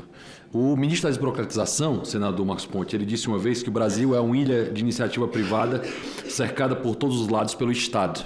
Quando a gente ouve as falas, parece que o motor do crescimento desse país é o Estado. E aí eu fico pensando que se a gente não está matando as empresas pensando que o motor de crescimento é esse. O Visconde de Mauá, ele tinha uma frase, um dos maiores empreendedores do Brasil, chegou a ter um orçamento maior do que o Império Brasileiro. Ele tinha uma frase que dizia o seguinte: o melhor programa econômico do governo é não atrapalhar aqueles que produzem, investem, poupam, empregam, trabalham e consumem no Brasil. Acho que essas duas frases vão ser a base da minha fala e a preocupação sobre o tema que a gente está trazendo aqui no dia de hoje. O Brasil investe há anos cerca de 1% a 1,3% do PIB do Brasil em pesquisa e inovação. E mesmo assim isso não tem avançado, né? O nosso avanço é bem moderado daquilo que poderia ser. Nossa produtividade é estagnada, a gente tem uma baixa competitividade industrial, poucas empresas nossas globais de tecnologia e abaixo de números internacionais de gente que vem passando da gente. Um exemplo nosso é que a nossa Bolsa de Valores ela tem 400 empresas. Há anos, senador Marcos Ponte, a gente não tem IPO acontecendo no Brasil. Isso é muito sério. Exatamente uma situação, porque cadê a inovação, cadê o ponto, cadê o mercado? Porque tudo que o Estado vive de três formas. Ou ele vive de tributos que os brasileiros pagam, certo? Então ele não tem dinheiro, então não faz lógica dizer assim, eu tiro o dinheiro de alguém, isso vai gerar mais dinheiro. Não, de tudo, 100% do que o Estado se coloca é por tributos. Quando o Estado não vai resolver o seu problema com tributos, ele vai para empréstimos. Então ele tunga dinheiro da população por empréstimo a uns juros hoje a 15% de juros anuais, um dos maiores juros do planeta Terra. Além disso, quando essas duas coisas não são suficientes, ele imprime dinheiro, inflação, expansão monetária e aumento de preço para o consumidor. Ou seja, nada que o Estado tem é dinheiro dele. Todo o dinheiro pertence aos pagadores de impostos. E esse problema é clássico dentro de uma visão haykiana que diz que há um conhecimento disperso. É difícil alguém gerir e dizer aqui de Brasília como é que lá no Ceará, lá no Amazonas, lá no Rio Grande do Sul vai ser o melhor investimento possível. Né? No mínimo, a pessoa não conhece. É impossível conhecer como os gaúchos conhecem, como os cearenses conhecem, como os amazonenses conhecem a sua própria realidade. Isso é um erro tremendo e é o que o Hayek chamou de arrogância fatal. O livro do Frederic August von Hayek, ganhador do Prêmio Nobel de Economia de 74, falou, Cuidado para não achar que você tem a capacidade de saber o que é melhor para os outros, principalmente tão longe. E mesmo que você soubesse hoje, agora, você não saberá amanhã. Isso tudo é decorrente também, meu caro senador Marcos Pontes, de uma política fiscal que gasta muito mais do que arrecada. Isso gera a consequência de juros, óbvio, né? O rentismo tão falado no Brasil, hoje é mais seguro deixar o dinheiro na renda fixa, tem mais ROI, tem mais retorno do que eu criar uma empresa, montar um negócio, colocar uma situação, investir nesse ponto. Porque se a taxa básica de juros do governo é 15%, você parte de um custo de dinheiro absurdo em relação a isso. E a novidade fantástica que estão dizendo para resolver o problema não é tentar melhorar a produtividade do Brasil, é tentar resolver isso numa canetada por escala. Espero que o Senado tenha muita calma e tranquilidade na hora de avançar uma pauta como essa. A outra coisa que preocupa é que o Brasil faz diferente, né? A maior parte dos países que deram certo tiveram investimentos privados em pesquisa e desenvolvimento. Os países normalmente que conseguem fazer isso, e a gente em outra audiência discutiu a questão da propriedade industrial do Brasil, senador, que era aquém do que poderia ser no mundo, segurança jurídica, previsibilidade, clareza, Estado de Direito, tudo aquilo que acontece permite que aconteça claramente. Eu falo de segurança jurídica, eu falo de concorrência. Se eu vou falar do setor de petróleo, o Brasil tem um potencial enorme no setor de petróleo, mas a gente tem monopólio no setor de prospecção. Não só tem monopólio, mas a margem preferencial é da Petrobras quando se acha o produto. Então, no setor de extração também é monopólio, no setor de produção também é monopólio e no setor de refino é quase um monopólio. Olha a seriedade que a gente tem. Então, a gente tem que abrir esse mercado para permitir que, de fato, aqueles que geram riqueza possam fazer isso. O Estado não gera riqueza, não tem capacidade de fazer isso e nunca terá, porque não é da natureza do Estado ter essa condição. E é interessante que o Brasil tem um potencial enorme. Nós somos um país absolutamente empreendedor. Nós temos uma possibilidade de fazer isso acontecer. Mas, para a gente fazer isso acontecer, a gente tem que modelar aquilo que deu certo no resto do mundo. Vamos lá pensar na lógica americana. Eles têm uma base muito clara em que as universidades, senador Marcos Pontes, estão absolutamente ligadas com o setor produtivo, estão plugadas em anexação, em pensamento. Se você chegar em Dallas, né, onde o senhor fez tão belo trabalho e exemplo para os brasileiros, é absolutamente conectada a função da Universidade do Texas com as empresas produtivas de lá. O mesmo vale para a Califórnia, o mesmo vale para a Flórida. Ou seja, o professor, ele é sócio do empreendimento que aquele aluno traz. O aluno passa a ter uma possibilidade de criar diversos unicórnios, que é hoje o que o Brasil não tem, empresas que têm $1 bilhão, que é o que de fato gera riqueza para um país. Eu acho que nós temos uma oportunidade de fazer isso acontecer. Eu acho que financiamento, diminuição de custo, né? Deixar um financiamento mais barato envolve deixar um Estado menor. Porque se eu tenho um Estado menor, eu tenho que gastar menos com impostos, por consequência eu tenho que gastar menos com empréstimo, por consequência eu tenho que ter menos inflação e por consequência os juros baixam. Essa é a consequência econômica dos juros que permite isso acontecer. Isso vai facilitar para todo e qualquer financiamento. E aqui vale para todos que falaram. Eu acho que fantástico a ideia de ter financiamento no Brasil. A ideia de subsidiar financiamento é mais um dinheiro que eu estou dando dos pagadores de impostos para gerar uma possibilidade de resolver um problema estrutural que precisa ser resolvido. E precisa ser resolvido para ontem. Ele é absolutamente necessário para fazer isso acontecer. E eu vou parar num setor que eu acho que hoje a gente consegue ser um exemplo para o mundo, que é um setor que tem a iniciativa privada e tem uma instituição que está lá na pesquisa e ensino com absoluta parceria, que é a Embrapa. A Embrapa e o setor agro. Pronto, está aqui um exemplo claro de como dois setores podem funcionar sem um querer definir qual vai ser as políticas, o que é que vai ser o melhor para cada um. A demanda foi agregada. O exemplo do Cerrado, senador Marcos Pontes, era genial. Isso aqui era uma terra improdutiva até 30, 40 anos atrás. Se dizia que no Cerrado nada dava. E hoje, o Cerrado do Brasil alimenta o planeta Terra. Nós somos os maiores produtores de soja do planeta Terra. E olha o que foi feito. Isso só aconteceu porque houve uma parceria clara entre a iniciativa privada e o Estado.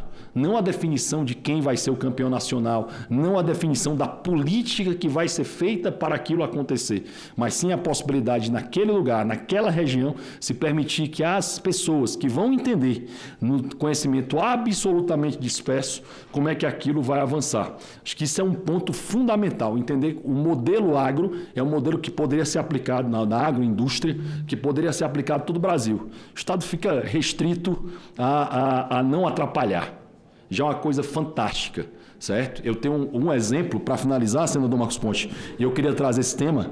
Eu não sei se o senhor está acompanhando, mas no Rio Grande do Sul está tendo o maior investimento da história do Brasil, senador. 27 bilhões de reais no Rio Grande do Sul. 27 bilhões, CMPC. Indústria chegando no Rio Grande do Sul. Foi feito o licenciamento ambiental, avanço gigantesco da pauta no Brasil, uma desburocratização gigante no Brasil, um procurador da República, numa canetada, está travando um investimento que pode mudar toda a face da realidade daquele local. Isso é um problema que o Senado, a Câmara dos Deputados precisam enfrentar. Olhar e dizer, peraí, amigo, sua caneta não tem o poder de parar o investimento de todo um Estado, que é o que está acontecendo no Rio Grande do Sul, um tema ainda muito afeito ao Rio Grande do Sul e pouco conhecido nacionalmente, mas é o maior investimento da história daquele Estado, ou seja, a burocracia atrapalhando.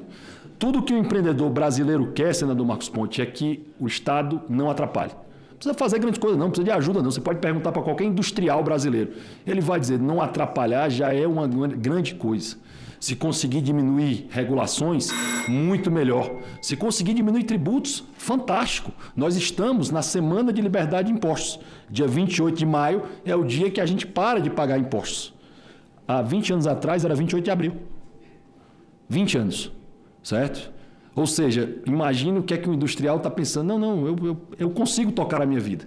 Se você não atrapalhar, se permitir que as pessoas consigam entender como é que aquilo vai ser resolvido, aquilo é o melhor para o Estado. Então, nessa perspectiva do livre mercado, era o Estado fazendo no máximo a visão regulatória, deixar isso para a iniciativa privada, inclusive a parte do financiamento. É uma indústria que pode e deve ser fomentada no país. Inclusive, muito bem, nós conseguimos crescer um ponto fundamental nos últimos anos, que são as fintechs.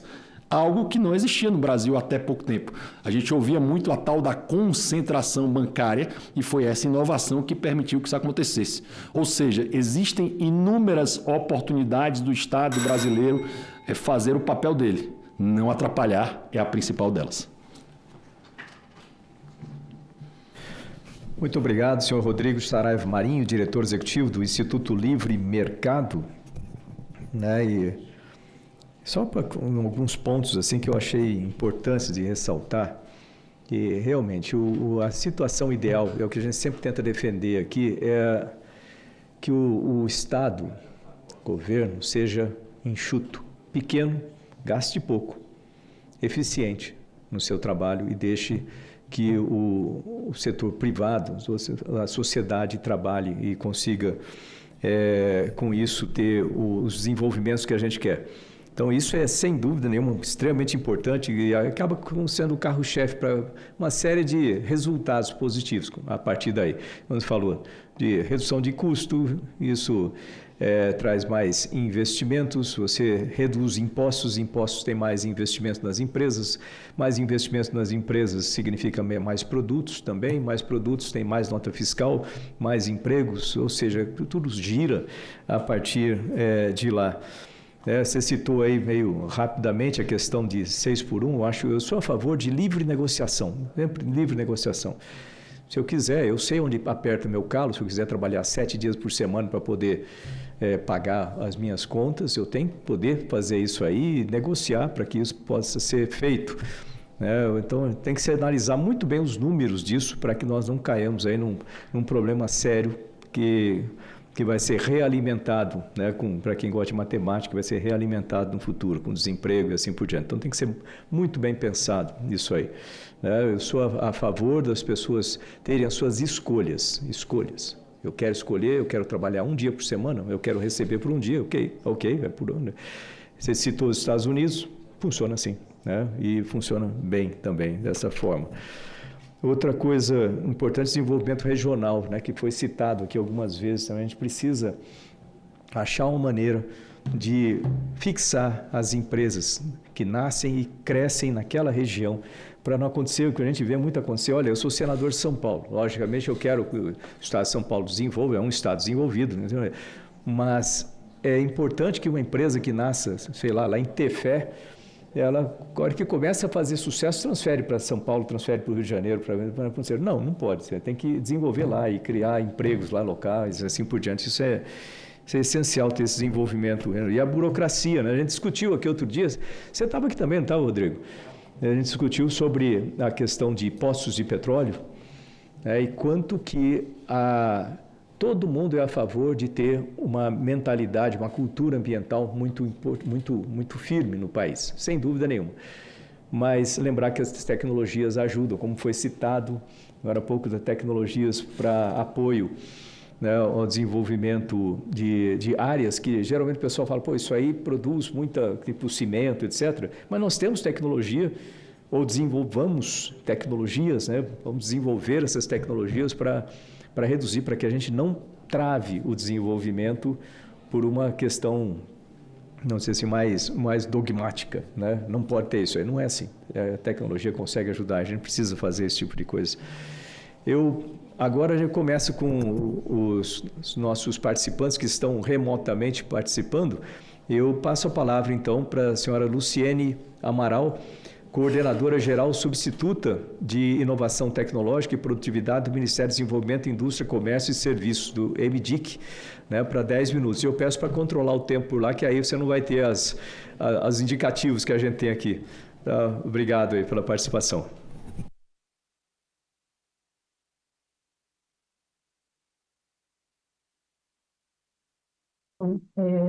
Eu gostaria de agradecer o convite na pessoa do senador e dizer que, no contexto de toda essa aplicação, né, de todos esses fomentos estruturados pelo governo há anos, eu fazia um exemplo, que é o exemplo específico do incentivo que o governo traz para a Zona Franca de Manaus.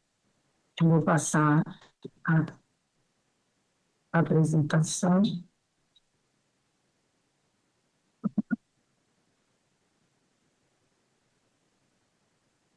Bem, nós vamos falar da política de P&D da Zona Franca de Manaus, que foi realizada a partir da Lei 8387, de dezembro de 1991.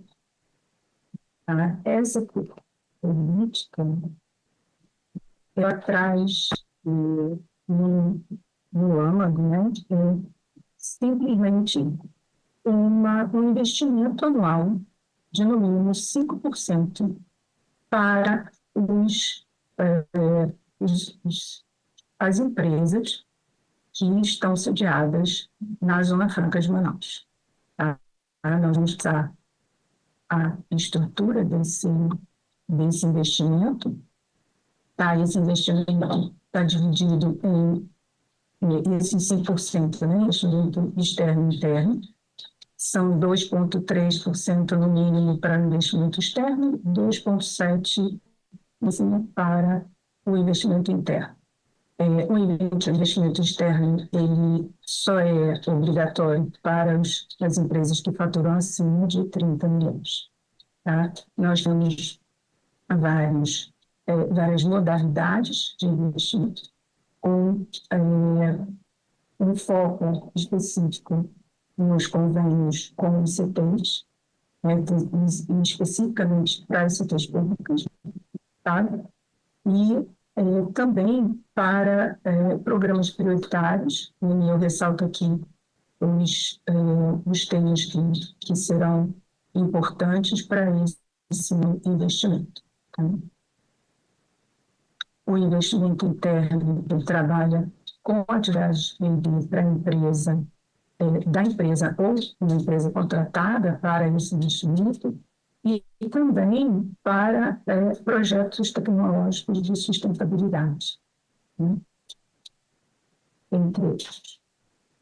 Na base de 2024, nós tivemos 1,58 bilhões de previsão, tá? Desses foram investidos 1,53 bilhões.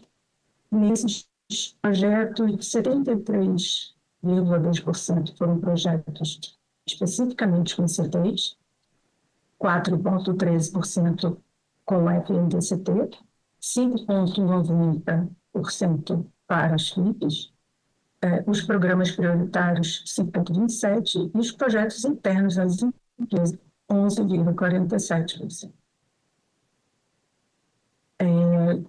No final do ano de 2024, nós tivemos um resultado interessante em relação à capacitação, com 20.396 profissionais capacitados, também a geração de programas de computador e depósitos de patente no Brasil e depósitos de patente no exterior. Foram gerados protótipos, processos, produtos, publicações científicas, dissertações e testes. É importante notar os resultados que eles vêm gerando, né? Esse investimento vem gerando. E, obviamente, os produtos pedidos, eles, obviamente, virão a gerar produtos que possam ter as suas tecnologias transferidas, provavelmente. Nesse contexto, nós temos as entidades que podem ser desse incentivo, né, desse investimento. O CAPDA, que é o Comitê de Atividade de Pesquisa e Desenvolvimento da Amazônia, ele, que é coordenado pela doutora Cristiane Raumen aqui, do UNIDIC, do UNI, ele libera sobre credenciamentos. Então, até 2025, foram 167 CTs credenciadas, 8 incubadoras e 8 aceleradoras. Atualmente, nós estamos alterando o credenciamento, de normativo de credenciamento, onde otimizar os resultados desses recursos aplicados por meio dessas entidades. Os programas prioritários são interessantes porque eles foram criados efetivamente para evitar que o investimento fosse muito pulverizado. Tá? Na região, nós temos economia digital, recursos humanos, bioeconomia, empreendedorismo inovador e indústria 4.0. O que nós podemos observar é que nós tivemos dificuldades em 2021 e 2022 por conta da pandemia. Tá? Então, nesse campo, o programa mais investido, né, com mais investimento foi da indústria 4.0, tá? E que se manteve depois da pandemia. Tá? É uma questão bem interessante a ser citada aqui, porque se nós tínhamos se a intenção era, na verdade, não pulverizar, concentrar também não é uma boa opção. Tá? E por isso, nesse caso, nós estamos entrando em contato para trocar informações, trocar experiências com o CAT em relação aos programas prioritários, para que nós possamos aprender com a experiência. Então, nós tivemos um crescimento, um volume total de investimento de 50,8 milhões em 2019, um máximo de 155,9 milhões em 2022. Esse aumento ocorreu em decorrência dos efeitos da pandemia, né, como eu comentei. Houve a estabilização em 2023 e 2024, uma faixa de 80 milhões, e as empresas já mantiveram suas estratégias de investimentos ali, nessa questão, e com foco na indústria 4.0. Tá? Bom, quando falamos da indústria 4.0, nós temos algumas alterações. Tá? A indústria 4.0 vem efetivamente trabalhando em função da missão 4 da UNE, né? Então, nós tivemos recentemente a publicação de uma portaria do INET que trouxe uma nova metodologia de avaliação de conformidade. Tá? Essa metodologia ela vai poder ser usada pelo INET ou por organismos por ela certificados, né? E a ideia é que ela seja feita essa análise e o certificado vai ter a duração 4 anos. E esse certificado vai subsidiar as das autorias independentes que geram relatório para as análises que é feita pela Secretaria Executiva, né, que é a SUSAM. Tá? Então, 60 segundos.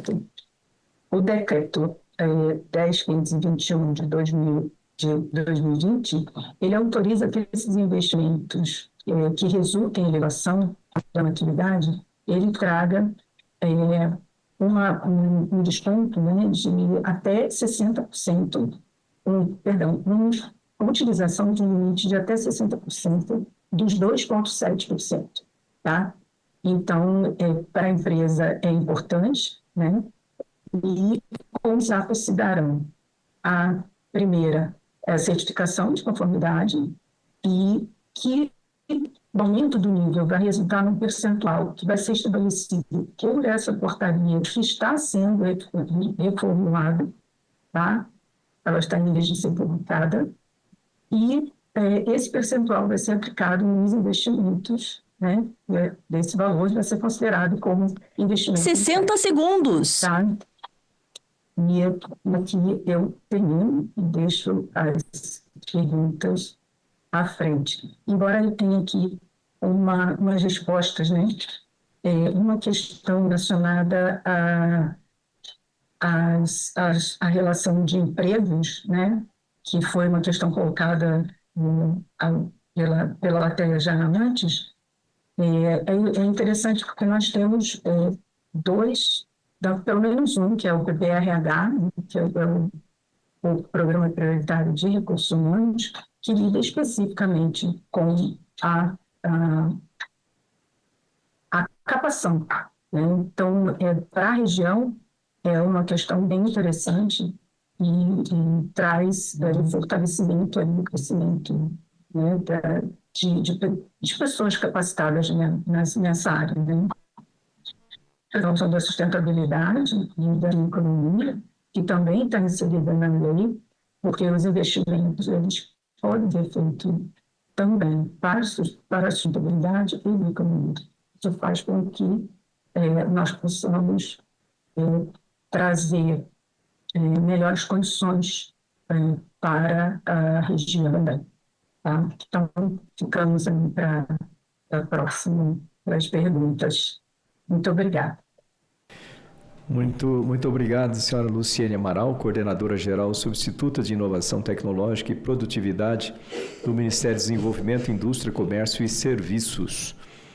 Eu passo a palavra agora, na sequência, ao senhor Alexandre Dantas Rodrigues, diretor de Patentes, Programas de Computador e Topografias de Circuitos Integrados do Instituto Nacional de Propriedade Industrial, do INPI. Para 10 minutos. Eu peço para controlar o tempo por lá, tá? Obrigado. Obrigado pela palavra. Espero que me ouçam bem. Agradeço a oportunidade de estar participando da audiência pública representando o INPI.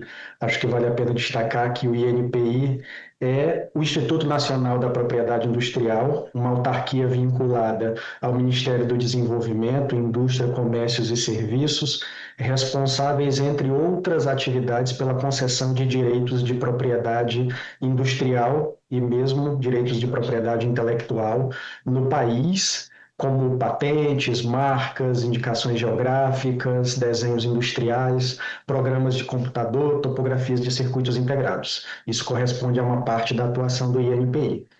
Falar sobre propriedade intelectual é relevante porque é falar sobre um instrumento, sobre uma ferramenta muito útil e muito necessária dentro do processo de inovação tecnológica. Quando a gente fala de inovação provocada por desenvolvimento tecnológico, a propriedade intelectual, ela cumpre um papel importante nesse papel de desenvolvimento de inovação tecnológica, e ele pode abarcar estratégias que passem, por exemplo, pelo patenteamento, pela proteção de programas de computador, pela proteção de desenhos industriais. Então, há facetas distintas da propriedade intelectual e industrial que podem abarcar, suportar uma estratégia de inovação tecnológica. Então, a gente entende a API como um constituinte muito importante.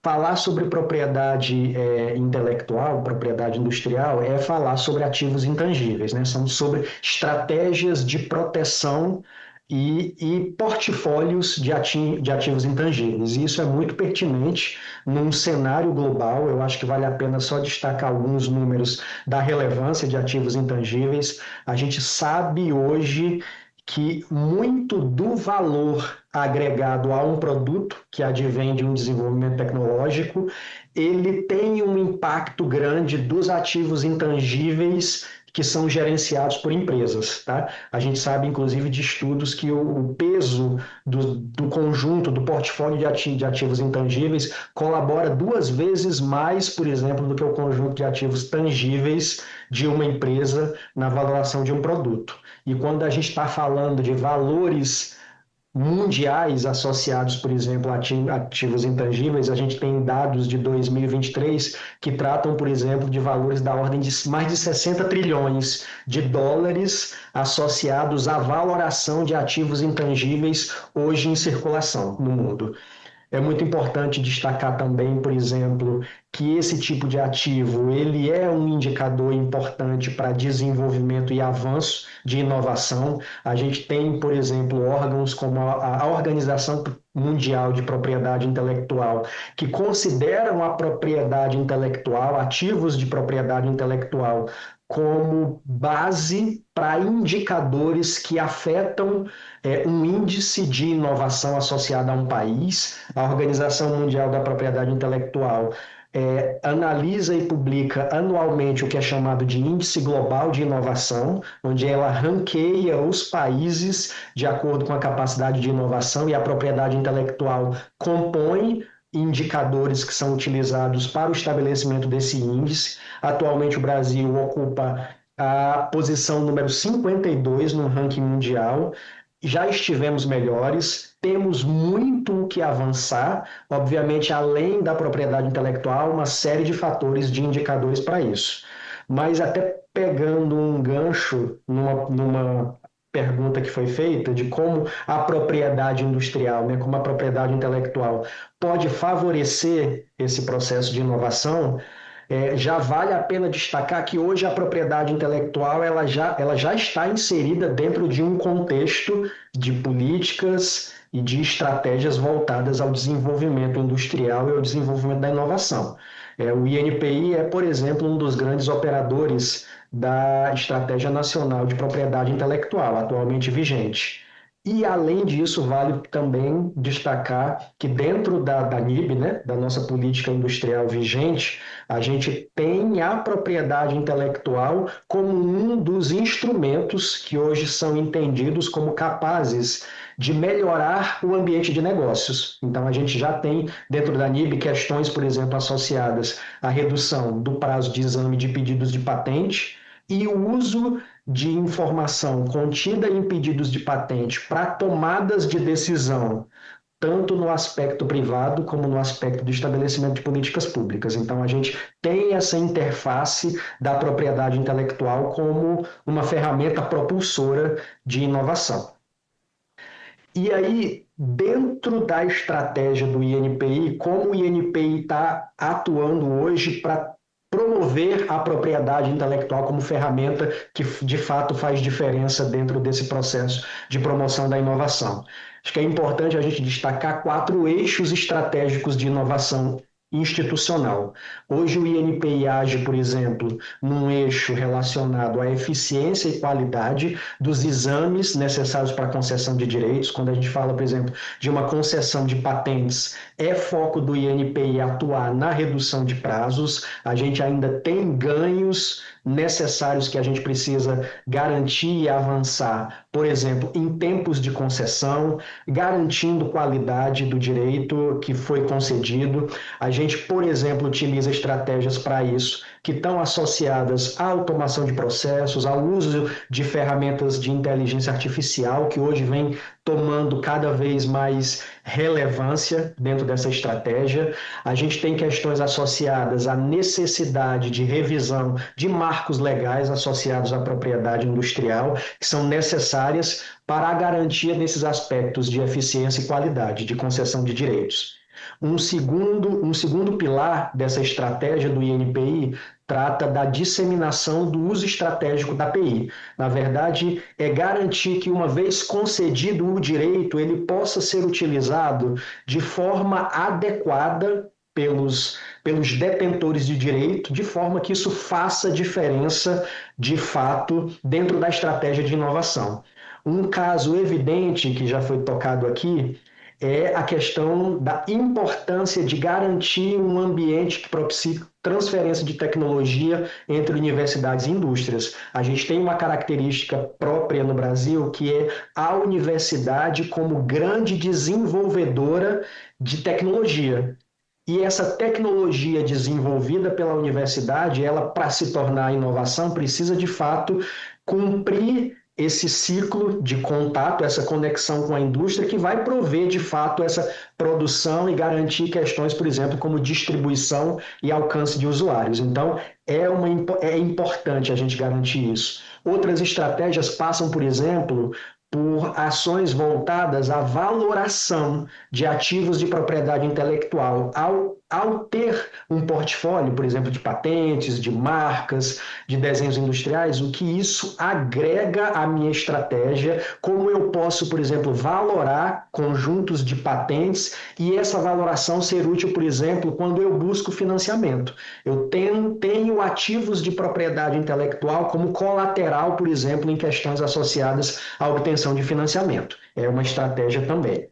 Uma terceira estratégia no INPI é a atuação dentro de um sistema internacional de PI, que o Brasil ocupe uma posição de destaque dentro de fóruns internacionais, mas que, além disso, a gente também possa garantir a chegada de usuários nacionais, né, de empresas brasileiras, na internacionalização dos seus produtos, o atingimento de mercados internacionais e como a propriedade intelectual cumpre também um papel importante nisso. Se eu tenho visão de chegar em mercados internacionais, é importante que eu estabeleça uma estratégia adequada de propriedade intelectual naqueles mercados que eu desejo alcançar.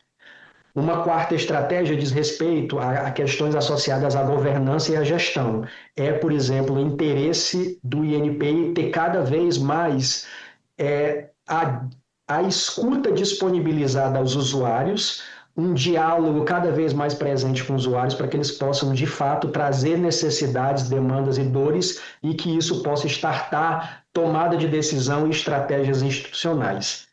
E, por fim, é importante, dentro desse aspecto, garantir também o fortalecimento institucional do INPI para que ele possa cumprir a sua missão, de fato, de conceder os ativos e, além disso, disponibilizar também outros serviços que, dentro deste contexto, possam, de fato, garantir que a propriedade intelectual ela se constitua nesse ativo e nessa ferramenta que fará diferença para os usuários. Então, para isso, a gente defende, por exemplo, a estabilidade do INPI, por exemplo, em acesso a orçamento que garanta a execução adequada de suas atividades.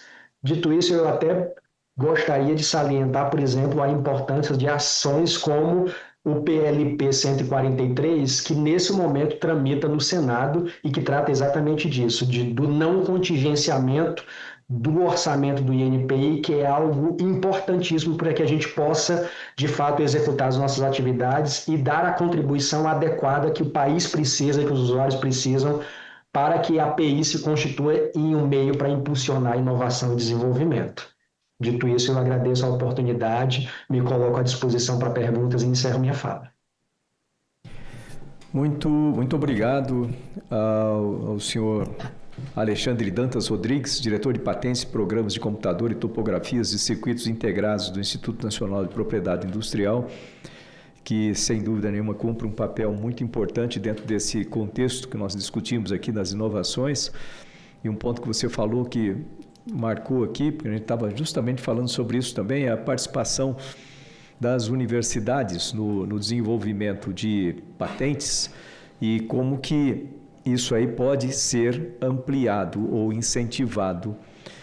Eu estava lembrando aqui com o Ideraldo a respeito dos NITs, né, das universidades, que tem que cumprir uma função mais efetiva, né, no sentido de trazer, existem as fundações que apoiam as universidades, mas eu acho que essa ligação direta das empresas dentro das universidades com as universidades, embora necessite aí certamente um ajuste cultural, eu diria, porque eu vejo até uma resistência das universidades em ter a participação de indústrias, de empresas junto, como acontece costumeiramente nos Estados Unidos. É muito comum você ter as empresas trabalhando diretamente no desenvolvimento de novos sistemas, inovações, etc., dentro das universidades.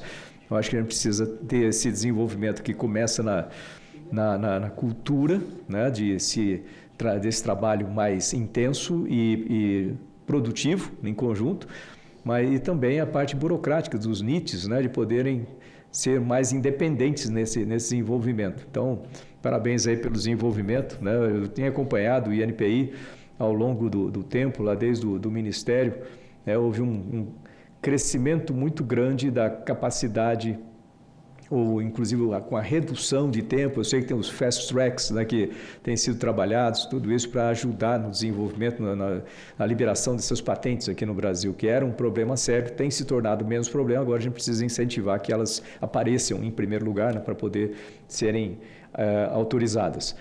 Eu passo agora a palavra ao senhor Jackson de Toni, assessor especial da presidência da Agência Brasileira de Desenvolvimento Industrial, da ABDI, para 10 minutos. Peço para controlar o tempo por lá, nos 10 minutos. Boa tarde a todos e todas. Boa tarde, senador Marcos Pontes. Prazer estar aqui debatendo com vocês esse tema tão estratégico para o país. Queria também parabenizar aí a apresentação dos que me antecederam. E vou começar falando que esse tema da inovação, da ciência e tecnologia relacionado à política industrial. Não é à toa que todos se referiram à Nova Indústria Brasil, que hoje dá formato e unifica a atuação das várias instituições governamentais e cria incentivos poderosos para a indústria. É a nossa política industrial. E a BDI, que é uma agência ligada ao Ministério do Desenvolvimento, Indústria, Comércio e Serviços, por contrato de gestão de metas e resultados, completou 20 anos recentemente. Ela está inserida diretamente na formulação, implementação e apoio ao Ministério para a execução da política industrial. Esse tema da indústria já foi falado por todos, eu só vou passar rapidamente. Nós vivemos no Brasil um processo de desindustrialização prematura, precoce, que diminui a nossa capacidade de inovação, de geração de renda, de empregos qualificados, e que deveria ser o centro de um projeto nacional de desenvolvimento, e as políticas industriais trazem sempre esse tema na mesa de discussões. É bom lembrar sempre que a indústria ela tem um papel importante na economia. 47% das nossas exportações se devem ao tecido industrial, 62% dos investimentos em pesquisa e desenvolvimento, tema dessa sessão, estão ligadas a spin-offs, a transbordamentos das indústrias. 25% dos tributos são arrecadados pelas indústrias e 17% da arrecadação previdenciária. Então, a participação da indústria é muito importante. Cada real aplicado, investido na indústria de transformação gera 2,6. Então, um efeito multiplicador que não pode ser desprezado pelas políticas públicas nem pelos gestores. Não é à toa que o mundo inteiro recuperou as políticas industriais, sobretudo após a pandemia, inclusive nos países que sempre foram muito resistentes a ela, especialmente Europa, Estados Unidos, com investimentos bilionários, muitos a fundo perdido, para atrair grandes plantas industriais. Nós temos hoje, senador e colegas de mesa, uma política industrial com paradigma organizado de forma diferenciado. As missões, elas conectaram o tema da indústria, da tecnologia, da pesquisa, da inovação, à solução de grandes problemas nacionais. O problema da produtividade da agricultura, o problema da segurança e soberania sanitária na indústria de medicamentos e de saúde, conectou a indústria à transformação digital, à sustentabilidade, à indústria de defesa, que são exatamente as missões que a atual política industrial se propõe a organizar e implementar com metas, com resultados, com objetivos muito claros que unificam e ajudam a coordenação da ação governamental, que sempre é uma questão importante em políticas tão complexas, né, e polissêmicas como é a política industrial moderna, atual, como é a NIB. A BDI ajuda como uma instituição que trabalha como a execução de estratégias, fornecendo sempre inteligência competitiva, através de estudos aplicados, análises, cenários, prospectivas, não só para o Ministério do Desenvolvimento, mas para várias instituições, algumas que estão aqui na mesa, inclusive. Nós procuramos desenvolver projetos de uma forma piloto, testando tecnologias e modelos de negócio que possam ser escalados em políticas públicas. Então, essa é um pouco a função da BDI, de ser um grande hub, uma grande usina de experimentação para apoiar a execução da política industrial, em várias áreas, desde a economia circular até ao apoio ao projeto do Brasil Mais Produtivo, que atendeu já milhares de empresas, compras governamentais, biotecnologia e outros. A NIB, apesar de ser uma política recente, quando a gente fala em indústria, ela já atingiu resultados importantes, cabem ser registrados. O recorde de exportações, a capacidade instalada da indústria hoje é superior à média histórica. Nós temos um índice de emprego, sobretudo empregos mais qualificados na indústria, num nível recorde. Nós temos muitas empresas, milhares delas atendidas por programas de extensionismo industrial, que repercutem num aumento enorme de produtividade e ganhos de eficiência. E temos, o que já foi referido pelos colegas, o Plano Mais Produção, liderado pelo BNDES, com outras instituições financeiras, FINEP, os bancos públicos, Embrapi, que vem sendo o grande instrumento de apoio à política industrial. Além disso, nós temos várias iniciativas na área de semicondutores, de produção de medicamentos, como a insulina, depois de 23 anos não era produzida no Brasil. Nós temos também vantagens aí anunciadas, investimentos relacionados a programas como o Mover, Combustível do Futuro, Depreciação Acelerada. Mas eu queria dizer, senador e demais colegas, que os 600 bilhões do BNDES são importantíssimos. O banco voltou a emprestar para a indústria. As quase 100 instituições credenciadas da Embrapi, com marco histórico, o trabalho da FINEP de conectar ICTs com academia e indústria, tudo isso é colocado em risco se a gente pensar na continuidade, na perenidade da política industrial. Então, esse tema da garantia de mais certeza, de mais estabilidade, de mais institucionalidade da política industrial, como tem, por exemplo, o agronegócio, através do Plano Safra, de previsibilidade de investimentos, de acordos, de negociações, existe hoje, tramitando no Congresso, e eu queria chamar a atenção para essa contribuição da BDI nesse debate, que eu acho substantivo e essencial, o PL 4133, liderado hoje pelo deputado Hollenberg, que traz esses elementos de segurança jurídica, de mais governança, de mais proteção institucional para uma política que precisa ser perenizada ao longo dos ciclos eleitorais, né? Nós temos um conjunto já de dispositivos legais que contribuem com esse mosaico, essa articulação de marcos regulatórios que dão segurança à política industrial, mas precisamos avançar mais. E o PL proposto, ele traz instrumentos financeiros como diretrizes, instrumentos fiscais instrumentos regulatórios, colocando ação direta no Estado, sempre em parceria com o setor privado, para trazer mais estabilidade, segurança, previsibilidade e, sobretudo, criar custos políticos para eventuais governos que sejam negligentes com esse assunto, já que se trata de uma lei aprovada pelo Congresso. Esperamos que isso aconteça em breve. O PL também traz o tema do mercado interno, da soberania tecnológica e digital do país, o tema das compras governamentais, que é essencial, é um instrumento que o Estado brasileiro tem à sua disposição para garantir inovação, margens de preferência, estímulo à indústria nacional e, sobretudo, senador, esse PL traz dispositivos e possibilidades de monitoramento, avaliação, prestação de contas sobre metas e resultados para que essas diretrizes da política industrial sejam transparentes, tenha accountability, que a sociedade e os atores sociais, políticos, econômicos envolvidos possam acompanhar.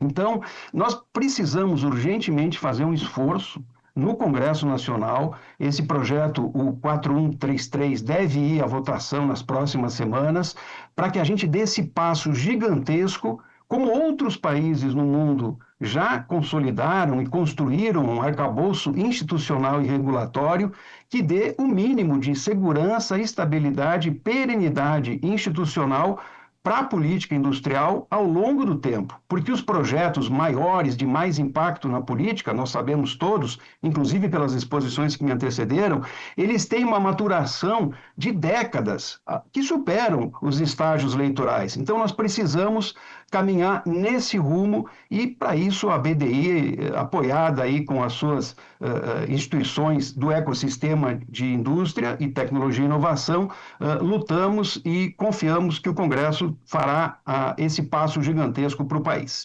Obrigado pela atenção. Muito obrigado, senhor Jackson de Toni, assessor especial da presidência da Agência Brasileira de Desenvolvimento Industrial, da BDI.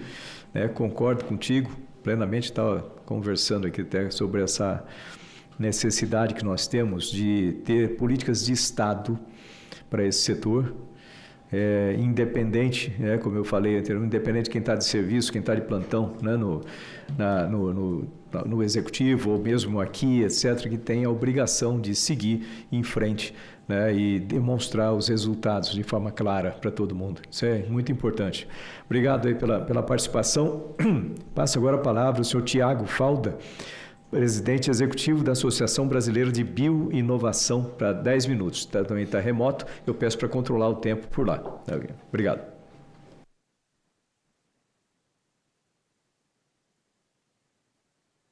Boa tarde, senador. Gostaria de cumprimentar os colegas participantes dessa audiência. Um grande prazer poder contribuir aqui com essa discussão. Pergunto se todos conseguem ver a minha apresentação, se ela já está sendo compartilhada. Bom, imagino que sim. Está 100% aqui, pode seguir. Obrigado. Perfeito, senador, muito obrigado. Senador, a gente vai falar aqui, falar hoje sobre bioeconomia, sobre bioinovação, é necessariamente falar sobre os temas tratados nessa comissão, tá? Então, eu gostaria de começar aqui a minha exposição.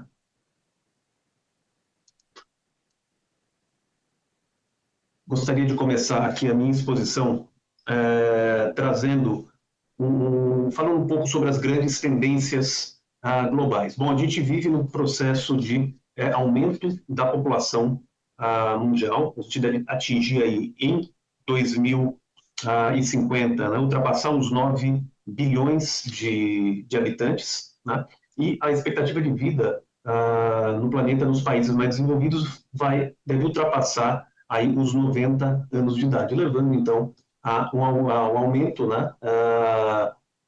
ao envelhecimento da população. E, obviamente, esse aumento da população leva necessariamente a um aumento por demandas de recursos naturais, energia e, obviamente, todas as questões associadas, como emissão de gases do efeito estufa, relacionados ao aquecimento global, a demanda por recursos energéticos, né, e a necessidade de insumos estratégicos para o desenvolvimento econômico, além, é claro, das questões relacionadas aos riscos, né, eventuais de novas epidemias, novas pandemias e os grandes desafios relacionados, né, às questões de saúde. Tá? Nesse sentido, a bioeconomia, a bioinovação, ela oferece soluções viáveis para o desenvolvimento, para endereçar os grandes desafios da humanidade, permitindo, a partir do uso de recursos biológicos, o desenvolvimento de produtos de maior valor agregado, que consideram, né, que valorizam as características regionais de cada localidade, uma vez que são baseadas em biodiversidades, que cada região tem a sua própria característica. E a partir dessa visão, né, desse potencial, a gente consegue, então, desenvolver insumos para praticamente todos os setores. Né? Para a gente ter uma ideia do potencial, não só do potencial, mas do que representa hoje, né, a bioeconomia, a bioinovação,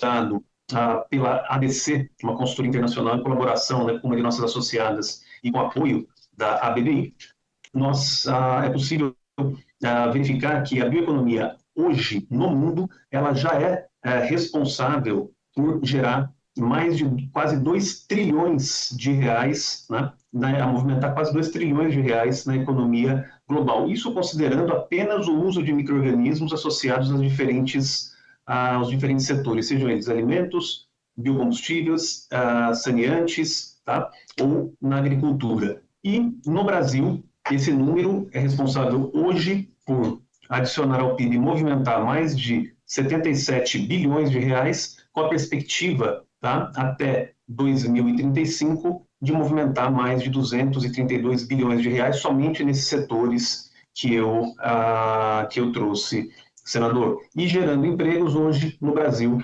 esse setor, esse segmento da bioeconomia, né, as biosoluções, é responsável por gerar mais de 94 mil empregos, com a perspectiva que em 2035 se gerar cerca de 280 mil postos de trabalhos no Brasil.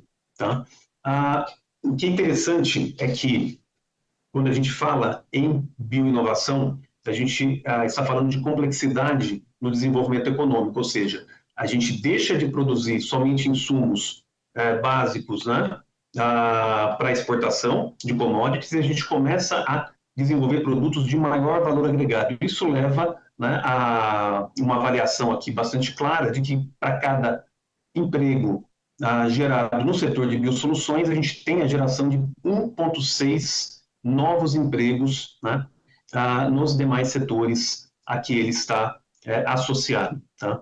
Na agricultura, um estudo do Ministério da Agricultura, que foi desenvolvido também pela ABBI, em colaboração com a ABBI, mostra, né, que os bioinsumos, ou seja, o uso de micro-organismos na agricultura, ele pode levar a uma economia de mais de 5 bilhões de dólares, tá, para a agricultura brasileira, além de reduzir, né, as emissões de CO2 significativamente, trazendo maior competitividade para a agricultura, uma vez que você tem todas as políticas de redução de emissões hoje em desenvolvimento, com a aprovação, né, com a aprovação do projeto de lei da Lei do Mercado de Carbono em 2024 e agora o desenvolvimento da regulamentação do Sistema Brasileiro de Comércio de Emissões, além, obviamente, de políticas como o RenovaBio, né, a taxonomia sustentável e todas essas políticas que valorizam os atributos de sustentabilidade dos diferentes setores.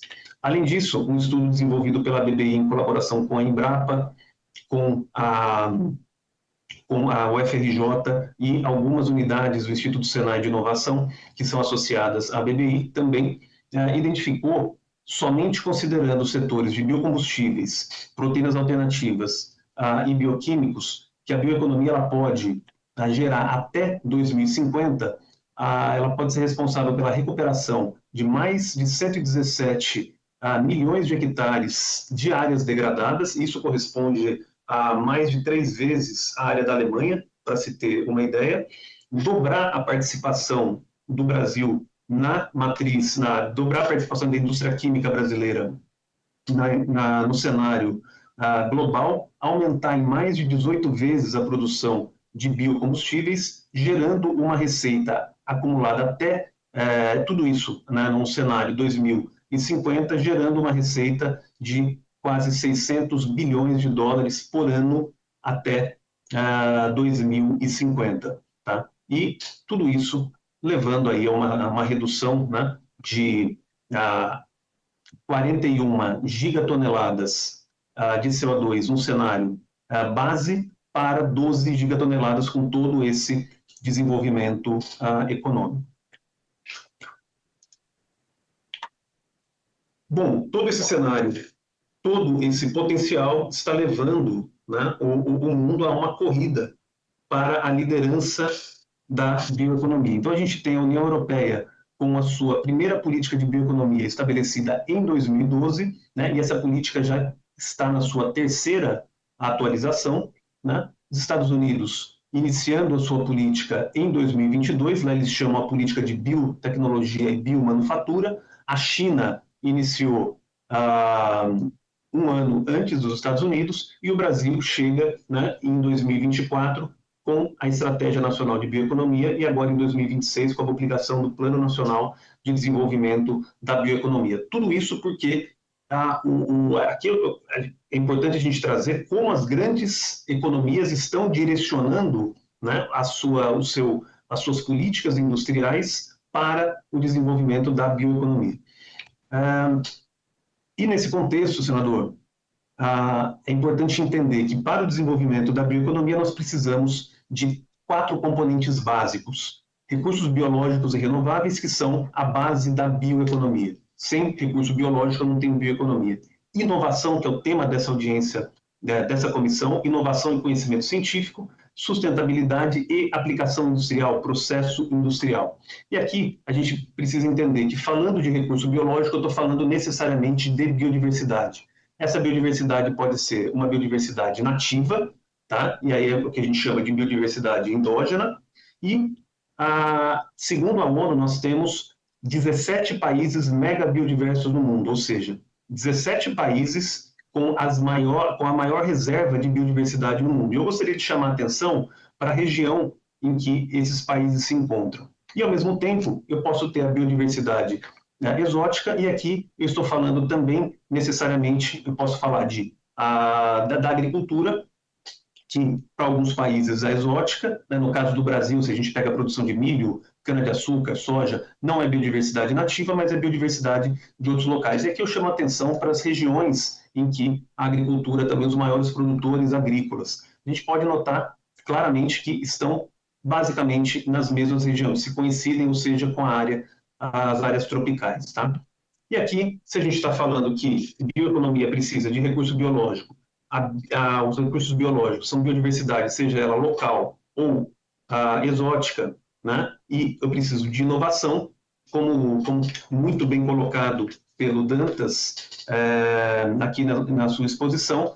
A inovação, existe um ranqueamento, né? O índice global de inovação, não vou entrar em detalhes sobre o índice, o Dantas já trouxe bastante elementos,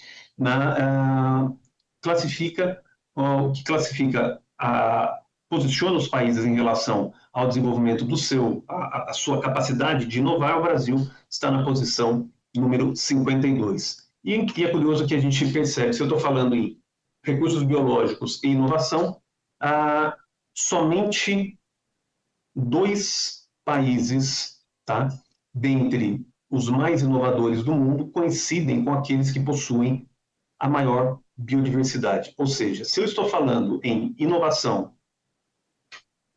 biodiversidade e desenvolvimento da bioeconomia, eu preciso dessa confluência, né, de recursos biológicos e de inovação. E os 2 únicos países, né, a gente tem aqui Estados Unidos e China, que são 2 dos países que estão desenvolvendo a sua estratégia, as suas políticas de bioeconomia, como eu mostrei. Tá? Então, se o Brasil entende que vem apostando no desenvolvimento da bioeconomia, que é a sua vocação, ele precisa necessariamente desenvolver o seu ambiente de inovação junto com as políticas de bioeconomia. Aqui, para encerrar, né, eu gostaria de trazer o desenvolvimento da bioeconomia exige necessariamente um ambiente que permita competitividade, né? Então, a bioeconomia ela produz matérias-primas que substituem aqueles de indústrias, de segmentos, né, de cadeias já estabelecidas, né? E a gente precisa, então, de uma mudança, de uma garantia, né, que essa mudança do paradigma industrial reposicione o Brasil nas áreas em que ele possui maior vocação. É fundamental redução de custos de capital, acesso a financiamento, uma agenda transversal de bioeconomia, a criação de mercado para o desenvolvimento desse novo setor, e aí necessariamente a gente vai precisar de criação de demanda e promoção, né, dos produtos da bioeconomia, das biosoluções, né, valorizando os seus atributos de sustentabilidade, né, e a criação de um ambiente adequado de inovação, com previsibilidade e eficiência regulatória, né, e equilíbrio entre proteção e inovação. Eu encerro aqui a minha fala, né, trazendo que a confiança do investidor ele vai estar diretamente associada à estabilidade institucional, previsibilidade regulatória, né, a proteção e inovação e todos esses elementos que são necessários para o desenvolvimento da bioeconomia. Vivemos uma mudança no paradigma industrial, o mundo está competindo, né? É uma mudança que vem acontecendo lá desde 2012, que agora vem ficando cada vez mais acirrada. Nenhum país reúne características mais positivas para o desenvolvimento da bioeconomia do que o Brasil. Nós precisamos criar um ambiente adequado, com segurança jurídica, previsibilidade, para garantir que os investimentos e o desenvolvimento de tecnologias ocorram para o Brasil e, principalmente, no Brasil. Muito obrigado, senador. Muito obrigado, senhor Tiago Falda, presidente executivo da Associação Brasileira de Bioinovação. Eu comentava aqui com os presentes a respeito, lá no início, quando eu estava ainda no período de transição do Ministério, nós fizemos um estudo no Brasil, fora do Brasil também, a respeito de quais seriam as áreas mais interessantes para investimento e retorno de investimento. E duas áreas despontaram, né? Uma era a transformação digital, incluindo aí todo o ecossistema ligado à transformação digital, inteligência artificial. Lembrar que de 2019 para hoje você vê que se confirmou exatamente isso, né?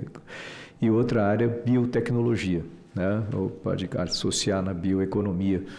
Sem dúvida nenhuma, são duas áreas que têm uma importância estratégica muito grande, né? Não só na parte econômica, mas também desenvolvimento social, proteção, soberania, proteção da população. E, infelizmente, acabou se confirmando também com a pandemia.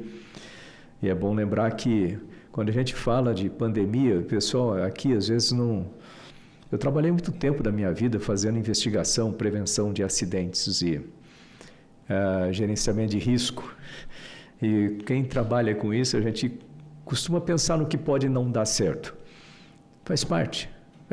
É importante ter essa cultura no Brasil, mas aqui parece que as pessoas não querem pensar no que pode dar errado, ou se prevenir, ou fazer um sistema de gerenciamento de risco, né? Analisar as ameaças, transformar isso aí em ações efetivas com o gerenciamento de risco, de mitigação ou evitar isso. É muito mais barato fazer isso do que ficar consertando problemas, né? Eu vou dar um exemplo um pouco fora dessa área aqui, mas que segue o mesmo princípio. A gente tem esse ano o El Niño, de novo, e vai ser um problema sério, tanto de chuva quanto de seca no país. Tem projetos de lei parados. Andou um pouquinho na época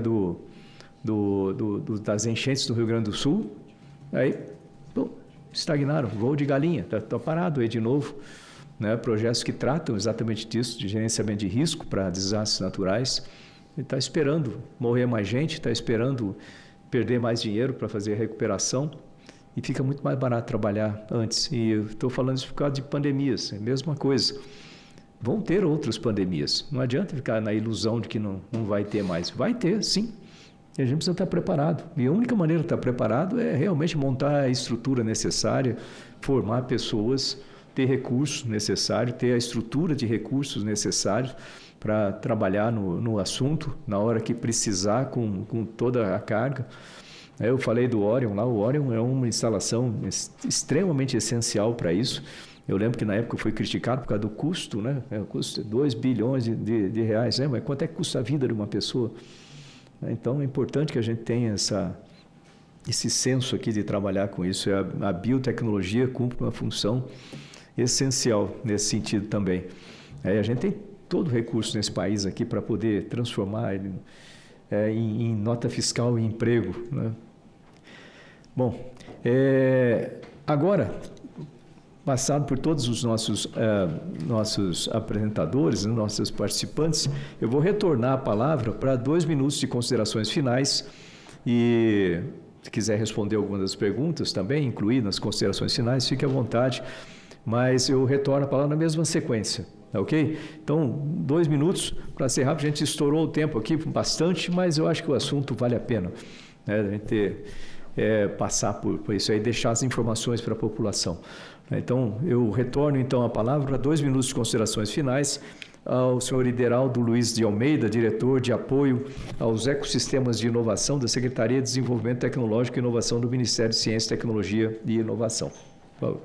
Bom, mais uma agradecer ao senador astronauta Marcos Pontes, né, pelo convite, a oportunidade de falar aqui do que a gente vem fazendo lá no Ministério enquanto política pública, né, e dizer que, assim, a indústria como eu falei, né, o nosso principal foco.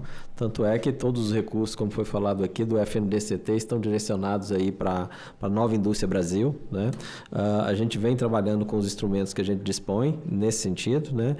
E se você olhar o recorte que foi dado, né, na Nova Indústria Brasil, tem muito a questão da sustentabilidade. Aí respondendo a questão do Tiago lá de Goiás, né, que perguntou como fazer para gerar menos poluição. Então, existem metas bem claras estabelecidas dentro da política, né? E é nesse prisma que a gente está trabalhando e buscando aí ter digamos assim, ações políticas voltadas para isso. Outro aspecto que a gente vem trabalhando também, a gente está criando um observatório de fomento da inovação, né? E aí nesse observatório a gente vai reunir todas as políticas, todos os instrumentos de incentivo que hoje o governo federal tem, né? Tanto a questão do uso de incentivos da Lei do Bem, da Lei de TICs, de obrigações de investimento em P&D de petróleo e gás e da área de recursos minerais, buscando com que todas as políticas estejam, digamos assim, no mesmo universo em que a gente possa analisar, ter dados para tomar decisões de política pública baseadas em dados, né? Sobre qual é o impacto dessas políticas e o que efetivamente está sendo entregue para a sociedade em cada uma delas. Então, esse olhar é fundamental. Outro aspecto importante, e como o senador mencionou a questão do backlog, é dizer que nós zeramos o backlog na Lei do Bem, tá? Então, esse foi um dos anúncios importantes que a gente teve recentemente. E esse é um instrumento que hoje ele é o principal instrumento no Brasil. Se você olhar o investimento privado em P&D no Brasil, em 2023 foi da ordem de 68 bilhões de reais. Só na Lei do Bem era 42 bilhões de investimento. Então, a importância desse instrumento, a gente vai aprimorá-lo e conta com o Congresso para isso, para que ele, de fato, consiga entregar para a sociedade os resultados que a gente espera aí no desenvolvimento da pesquisa e inovação no país. Obrigado.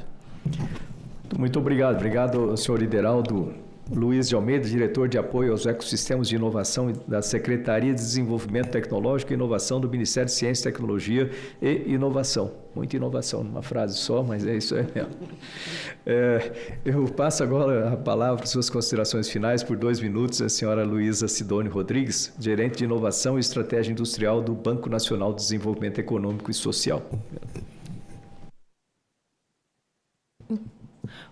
Gostaria de agradecer mais uma vez essa oportunidade de estar aqui, falar com vocês, e também, novamente, salientar a importância de que essas políticas sejam políticas de Estado e não políticas de ciclo econômicos, que a TR ela tem uma continuidade após 2026, então contar aqui com o apoio dessa casa para isso, né, das duas casas, colocando que a gente estava falando aqui num valor em torno de 5 a 6 bi por ano, que é 1,5% dessa TR do FAT.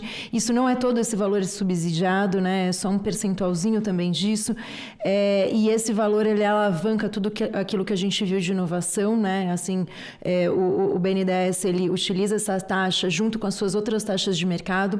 Então, quando eu falei, né, no valor da NIB de mais de 180 bi, é ao longo de 4 anos, obviamente não é tudo isso que é subsídio.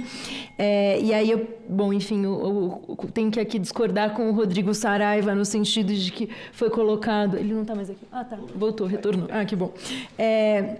De que políticas públicas, enfim, elas não são necessárias, que o agro é um exemplo. O agro, sim, ele é um exemplo, mas você tem Plano Safra, então, só para pegar de números aqui, Plano Safra é uma política que tem continuidade, ao contrário das políticas industriais. Em 2025 e 2026 foram 516 bi só no Plano Safra, então, em um ano, praticamente o que eu estou falando de 4 anos aqui da Nova Indústria Brasil. 2024 e 2025, quase 500 bi, então não tem como a gente falar que não existe políticas públicas por trás disso. E ainda mais quando você fala de inovação, acho que na literatura, basicamente, todos já concordam que inovação entra numa situação de falha de mercado. Então, sim, não vai ser só uma instituição privada que vai sair aprovando e financiando inovação, porque, além dos riscos que são mensuráveis, existe uma coisa que se chama incerteza. Então, é importante, sim, que tenham políticas públicas feitas para isso. E aí, só para finalizar, bem rapidamente, acho que dando a continuidade aqui que você comentou, né, de Campinas, né, dos Sírios, dos aceleradores de partícula, e de como essa é uma política importante.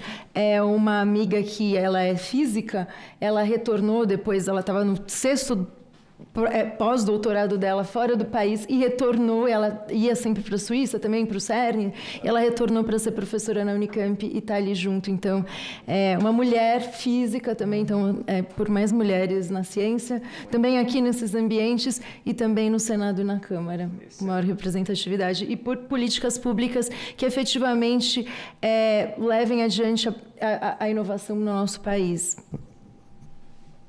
Excelente, muito obrigado. Obrigado à senhora Luísa Sidônio Rodrigues, gerente de Inovação e Estratégia Industrial do Banco Nacional de Desenvolvimento Econômico e Social. Eu passo agora a palavra para as suas considerações finais, por 2 minutos, ao senhor Fernando de Nielander Ribeiro, gerente substituto do Departamento Regional do Centro-Oeste da Financiadora de Estudos e Projetos, da FINEP. Bom, boa tarde novamente. Senador, muito obrigado aí novamente pelo convite. E o que eu queria destacar, de alguma certa maneira, o senhor já apresentou, Luísa também reforçou.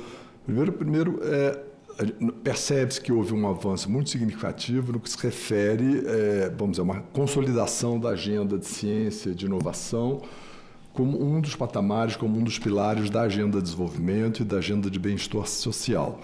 Então, isso é importante, se traduz em medidas concretas, maior disponibilidade de recursos que podem ser acessados em condições mais, vamos dizer, condizentes com o risco, com a incerteza da inovação, recursos de subvenção, uma série de instrumentos e de políticas que vão nessa direção e que estão claramente casadas com outras políticas de desenvolvimento, políticas industriais, políticas de desenvolvimento no setor de agro, etc., dando, portanto, grande suporte a isso. No entanto, isso não é... A guerra não está ganha, né, ministro? Quer dizer, a gente sabe que com momentos de grande estabilidade na questão fiscal, a gente pode ter forte impacto sobre os instrumentos, sobre a disponibilidade de recursos. Portanto, é um tema que merece atenção e atenção permanente por parte dessa casa e da sociedade, das instituições e da sociedade de uma maneira geral. Tem uma pergunta rápida aqui, perguntando sobre como é que a gente pode ajudar na questão da aproximação de centros de pesquisas e indústrias. Bom, estamos trabalhando fortemente nisso. Todas as últimas chamadas com recursos de subvenção econômica que fizemos para as empresas, elas têm que necessariamente estar associadas a uma ICT, a uma universidade, a um instituto tecnológico, demonstrando claramente no seu plano de trabalho, no seu plano de dispêndios, de que há um envolvimento efetivo. Há políticas também objetivas no que se refere à retenção de talentos, mestres, doutores nas indústrias, repassando os recursos de subvenção para as empresas, para que elas possam, durante um determinado período, vamos dizer, testar, arcar com o custo dessa nova atividade e depois, dando tudo certo, mantê-los lá dentro, né? Agradeço mais uma vez. Obrigado. Muito obrigado, senhor Fernando de Nielander Ribeiro, gerente substituto do Departamento Regional do Centro-Oeste da Financiadora de Estudos e Projetos. E eu passo agora a palavra para suas considerações finais ao senhor Michael Davi. Obrigado, senador, e novamente agradecer o convite a todos os participantes aqui da mesa. Dois comentários só, né? Foi muito falado aí sobre a necessidade, né, de pensar a política de Estado de longo prazo e também integração entre os instrumentos, não podia concordar mais. E acho que também, né, só reforçando aquela curva que eu mostrei do crescimento da Embrapi, acho que a gente tem conseguido fazer isso, né? Passamos já por 4 governos agora, desde 2014, 13, na verdade, até hoje, e sempre com esse crescimento, às vezes, né, com alguma oscilação ali, mas principalmente nos últimos anos, com um crescimento contínuo muito forte, e a gente, né, trabalha muito, aposta muito que a Embrapi possa, de fato, continuar tendo esse papel, né? Independente de qual gestão, a gente, de fato, ser uma política de Estado para fazer um fomento à inovação muito eficiente, como a gente tem conseguido fazer. E o segundo ponto, né, que foi falado, aí tanto o Rodrigo quanto a Luísa complementou agora, sobre primeiro da Embrapa, né, ser um modelo muito bem sucedido. De fato, o nome da Embrapi não é por acaso, né? Ela foi pensada para ser uma Embrapa para a indústria, ou seja, replicar, com diferenças no modelo, mas pelo menos o conceito de ter uma aplicação do conhecimento científico, da pesquisa científica mais devidamente, né, e intensamente aplicada no setor produtivo, que a Embrapa fez muito bem lá desde a década de 70, e que a gente vem tentando fazer agora. O modelo muda um pouco, mas o objetivo é bem esse mesmo, e a gente quer um dia chegar a ser tão bem sucedido quanto a Embrapa, seria fantástico. E concordando com o que a Luísa falou, né, em relação a ser, de fato, né, o risco inerente da inovação demanda recurso público para poder mitigar esse risco, né? Sozinho, poucas empresas têm condição de assumir esse risco sozinho. Só que, por outro lado, a gente tem um modelo totalmente aberto. Então, a gente tem, sim, o recurso e o propósito público para poder reduzir o risco da inerente à inovação, ou seja, compartilhando, né, esse custo com a empresa, mas, por outro lado, a gente tem um modelo totalmente aberto, que quem vai definir o que vai ser desenvolvido é a empresa. A empresa que tem a demanda, que sabe para onde o mercado está indo, o que ela precisa desenvolver, o que ela tem perspectiva de ter ganho no mercado, e ela vai lá e usa o nosso modelo para desenvolver aquilo, e depois ela vai levar isso adiante, vai gerar nota fiscal e vai gerar emprego, renda, rendimento e mais impostos lá na frente. Então, a gente acaba juntando essas duas pontas, e acho que por isso é um ponto fundamental para que o modelo da Embrapi seja tão bem sucedido na nossa avaliação. Obrigado de novo, senador. Muito obrigado, senhor Michael Davi Sterling. Ignora o A. Sterling. Assessor da Diretoria de Inovação e Relações Institucionais da Empresa Brasileira de Pesquisa e Inovação Industrial, da Embrapi. Aliás, visto pelo exterior, eu fiquei muito tempo trabalhando no exterior, NASA, ONU, etc., tem 3 setores no Brasil que chamam bastante atenção, né, pelo desenvolvimento conseguido ao longo do tempo. Um deles é o setor de agricultura, e você tem a Embrapa ali atrás, né, de tudo isso. Outro na parte de aeronáutica, com a nossa Embraer aí também, graças aos esforços do meu conterrâneo lá, Osiris Silva, lá de Bauru também, né, no início, que acreditou naquilo. Sempre tem alguém que acredita quando ninguém acredita e faz com que a coisa funcione, né? E a Petrobras também. Olha, que eu morei muito tempo em Houston, eu lembro de ver ali na OTC, né, Offshore Technology Congress, que acontece anualmente lá em Houston, e a nossa pesquisa, principalmente de profundidade, como que isso chama a atenção do planeta. Agora, eu acho que seria muito interessante a gente ter mais alguns setores aí, por exemplo, né, que vai falar daqui a pouco aqui na área de biotecnologia, por que não? O Brasil tem tudo para ser uma potência nesse sentido. Setor de transformação digital também, né? A gente tem a capacidade de ser para isso.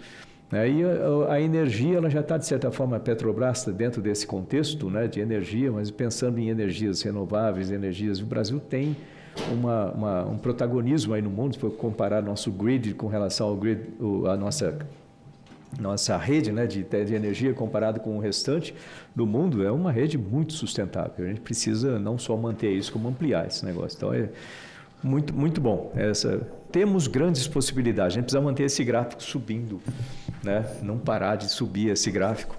E gostei de saber daquela pesquisadora que retornou, né? Eu lembro que a gente estava discutindo sobre a construção de biossegurança 4, a gente entrou em contato com empresas americanas, com centros que operam lá nos Estados Unidos, né, nível de biossegurança 4, né, em laboratórios. E quando me perguntaram o que era, qual que era a ideia que eu falei assim, peraí, então, porque eu queria mandar nossos pós-PhDs, etc., para irem lá, aprenderem como que operam deles, para depois virem operar aqui, né? Aí o cara do lado de lá, não, peraí, desse jeito, então eu também quero mandar pesquisador meu para ele, você vê como chama atenção, você ter a estrutura chama atenção.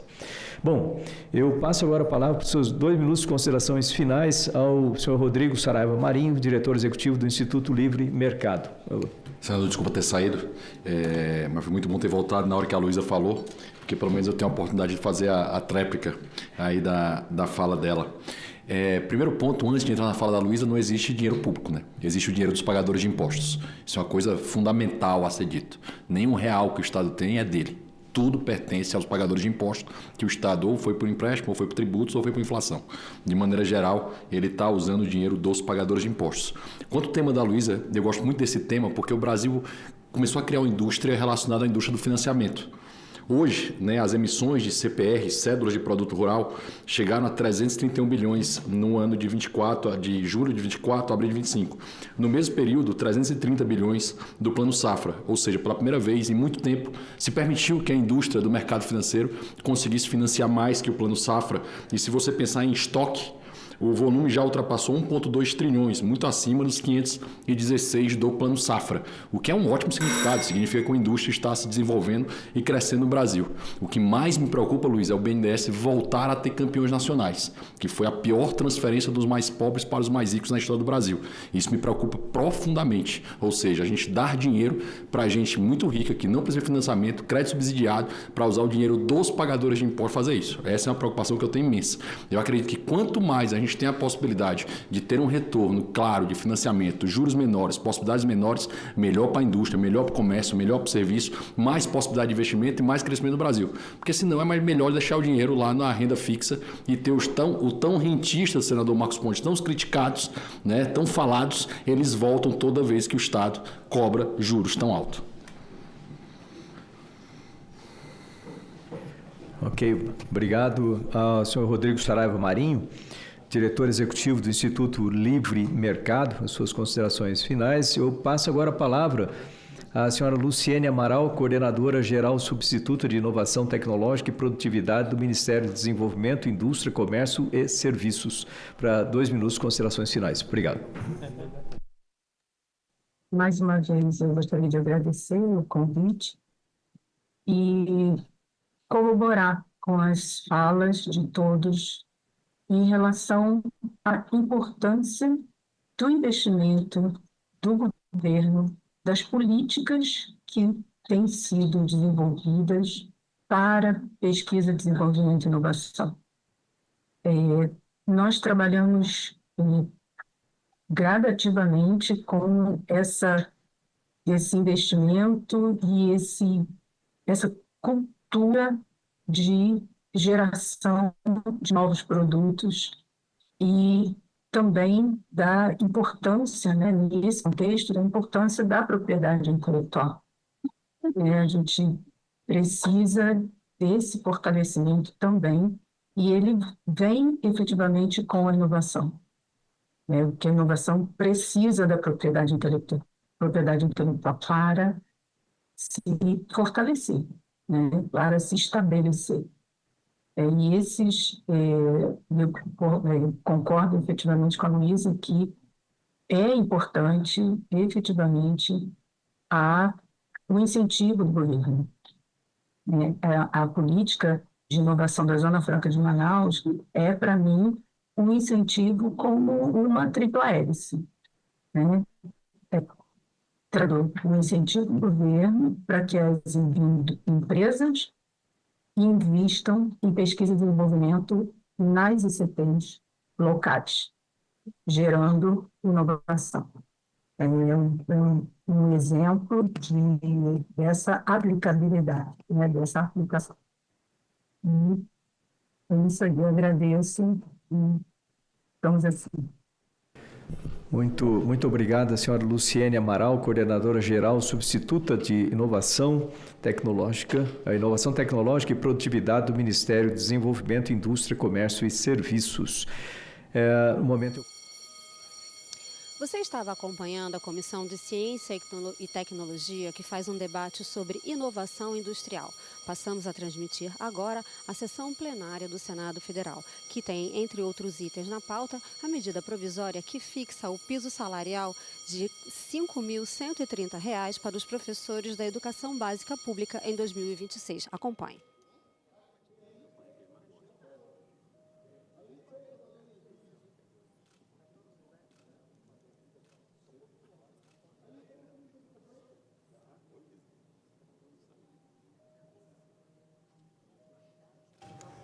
Declaro reaberta a sessão, encerrado o período de expediente, declaro aberta a ordem do dia. Foi solicitado pela liderança do governo, o senador Jacques Wagner, que nós pudéssemos retirar, senadora Dorinha, o primeiro item de pauta de deliberação, porque ainda há, por parte do governo, a busca do entendimento no relatório de Vossa Excelência em relação à questão relacionada ao Ministério da Defesa. E pelo que o líder do governo me comunicou ainda há pouco, era apenas para que pudéssemos ainda nesta semana concluirmos esse entendimento e esta matéria retornará à pauta. Como nós temos outras matérias importantes que Vossa Excelência é relatora, que inclusive foi solicitado por Vossa Excelência que nós incluíssemos na pauta de hoje, eu prefiro retirar e atender o pedido do governo e a gente colocar na próxima sessão deliberativa do plenário do Senado Federal este primeiro item. Presidente, lógico que eu acolho a sua posição, eu já acho que nós já adiamos demais, sinceramente. Já é a terceira ou quarta vez que nós adiamos com a mesma justificativa. Eu hoje falei mais cedo em relação a esse texto. Não sou eu que quero atrapalhar, só queria pedir realmente que o governo se posicionasse. Líder Jacques Wagner, senadora Dorinha, me permita aqui, líder Wagner, será que a gente não pode votar esse projeto? Porque também é uma solicitação do governo, este PLP, que a senadora Dorinha relata, para resolver outros problemas e pendências em relação a outra legislação votada e a gente deixar essa questão do Ministério da Defesa para outro projeto de lei complementar? Porque a gente se desobrigava desse também e aguardava essa inclusão desse texto em outro. Bom. Em Brasília, 5h04. É possível que seja amanhã, porque eles estavam trabalhando no texto. Na verdade, eu conversei com o ministro Zé Múcio e ele me pediu que pudesse, eventualmente, amanhã, fazer essa votação. Por isso que eu preferia não excluir. Ele pediu, eu entendi, líder, que era para tirar de pauta para votar na próxima semana. É para amanhã? Pode ser para amanhã, eu espero então que... Então, vamos tirar de hoje para amanhã? A gente transfere, dá tempo do ministro. Tá bom? Que não atrapalhar, senhor presidente, que amanhã eu tenho a relatoria da superdotação de altas habilidades, mesmo que fique, eu não tenho problema de relatar, mas eu gostaria que fosse tratado também.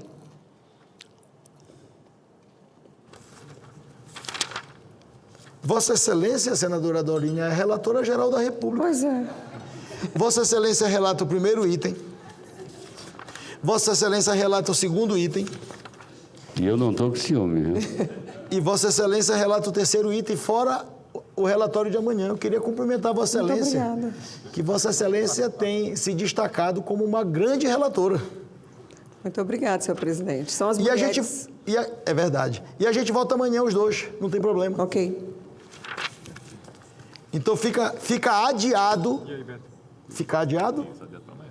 Fica adiado o projeto de lei complementar número 11 de 2026 e esta matéria retorna para a pauta no dia de amanhã. Senhor presidente, desculpa, eu só queria entender a razão do adiamento, não quero causar nenhuma confusão, mas esse projeto já foi adiado antes. A Orquestra Sinfônica Brasileira perdeu um dos seus maiores patrocinadores por causa dessa tunga de 10% que o Tesouro está fazendo sobre os patrocínios. O governo está se transformando no cafetão do patrocínio. O cara consegue aprovar o projeto, se mata para conseguir um patrocinador, o governo vai lá e toma dele 10%. Esse projeto repara isso tanto para o esporte quanto para a cultura. E a cultura, que eu saiba, ainda era uma pauta cara para esse governo. Eu salvei a cultura na reforma tributária, com desconto e com outros mecanismos, junto com a professora Dorinha, inclusive, né? E agora estamos salvando a cultura de novo, porque eu não posso acreditar que esse governo seja contra a cultura, contra o esporte, contra aqueles que formam, né?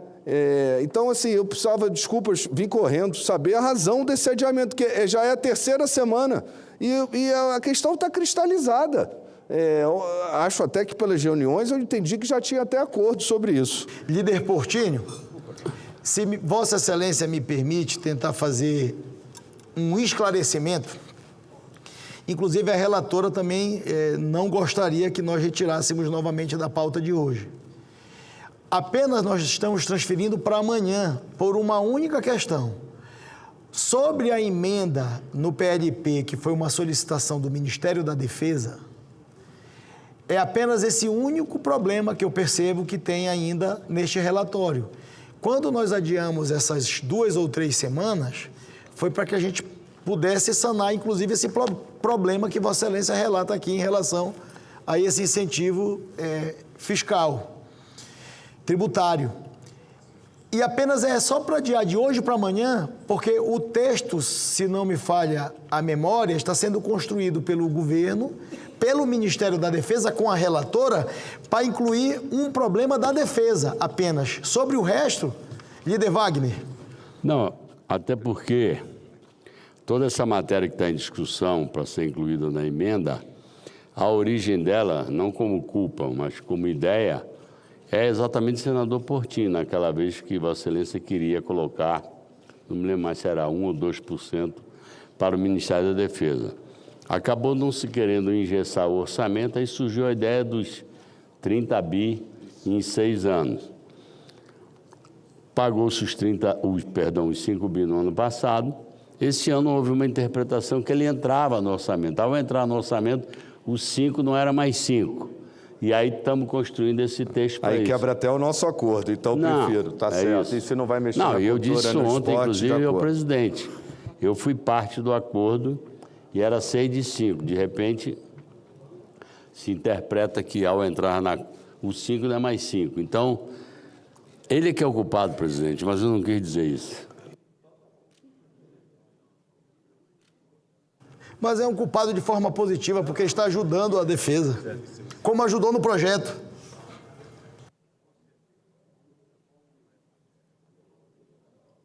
Pela ordem, conceda a palavra ao senador Espiridião, a mim. Presidente, em primeiro lugar, eu quero cumprimentá-lo. Quero cumprimentá-lo por ter feito esse acordo com a professora Dorinha, com o senador Carlos Portinho, e Vossa Excelência e o senador Jacques Wagner. Não é fácil alguém ganhar desses 2 últimos mencionados.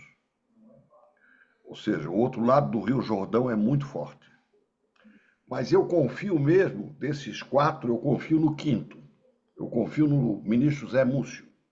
Se ele conseguir vender a mercadoria que ele foi vender na Argentina, seja, artefatos e produtos bélicos para o presidente Milei, ele será o fator decisivo nesse acordo que vocês construíram. Mas a razão de eu pedir pela ordem, presidente, a razão de pedir pela ordem diz respeito a um assunto da maior gravidade. Não é meu o primeiro projeto de decreto legislativo sobre este assunto. Pelo menos 2 outros senadores já apresentaram PDLs, projetos de decreto legislativo, para sustar o decreto presidencial assinado pelo presidente Lula, publicado no dia 20 de maio. Trata-se do decreto do presidente número 12.975, que dá a segunda grande mordida na liberdade de expressão.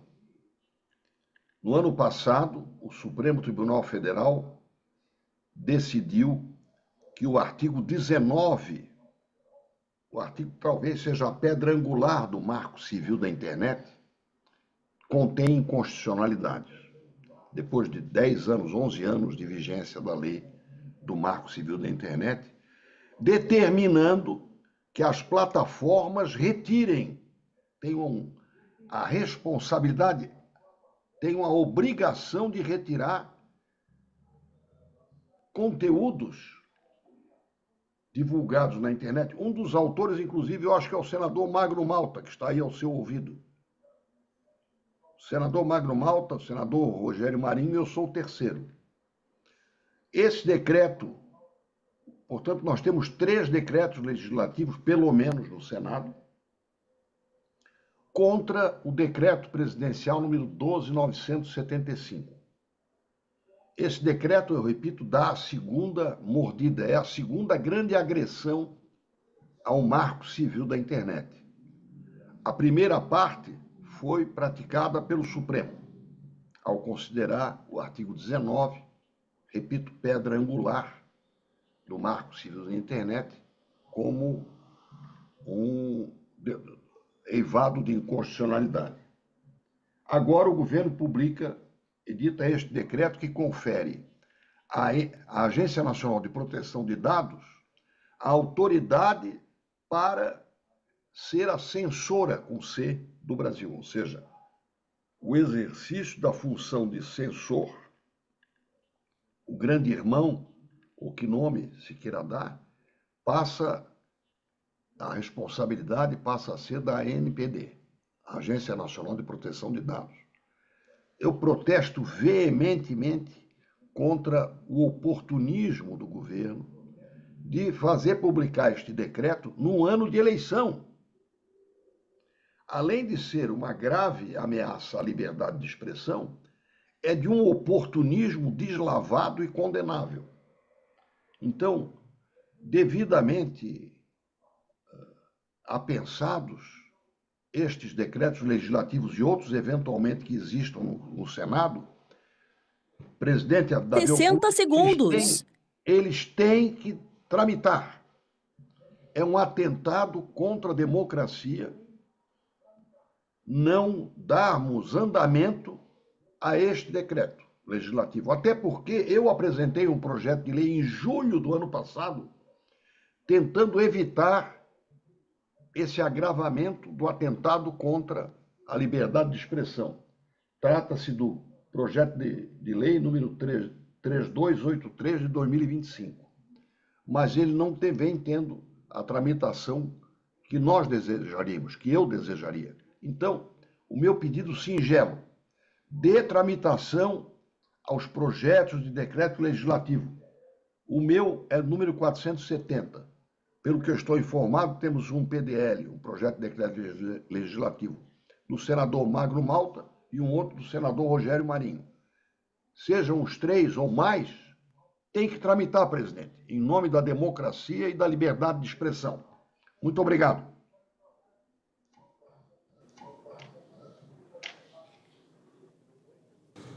Senador Espiridião Amin, me permita fazer apenas um breve relato da manifestação feita por Vossa Excelência, Realmente, nós estamos acompanhando nos últimos dias e tem chegado ao meu conhecimento por diversos senadores sobre a possibilidade deste decreto ou desses 2 decretos extrapolarem as prerrogativas constitucionais da Presidência da República.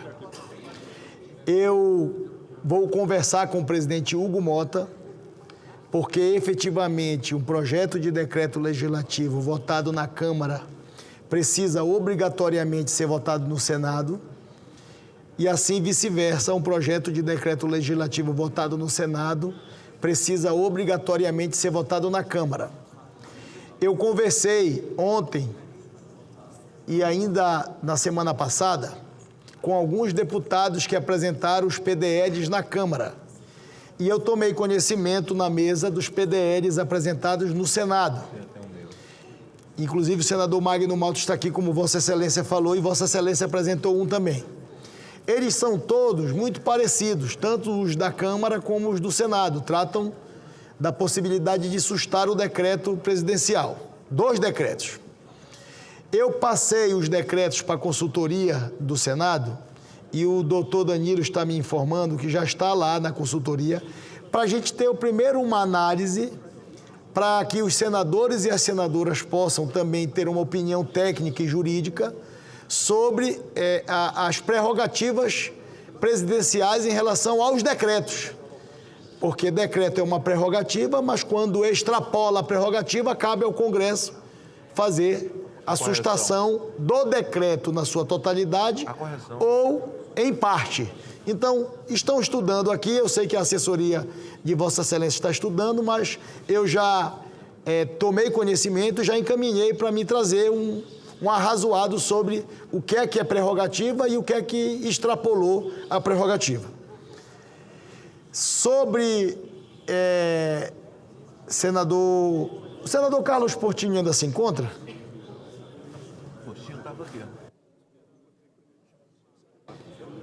Senador Portinho, Vossa Excelência conseguiu compreender que vai retomar esse PLP amanhã para a pauta? Eu compreendi, presidente. E se me permite só fazer um agradecimento, porque eu não estava aqui na sessão do Congresso, e eu devo a você esse agradecimento, porque eu lhe pedi, assim como outros senadores, como a senadora Tereza Cristina, que a gente pudesse ter votado a derrubada do veto que prejudicava municípios com poucos habitantes e que são muitos no nosso país. E Vossa Excelência marcou a sessão do Congresso, eu participei à distância, não pude manifestar. É lógico que votei. Só não pude, de público, agradecer a Vossa Excelência. E é lógico que havia a expectativa de abertura de CPMI, lógico, mas essa condução, Vossa Excelência deu a resposta e a sessão do Congresso alcançou o seu fim, porque os municípios precisavam da derrubada desse veto, um veto injusto do governo Lula, e que o parlamento colocou as coisas no lugar. Então, eu estou agradecendo de público, porque é devido o agradecimento. Muito obrigado, líder Portinho. Agradeço Vossa Excelência. Vossa Excelência, para a gente poder também restabelecer os procedimentos, Vossa Excelência foi um dos parlamentares que mais cobrou esta presidência para que nós pudéssemos fazer a sessão do Congresso para analisar esses vetos que estavam prejudicando mais de 5 mil municípios brasileiros abaixo de 65 mil habitantes e que no dia da nossa votação no Congresso, efetivamente, concretamente, 3.118 municípios estavam inviabilizados de receber recursos federais para convênios de construção de escolas, de praças, de creches, de hospitais. Então, queria agradecer os elogios de Vossa Excelência e, naturalmente, como parte da minha obrigação, na condição de presidente do Senado e presidente do Congresso Nacional Brasileiro, que tem a responsabilidade de convocar uma sessão congressual, eu o fiz com um único item da pauta, pensando em resolver esses problemas de milhares de municípios brasileiros. Muito obrigado pelas palavras de Vossa Excelência. Item 2 da pauta. Projeto de Lei 421 de 2023, de autoria da deputada Laura Carneiro, que altera o Código Penal, a Lei Maria da Penha e o Código de Processo Penal para aumentar o prazo decadencial do direito de queixa ou de representação quando se tratar de crime praticado no âmbito de violência doméstica e familiar contra a mulher. Pareceres favoráveis, número 31 de 2025, da Comissão de Segurança Pública. A relatora foi a senadora Margarete Busetti e a relatora DOC foi a senadora Damares Alves. Número 77 de 2025, da Comissão de Direitos Humanos e Legislação Participativa. A relatora foi a senadora Damares Alves. E número 35 de 2026, da Comissão de Constituição, Justiça e Cidadania. A relatora foi a professora Dorinha Seabra e o relator ad hoc foi o senador Isalci Lucas. Passamos à discussão da matéria. Não temos senadores inscritos para discutir. Está encerrada a discussão. Passamos imediatamente à apreciação. A presidência submeterá a matéria à votação simbólica. Votação do projeto em turno único nos termos dos pareceres apresentados. As senadoras e os senadores que o aprovam permaneçam como se encontram. Está aprovado o projeto. A matéria vai à sanção presidencial e será feita a devida comunicação à Câmara dos Deputados. Projeto de lei foi solicitado pela senadora Jussara que nós pudéssemos incluir como item extra-pauta da sessão deliberativa de hoje as mensagens de autorização de empréstimo para o estado do Piauí. Então, eu queria solicitar à Secretaria-Geral da Mesa e à nossa assessoria. Esta matéria já foi aprovada na CAI no dia de hoje e já há um requerimento de urgência da própria comissão. E como a gente sempre faz relacionado ao trabalho dos governadores e dos prefeitos no Brasil que lutam 2, 3, 4 anos, muitas das vezes, para acessar um financiamento internacional, eu vou autorizar a inclusão como item extra-pauta no final da sessão deliberativa de hoje. Mas já está feito o informe.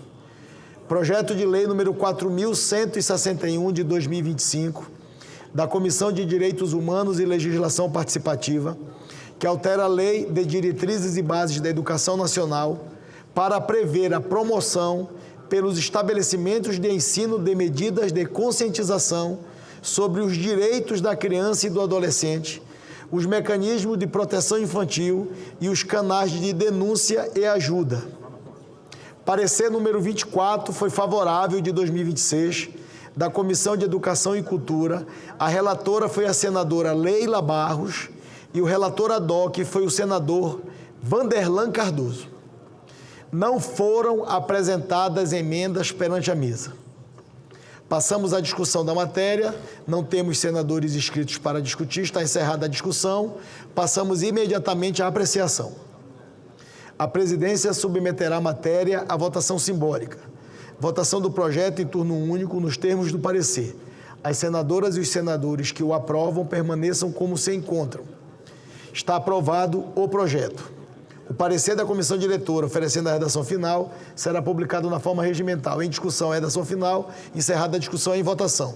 As senadoras e os senadores que aprovam permaneçam como se encontram. Está aprovada a redação final e esta matéria retorna imediatamente à Câmara dos Deputados.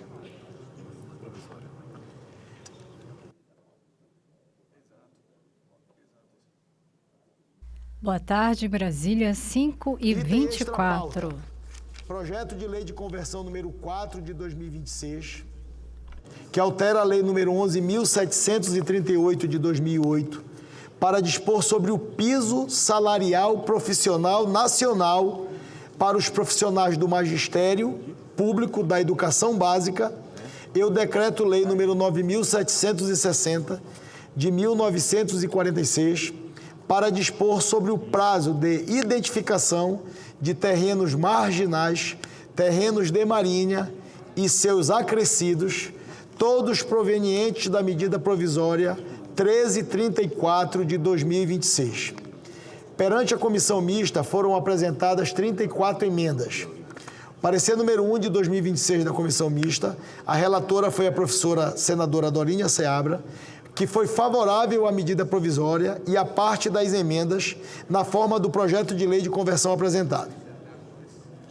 A matéria foi aprovada na Câmara dos Deputados no dia 20 de maio e o seu prazo de vigência se esgota em 1º de junho, daqui a 5 dias. Passamos à discussão da matéria. Para discutir a matéria, concedo a palavra por solicitação de Sua Excelência a relatora da medida provisória, agora do projeto de lei de conversão, senadora professora Dorinha Seabra. Com a palavra, Vossa Excelência. Senhor presidente, essa medida provisória, ela vem para dar segurança e ajudar, inclusive, tanto para os professores, que é o principal foco nosso, os profissionais da educação, os professores, e também aos gestores, na medida em que define critérios claros em relação ao piso salarial do magistério.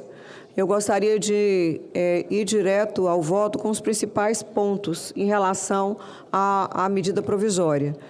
O novo Fundeb, que foi aprovado por unanimidade nesta casa, que eu tive a responsabilidade de ter sido relatora, consegue assegurar que dos 10% de complementação da União, o Brasil passou a assegurar para os nossos municípios e estados o total de 23% de complementação da União.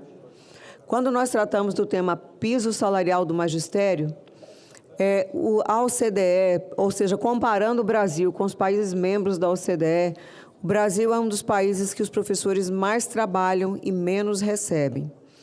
A previsibilidade em relação aos critérios de aumento e correção do piso pode assegurar para os gestores públicos fazer os seus planejamentos em relação aos percentuais que serão dados e, ao mesmo tempo, para os professores. Nós tivemos, ao longo dos últimos anos, ano em que os professores tiveram um percentual superior a 30%, 33% de aumento, e outros anos, como o caso deste ano, mesmo se não tivesse a medida provisória, o aumento seria menor do que a inflação. Neste caso aqui, houve uma combinação em que é assegurado que o aumento não será inferior à correção da inflação, e os principais pontos foram discutidos na medida provisória, na comissão especial, com o objetivo básico de garantir a atratividade à carreira docente e, ao mesmo tempo, infelizmente, tentar reverter a situação que nós temos hoje da ausência de professores profissionais que se dedicam ou queiram atuar no magistério. Então, a lei regulamenta o piso salarial profissional para os profissionais do magistério, combinando, definindo como o piso neste ano, e é o valor que passa a ser referência para os processos de correção, o valor de R$ 5.130,63 para a formação em nível médio na modalidade normal, prevista no artigo 62 da LDB 9.394, de 20 de dezembro de 1996. O texto reafirma o conceito de quais são os profissionais do magistério e, ao mesmo tempo, estabelece quais serão os critérios para a correção desse piso. O percentual de atualização do valor de que trata o caput resultará da soma. Inciso 1º, da variação acumulada do INPC no ano anterior ao da atualização, e 50% na média dos 5 anos anteriores ao ano da atualização da variação do INPC.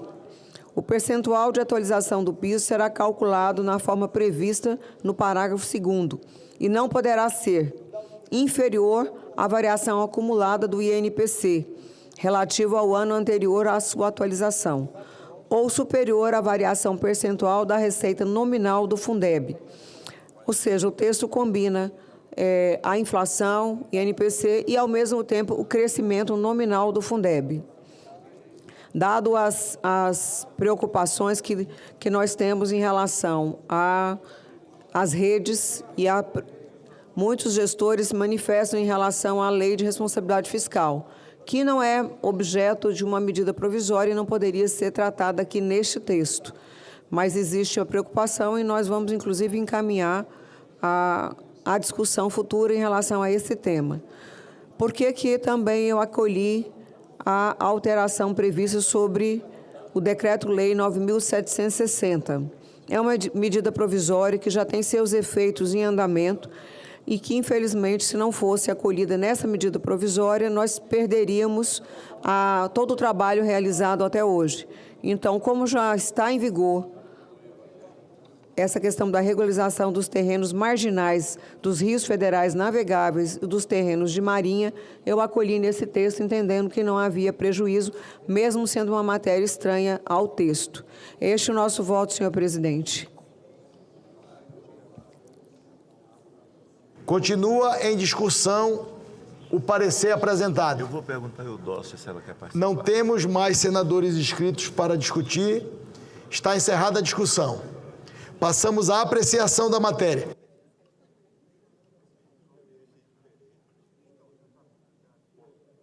Em Brasília, 5h31. A presidência submeterá a matéria à votação simbólica. Em votação conjunta, os pressupostos de relevância e urgência, adequação financeira, orçamentária e pertinência temática da matéria. E o mérito do projeto de lei de conversão, que tem preferência regimental nos termos do parecer apresentado pela relatora. As senadoras e os senadores que aprovam permaneçam como se encontram. Está aprovado o projeto de lei de conversão. Ficam prejudicadas a medida provisória e as demais emendas apresentadas. A matéria vai à sanção presidencial e será feita a devida comunicação à Câmara dos Deputados. Muito obrigada, senhor presidente. Com a palavra, a senadora professora Dorinha.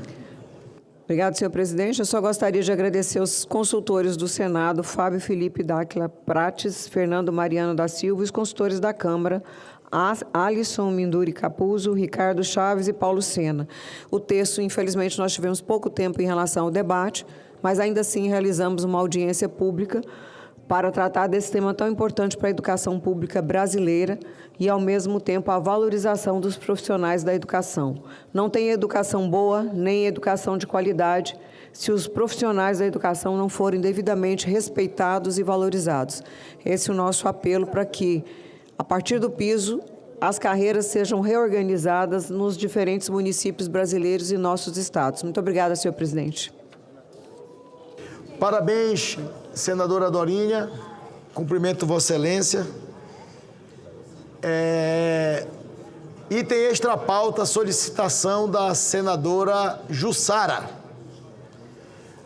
Projeto de resolução número 12 de 2026, naturalmente conta com o apoio de toda a bancada do Piauí e também dos colegas senadores e senadoras. Projeto de resolução número 12 de 2026, apresentado como conclusão do parecer número 25 de 2026, da Comissão de Assuntos Econômicos. O relator da matéria foi o senador Eduardo Braga e o relator ad hoc foi o senador Hamilton Mourão. Este relatório autoriza ao Estado do Piauí a contratar operação de crédito externo com garantia da República Federativa do Brasil, com a Agência Francesa de Desenvolvimento, AFD, no valor de 39 milhões de euros. Foi apresentado o requerimento 69 de 2026 da Comissão de Assuntos Econômicos, que solicita urgência para a deliberação da matéria. Submeta à votação o requerimento. As senadoras e os senadores que aprovam permaneçam como se encontram. Está aprovado o requerimento de urgência. Passamos imediatamente à discussão da matéria. Não temos senadores inscritos, está encerrada a discussão. Passamos à apreciação. A presidência submeterá a matéria à votação simbólica. Votação do projeto em turno único nos termos do parecer. As senadoras e os senadores que aprovam permaneçam como se encontram. Está aprovado o projeto. O parecer da comissão diretora, oferecendo a redação final, será publicado na forma regimental. Em discussão, redação final, encerrada a discussão e votação. As senadoras e os senadores que aprovam permaneçam como se encontram. Está aprovada a redação final. A matéria vai à promulgação. Projeto de item extra pauta. Projeto de resolução número 13 de 2026, apresentado como conclusão do parecer 26 de 2026 da Comissão de Assuntos Econômicos. O relator da matéria foi o senador Eduardo Braga e o relator ad hoc foi o senador Hamilton Mourão, que autoriza o Estado do Piauí a contratar operação de crédito externo com a garantia da República Federativa do Brasil, com o Banco Internacional para Reconstrução e Desenvolvimento, BIRD, no valor de 58 bilhões de ienes japoneses.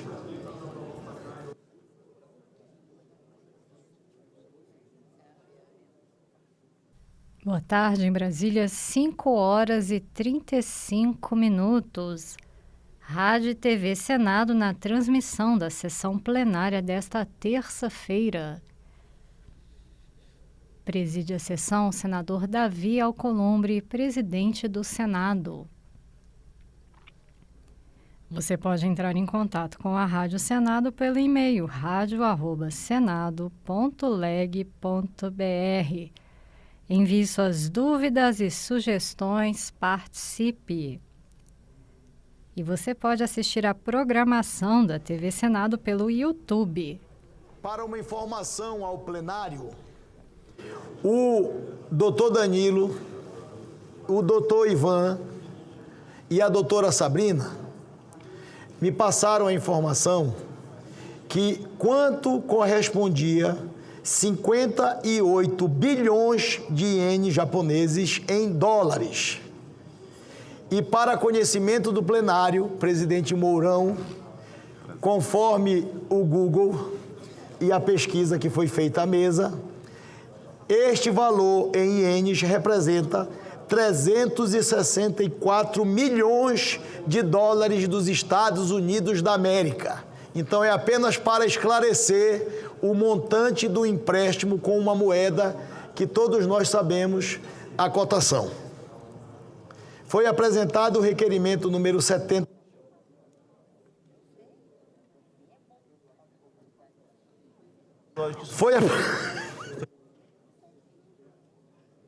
Foi apresentado o requerimento 70 de 2026 da Comissão de Assuntos Econômicos, que solicita urgência para apreciação da matéria.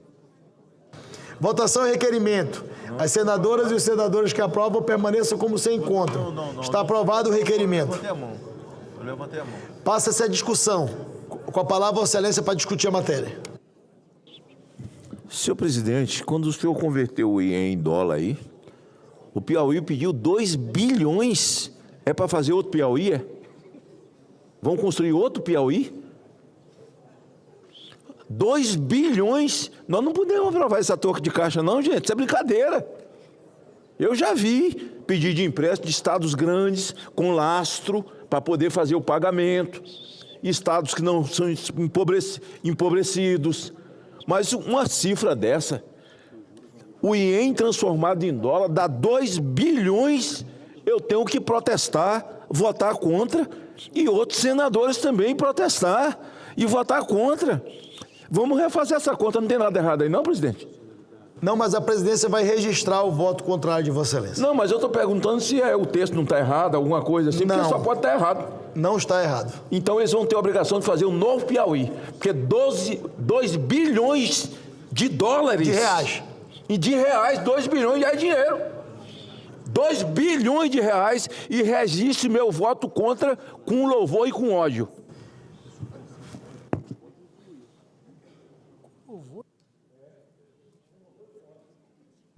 Agora em Brasília, 5h39. Não temos mais senadores inscritos para discutir, está encerrada a discussão. Passamos à apreciação da matéria. A presidência submeterá a matéria à votação simbólica. Votação do projeto em turno único nos termos do parecer. As senadoras e os senadores que aprovam permaneçam como se encontram. Está aprovado o projeto com o voto contrário do senador Magno Malta. O parecer da comissão diretora, oferecendo a redação final, será publicado na forma regimental. Em discussão, a redação final, encerrada a discussão e votação. As senadoras e os senadores que aprovam permaneçam como se encontram. Está aprovado a redação final, a matéria vai à promulgação e será feita a devida comunicação ao Executivo. Solicitação de requerimento de urgência. Requeremos, nos termos do artigo 336, 3 e 300... Requerimento 408 de 2026. Foi apresentado o requerimento 408 de 2026 dos líderes partidários que solicitam urgência para o projeto de lei 591 de 2026, que cria, no âmbito do Conselho Nacional de Justiça, o Departamento de Monitoramento e Fiscalização das Decisões dos Sistemas Internacionais de Direitos Humanos, DDH. A presidência submeterá o requerimento à votação simbólica. Em votação requerimento, as senadoras e os senadores que aprovam permaneçam como se encontram. Está aprovado o requerimento. Esta matéria vai ser incluída amanhã, a partir do requerimento aprovado. Foi uma solicitação da magistratura em relação à obrigatoriedade do Conselho Nacional de Justiça, o CNJ, cumprir efetivamente as decisões do Tribunal Penal Internacional. Portanto, foi esta a solicitação da magistratura. A Câmara já deliberou sobre esta matéria, nós votamos o requerimento no dia de hoje. Eu vou fazer a designação de um parlamentar, colega nosso, amanhã para relatar a matéria aqui em plenário. Esta matéria é apenas para sistematizar o cumprimento das obrigações do Tribunal Penal Internacional no Brasil pelo CNJ. Requerimentos de licença.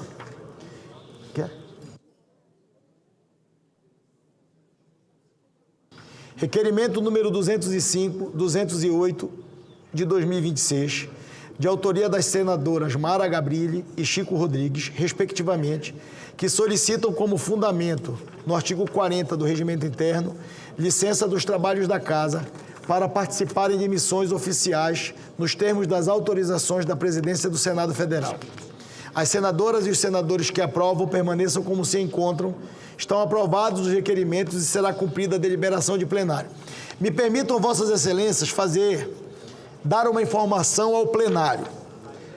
Há algum tempo, Sua Excelência, o senador Magno Malta, tem cobrado da presidência do Senado para que entre em contato com os líderes partidários, para que as lideranças partidárias possam fazer, senador Hermes, a indicação pelas suas bancadas, dentro da proporcionalidade, à comissão parlamentar de inquérito que trata da pedofilia no Brasil.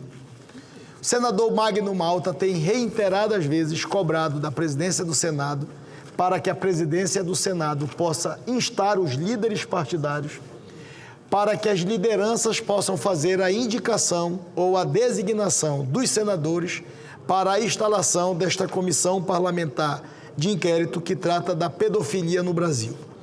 Conversando com o senador Magno Malta, eu vou solicitar à Secretaria-Geral da Mesa que mande uma correspondência às lideranças partidárias para que as lideranças partidárias possam, o mais rápido possível, fazer as suas indicações para que, o mais rápido possível, a gente possa fazer a instalação desta comissão parlamentar de inquérito que vai investigar a pedofilia no Brasil, abusos de crianças que tenha idade e até 16 anos. Tem o escopo da CPI, está no projeto.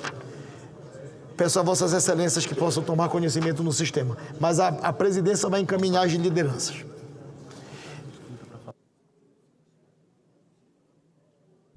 Em Brasília, 5 horas e 44 minutos. Você acompanha pela transmissão conjunta da Rádio TV Senado a sessão desta terça-feira. Ao senador Jacques Wagner, que possam fazer entre hoje e amanhã a construção política em relação ao PLP 11. Se nós não conseguirmos construir o consenso em relação ao trecho de inclusão solicitado pelo Ministério da Defesa, que a gente possa, pelo menos amanhã, votarmos o PLP 11 com o relatório já apresentado pela senadora Dorinha, mesmo compreendendo o líder Wagner que nós poderíamos dar um passo significativo em relação às demandas das Forças Armadas Brasileiras, com a inclusão desse pequeno dispositivo no PLP, para dar a condição para que uma lei votada por nós no Congresso possa ser efetivamente aplicada pelas Forças Armadas e, por consequência, pelo Ministério da Defesa do Brasil, já que foi uma solicitação do ministro José Múcio Monteiro. Ou seja, foi uma solicitação de um ministro de Estado que fez a relatora desta matéria, senadora professora Dorinha, que aqueceu imediatamente, entendendo a importância da correção da lei que nós votamos, dando para as Forças Armadas brasileiras a possibilidade de terem novos investimentos fora do arcabouço fiscal brasileiro, se não me engano, 5 bilhões por ano até 2030. Ou seja, é apenas uma correção que eu compreendo muito razoável. E eu não sei se vamos conseguir fazer esse entendimento até amanhã, mas eu acho que nós poderíamos fazer um esforço, porque a senadora Dorinha aceitou de pronto a sugestão do Ministério da Defesa. E a mesa também entendeu e recebeu o ministro, e que sei que está construindo internamente no governo a possibilidade de um texto que possa ser compreendido razoavelmente pelo Estado brasileiro como uma boa iniciativa. Então eu só peço ao líder Wagner, ao líder Randolph, se for possível, a todos que possam se mobilizar nessa interlocução, já que amanhã, às 16 horas, vai voltar para a pauta, porque eu também acho que a gente não pode perder essa iniciativa do PLP, que carece de 41 votos favoráveis, e como o tema é muito importante dessa questão tributária de benefícios fiscais, era muito bom que a gente pudesse atender as Forças Armadas brasileiras. Esse é o meu desejo.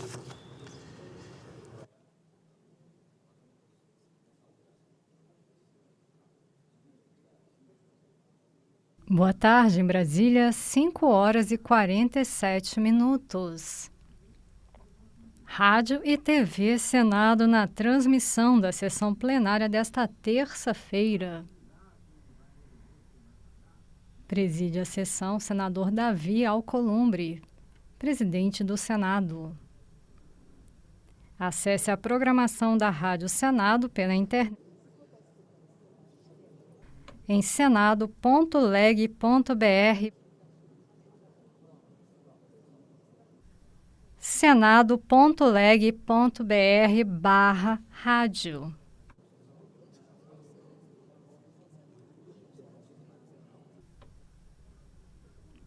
Senadora doutora Eudócia, Vossa Excelência está inscrita pela lista de oradores. Vossa Excelência deseja utilizar a inscrição? Com a palavra, Vossa Excelência. Eu estou inscrito. Em seguida, o senador Magno Malta.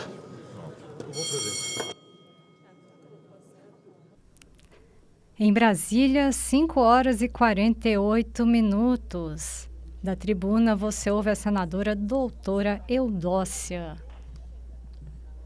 Senhor presidente, senhoras senadores, senhoras senadoras aqui presentes, há 2 semanas eu subi nesta tribuna para alertá-los de que o escândalo da máfia do INSS, que tanto prejudica aposentados e pensionistas de todo o Brasil, não surgiu agora. A raiz de todo esse mal foi plantada há muitos anos. Desde então, fui procurada por algumas pessoas que se sensibilizaram com o meu discurso. Essas pessoas disseram que as minhas informações estão corretas e que eu devo tirar essa história limpo.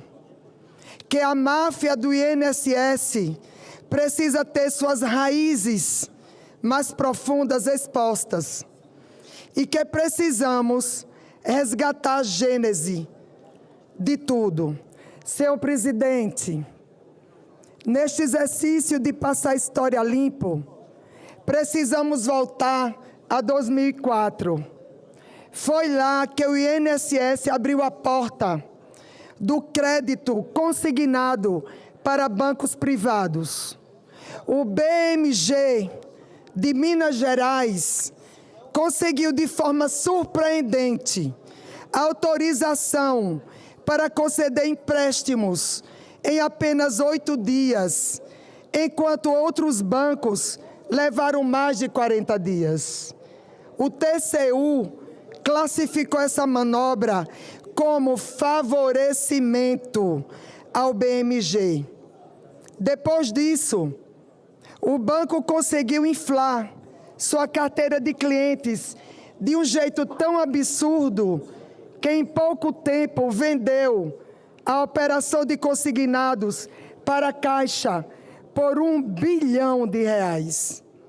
Depois, por pressão dos bancos, o governo aumentou o limite do consignado, colocando os idosos em dívidas.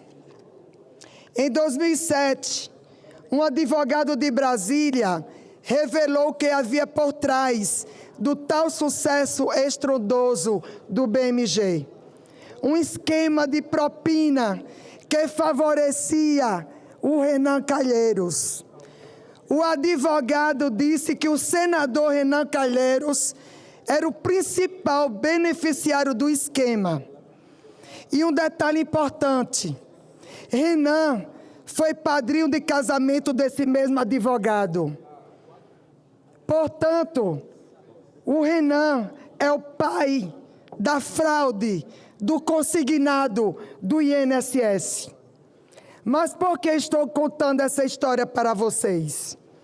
Porque essa história do BMG e a história da máfia do INSS e Master se juntam. É a mesma história. Senadoras e senadores, senhor presidente ou senhora presidente, agora assumindo senadora Dorinha. Em 2022, o Banco Master conseguiu mudar norma do INSS em 16 dias. Saltou de 100 mil para 2,7 milhões de contratos. Nobre senador Magno Malta. E aqui vem um detalhe crucial. O dono do Master, o famoso Daniel Vorcaro, é sócio do dono do BMG, em um conjunto de empresas que administra o Atlético Mineiro. E vocês sabiam que o Vorcaro e o dono do BMG emprestam dinheiro consignado por meio dessa empresa? Vocês acham que é só coincidência mesmo? O próprio senador Renan Calheiros disse que falou com Daniel Vorcaro 3 vezes. De onde vem tanta intimidade entre Renan Calheiros e Vorcaro? Como o senador conseguiu falar com o Vorcaro no momento em que ninguém mais conseguia, mas ele conseguiu falar 3 vezes. Será que foi por meio de seus sócios que ele conseguiu falar com o Daniel Vorcaro por 3 vezes? Será que existe uma sociedade oculta entre BMG, Master e Renan Calheiros? Para a surpresa de muita gente, no último final de semana, o senador Renan Calheiros apareceu com uma proposta bem esquisita. Sugeriu que o Fundo Garantidor de Crédito, o FGV, cubra prejuízos de fundos de pensão que tenham investidos em papéis do Master.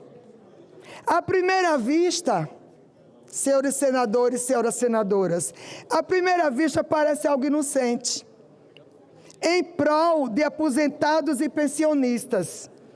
Mas se a gente olha com um pouco mais de atenção, vai perceber que o único favorecido com esta proposta indecorosa é o próprio Daniel Vorcaro.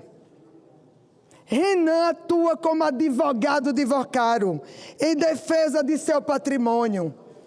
Quem tem que pagar essa conta é o Daniel Vorcaro, e não o povo brasileiro, porque é isso que o senador Renan Calheiros está sugerindo, que a FGC cubra o que o Daniel Vorcaro deixou em aberto. E por que digo isso? É Vorcaro quem tem de arcar com prejuízos se ele não cumprir o que foi determinado e não pagar os investimentos. Isso é óbvio. A proposta de Renan Calheiros empurra a conta para todos os brasileiros por meio do FGC. E quem pagará essa conta será nós, o povo brasileiro. É uma solução que cai como uma luva para o enrolado Daniel Vorcaro. Daí pergunto, por que Renan Calheiros quer poupar Daniel Vorcaro? Por que quer preservar seu patrimônio? Ainda bem que entidades da sociedade civil já perceberam que essa estratégia é uma roubada para o Brasil. Renan Calheiros está se comportando como um verdadeiro advogado de Daniel Vorcaro. O que chama a atenção de todos é a estratégia de Renan Calheiros de transformar a nossa CAI, a nossa Comissão de Assuntos Econômicos, num verdadeiro palanque eleitoral. Como sugeriu na semana passada o presidente do Banco Central. Tudo sob o pretexto de investigar o Master. A conduta do senador Renan Calheiros na CAI extrapola todos os limites. É abuso de autoridade, num claro desvio de finalidade. Ele usa a presidência da CAI, desrespeitando a cada um de nós, senadores e senadoras, desrespeitando essa casa e desrespeitando o povo brasileiro, usando a cadeira de presidente da CAI para fazer palanque eleitoral, num claro desvio de finalidade.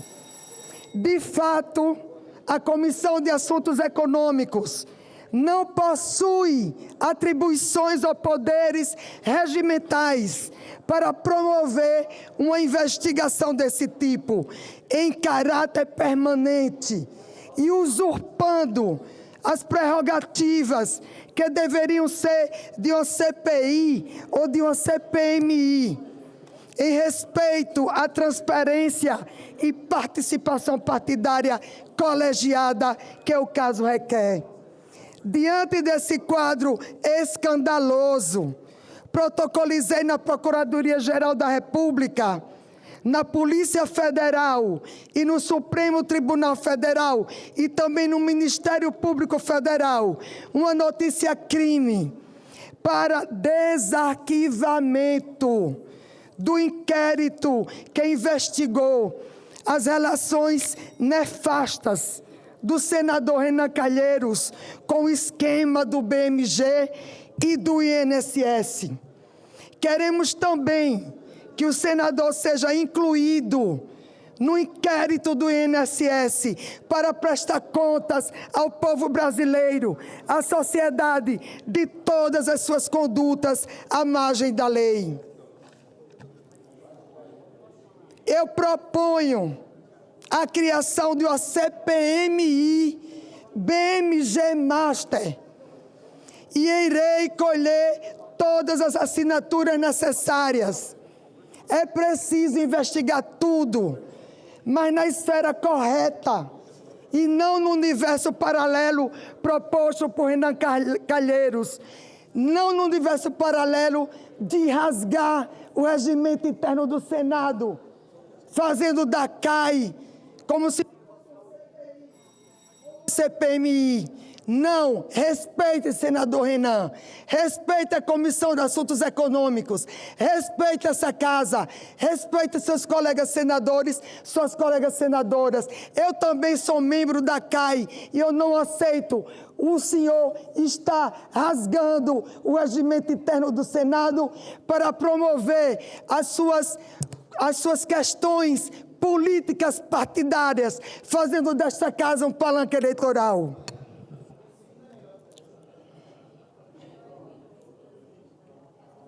E aqui eu complemento minhas palavras dizendo mais uma vez que do jeito que o senador Renan Calheiros está se comportando, ele está sendo o verdadeiro advogado de Vocaro.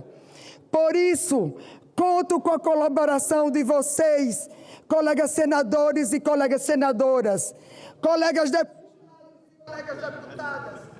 Senadora, para concluir, por favor. Vou repetir porque falhou aqui o microfone. Por isso, conto com a colaboração de vocês, colegas senadores e colegas senadoras, colegas deputados e colegas deputadas, para criarmos o quanto antes a CPMI-BMG Master. Não podemos fazer vista grossa a tudo o que está acontecendo na CAI, Comissão de Assuntos Econômicos, e no Senado. Ninguém pode desrespeitar as nossas instituições, ainda mais alguém como Renan Calheiros, que tanto deve ao Brasil. Muito obrigada, senhora presidente. Obrigada, senadora Eudóxia. Para uso da palavra, senador Magno Malta.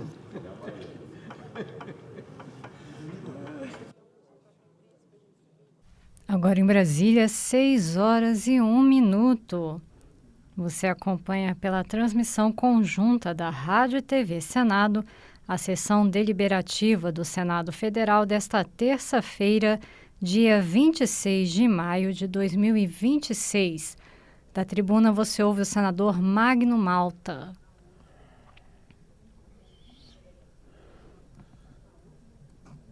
Senhora presidente, senhores senadores, aqueles que nos veem em casa, aqueles que nos acompanham nas redes sociais. Na verdade, eu entrei com 2 PDLs aqui no Senado, já protocolei, e esse PDL é para anular decretos de Lula que faz regulação da internet. São 2 PDLs, 460 de 26, 466, 466 de 2006. Reclamação disciplinar no CNJ. Eu quero dizer aos senhores que esses 2 decretos do Lula, e como no Brasil não tem ordenamento jurídico, não tem respeito, cada um escreve o que quer, do jeito que quer, e eu digo o Executivo e digo o Supremo Tribunal Federal, que são os componentes majoritários desse consórcio que manda, que desmanda, que faz e desfaz e que não respeita o ordenamento jurídico. Por exemplo, quando a gente derruba os vetos do Lula da dosimetria, que é um texto mequetrefe, que foi escrito pelo próprio Alexandre de Moraes, e que depois eles judicializam depois de perder, e, pasmem, senhores, assustem-se, senhores, foi redistribuído no Supremo, e caiu na mão de quem numa distribuição? Alexandre de Moraes, para que ele possa julgar o próprio texto mequetrefe que é dele, da dosimetria. Ora, não tem lei no país, não tem respeito. E esse PDL que eu protocolei é para derrubar as portarias do Lula, que visa calar o povo brasileiro. Vejam, senhores, que a fumaça é muito grande. Flávio Bolsonaro, depois do áudio vazado, eles fizeram uma pesquisa e botando as pessoas para ouvir o áudio. Por isso que eu estou entrando, senhor presidente Davi Alcolumbre, já lhe falei, já comuniquei a Vossa Excelência está aqui me olhando, que eu estou entregando amanhã um pedido de CPI para investigar as empresas de pesquisa no Brasil. Os institutos de pesquisa. Que instituto de pesquisa, senador Wagner? Senador Davi? Senadora Dorinha? Eles não são entidade filantrópica. Eles são empresas que são criadas para ganhar dinheiro. E precisa ter ele precisa ter cliente. E o cliente que paga, quando dá tudo errado para o cliente, ele ainda tem a margem de erro que ele dá para o cliente e tira do outro a margem de erro. Então vamos investigar os institutos de pesquisa. Teve uma pesquisa lá no meu estado agora, que é uma vergonha, e todo lugar tem instituto de pesquisa. São palpiteiros que se metem a matemáticos, a fazer gráficos. Nós vamos investigá-los e ver os valores que são pagos a esses institutos mequetrefe, derrubados, institutos derrubados, mequetrefe, que hoje está cheio no Brasil. Eu comuniquei a Vossa Excelência, estou recolhendo a assinatura e acho que nós vamos ajudar o Brasil. Todos nós, não tem direita, não tem esquerda, todos nós somos vítimas dessa desgraça. O áudio de Flávio Bolsonaro, o Datafolha. Gente, quem é que dirige o Datafolha? Todos, quase todos são filiados ao PT. Toda a pesquisa do Datafolha, nesse momento, se o Datafolha fizer uma pesquisa do plenário aqui, vai dizer que tem 10 mil pessoas. Se alguém diz, o Flávio Bolsonaro caiu na pesquisa do Datafolha 2 pontos, significa que ele subiu 10. Não tem credibilidade. Mente. Então eu quero me dirigir aos senhores brasileiros, os senhores conservadores, patriotas, e até aqueles que são chamados de extrema direita. Eu só não quero que me chame de ladrão. Eu só não quero que diga que eu estou roubando velhinho aposentado, que eu estou roubando pescador, dinheiro de pescador.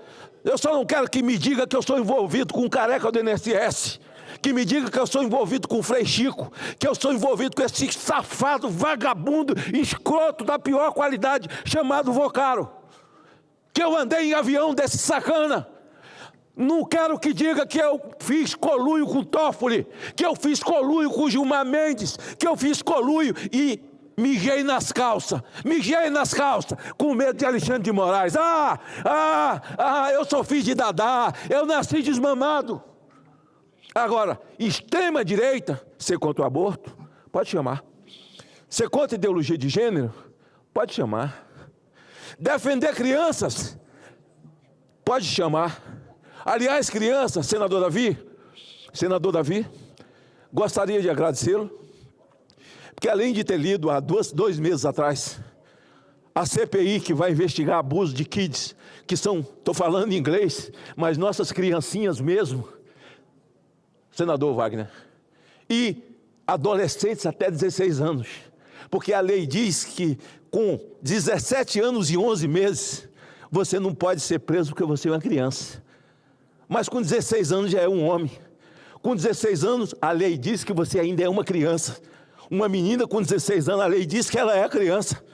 E abuso até 16 anos de idade. E eu sei que essa é uma CPI de causa. É uma CPI de causa. É muita mãe chorando, é muito pai chorando. E é muito vagabundo solto por aí. O decreto de Herodes, naquela época, para matar as crianças, matar os pequenos, ele queria encontrar o Jesus que poderia crescer e tomar o trono, o seu reinado terreno. Ele é um bobo. Aquele decreto foi reeditado no mundo espiritual e as crianças estão pagando hoje por isso. É tanta violência, é tanto abuso, é tanto estupro, é pai estuprando criança de 1 ano, é mãe junto com o pai estuprando criança, são mães entregando criança de 5, 6 anos de idade para estupro, mães mancomunadas com estupradores, com vagabundos, e por eu ter abraçado essa causa ao longo da minha vida, todo dia chega no meu gabinete, todo dia, as pessoas me cobram, isso não pode parar e não vai parar, e hoje eu combinei com o presidente Davi, a CPI será instalada. A CPI de abuso dos nossos pequenos. Eu falo pequeno, senadora Dorinha, porque quando eu quebrei o sigilo da Google, a primeira imagem que eu abri, que nós abrimos, foi um médico abusando de uma criança de 30 dias de nascido.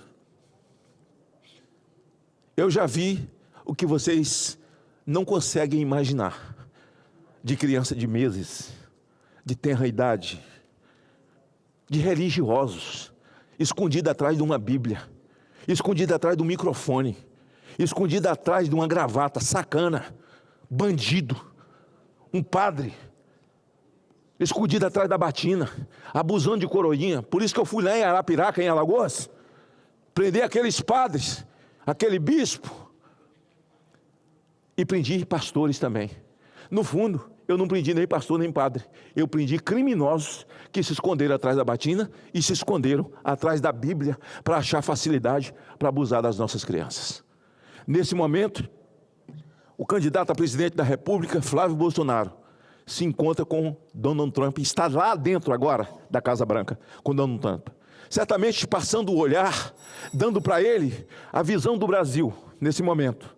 Esse Brasil de violador de direitos humanos, logo depois, em seguida, da soltura de Zambelli, que ninguém esperava, por unanimidade, pela corte, a instância última da Itália. Soltou por unanimidade, por entender que ela não tinha crime. Foi um recado que o mundo deu para o Brasil, que o Brasil guarda, debaixo de 7 chaves, o maior violador de direitos humanos do planeta, o senhor Alexandre de Moraes. Um recado dado para esse ditador, que para mim é um satanás, é uma entidade numa mente psicopata, e também os outros que lá estão, que não sobram também.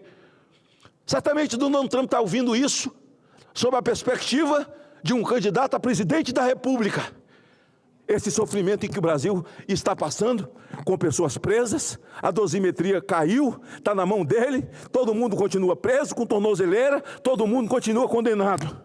Para encerrar, senhora presidente, eu quero dizer que fiz uma reclamação disciplinar, e sei que Vossa Excelência concorda pelo seu caráter, conheço Vossa Excelência, no procedimento do seu mandato aqui. Não nos tornamos parlamentares íntimos que trocam conversas aqui no parlamento, mas eu estou com Vossa Excelência nas comissões, vejo as relatorias, sei a sensibilidade de Vossa Excelência com a vida humana. Eu entrei, fiz uma reclamação no CNJ, já protocolei e vou lá pessoalmente fazê-lo no CNJ contra o doutor Júnior da Luz Miranda, que condenou a família por educar as crianças em casa do homeschooling. Não é crime você educar seu filho. Eu não sei de onde é que tiraram isso. Criou o Conselho Tutelar, que faz uma grande obra no Brasil. Aliás, não tem nem proteção para subir o morro, para ir num lugar que seja suspeito, onde uma criança está sendo abusada, não tem proteção que deveria ter na própria lei da polícia, com a polícia. Mas vamos lá. Onde que homeschooling é crime? E esse tipo de ordem não se obedece. Eu quero falar para os pais do Brasil, não obedeçam, enfrentam. Nós no parlamento vamos enfrentar juntos. Criança que fala 4 idiomas, que está aprendendo em casa, fala 4 idiomas, que toca piano, que toca violino, aprendendo em casa com o pai, com a mãe. E o juiz colocou lá 50 dias de prisão para os pais, porque as crianças não querem ouvir o funk na escola. Nós estamos vivendo num país criminalizado, onde o crime manda, onde o crime impera, o Comando Vermelho impera, onde impera o PCC, onde impera o Supremo Tribunal Federal, onde impera o governo, o executivo e todos aqueles que roubaram o Brasil no mensalão, no petrolão, agora no aposentão e agora no...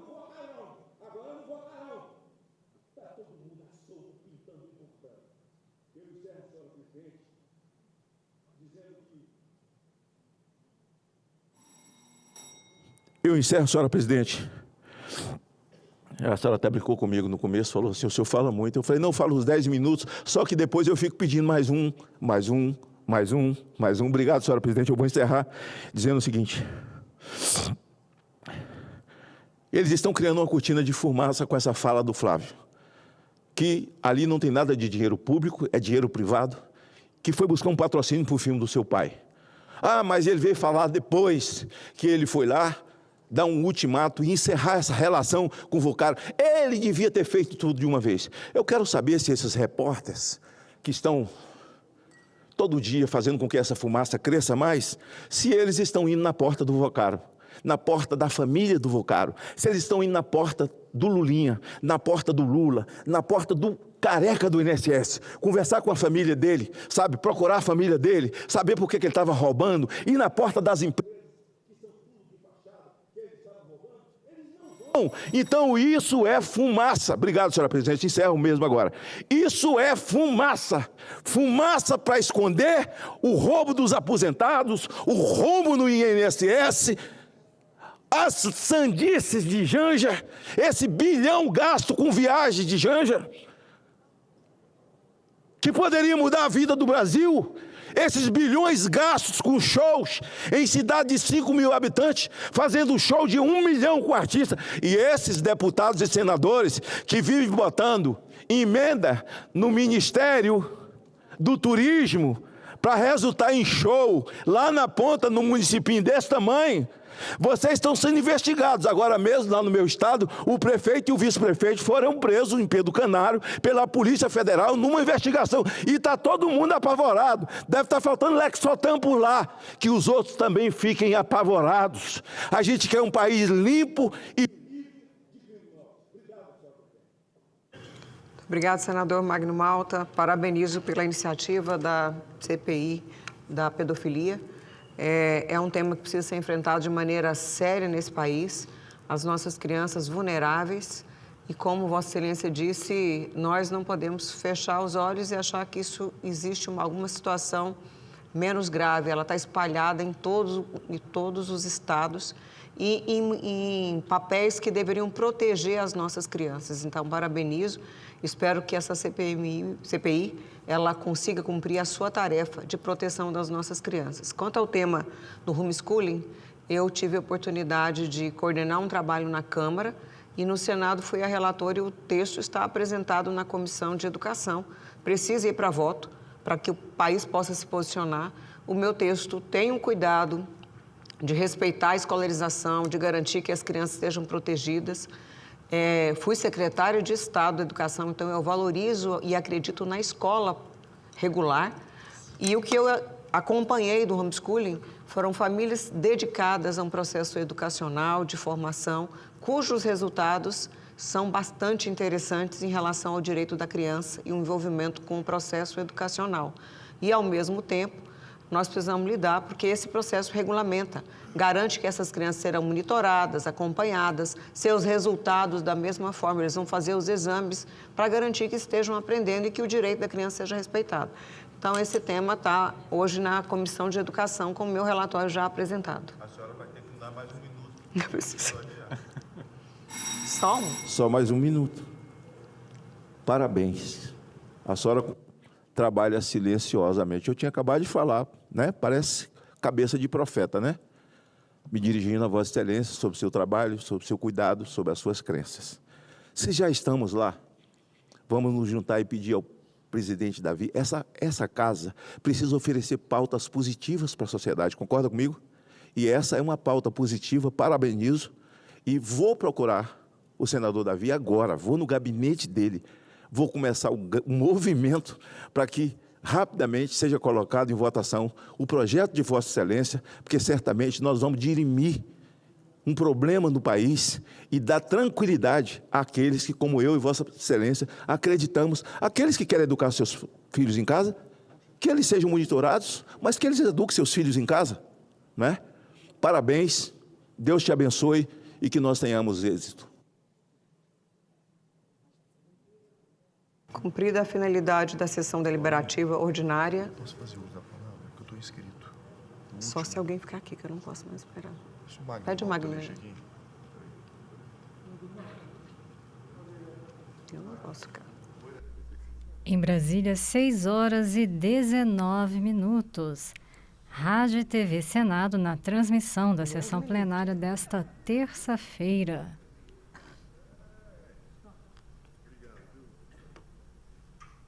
Você pode entrar em contato com a Rádio Senado pelo e-mail radio@senado.leg.br. Envie suas dúvidas e sugestões, participe. Neste momento, a senadora professora Dorinha Seabra passa a presidência da sessão ao senador Magno Malta. Senador Irajá fará uso da tribuna para o seu discurso. Em Brasília, 6h20. Saiba o que acontece no Senado em senado.leg.br. Eles estavam com medo de que eu possa me comportar como o ex-senador Mão Santa, levando a sessão até meia-noite, onde o senador Mão Santa presidia e passava a palavra para ele mesmo. Ao encerrar os 10 minutos, ele assumia e passava a palavra de novo para ele até meia-noite. Mas eu não farei isso, certamente, e passo a palavra ao senador Irajá.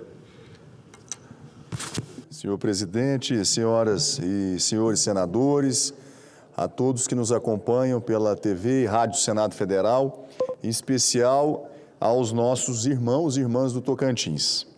Eu retorno à tribuna, senhor presidente do Senado Federal, para tratar de um assunto extremamente importante e sensível ao nosso país, que ainda se encontram em discussão e debate na Câmara dos Deputados Federais, que é a respeito da escala 6x1, um tema hoje altamente discutido em todo o país, no setor empresarial, na classe produtiva, na classe trabalhadora, nos sindicatos, no setor primário, secundário, na indústria, no comércio, e que vem ocupando as manchetes dos jornais das últimas semanas. E eu venho a essa tribuna, senhor presidente, por uma questão de coerência, porque assim eu tenho pautado o meu trabalho e a minha atuação no Senado Federal, e também assim foi durante a minha presença e permanência por 8 anos na Câmara dos Deputados, que eu tive honrosamente a atribuição de ter naquela casa 2 mandatos, legitimamente eleito pelo Estado do Tocantins. E se existe algumas premissas ou alguns valores que me orientaram ao longo desses 16 anos de vida pública, 8 na Câmara dos Deputados e agora completando 8 anos aqui no Senado Federal, se eu pudesse destacar 3 premissas básicas desse mandato, a primeira delas é jamais apoiar o aumento de carga tributária no Brasil. Já se não bastasse a altíssima carga tributária que o país paga, medidas ou projetos de iniciativa do Legislativo ou mesmo do Executivo, de quem quer que fosse o governo da época, teve no senador Irajá ou no deputado Irajá uma postura única e reta, de ser contrário à votação de projetos que pudessem impactar o aumento de impostos à nossa população. Um tema indiscutível, né? Um tema que não há a mínima possibilidade ou abertura de se defender, um tema indefensável no Brasil. E assim eu fiz durante os governos da ex-presidente Dilma, do ex-presidente Michel Temer, do ex-presidente Bolsonaro, do atual presidente Luiz Inácio Lula da Silva. Todas as matérias, se puxar nos anais das 2 casas, os meus pronunciamentos e as minhas votações sempre foram de forma coerente contra o aumento de impostos. Assim também tem sido conduzido a minha atuação no Senado Federal, presidente Magno Malta, em relação às agendas que são relacionadas ao tema da família, legalização de maconha, de drogas ilícitas, ou mesmo a legalização do aborto. Eu sempre tive uma posição respeitosa nessa casa, aqui não querendo divergir dos colegas que pensam contrários, mas por uma questão de princípios e valores que eu sempre acreditei, como cristão que sou, como católico, devoto do Espírito Santo, que jamais eu poderia compactuar, defender ou mesmo estimular projetos que pudessem ferir o direito à vida e à família. E assim eu tenho também orientado a minha atuação aqui no Senado Federal ao longo desses 16 anos de vida pública. A terceira cláusula pétrea que eu considero, senhor presidente, do meu mandato, além da questão dos aumentos de impostos, dos direitos à vida e à família, é os direitos dos trabalhadores. É um assunto do qual eu não abro mão. E assim eu venho também me comportando na Câmara dos Deputados e aqui no Senado Federal. E nós não precisamos ir num passado muito distante. Se nós voltarmos lá no ano de 2017, quando eu estava na Câmara dos Deputados e nós votamos uma reforma trabalhista altamente polêmica, lembrada até hoje pelos nossos trabalhadores, eu fui voto vencido. Eu votei contra a reforma trabalhista do governo Michel Temer, por entender que os direitos dos nossos trabalhadores estavam sendo transgredidos. e retirados. Inclusive, nas eleições de 2018, quando aí eu enfrentei o Senado Federal, eu reconheço que grande parte da eleição me foi creditada a essa atuação e a esse comportamento nessa votação da reforma trabalhista. Foi impressionante a repercussão que essa votação teve um ano depois da sua votação no Congresso Nacional, nas eleições que se aproximaram de 2018. Da mesma maneira, foi no governo do ex-presidente Bolsonaro, quando nós passamos também por uma outra grande reforma profunda, que foi a reforma da Previdência, já no ano, salvo engano, de 2020. Naquela mesma votação, eu também tive, por coerência, um comportamento e uma votação contrária à reforma da Previdência, porque entendia também que direitos estavam sendo desrespeitados aos nossos trabalhadores, que depois foram reconhecidos pela própria classe trabalhadora do Brasil.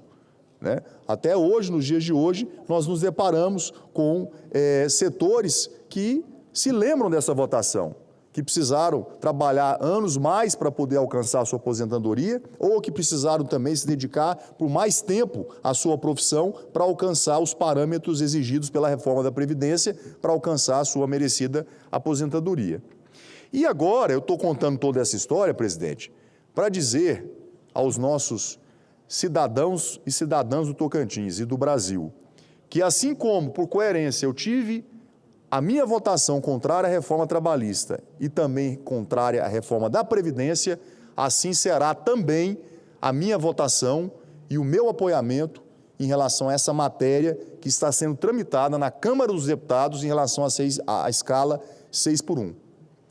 E eu, mais uma vez, estarei ao lado do trabalhador e por entender isso com toda convicção, com toda clareza, que isso é uma medida necessária e não nociva ao nosso país, muito pelo contrário, meritória.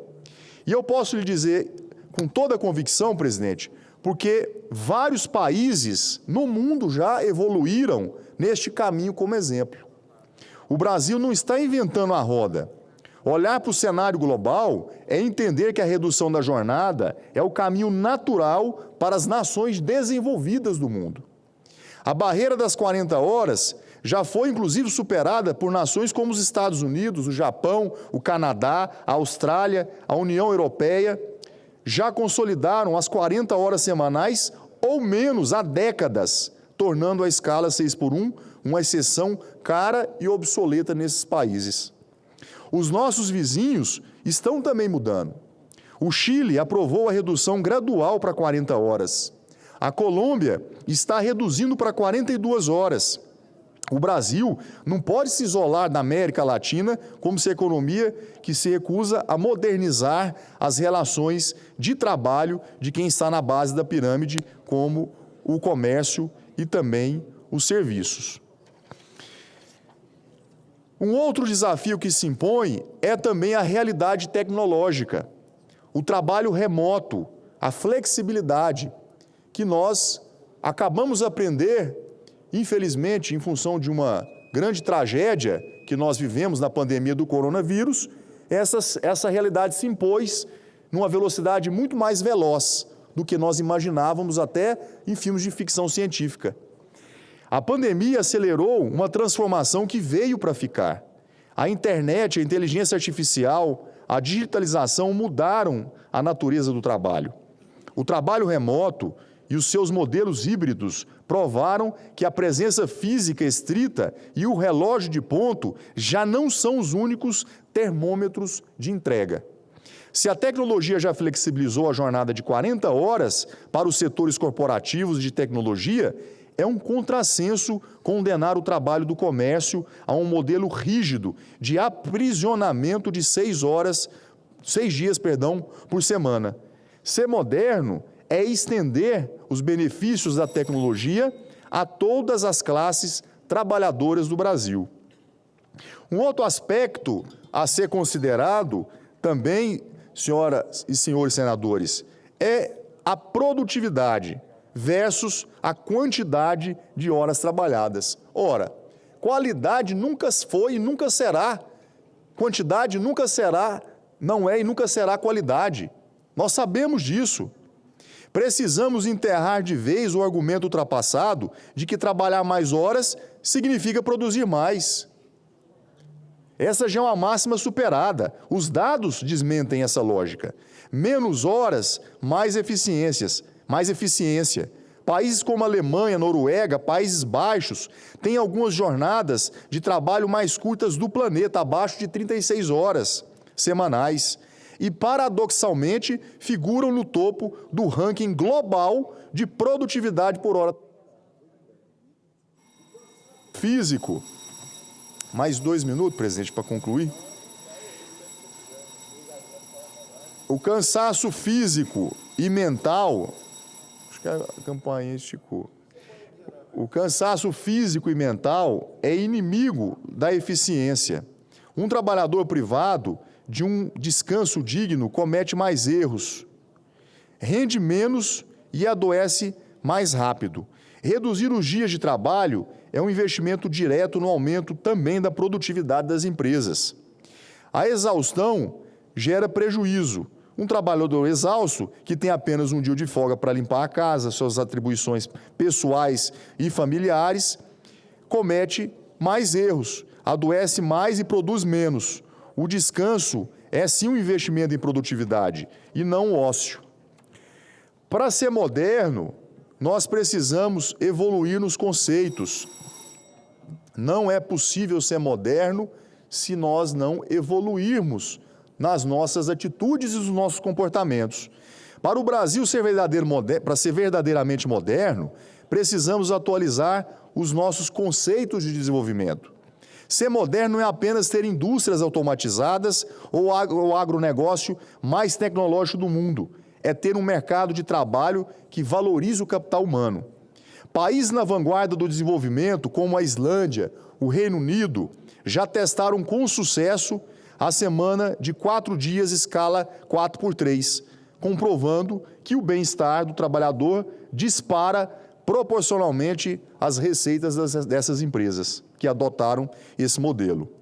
Evoluir o conceito de trabalho é entender que o lucro e a dignidade humana caminham juntos. Atualizar nossos conceitos significa entender que a dignidade do trabalhador é o verdadeiro motor de uma economia sustentável. Argumentos adicionais: o impacto na saúde pública e na previdência, o estímulo à economia pelo consumo e lazer, o resgate à família e o apagão da nossa mão de obra. São entre essas e outras razões, senhor presidente, que essa casa, o Senado Federal, no momento oportuno, quando essa matéria chegar aqui, precisa se debruçar com equilíbrio, com serenidade, com racionalidade, a discussão de um tema tão sensível como esse.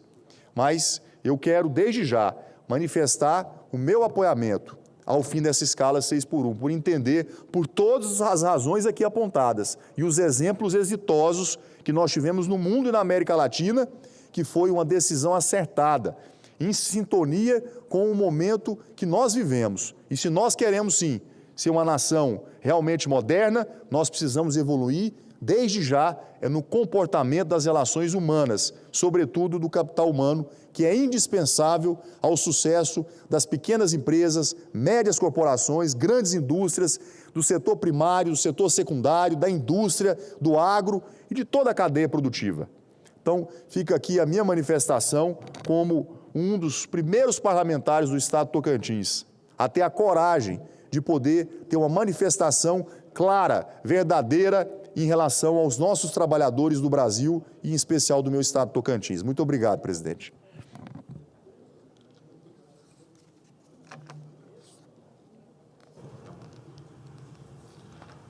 A presidência informa aos senhores senadores e senadoras que estão convocados às seguintes sessões para amanhã, quarta-feira. Sessão solene do Congresso Nacional, às 10 horas, destinada a homenagear 475 anos da criação da Diocese de São Salvador da Bahia e os 350 anos da sua elevação à condição de arquidiocese. E sessão deliberativa ordinária, semipresencial, às 14 horas, com pauta divulgada pela Secretaria-Geral da Mesa. Cumprida a finalidade dessa sessão, a presidência declara o seu encerramento. Está encerrada a sessão.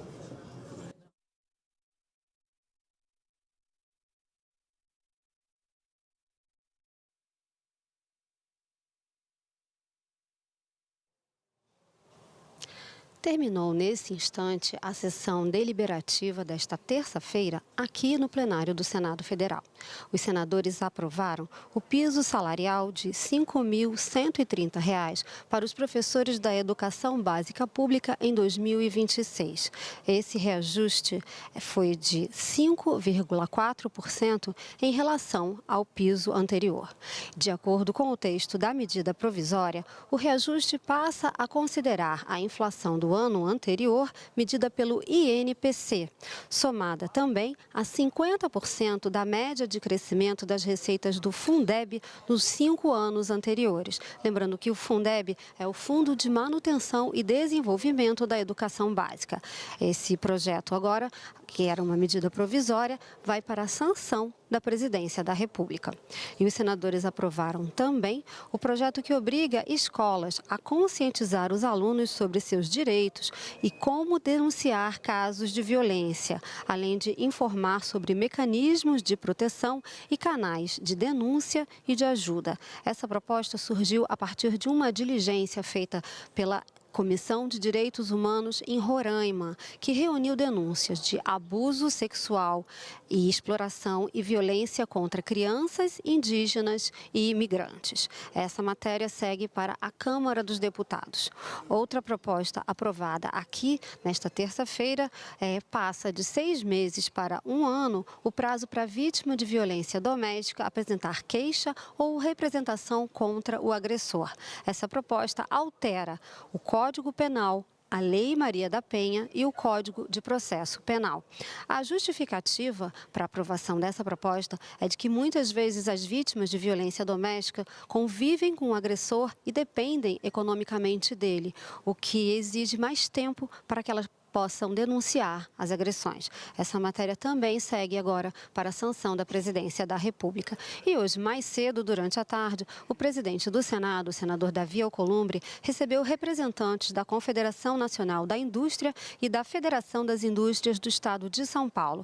Eles vieram se manifestar sobre a PEC, que acaba com a escala 6x1. A previsão é de que a PEC seja votada no plenário da Câmara na próxima quinta-feira e, se aprovada, vem então aqui para o plenário do Senado Federal. Essas pessoas da CNI e da Fiesp criticaram a PEC e defenderam uma discussão mais ampla sobre o assunto depois das eleições de outubro. E hoje pela manhã, a Comissão de Assuntos Econômicos aprovou um projeto que obriga o presidente da Comissão de Valores Mobiliários a apresentar em audiência pública um relatório com a evolução do mercado a cada 6 meses. Outro projeto aprovado também pela CAI permite o financiamento de pesquisas com recursos dos fundos constitucionais de financiamento do Norte, do Nordeste e do Centro-Oeste. Veja. O projeto altera a lei que regula os fundos constitucionais de financiamento e inclui entre os objetivos dessas verbas o apoio a projetos de pesquisa e inovação tecnológica. Pela proposta, poderão receber recursos empresas cooperativas, incubadoras, parques tecnológicos, instituições científicas e parcerias entre o setor público e privado. O texto também adapta as regras de financiamento para incluir projetos de pesquisa e desenvolvimento na formulação dos programas regionais. Segundo o relatório, a medida busca modernizar os instrumentos de política regional, estimular ganhos de produtividade e fortalecer o desenvolvimento econômico nas regiões Norte, Nordeste e Centro-Oeste. Fortalece a integração entre o setor público, academia e empresas. Reconhece o papel das fundações de apoio como gestores e harmonizam a execução de recursos com o marco legal da ciência, tecnologia e inovação. Os senadores da Comissão de Assuntos Econômicos aprovaram também um projeto que obriga o presidente da Comissão de Valores Mobiliários a comparecer ao Senado a cada 6 meses para apresentar um relatório sobre a situação do mercado de capitais e também sobre as principais ações adotadas pela entidade. A intenção é reforçar a transparência e ampliar a prestação de contas. O ordenamento jurídico já contempla experiências semelhantes. A Lei Complementar 179 de 2021 prevê que o presidente do Banco Central apresente no Senado Federal, em arguição pública, relatórios semestrais da inflação e da estabilidade financeira. A extensão de lógica semelhante à CVM revela-se coerente, considerando a crescente relevância do mercado de capitais na economia brasileira. E os senadores transformaram em convocação um convite anteriormente aprovado pela comissão para ouvir o atual presidente do BRB. Eles querem que Nelson Antônio de Souza esclareça a situação do banco. Por sugestão da senadora Damares, eu vou substituir o convite que já foi aprovado nessa comissão e, por mim, na verdade, sou eu quem estou sugerindo a substituição pela convocação, porque o presidente é em contato, o atual presidente do banco é em contato com essa comissão, falou que só viria depois da publicação do balanço. Ora, desde janeiro que o BRB não publica balanço, então nessa lógica ele não vem nunca aqui depor na comissão. A Comissão de Segurança Pública rejeitou o projeto que buscava ampliar situações de flagrante delito. O parecer foi encaminhado à Comissão de Constituição e Justiça. Sob a presidência do senador Hamilton Mourão, a Comissão de Segurança Pública ouviu o relatório do senador Esperidião Amin sobre o projeto de lei que tipifica o flagrante delito para autores de agressão corporal ou tentativa de crime contra a vida, enquanto perdurar o período de convalescença da vítima. A prisão em flagrante é uma prisão cautelar e excepcional. E após realizada, o respectivo auto de prisão será encaminhado ao juiz para, fundamentadamente, relaxar a prisão ilegal, convertê-la em prisão preventiva, quando presentes os requisitos, ou conceder liberdade provisória com ou sem fiança. Sendo assim, a nosso ver, caso haja real necessidade de prisão cautelar do autor do crime, antes da sentença condenatória definitiva, ela deve ser feita mediante prisão preventiva, se presentes os requisitos constantes no artigo 312 do Código de Processo Penal, expedida pela autoridade judicial competente. Por esta razão, é que o meu voto é pela rejeição do projeto de lei número 1052. Não havendo quem queira discutir, encerro a discussão. A votação será simbólica. Em votação, o relatório apresentado. Senadores e senadoras que concordam com o relatório permaneçam como se encontram. Resultado: aprovado o relatório, que passa a constituir o parecer da comissão contrário ao projeto de lei número 1052 de 2022. A matéria vai à Comissão de Constituição, Justiça e Cidadania. Por entendimento, um segundo projeto que aumenta o valor de multa para médicos, professores ou responsáveis por estabelecimento de ensino que deixarem de comunicar maus tratos ou agressões contra crianças e adolescentes foi retirado da pauta e deve voltar para análise nas próximas reuniões. Estados e municípios com débitos previdenciários podem ser beneficiados por projeto aprovado hoje na Comissão de Desenvolvimento Regional. O texto limita o valor que pode ser retido pela União no repasse dos fundos de participação por causa dessas dívidas. A matéria segue para a Comissão de Assuntos Econômicos. Pelo projeto, estados e municípios com dívidas previdenciárias e que, em razão disso, têm as receitas que vêm dos fundos de participação comprometidas, seriam beneficiados, na medida em que haveria um limite expresso para o comprometimento dessas receitas, como explica a relatora. Ao estabelecer o teto de 5%, a proposta alinha a regularização das dívidas previdenciárias com a capacidade financeira dos estados e municípios, prevendo impactos significativos na execução de políticas públicas no desenvolvimento local. Além disso, a medida estabelece um parâmetro fixo para as retenções, incentivando os gestores públicos a adotar estratégias como negociação de débitos, reformas administrativas, para dar conta das suas obrigações. A CDR também aprovou 2 novas rotas turísticas, a das cidades coloniais alagoanas, entre as quais Marechal Deodoro, Porto Calvo e União dos Palmares, e a rota turística da Fé, no Ceará, com municípios como Juazeiro do Norte, Crato e Barbalha.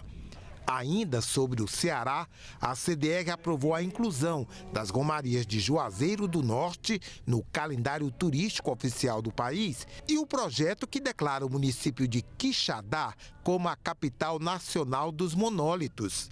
Monólito é uma estrutura geológica composta por uma única rocha maciça. A Comissão de Educação aprovou a transformação dos Centros Federais de Educação Tecnológica de Minas Gerais e do Rio de Janeiro em universidades tecnológicas federais. Se não houver recurso para a votação em plenário, o texto segue para a sanção da Presidência da República. Trata-se de providências que fortalecem a educação superior tecnológica, amplia a capacidade institucional de ensino, pesquisa e extensão e contribui para o desenvolvimento científico, tecnológico e industrial regional do país. A proposição também se insere em movimento histórico de fortalecimento da educação profissional no Brasil, né? Lembrando que o presidente Lula está criando 114 novos campos de institutos federais no Brasil. Nesse sentido, senhor presidente, a transformação proposta não constitui ruptura institucional, mas desdobramento natural do processo histórico de expansão e consolidação da educação profissional federal brasileira. É um ganho, é um avanço institucional para ambas unidades. E por essas motivações e por todas as razões que bem o trouxe o senador Camilo Santana, nós aprovamos, cumprimentando a todos os que fazem tanto a futura Universidade de Minas Gerais como a futura Universidade do Rio de Janeiro. Empresários de destaque foram homenageados esta manhã em sessão especial aqui no plenário do Senado. Eles receberam o diploma José Hermílio de Moraes, criado em 2009 pelo Senado para reconhecer contribuições relevantes à sociedade. Nesta edição, o prêmio foi entregue a 3 empresários nordestinos. Cassiano Pascoal Pereira Neto, paraibano, recebeu o prêmio pelo destaque no setor da mineração há 40 anos. Comecei a construir meus caminhos através da indústria. Vivendo o chão de fábrica, lá na minha Campina Grande, na Paraíba, e posso dizer que foi através dos caminhos desenhados por meu pai e por minha mãe que eu aprendi a importância de desbravar. Hoje, tenho me identificado com a força da indústria para servir a toda a sociedade. O segundo homenageado foi Manuel Cardoso Linhares, cearense, presidente da Associação Brasileira da Indústria de Hotéis e empresário do setor hoteleiro e da construção civil. É uma história de luta. Um menino que saiu do interior do Ceará, um vendedor de bobô, em praça pública e chegar à presidência da BH Nacional. Quando eu comecei na hotelaria, há décadas, o Brasil era outro, mas o espírito brasileiro era o mesmo, aquele que nos faz acordar cedo, trabalhar duro e nunca desistir. Construímos um setor que se tornou orgulho nacional. Recebeu o prêmio também Jorge Toledo Florencio, engenheiro mecânico, que se destaca pelo empreendedorismo no setor sucroalcooleiro. Reverencio Pernambuco, minha terra natal, e também de José Hermílio de Moraes. Ele, de Nazaré da Mata, eu, de Caruaru. Celebro Caruaru, outrora pequena, hoje pujante, forte e entre as maiores economias do Nordeste. O prêmio José Hermílio de Moraes foi criado pelo Senado Federal em 2009 e homenageia pessoas que se destacam no setor industrial e que tenham oferecido contribuições relevantes à sociedade. José Hermílio de Moraes fundou o Grupo Votorantim, um dos maiores conglomerados empresariais do Brasil. Foi senador e ministro de Estado. O diploma José Hermílio de Moraes representa uma das mais importantes homenagens concedidas pelo Senado Federal. Aqueles que, através do trabalho, da visão empreendedora e do compromisso com o desenvolvimento contribuem para o crescimento da nossa nação. Em nome do Senado Federal, e falo pelo presidente Davi Alcolumbre e da sociedade brasileira, nós agradecemos o trabalho de cada um dos senhores. Continuem mostrando para o Brasil e para o mundo o potencial de nossa gente e a força da nossa economia. Que esta homenagem sirva de incentivos para que a classe empresarial siga inovando, empregando e gerando riquezas para o Brasil. Muitíssimo obrigado. Pronunciamento de Sua Excelência, presidente Davi Alcolumbre. E nós voltamos a qualquer momento ao vivo com outras notícias aqui do Senado. Acompanhe as informações também pelo nosso site senado.leg.br/TV e pelas nossas redes sociais. E daqui a pouquinho todo o resumo do dia às 19h30 no nosso jornal Senado Notícias. Até lá!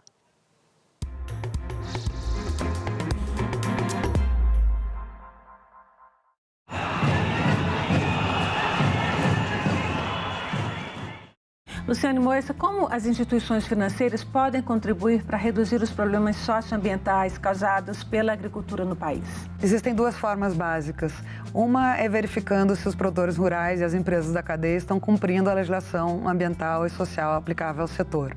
A segunda é avaliando o desempenho climático e socioambiental dessas empresas e desses produtores. Agenda Econômica. Hoje, 20h, aqui na TV Senado.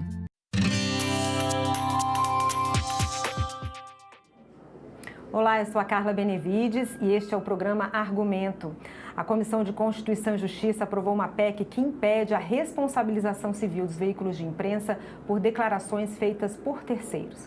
Aqui conosco no estúdio está o senador Oriovisto Guimarães, do PSDB do Paraná, que foi o relator dessa proposta. Senador, muito obrigada pela sua presença. Imagina, eu é que agradeço a oportunidade.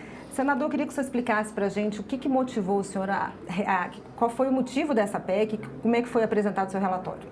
Olha, essa PEC teve origem em função de uma decisão do Supremo Tribunal Federal que acabou por responsabilizar o veículo de imprensa onde o entrevistado tivesse uma opinião inverídica ou dissesse uma inverdade. Não só o entrevistado responderia, mas o veículo de imprensa também responderia. E muitos senadores, eu inclusive, nos colocamos contra isso, porque é uma clara limitação à liberdade de imprensa. E eu sempre entendi que a liberdade de imprensa é absolutamente basilar para que se possa dizer que no país existe uma democracia. Quando a imprensa não pode falar, quando a imprensa não pode deixar claro a informação, como é que o povo vai ter uma análise crítica do que está acontecendo, como é que ele vai orientar o seu voto, como é que ele vai se posicionar, né, para os rumos da nação. Então eu acho que restringir a liberdade de imprensa é uma coisa terrível, é o começo de uma ditadura. Eu acho que nós temos que dar total liberdade à imprensa. Tá? E por que essa medida significa uma trava, uma limitação à liberdade de imprensa? Porque, veja, você está me entrevistando aqui agora. Imagine que, de repente, eu resolva, por minha conta e risco, dizer uma série de inverdades a respeito do senhor A ou do senhor B. Fazer uma série de acusações a ele, imputar a ele crime disso ou daquilo. E que ele seja inocente. Olha, o responsável por isso tem que ser eu, e não você que está me entrevistando. E nem a emissora para a qual você trabalha. Não é mesmo? Agora, quando tem uma interpretação judicial que diz que a emissora é responsável por essa opinião do entrevistado, isso coloca a emissora numa situação que fica pisando em ovos. Como é que eu vou entrevistar? Eu corto. E se a entrevista for ao vivo? Agora, por exemplo, aqui, se nós estivéssemos falando ao vivo para os nossos telespectadores, como é que você ia me censurar? Primeiro que você nem ia saber se o que eu estou dizendo era verdade ou não era, não é? Então eu acho que era uma limitação. Eu relatei já há um bom tempo essa PEC, que é de autoria do senador Rogério Marinho e que eu fui o encarregado de relatar. E felizmente agora ela foi colocada em votação e aprovada por unanimidade na CCJ. E agora precisa ir para o plenário. E que o presidente Davi precisa colocar em votação, porque o plenário vai aprovar por unanimidade também. Pois é, e ela chega também num período importante, né, senadora? A questão das eleições estão aí e é um período que isso pode acontecer de uma forma mais comum, né? É verdade. Você veja, você cita bem eleições. Imagine se num programa eleitoral gratuito a emissora fosse responder por tudo que os candidatos dizem, não é? Não é responsabilidade da emissora. Não tem nada a ver. E mesmo quando é a emissora que produz uma entrevista sobre política, por exemplo, os famosos debates com os candidatos à presidência no segundo turno, ou mesmo no primeiro turno, né? Ou candidatos aos governos dos estados, ou mesmo ao Senado, deputados, como é que a emissora vai responder pelo que diz cada entrevistado? Isso é um absurdo total, não faz nenhum sentido, né? Se o candidato disser uma mentira, ele pode ser processado. E o que ele disse está gravado, é prova contra ele. Mas isso não tem que criminalizar a emissora, em hipótese alguma. Em algum momento a emissora pode ser responsabilizada, se ela se pronunciar de alguma forma, em algum momento nesse processo, há a possibilidade de responsabilização da emissora? Existe, claro que existe. Todo mundo tem que ser responsável por aquilo que faz, não é? Se uma emissora deliberadamente divulga inverdades, é o caso da internet, por exemplo, é o caso das fake news, quando se responsabiliza as plataformas, né? Alguns cuidados a emissora obviamente tem que tomar, mas isso não pode ser levado ao extremo de que toda e qualquer coisa possa processar a emissora, né? Então eu acho que existe um limite. Existe um limite para a responsabilidade da emissora e existe um limite para que a liberdade de imprensa seja preservada, né? Existe, até que sendo aprovada, esse entendimento do Supremo então cai? Cai, porque daí está na Constituição, não há como o Supremo interpretar isso, ela é cristalina. Ela deixa claro que a emissora não será responsabilizada por opinião de entrevistados. E quais são os próximos passos agora, senador? Foi aprovado na CCJ, o que vem pela frente? Ela vai agora à deliberação no plenário do Senado. Assim que o presidente Davi Alcolumbre decidir colocá-la em pauta, ela será votada. E se for votada e aprovada pelo Senado, ela seguirá para a Câmara dos Deputados, que terá que ser aprovada lá na Câmara dos Deputados também, porque é uma PEC, né? Aí precisa lá dos 2 turnos, é um quórum qualificado. Isso. O senhor acha que, apesar de ser um ano eleitoral e ela ser importante, né, nesse processo, há, de certa forma, tempo ou articulação viável para que isso aconteça? Olha, tempo existe. Articulação para isso, eu espero que todo o pessoal da imprensa entenda o quanto isso é importante para a própria imprensa e ajude a articular e ajude a pedir que seja votada. E até porque, por ser época de eleição, é muito importante que cada parlamentar se posicione claramente se é a favor da liberdade de imprensa ou não. Não é? Acho que é importante para o eleitor saber disso. Quem é que é a favor da liberdade de imprensa e quem quer colocar a imprensa, mas com algum cabresto. Não é? O senhor se reuniu com esses órgãos, com as representantes das emissoras, porque assim que foi aprovado, houve muita comemoração por parte das empresas, né, dos veículos de imprensa. Não, eu não fiz nenhuma reunião com eles. Anteriormente à votação, sim, eu recebi alguns representantes não de uma emissora específica, mas das associações que congregam as emissoras, né, pedindo que fosse relatado, que fosse votado. E eu atendi prontamente, porque já era a minha convicção, né? Mas então, assim, o senhor acha que uma articulação das emissoras poderia também ajudar a que essa proposta avançasse mais rapidamente? Ajuda muitíssimo, sobretudo agora, nessa época. Essa época é a época em que, por exemplo, por que o governo quer votar agora a escala 6x1? Porque ninguém quer contrariar o eleitor. Eu particularmente, eu vou dizer aqui, ninguém me perguntou, eu vou dizer, eu não acho que esse seja um assunto para ser votado agora. Ele não vai ser discutido com a profundidade necessária. Mas a liberdade de imprensa não é uma coisa que tem que ser discutido muito. Essa é uma coisa óbvia, que podia muito bem ser votada agora. E é uma época boa de pressionar para que seja votada. Senador, muito obrigada pela sua presença, pelos seus esclarecimentos e sucesso aí na tramitação da proposta. Muito obrigado. E eu agradeço a você também que nos assistiu. Se você quiser rever essa entrevista, é só acessar o nosso site, senado.leg.br/tv ou o nosso canal no YouTube. Obrigada pela sua companhia e até o próximo argumento.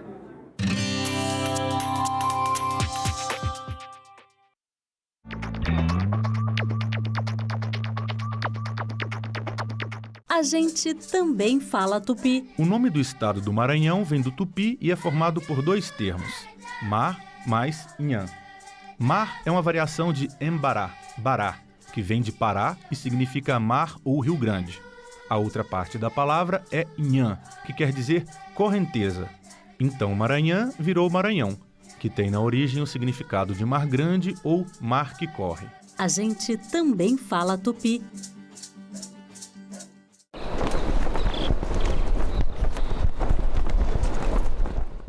O programa a seguir é livre para todos os públicos.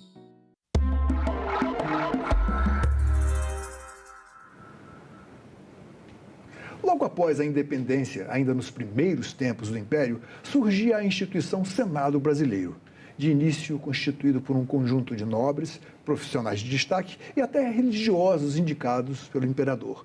Sua instalação ocorreu em 6 de maio de 1826. E quem vai conversar conosco sobre esses 200 anos de história é o consultor legislativo José Dantas.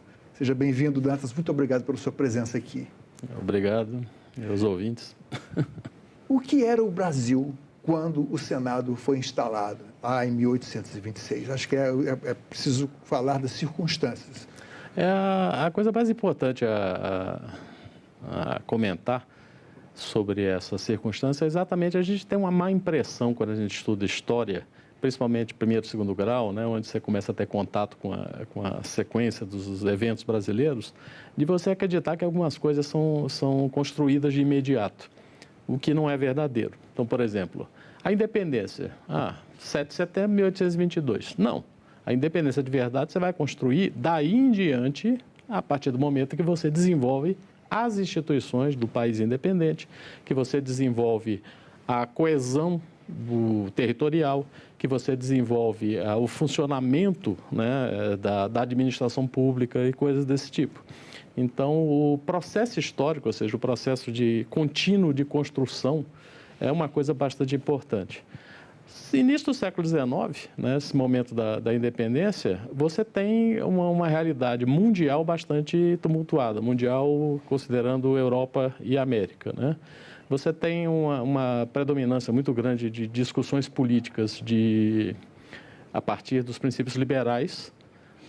Está havendo uma revolta dentro da própria Europa, no sentido da população, né, se revoltar contra o que era chamado do antigo regime, o regime onde o rei tinha poder absoluto, fazia o que queria. E a consequência disso foi a Revolução Francesa, um pouco antes a Revolução Inglesa, né, e a construção de uma nova ordem que deu início, mas um pontapé muito suave, ao que hoje nós chamamos de democracia, né? Então, ao longo do século XIX, e no caso brasileiro, a partir desse momento da independência, você teve a grande discussão de como é que esse país vai funcionar. E nisso é essencial o papel de instituições do tipo poder legislativo, poder executivo. No caso do Império, existia um poder especial na figura do imperador, que era chamado poder moderador, e o poder judiciário, né? O poder moderador foi eliminado na proclamação da República, mas os outros três ainda hoje são característicos das sociedades modernas, democráticas, né, do Estado democrático de direito, como a gente chama. Mas no início do século XIX, o que você tem? Você tem uma sociedade onde o trabalhador predominante é o trabalhador escravo. Tinha uma quantidade razoável de trabalhadores livres, mas marginal dentro da sociedade. Livres, pobres, normalmente trabalhando associados às fazendas, né, prestando serviços aos grandes fazendeiros, mas a base econômica realmente é uma base escravista. E o fato do Brasil ser, naquele momento, ainda um país escravista, é um fato que marcou bastante a maneira como as decisões políticas foram sendo tomadas, né, naquele momento da independência. O grande medo das classes altas do Brasil, no caso os proprietários de escravos, os senhores de terra, era exatamente perder seus escravos, ter interrompido a origem da sua riqueza, né? A verdadeira fonte da riqueza, que era o trabalho do trabalhador escravizado. Então você tem uma preocupação em, durante a construção do novo país, você não agitar muito a sociedade para que não desse oportunidade a acontecer no Brasil o que já tinha uma experiência histórica, que foi o Haiti, né? No caso do Haiti, o processo de independência do Haiti acabou desaguando numa revolta geral dos escravos, e os escravos, depois de vários anos de guerra interna, conseguiram expulsar os franceses e montaram uma sociedade realmente de base, né? Em que modelo o Brasil, então, o imperador que promulgou, ele impôs uma Constituição? Em que modelo ele se inspirou quando colocou na Constituição de 1824 o parlamento bicameral? Você tem, em termos teóricos, né, os pensadores do século XVIII pensavam principalmente em cima do modelo que eles acreditavam que era o modelo britânico, né? Sempre é uma interpretação da realidade, mas no caso do modelo britânico, você tem duas câmaras separadas, uma Câmara dos Lordes, onde estavam representados principalmente os senhores de terra. Aristocracia. Aristocracia, né, as pessoas mais ricas, e ao longo do tempo se construiu uma segunda Câmara, que era chamada Câmara dos Comuns, que seria hoje o equivalente à Câmara Federal, no caso brasileiro, né? Ou seja, o pessoal, o povo. Mas sempre lembrando que quando você fala povo, historicamente, quem faz parte desse povo vai mudando. A massa, né, de analfabetos no país era escravos imensa. E analfabetos não se trata, né, não estão incorporados nessa categoria política, nem de cidadania, nem de povo, né? Você vê que você pega a Constituição de 1824, o único lugar onde fala de escravo é uma passagem quando você fala que garante a manutenção da propriedade privada, onde o trabalhador escravizado é propriedade privada do dono de terra. Então, a principal inspiração, apesar da discussão liberal, foi o modelo inglês. O que você tem de diferente é que o Senado foi criado dentro da história do Brasil principalmente com a função de estabilização política. A Revolução Francesa, principalmente, trouxe uma agitação muito grande a partir desses representantes das camadas, aspas, populares, né, esse povo restrito, e que normalmente o cidadão pobre francês, a burguesia que está em fase de franca ascensão em função do desenvolvimento econômico, que é mais ou menos o que acontece aqui no Brasil também. Então, a ideia é você ter uma câmara de confiança do governante que vai impedir grandes mudanças, né? É uma função realmente de sustentar, né, o status quo político aqui dentro. A propósito, a gente pode até achar estranho serem indicados pelo imperador todos, e foram durante até a Constituição da República. Exatamente. Só então houve eleição para o Senado, que originalmente eram 50 senadores, correto? Varia conforme a população. Diferente de hoje, onde o Senado tem uma função de representar os estados, as unidades federativas, né, estados e Distrito Federal, os senadores antigamente também eram representantes da população das antigas províncias.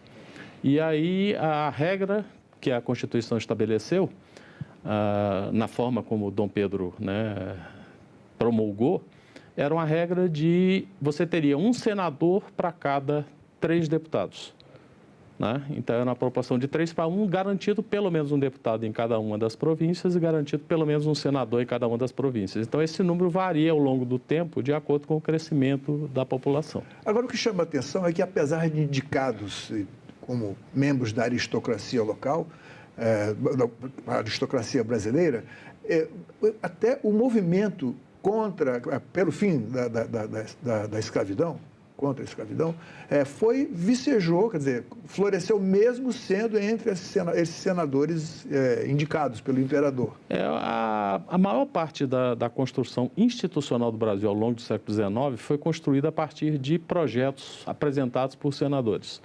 né? Era necessário, por exemplo, você discutir a questão da posse da terra no Brasil.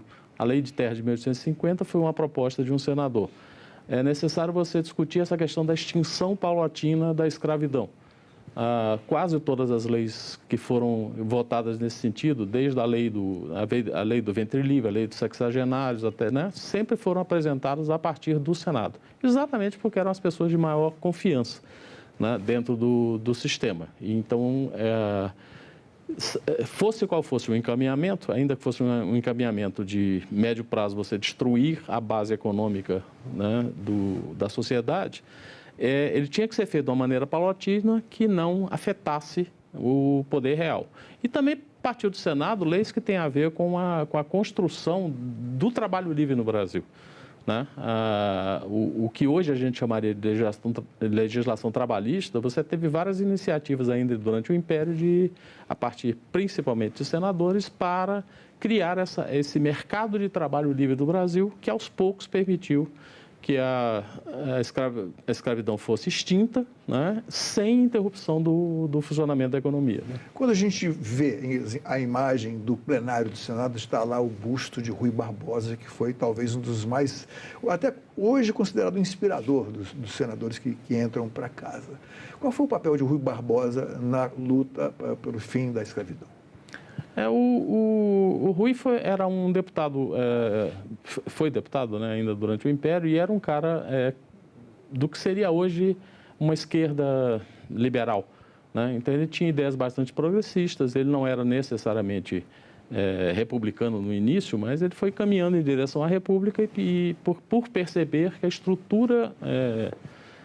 a estrutura política montada no Império estava perdendo sua base, estava perdendo seu funcionamento, né? Ele tinha uma inspiração muito grande, principalmente na Alemanha e nos Estados Unidos, né? Praticamente ele redigiu o projeto original de Constituição Republicana em 1890, né, quando foi convocada a Assembleia Constituinte, que gerou em 91 a votação. E boa parte dessa Constituição, desse rascunho feito pelo Rui Barbosa e mais, né, uma pequena equipe, traduziu para o Brasil a Constituição norte-americana, né? O principal elemento político que estava sendo discutido na época era a questão do unitarismo da monarquia, né? A monarquia foi construída no Brasil com a imposição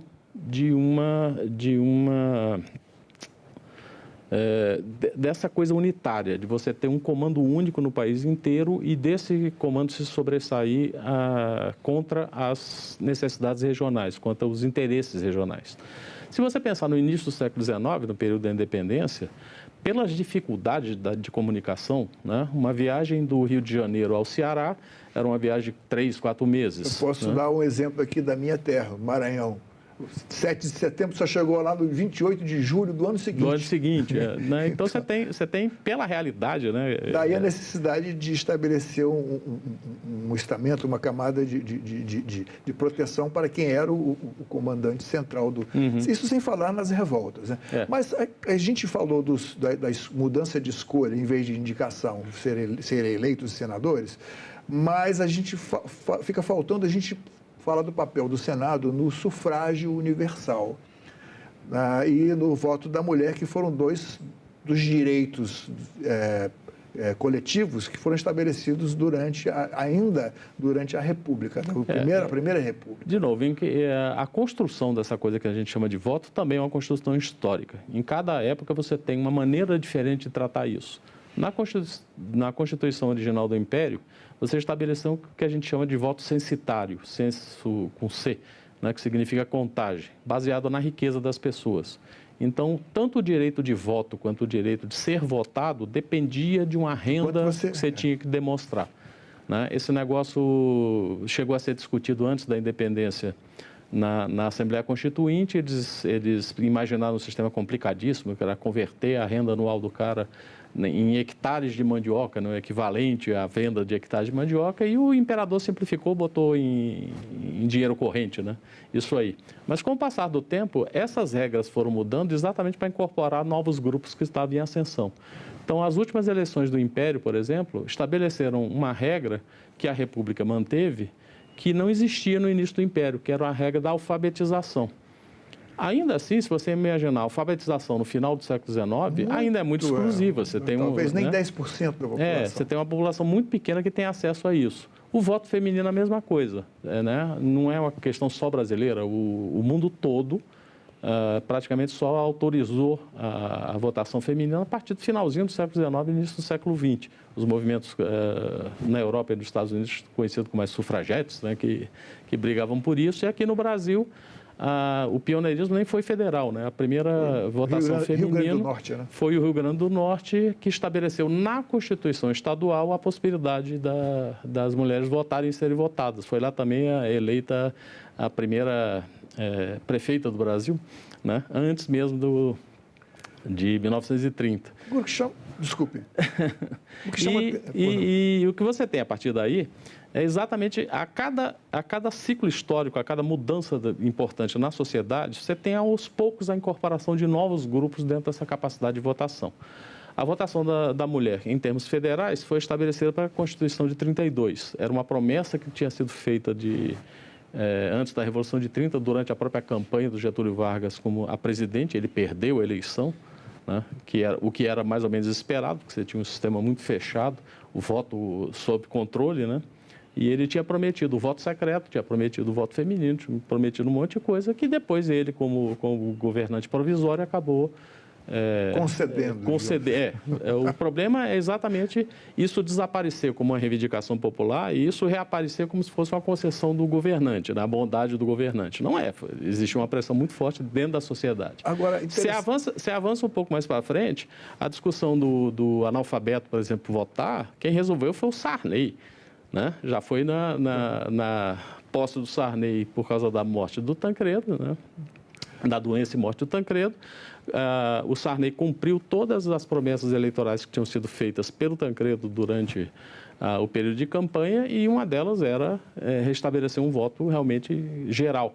E aí, na convocação da Constituinte, ele já fez autorização para que o analfabeto votasse, né? Então, agora, voltando um pouco na história, a gente vê que o Senado, a história do Senado pode ser vista também para os episódios em que ele deixou de funcionar. Ele, por imposição do governante, o Getúlio Vargas, durante o Estado Novo, e depois, mais para cá, durante o regime militar, houve sérias interrupções. No Estado Novo, como é que funcionou isso? De 37 até 45, né? Na realidade, o Estado Novo foi um golpe de Estado de inspiração fascista, apesar de você não conseguir enquadrar o Vargas pessoalmente, né, como figura política num esquema nazi-fascista, que era o que estava acontecendo na Europa. Ele tinha uma inspiração claramente fascista, uma inspiração antidemocrática, concentrada, o poder na mão dos sábios. É preciso ver como era a política no mundo de então. Havia uma grande ameaça, que era a União Soviética, e do outro lado, como evitar essa virada de cabeça para baixo, né? Exatamente. Então, você tem essa preocupação com a ascensão de um novo grupo social que está se tornando cada vez mais organizado e mais forte, que é exatamente o trabalhador livre organizado, né? O trabalhador livre interessa, porque é a base da produção econômica depois da extinção da escravidão. Mas o trabalhador livre organizado começa a pedir coisas que as elites governantes nem sempre querem atender na velocidade com que são demandadas, né? Então, você tem uma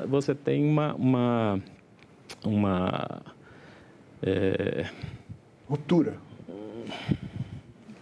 Você acaba tendo um nível de ruptura, né, e a necessidade do governo se movimentar. O Vargas conseguiu se movimentar nesse quadro político, cedendo várias coisas à pressão dos trabalhadores. O Vargas estabeleceu o que hoje a gente chama de legislação trabalhista, CLT, né? Estabeleceu, por exemplo, a existência de uma carteira onde ficava registrado toda a vida de trabalhador do cara, com duplo sentido. Você usa isso para aposentar, mas você usa isso para controlar o trabalhador. Você sabe exatamente onde ele trabalhou, de onde é que ele veio, quanto é que ele ganhava, se ele foi ou não contratado e demitido por uma razão as informações justa, né? que levavam ao poder exercido. Exatamente. Bom, agora, o Senado também sofreu agressões durante o golpe militar. de 64, que muitos dizem que não foi apenas militar, porque houve também a civil-militar, que a gente usa hoje. Segundo definido pelo ex-senador Paulo Brossard. Em 1964, houve uma virada em que vários senadores foram cassados, dentre eles o candidato, ex-presidente, então candidato e senador, candidato à presidência e senador, Juscelino Kubitschek. De uma certa forma, a gente percebe que o Senado foi, assim, sofreu agressões e foi manietado nas suas funções durante vários tempos. E uma outra ocasião, já dentro do golpe militar, foi em 1º de abril de 77, quando os vários senadores, a oposição que havia vencido a eleição em 74, o governo achou de... O que houve ali que foram, então, foi feita aquela eleição dos senadores biônicos? Mesmo com as interferências dos militares na estrutura política brasileira, né, os militares, no início, se limitaram a caçar determinadas lideranças aqui dentro. Então, você tem uma fase de cassação que pega o JK, que, inclusive, no início... ficou meio ambíguo em relação ao golpe, né? Não condenou exatamente. Ele acreditava que ainda seria candidato que teria a eleição regular e ele era o candidato mais forte, né? Aparentemente, para aquele período. Mas você tem ao longo do tempo, a preocupação principalmente com a esquerda montada ainda no tempo do Vargas, com o crescimento do PTB. A cada eleição, desde 46, na redemocratização pós-Segunda Guerra Mundial, o partido que mais cresceu em termos de representação parlamentar foi o PTB. Então, o medo das elites era que o PTB, como um representante do trabalhador, ainda que seja uma representação montada de cima para baixo a partir da presidência do Vargas, pudesse instalar no Brasil o que eles chamariam de uma república sindical, que poderia dar origem, muito futuramente, a um regime socialista, né? Então, com medo do PTB, você já teve a extinção dos partidos regulares, um pouco depois em 65 para 66, a obrigatoriedade de imitar um sistema americano radical, né? Porque, na realidade, no sistema americano, os partidos são livres, só que só tem dois que realmente têm força real, que é o democrata e o republicano. Aqui, obrigaram todo mundo a optar. Só vai ter dois partidos, né? Bipartidário, um apoiando o governo, o outro a oposição consentida. Para variar, os comunistas retirados, né, os comunistas do Partido Comunista e de vários setores da esquerda retirados do sistema político, e mesmo entre os apoiadores do governo, as lideranças consideradas mais perigosas neutralizadas. Ainda assim, o MDB ao longo do tempo foi crescendo. A cada eleição aumentava um pouquinho sua representação.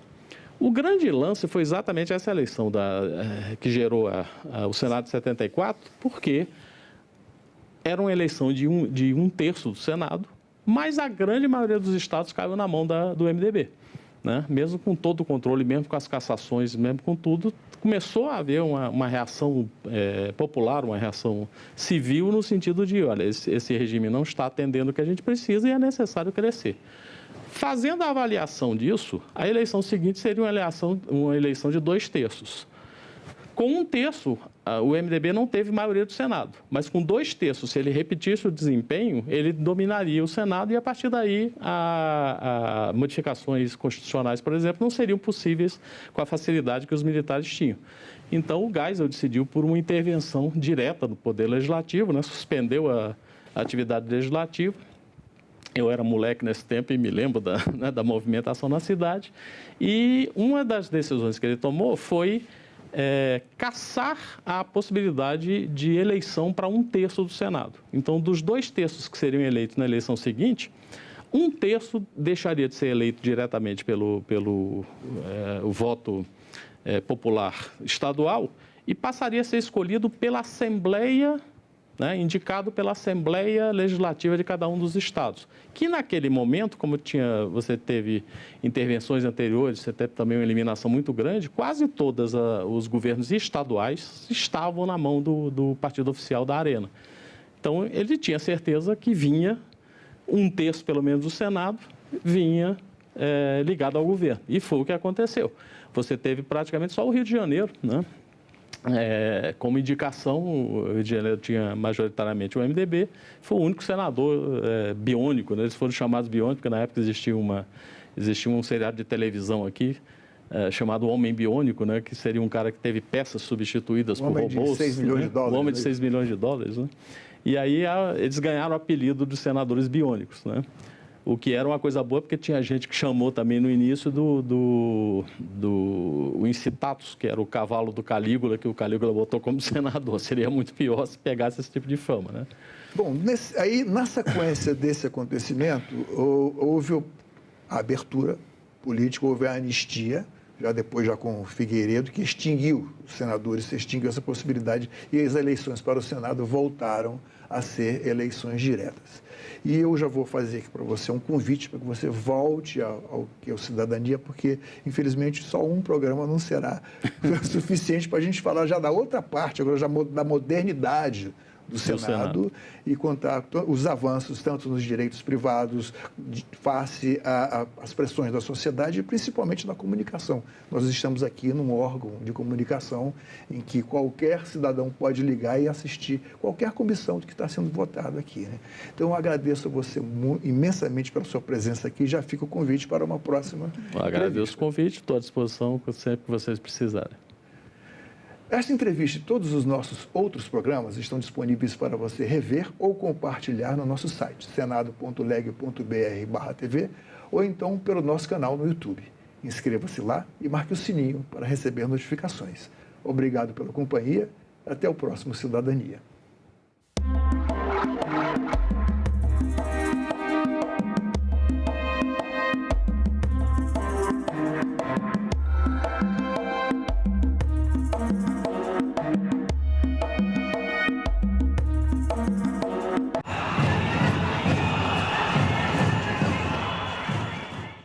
Luciane Moissa, como as instituições financeiras podem contribuir para reduzir os problemas socioambientais causados pela agricultura no país?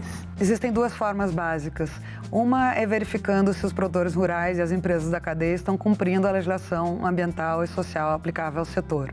A segunda é avaliando o desempenho climático e socioambiental dessas empresas e desses produtores. Agenda Econômica. Hoje, 20h, aqui na TV Senado.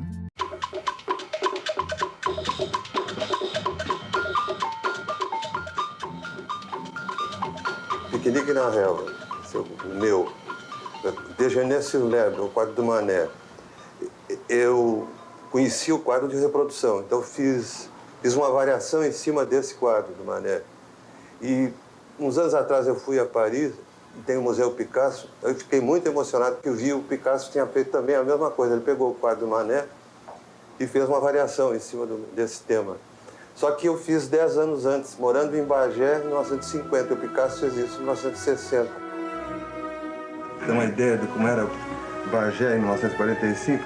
Telefonava para casa da minha mãe, fazer queixa, esse tipo de telefonema anônimo. Imagina o seu filho foi visto com um negro na rua.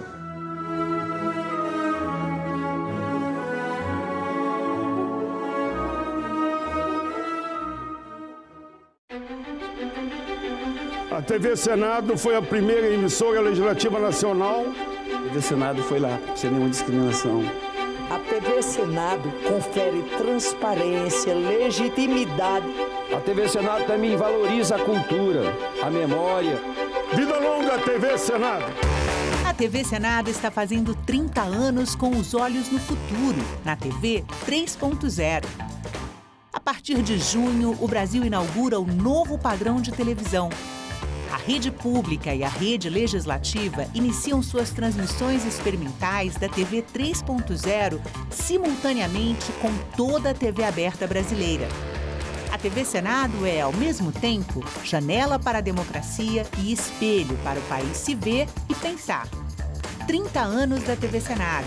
Democracia todo dia, em todas as telas, ao vivo e 3.0.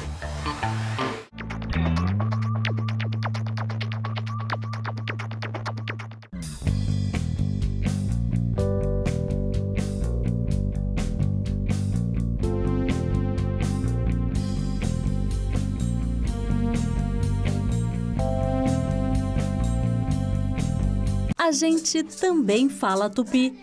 Tocantins é uma palavra tupi que identifica uma etnia indígena e significa bico de tucano. Vem de tucã, como o pássaro é chamado em tupi, mais ti, que pode significar bico ou nariz. Já o nome tucano é formado por tu ou ti, que quer dizer bico, mais canga, termo para osso. Seria então a ave do bico feito de osso. A gente também fala tupi.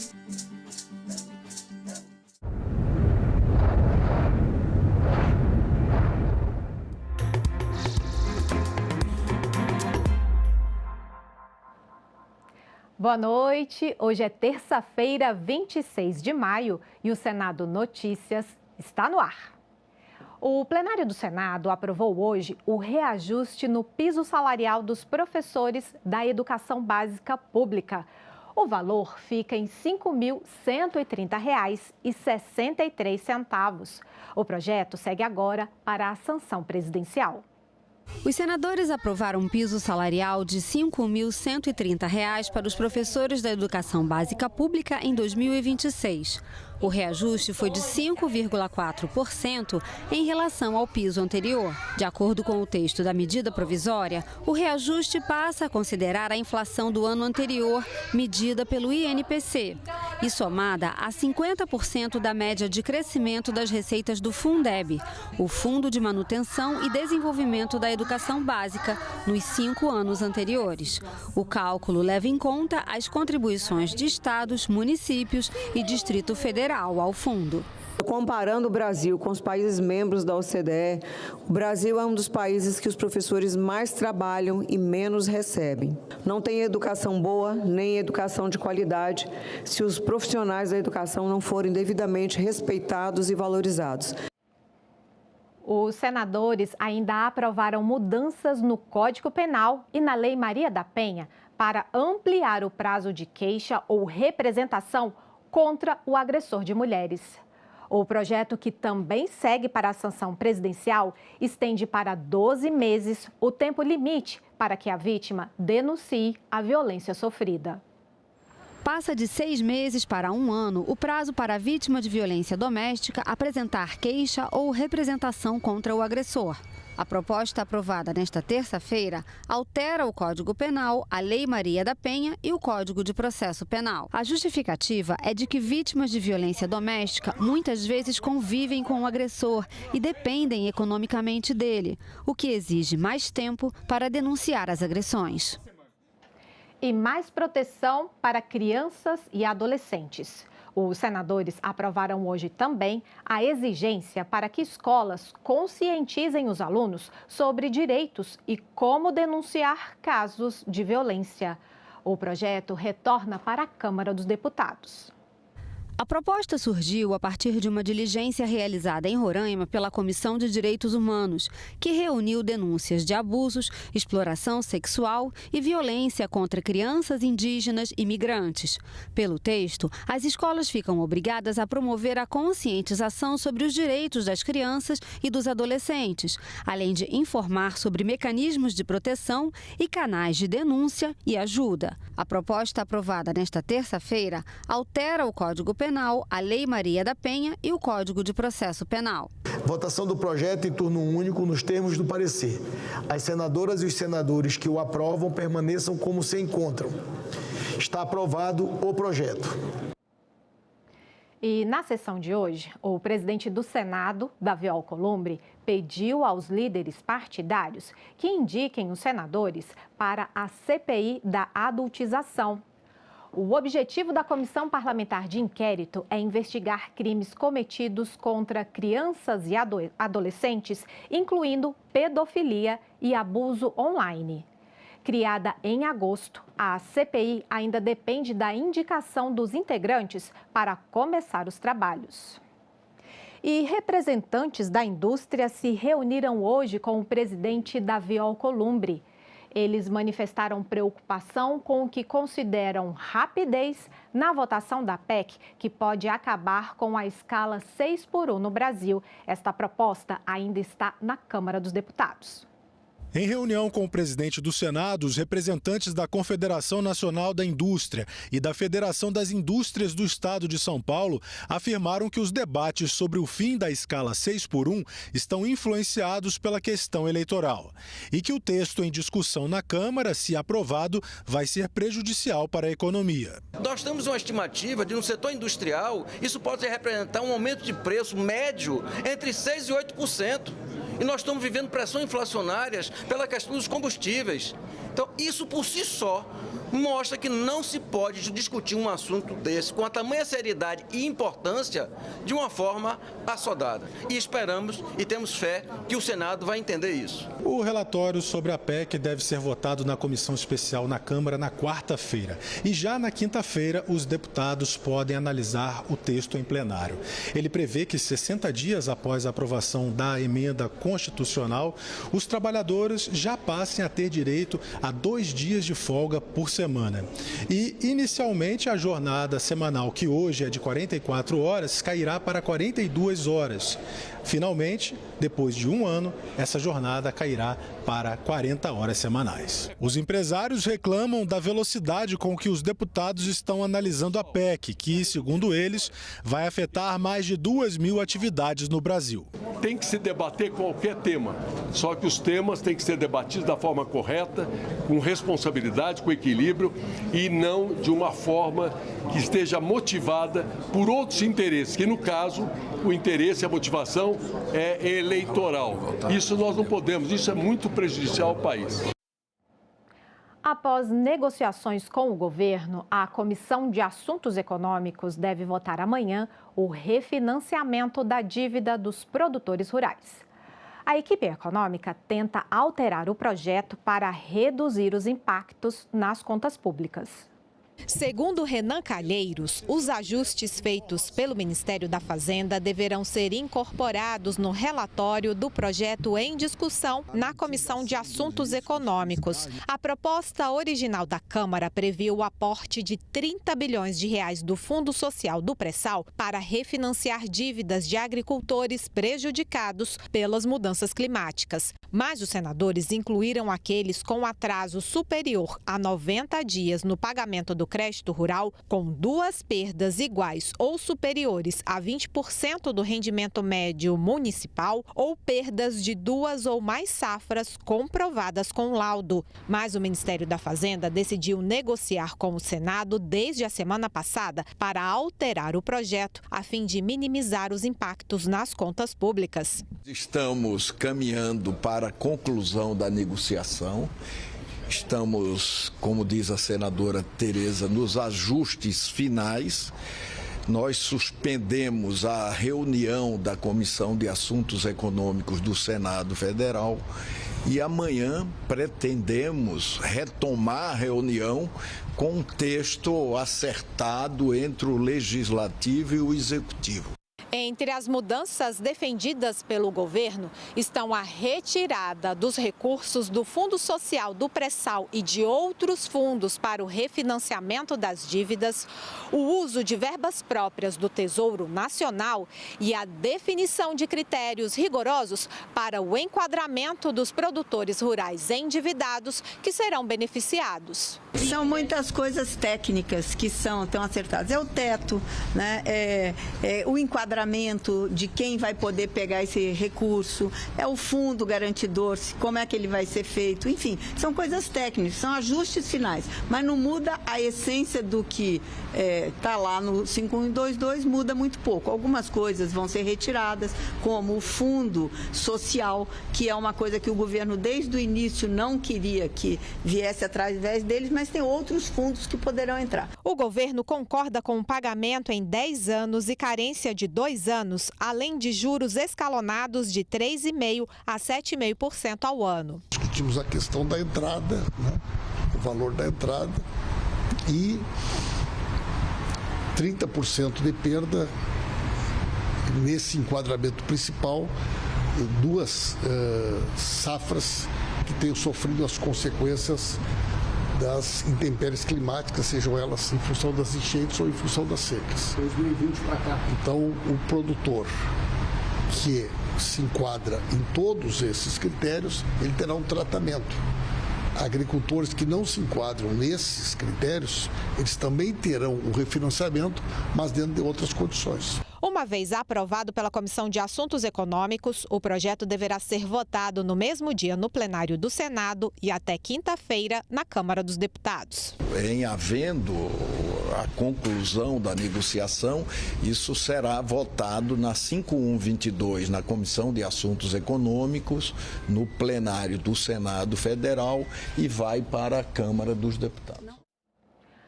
A Comissão de Assuntos Econômicos aprovou hoje um projeto que vai obrigar o presidente da Comissão de Valores Imobiliários a apresentar um relatório com a evolução do mercado a cada 6 meses em uma audiência pública aqui no Senado. A CAI também aprovou o financiamento de pesquisas com recursos dos fundos constitucionais de financiamento do Norte, do Nordeste e do Centro-Oeste. O projeto altera a lei que regula os fundos constitucionais de financiamento e inclui entre os objetivos dessas verbas o apoio a projetos de pesquisa e inovação tecnológica. Pela proposta, poderão receber recursos empresas cooperativas, incubadoras, parques tecnológicos, instituições científicas e parcerias entre o setor público e privado. O texto também adapta as regras de financiamento para incluir projetos de pesquisa e desenvolvimento na formulação dos programas regionais. Segundo o relatório, a medida busca modernizar os instrumentos de política regional, estimular ganhos de produtividade e fortalecer o desenvolvimento econômico nas regiões Norte, Nordeste e Centro-Oeste. Fortalece a integração entre o setor público, academia e empresas. Reconhece o papel das fundações de apoio como gestores e harmonizam a execução de recursos com o marco legal da ciência, tecnologia e inovação. Os senadores da Comissão de Assuntos Econômicos aprovaram também um projeto que obriga o presidente da Comissão de Valores Mobiliários a comparecer ao Senado a cada 6 meses para apresentar um relatório sobre a situação do mercado de capitais e também sobre as principais ações adotadas pela entidade. A intenção é reforçar a transparência e ampliar a prestação de contas. O ordenamento jurídico já contempla experiências semelhantes. A Lei Complementar 179 de 2021 prevê que o presidente do Banco Central apresente no Senado Federal, em arguição pública, relatórios semestrais da inflação e da estabilidade financeira. A extensão de lógica semelhante à CVM revela-se coerente, considerando a crescente relevância do mercado de capitais na economia brasileira. E os senadores transformaram em convocação um convite anteriormente aprovado pela comissão para ouvir o atual presidente do BRB.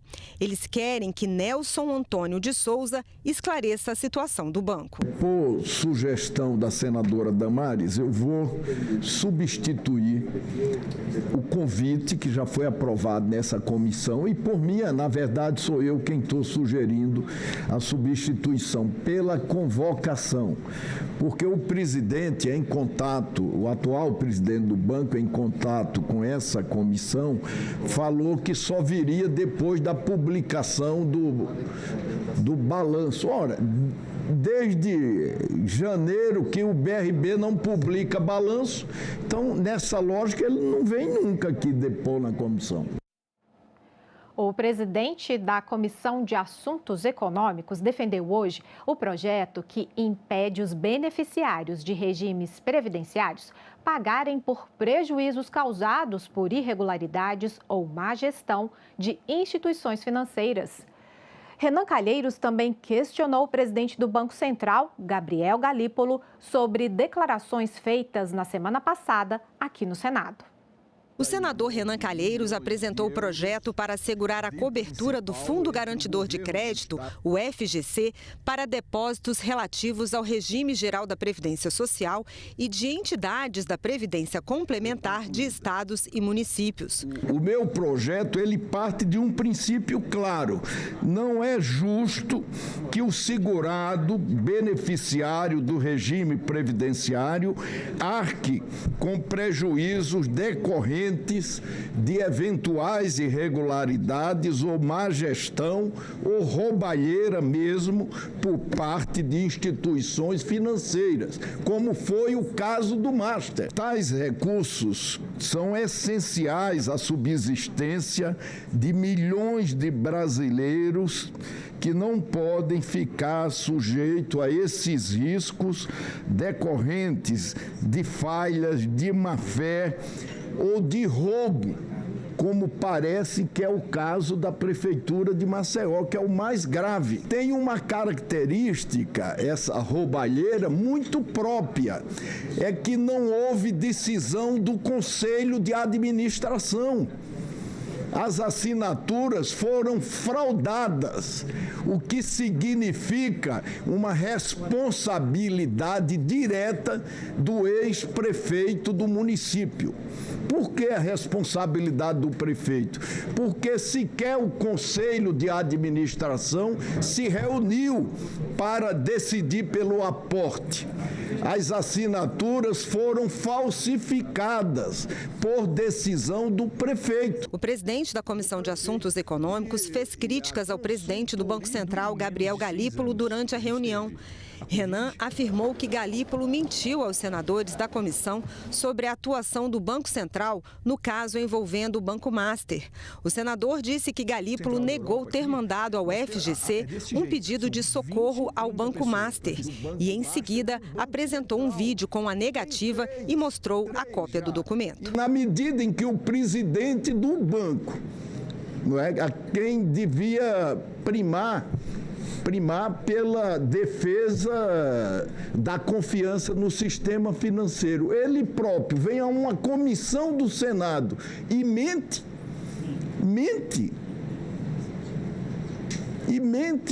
Quer dizer, isso é uma coisa muito grave. Por que esse ofício do Banco Central na sua gestão?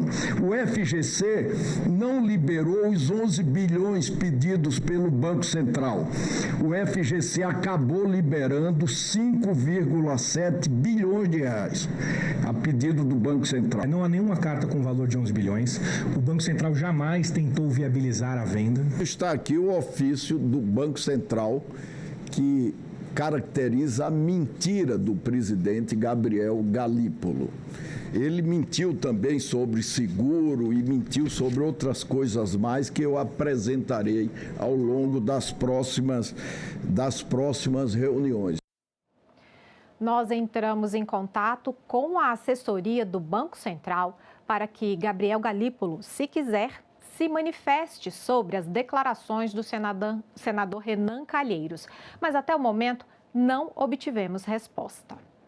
O senador Renan Calheiros decidiu entrar com uma ação popular contra as omissões de supervisão do sistema financeiro e dos órgãos fiscalizadores dos fundos de previdência dos estados e municípios envolvidos com o Banco Master. E a Comissão de Segurança Pública rejeitou o projeto que buscava ampliar as situações de flagrante delito. O parecer foi encaminhado à Comissão de Constituição e Justiça. Sob a presidência do senador Hamilton Mourão, a Comissão de Segurança Pública ouviu o relatório do senador Esperidião Amin sobre o projeto de lei que tipifica o flagrante delito para autores de agressão corporal ou tentativa de crime contra a vida, enquanto perdurar o período de convalescença da vítima. A prisão em flagrante é uma prisão cautelar e excepcional. E após realizada, o respectivo auto de prisão será encaminhado ao juiz para, fundamentadamente, relaxar a prisão ilegal, convertê-la em prisão preventiva, quando presentes os requisitos, ou conceder liberdade provisória com ou sem fiança. Sendo assim, a nosso ver, caso haja real necessidade de prisão cautelar do autor do crime, antes da sentença condenatória definitiva, ela deve ser feita mediante prisão preventiva, se presentes os requisitos constantes no artigo 312 do Código de Processo Penal, expedida pela autoridade judicial competente. Por esta razão, é que o meu voto é pela rejeição do projeto de lei número 1052. Não havendo quem queira discutir, encerro a discussão. A votação será simbólica. Em votação, o relatório apresentado. Senadores e senadoras que concordam com o relatório permaneçam como se encontram. Resultado: aprovado o relatório, que passa a constituir o parecer da comissão, contrário ao projeto de lei número 1052 de 2022. A matéria vai à Comissão de Constituição, Justiça e Cidadania. Por entendimento, um segundo projeto que aumenta o valor de multa para médicos, professores ou responsáveis por estabelecimento de ensino que deixarem de comunicar maus tratos ou agressões contra crianças e adolescentes foi retirado da pauta e deve voltar para análise nas próximas reuniões. Estados e municípios com débitos previdenciários podem ser beneficiados com um projeto de lei aprovado hoje na Comissão de Desenvolvimento Regional. Entre as novidades está a limitação do valor que pode ser retido pela União no repasse dos fundos de participação devido a essas dívidas. A proposta segue agora para a Comissão de Assuntos Econômicos.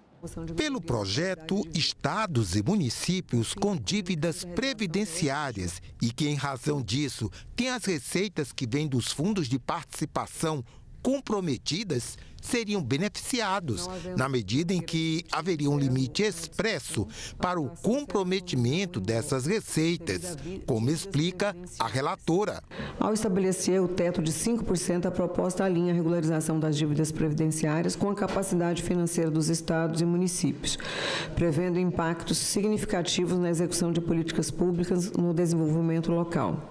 Além disso, a medida estabelece um parâmetro fixo para as retenções, incentivando os gestores públicos a adotar estratégias como negociação de débitos, reformas administrativas, para dar conta das suas obrigações. A CDR também aprovou 2 novas rotas turísticas, a das cidades coloniais alagoanas, entre as quais Marechal Deodoro, Porto Calvo e União dos Palmares, e a rota turística da Fé, no Ceará, com municípios como Juazeiro do Norte, Crato e Barbalha. Ainda sobre o Ceará, a CDR aprovou a inclusão das romarias de Juazeiro do Norte no calendário turístico oficial do país e o projeto que declara o município de Quixadá como a capital nacional dos monólitos. Monólito é uma estrutura geológica composta por uma única rocha maciça. A Comissão de Educação aprovou a transformação dos Centros Federais de Educação Tecnológica de Minas Gerais e do Rio de Janeiro em universidades tecnológicas federais. Se não houver recurso para a votação no plenário, o projeto vai seguir para a sanção presidencial. Trata-se de providências que fortalecem a educação superior tecnológica, amplia a capacidade institucional de ensino, pesquisa e extensão e contribui para o desenvolvimento científico, tecnológico e industrial regional do país. A proposição também se insere em movimento histórico de fortalecimento da educação profissional no Brasil, né? Lembrando que o presidente Lula está criando 114 novos campos de institutos federais no Brasil. Nesse sentido, senhor presidente, a transformação proposta não constitui ruptura institucional, mas desdobramento natural do processo histórico de expansão e consolidação da educação profissional federal brasileira. É um ganho, é um avanço institucional para ambas unidades. E por essas motivações e por todas as razões que bem o trouxe o senador Camilo Santana, nós aprovamos, cumprimentando a todos os que fazem tanto a futura Universidade de Minas Gerais como a futura Universidade do Rio de Janeiro. A Comissão de Ciência, Tecnologia e Inovação debateu em uma audiência pública a pesquisa e inovação industrial, seus avanços e a importância dos órgãos e entidades do setor.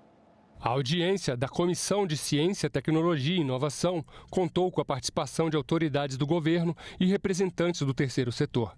A comissão debateu sobre a competitividade nacional no campo da pesquisa e inovação industrial e também sobre a importância dos órgãos e entidades desse setor. A necessidade de maior investimento no setor foi destacada na reunião. A gente vê muitos recursos sendo colocados em muitas outras áreas, não quer dizer que essas outras áreas não sejam importantes, elas são importantes, mas os problemas que nós vemos, por exemplo, problemas sociais, problemas de diferenças sociais, problemas de emprego, problemas de tudo isso aí pode ser melhorado se nós tivermos um investimento consistente nessas áreas. Educação focada em resultados, ciência, tecnologia, inovação, empreendedorismo e ambiente de negócio. Representantes do governo disseram que o Estado tem incentivado a indústria por meio de políticas públicas e linhas de crédito. Destacaram que a inovação é fundamental para o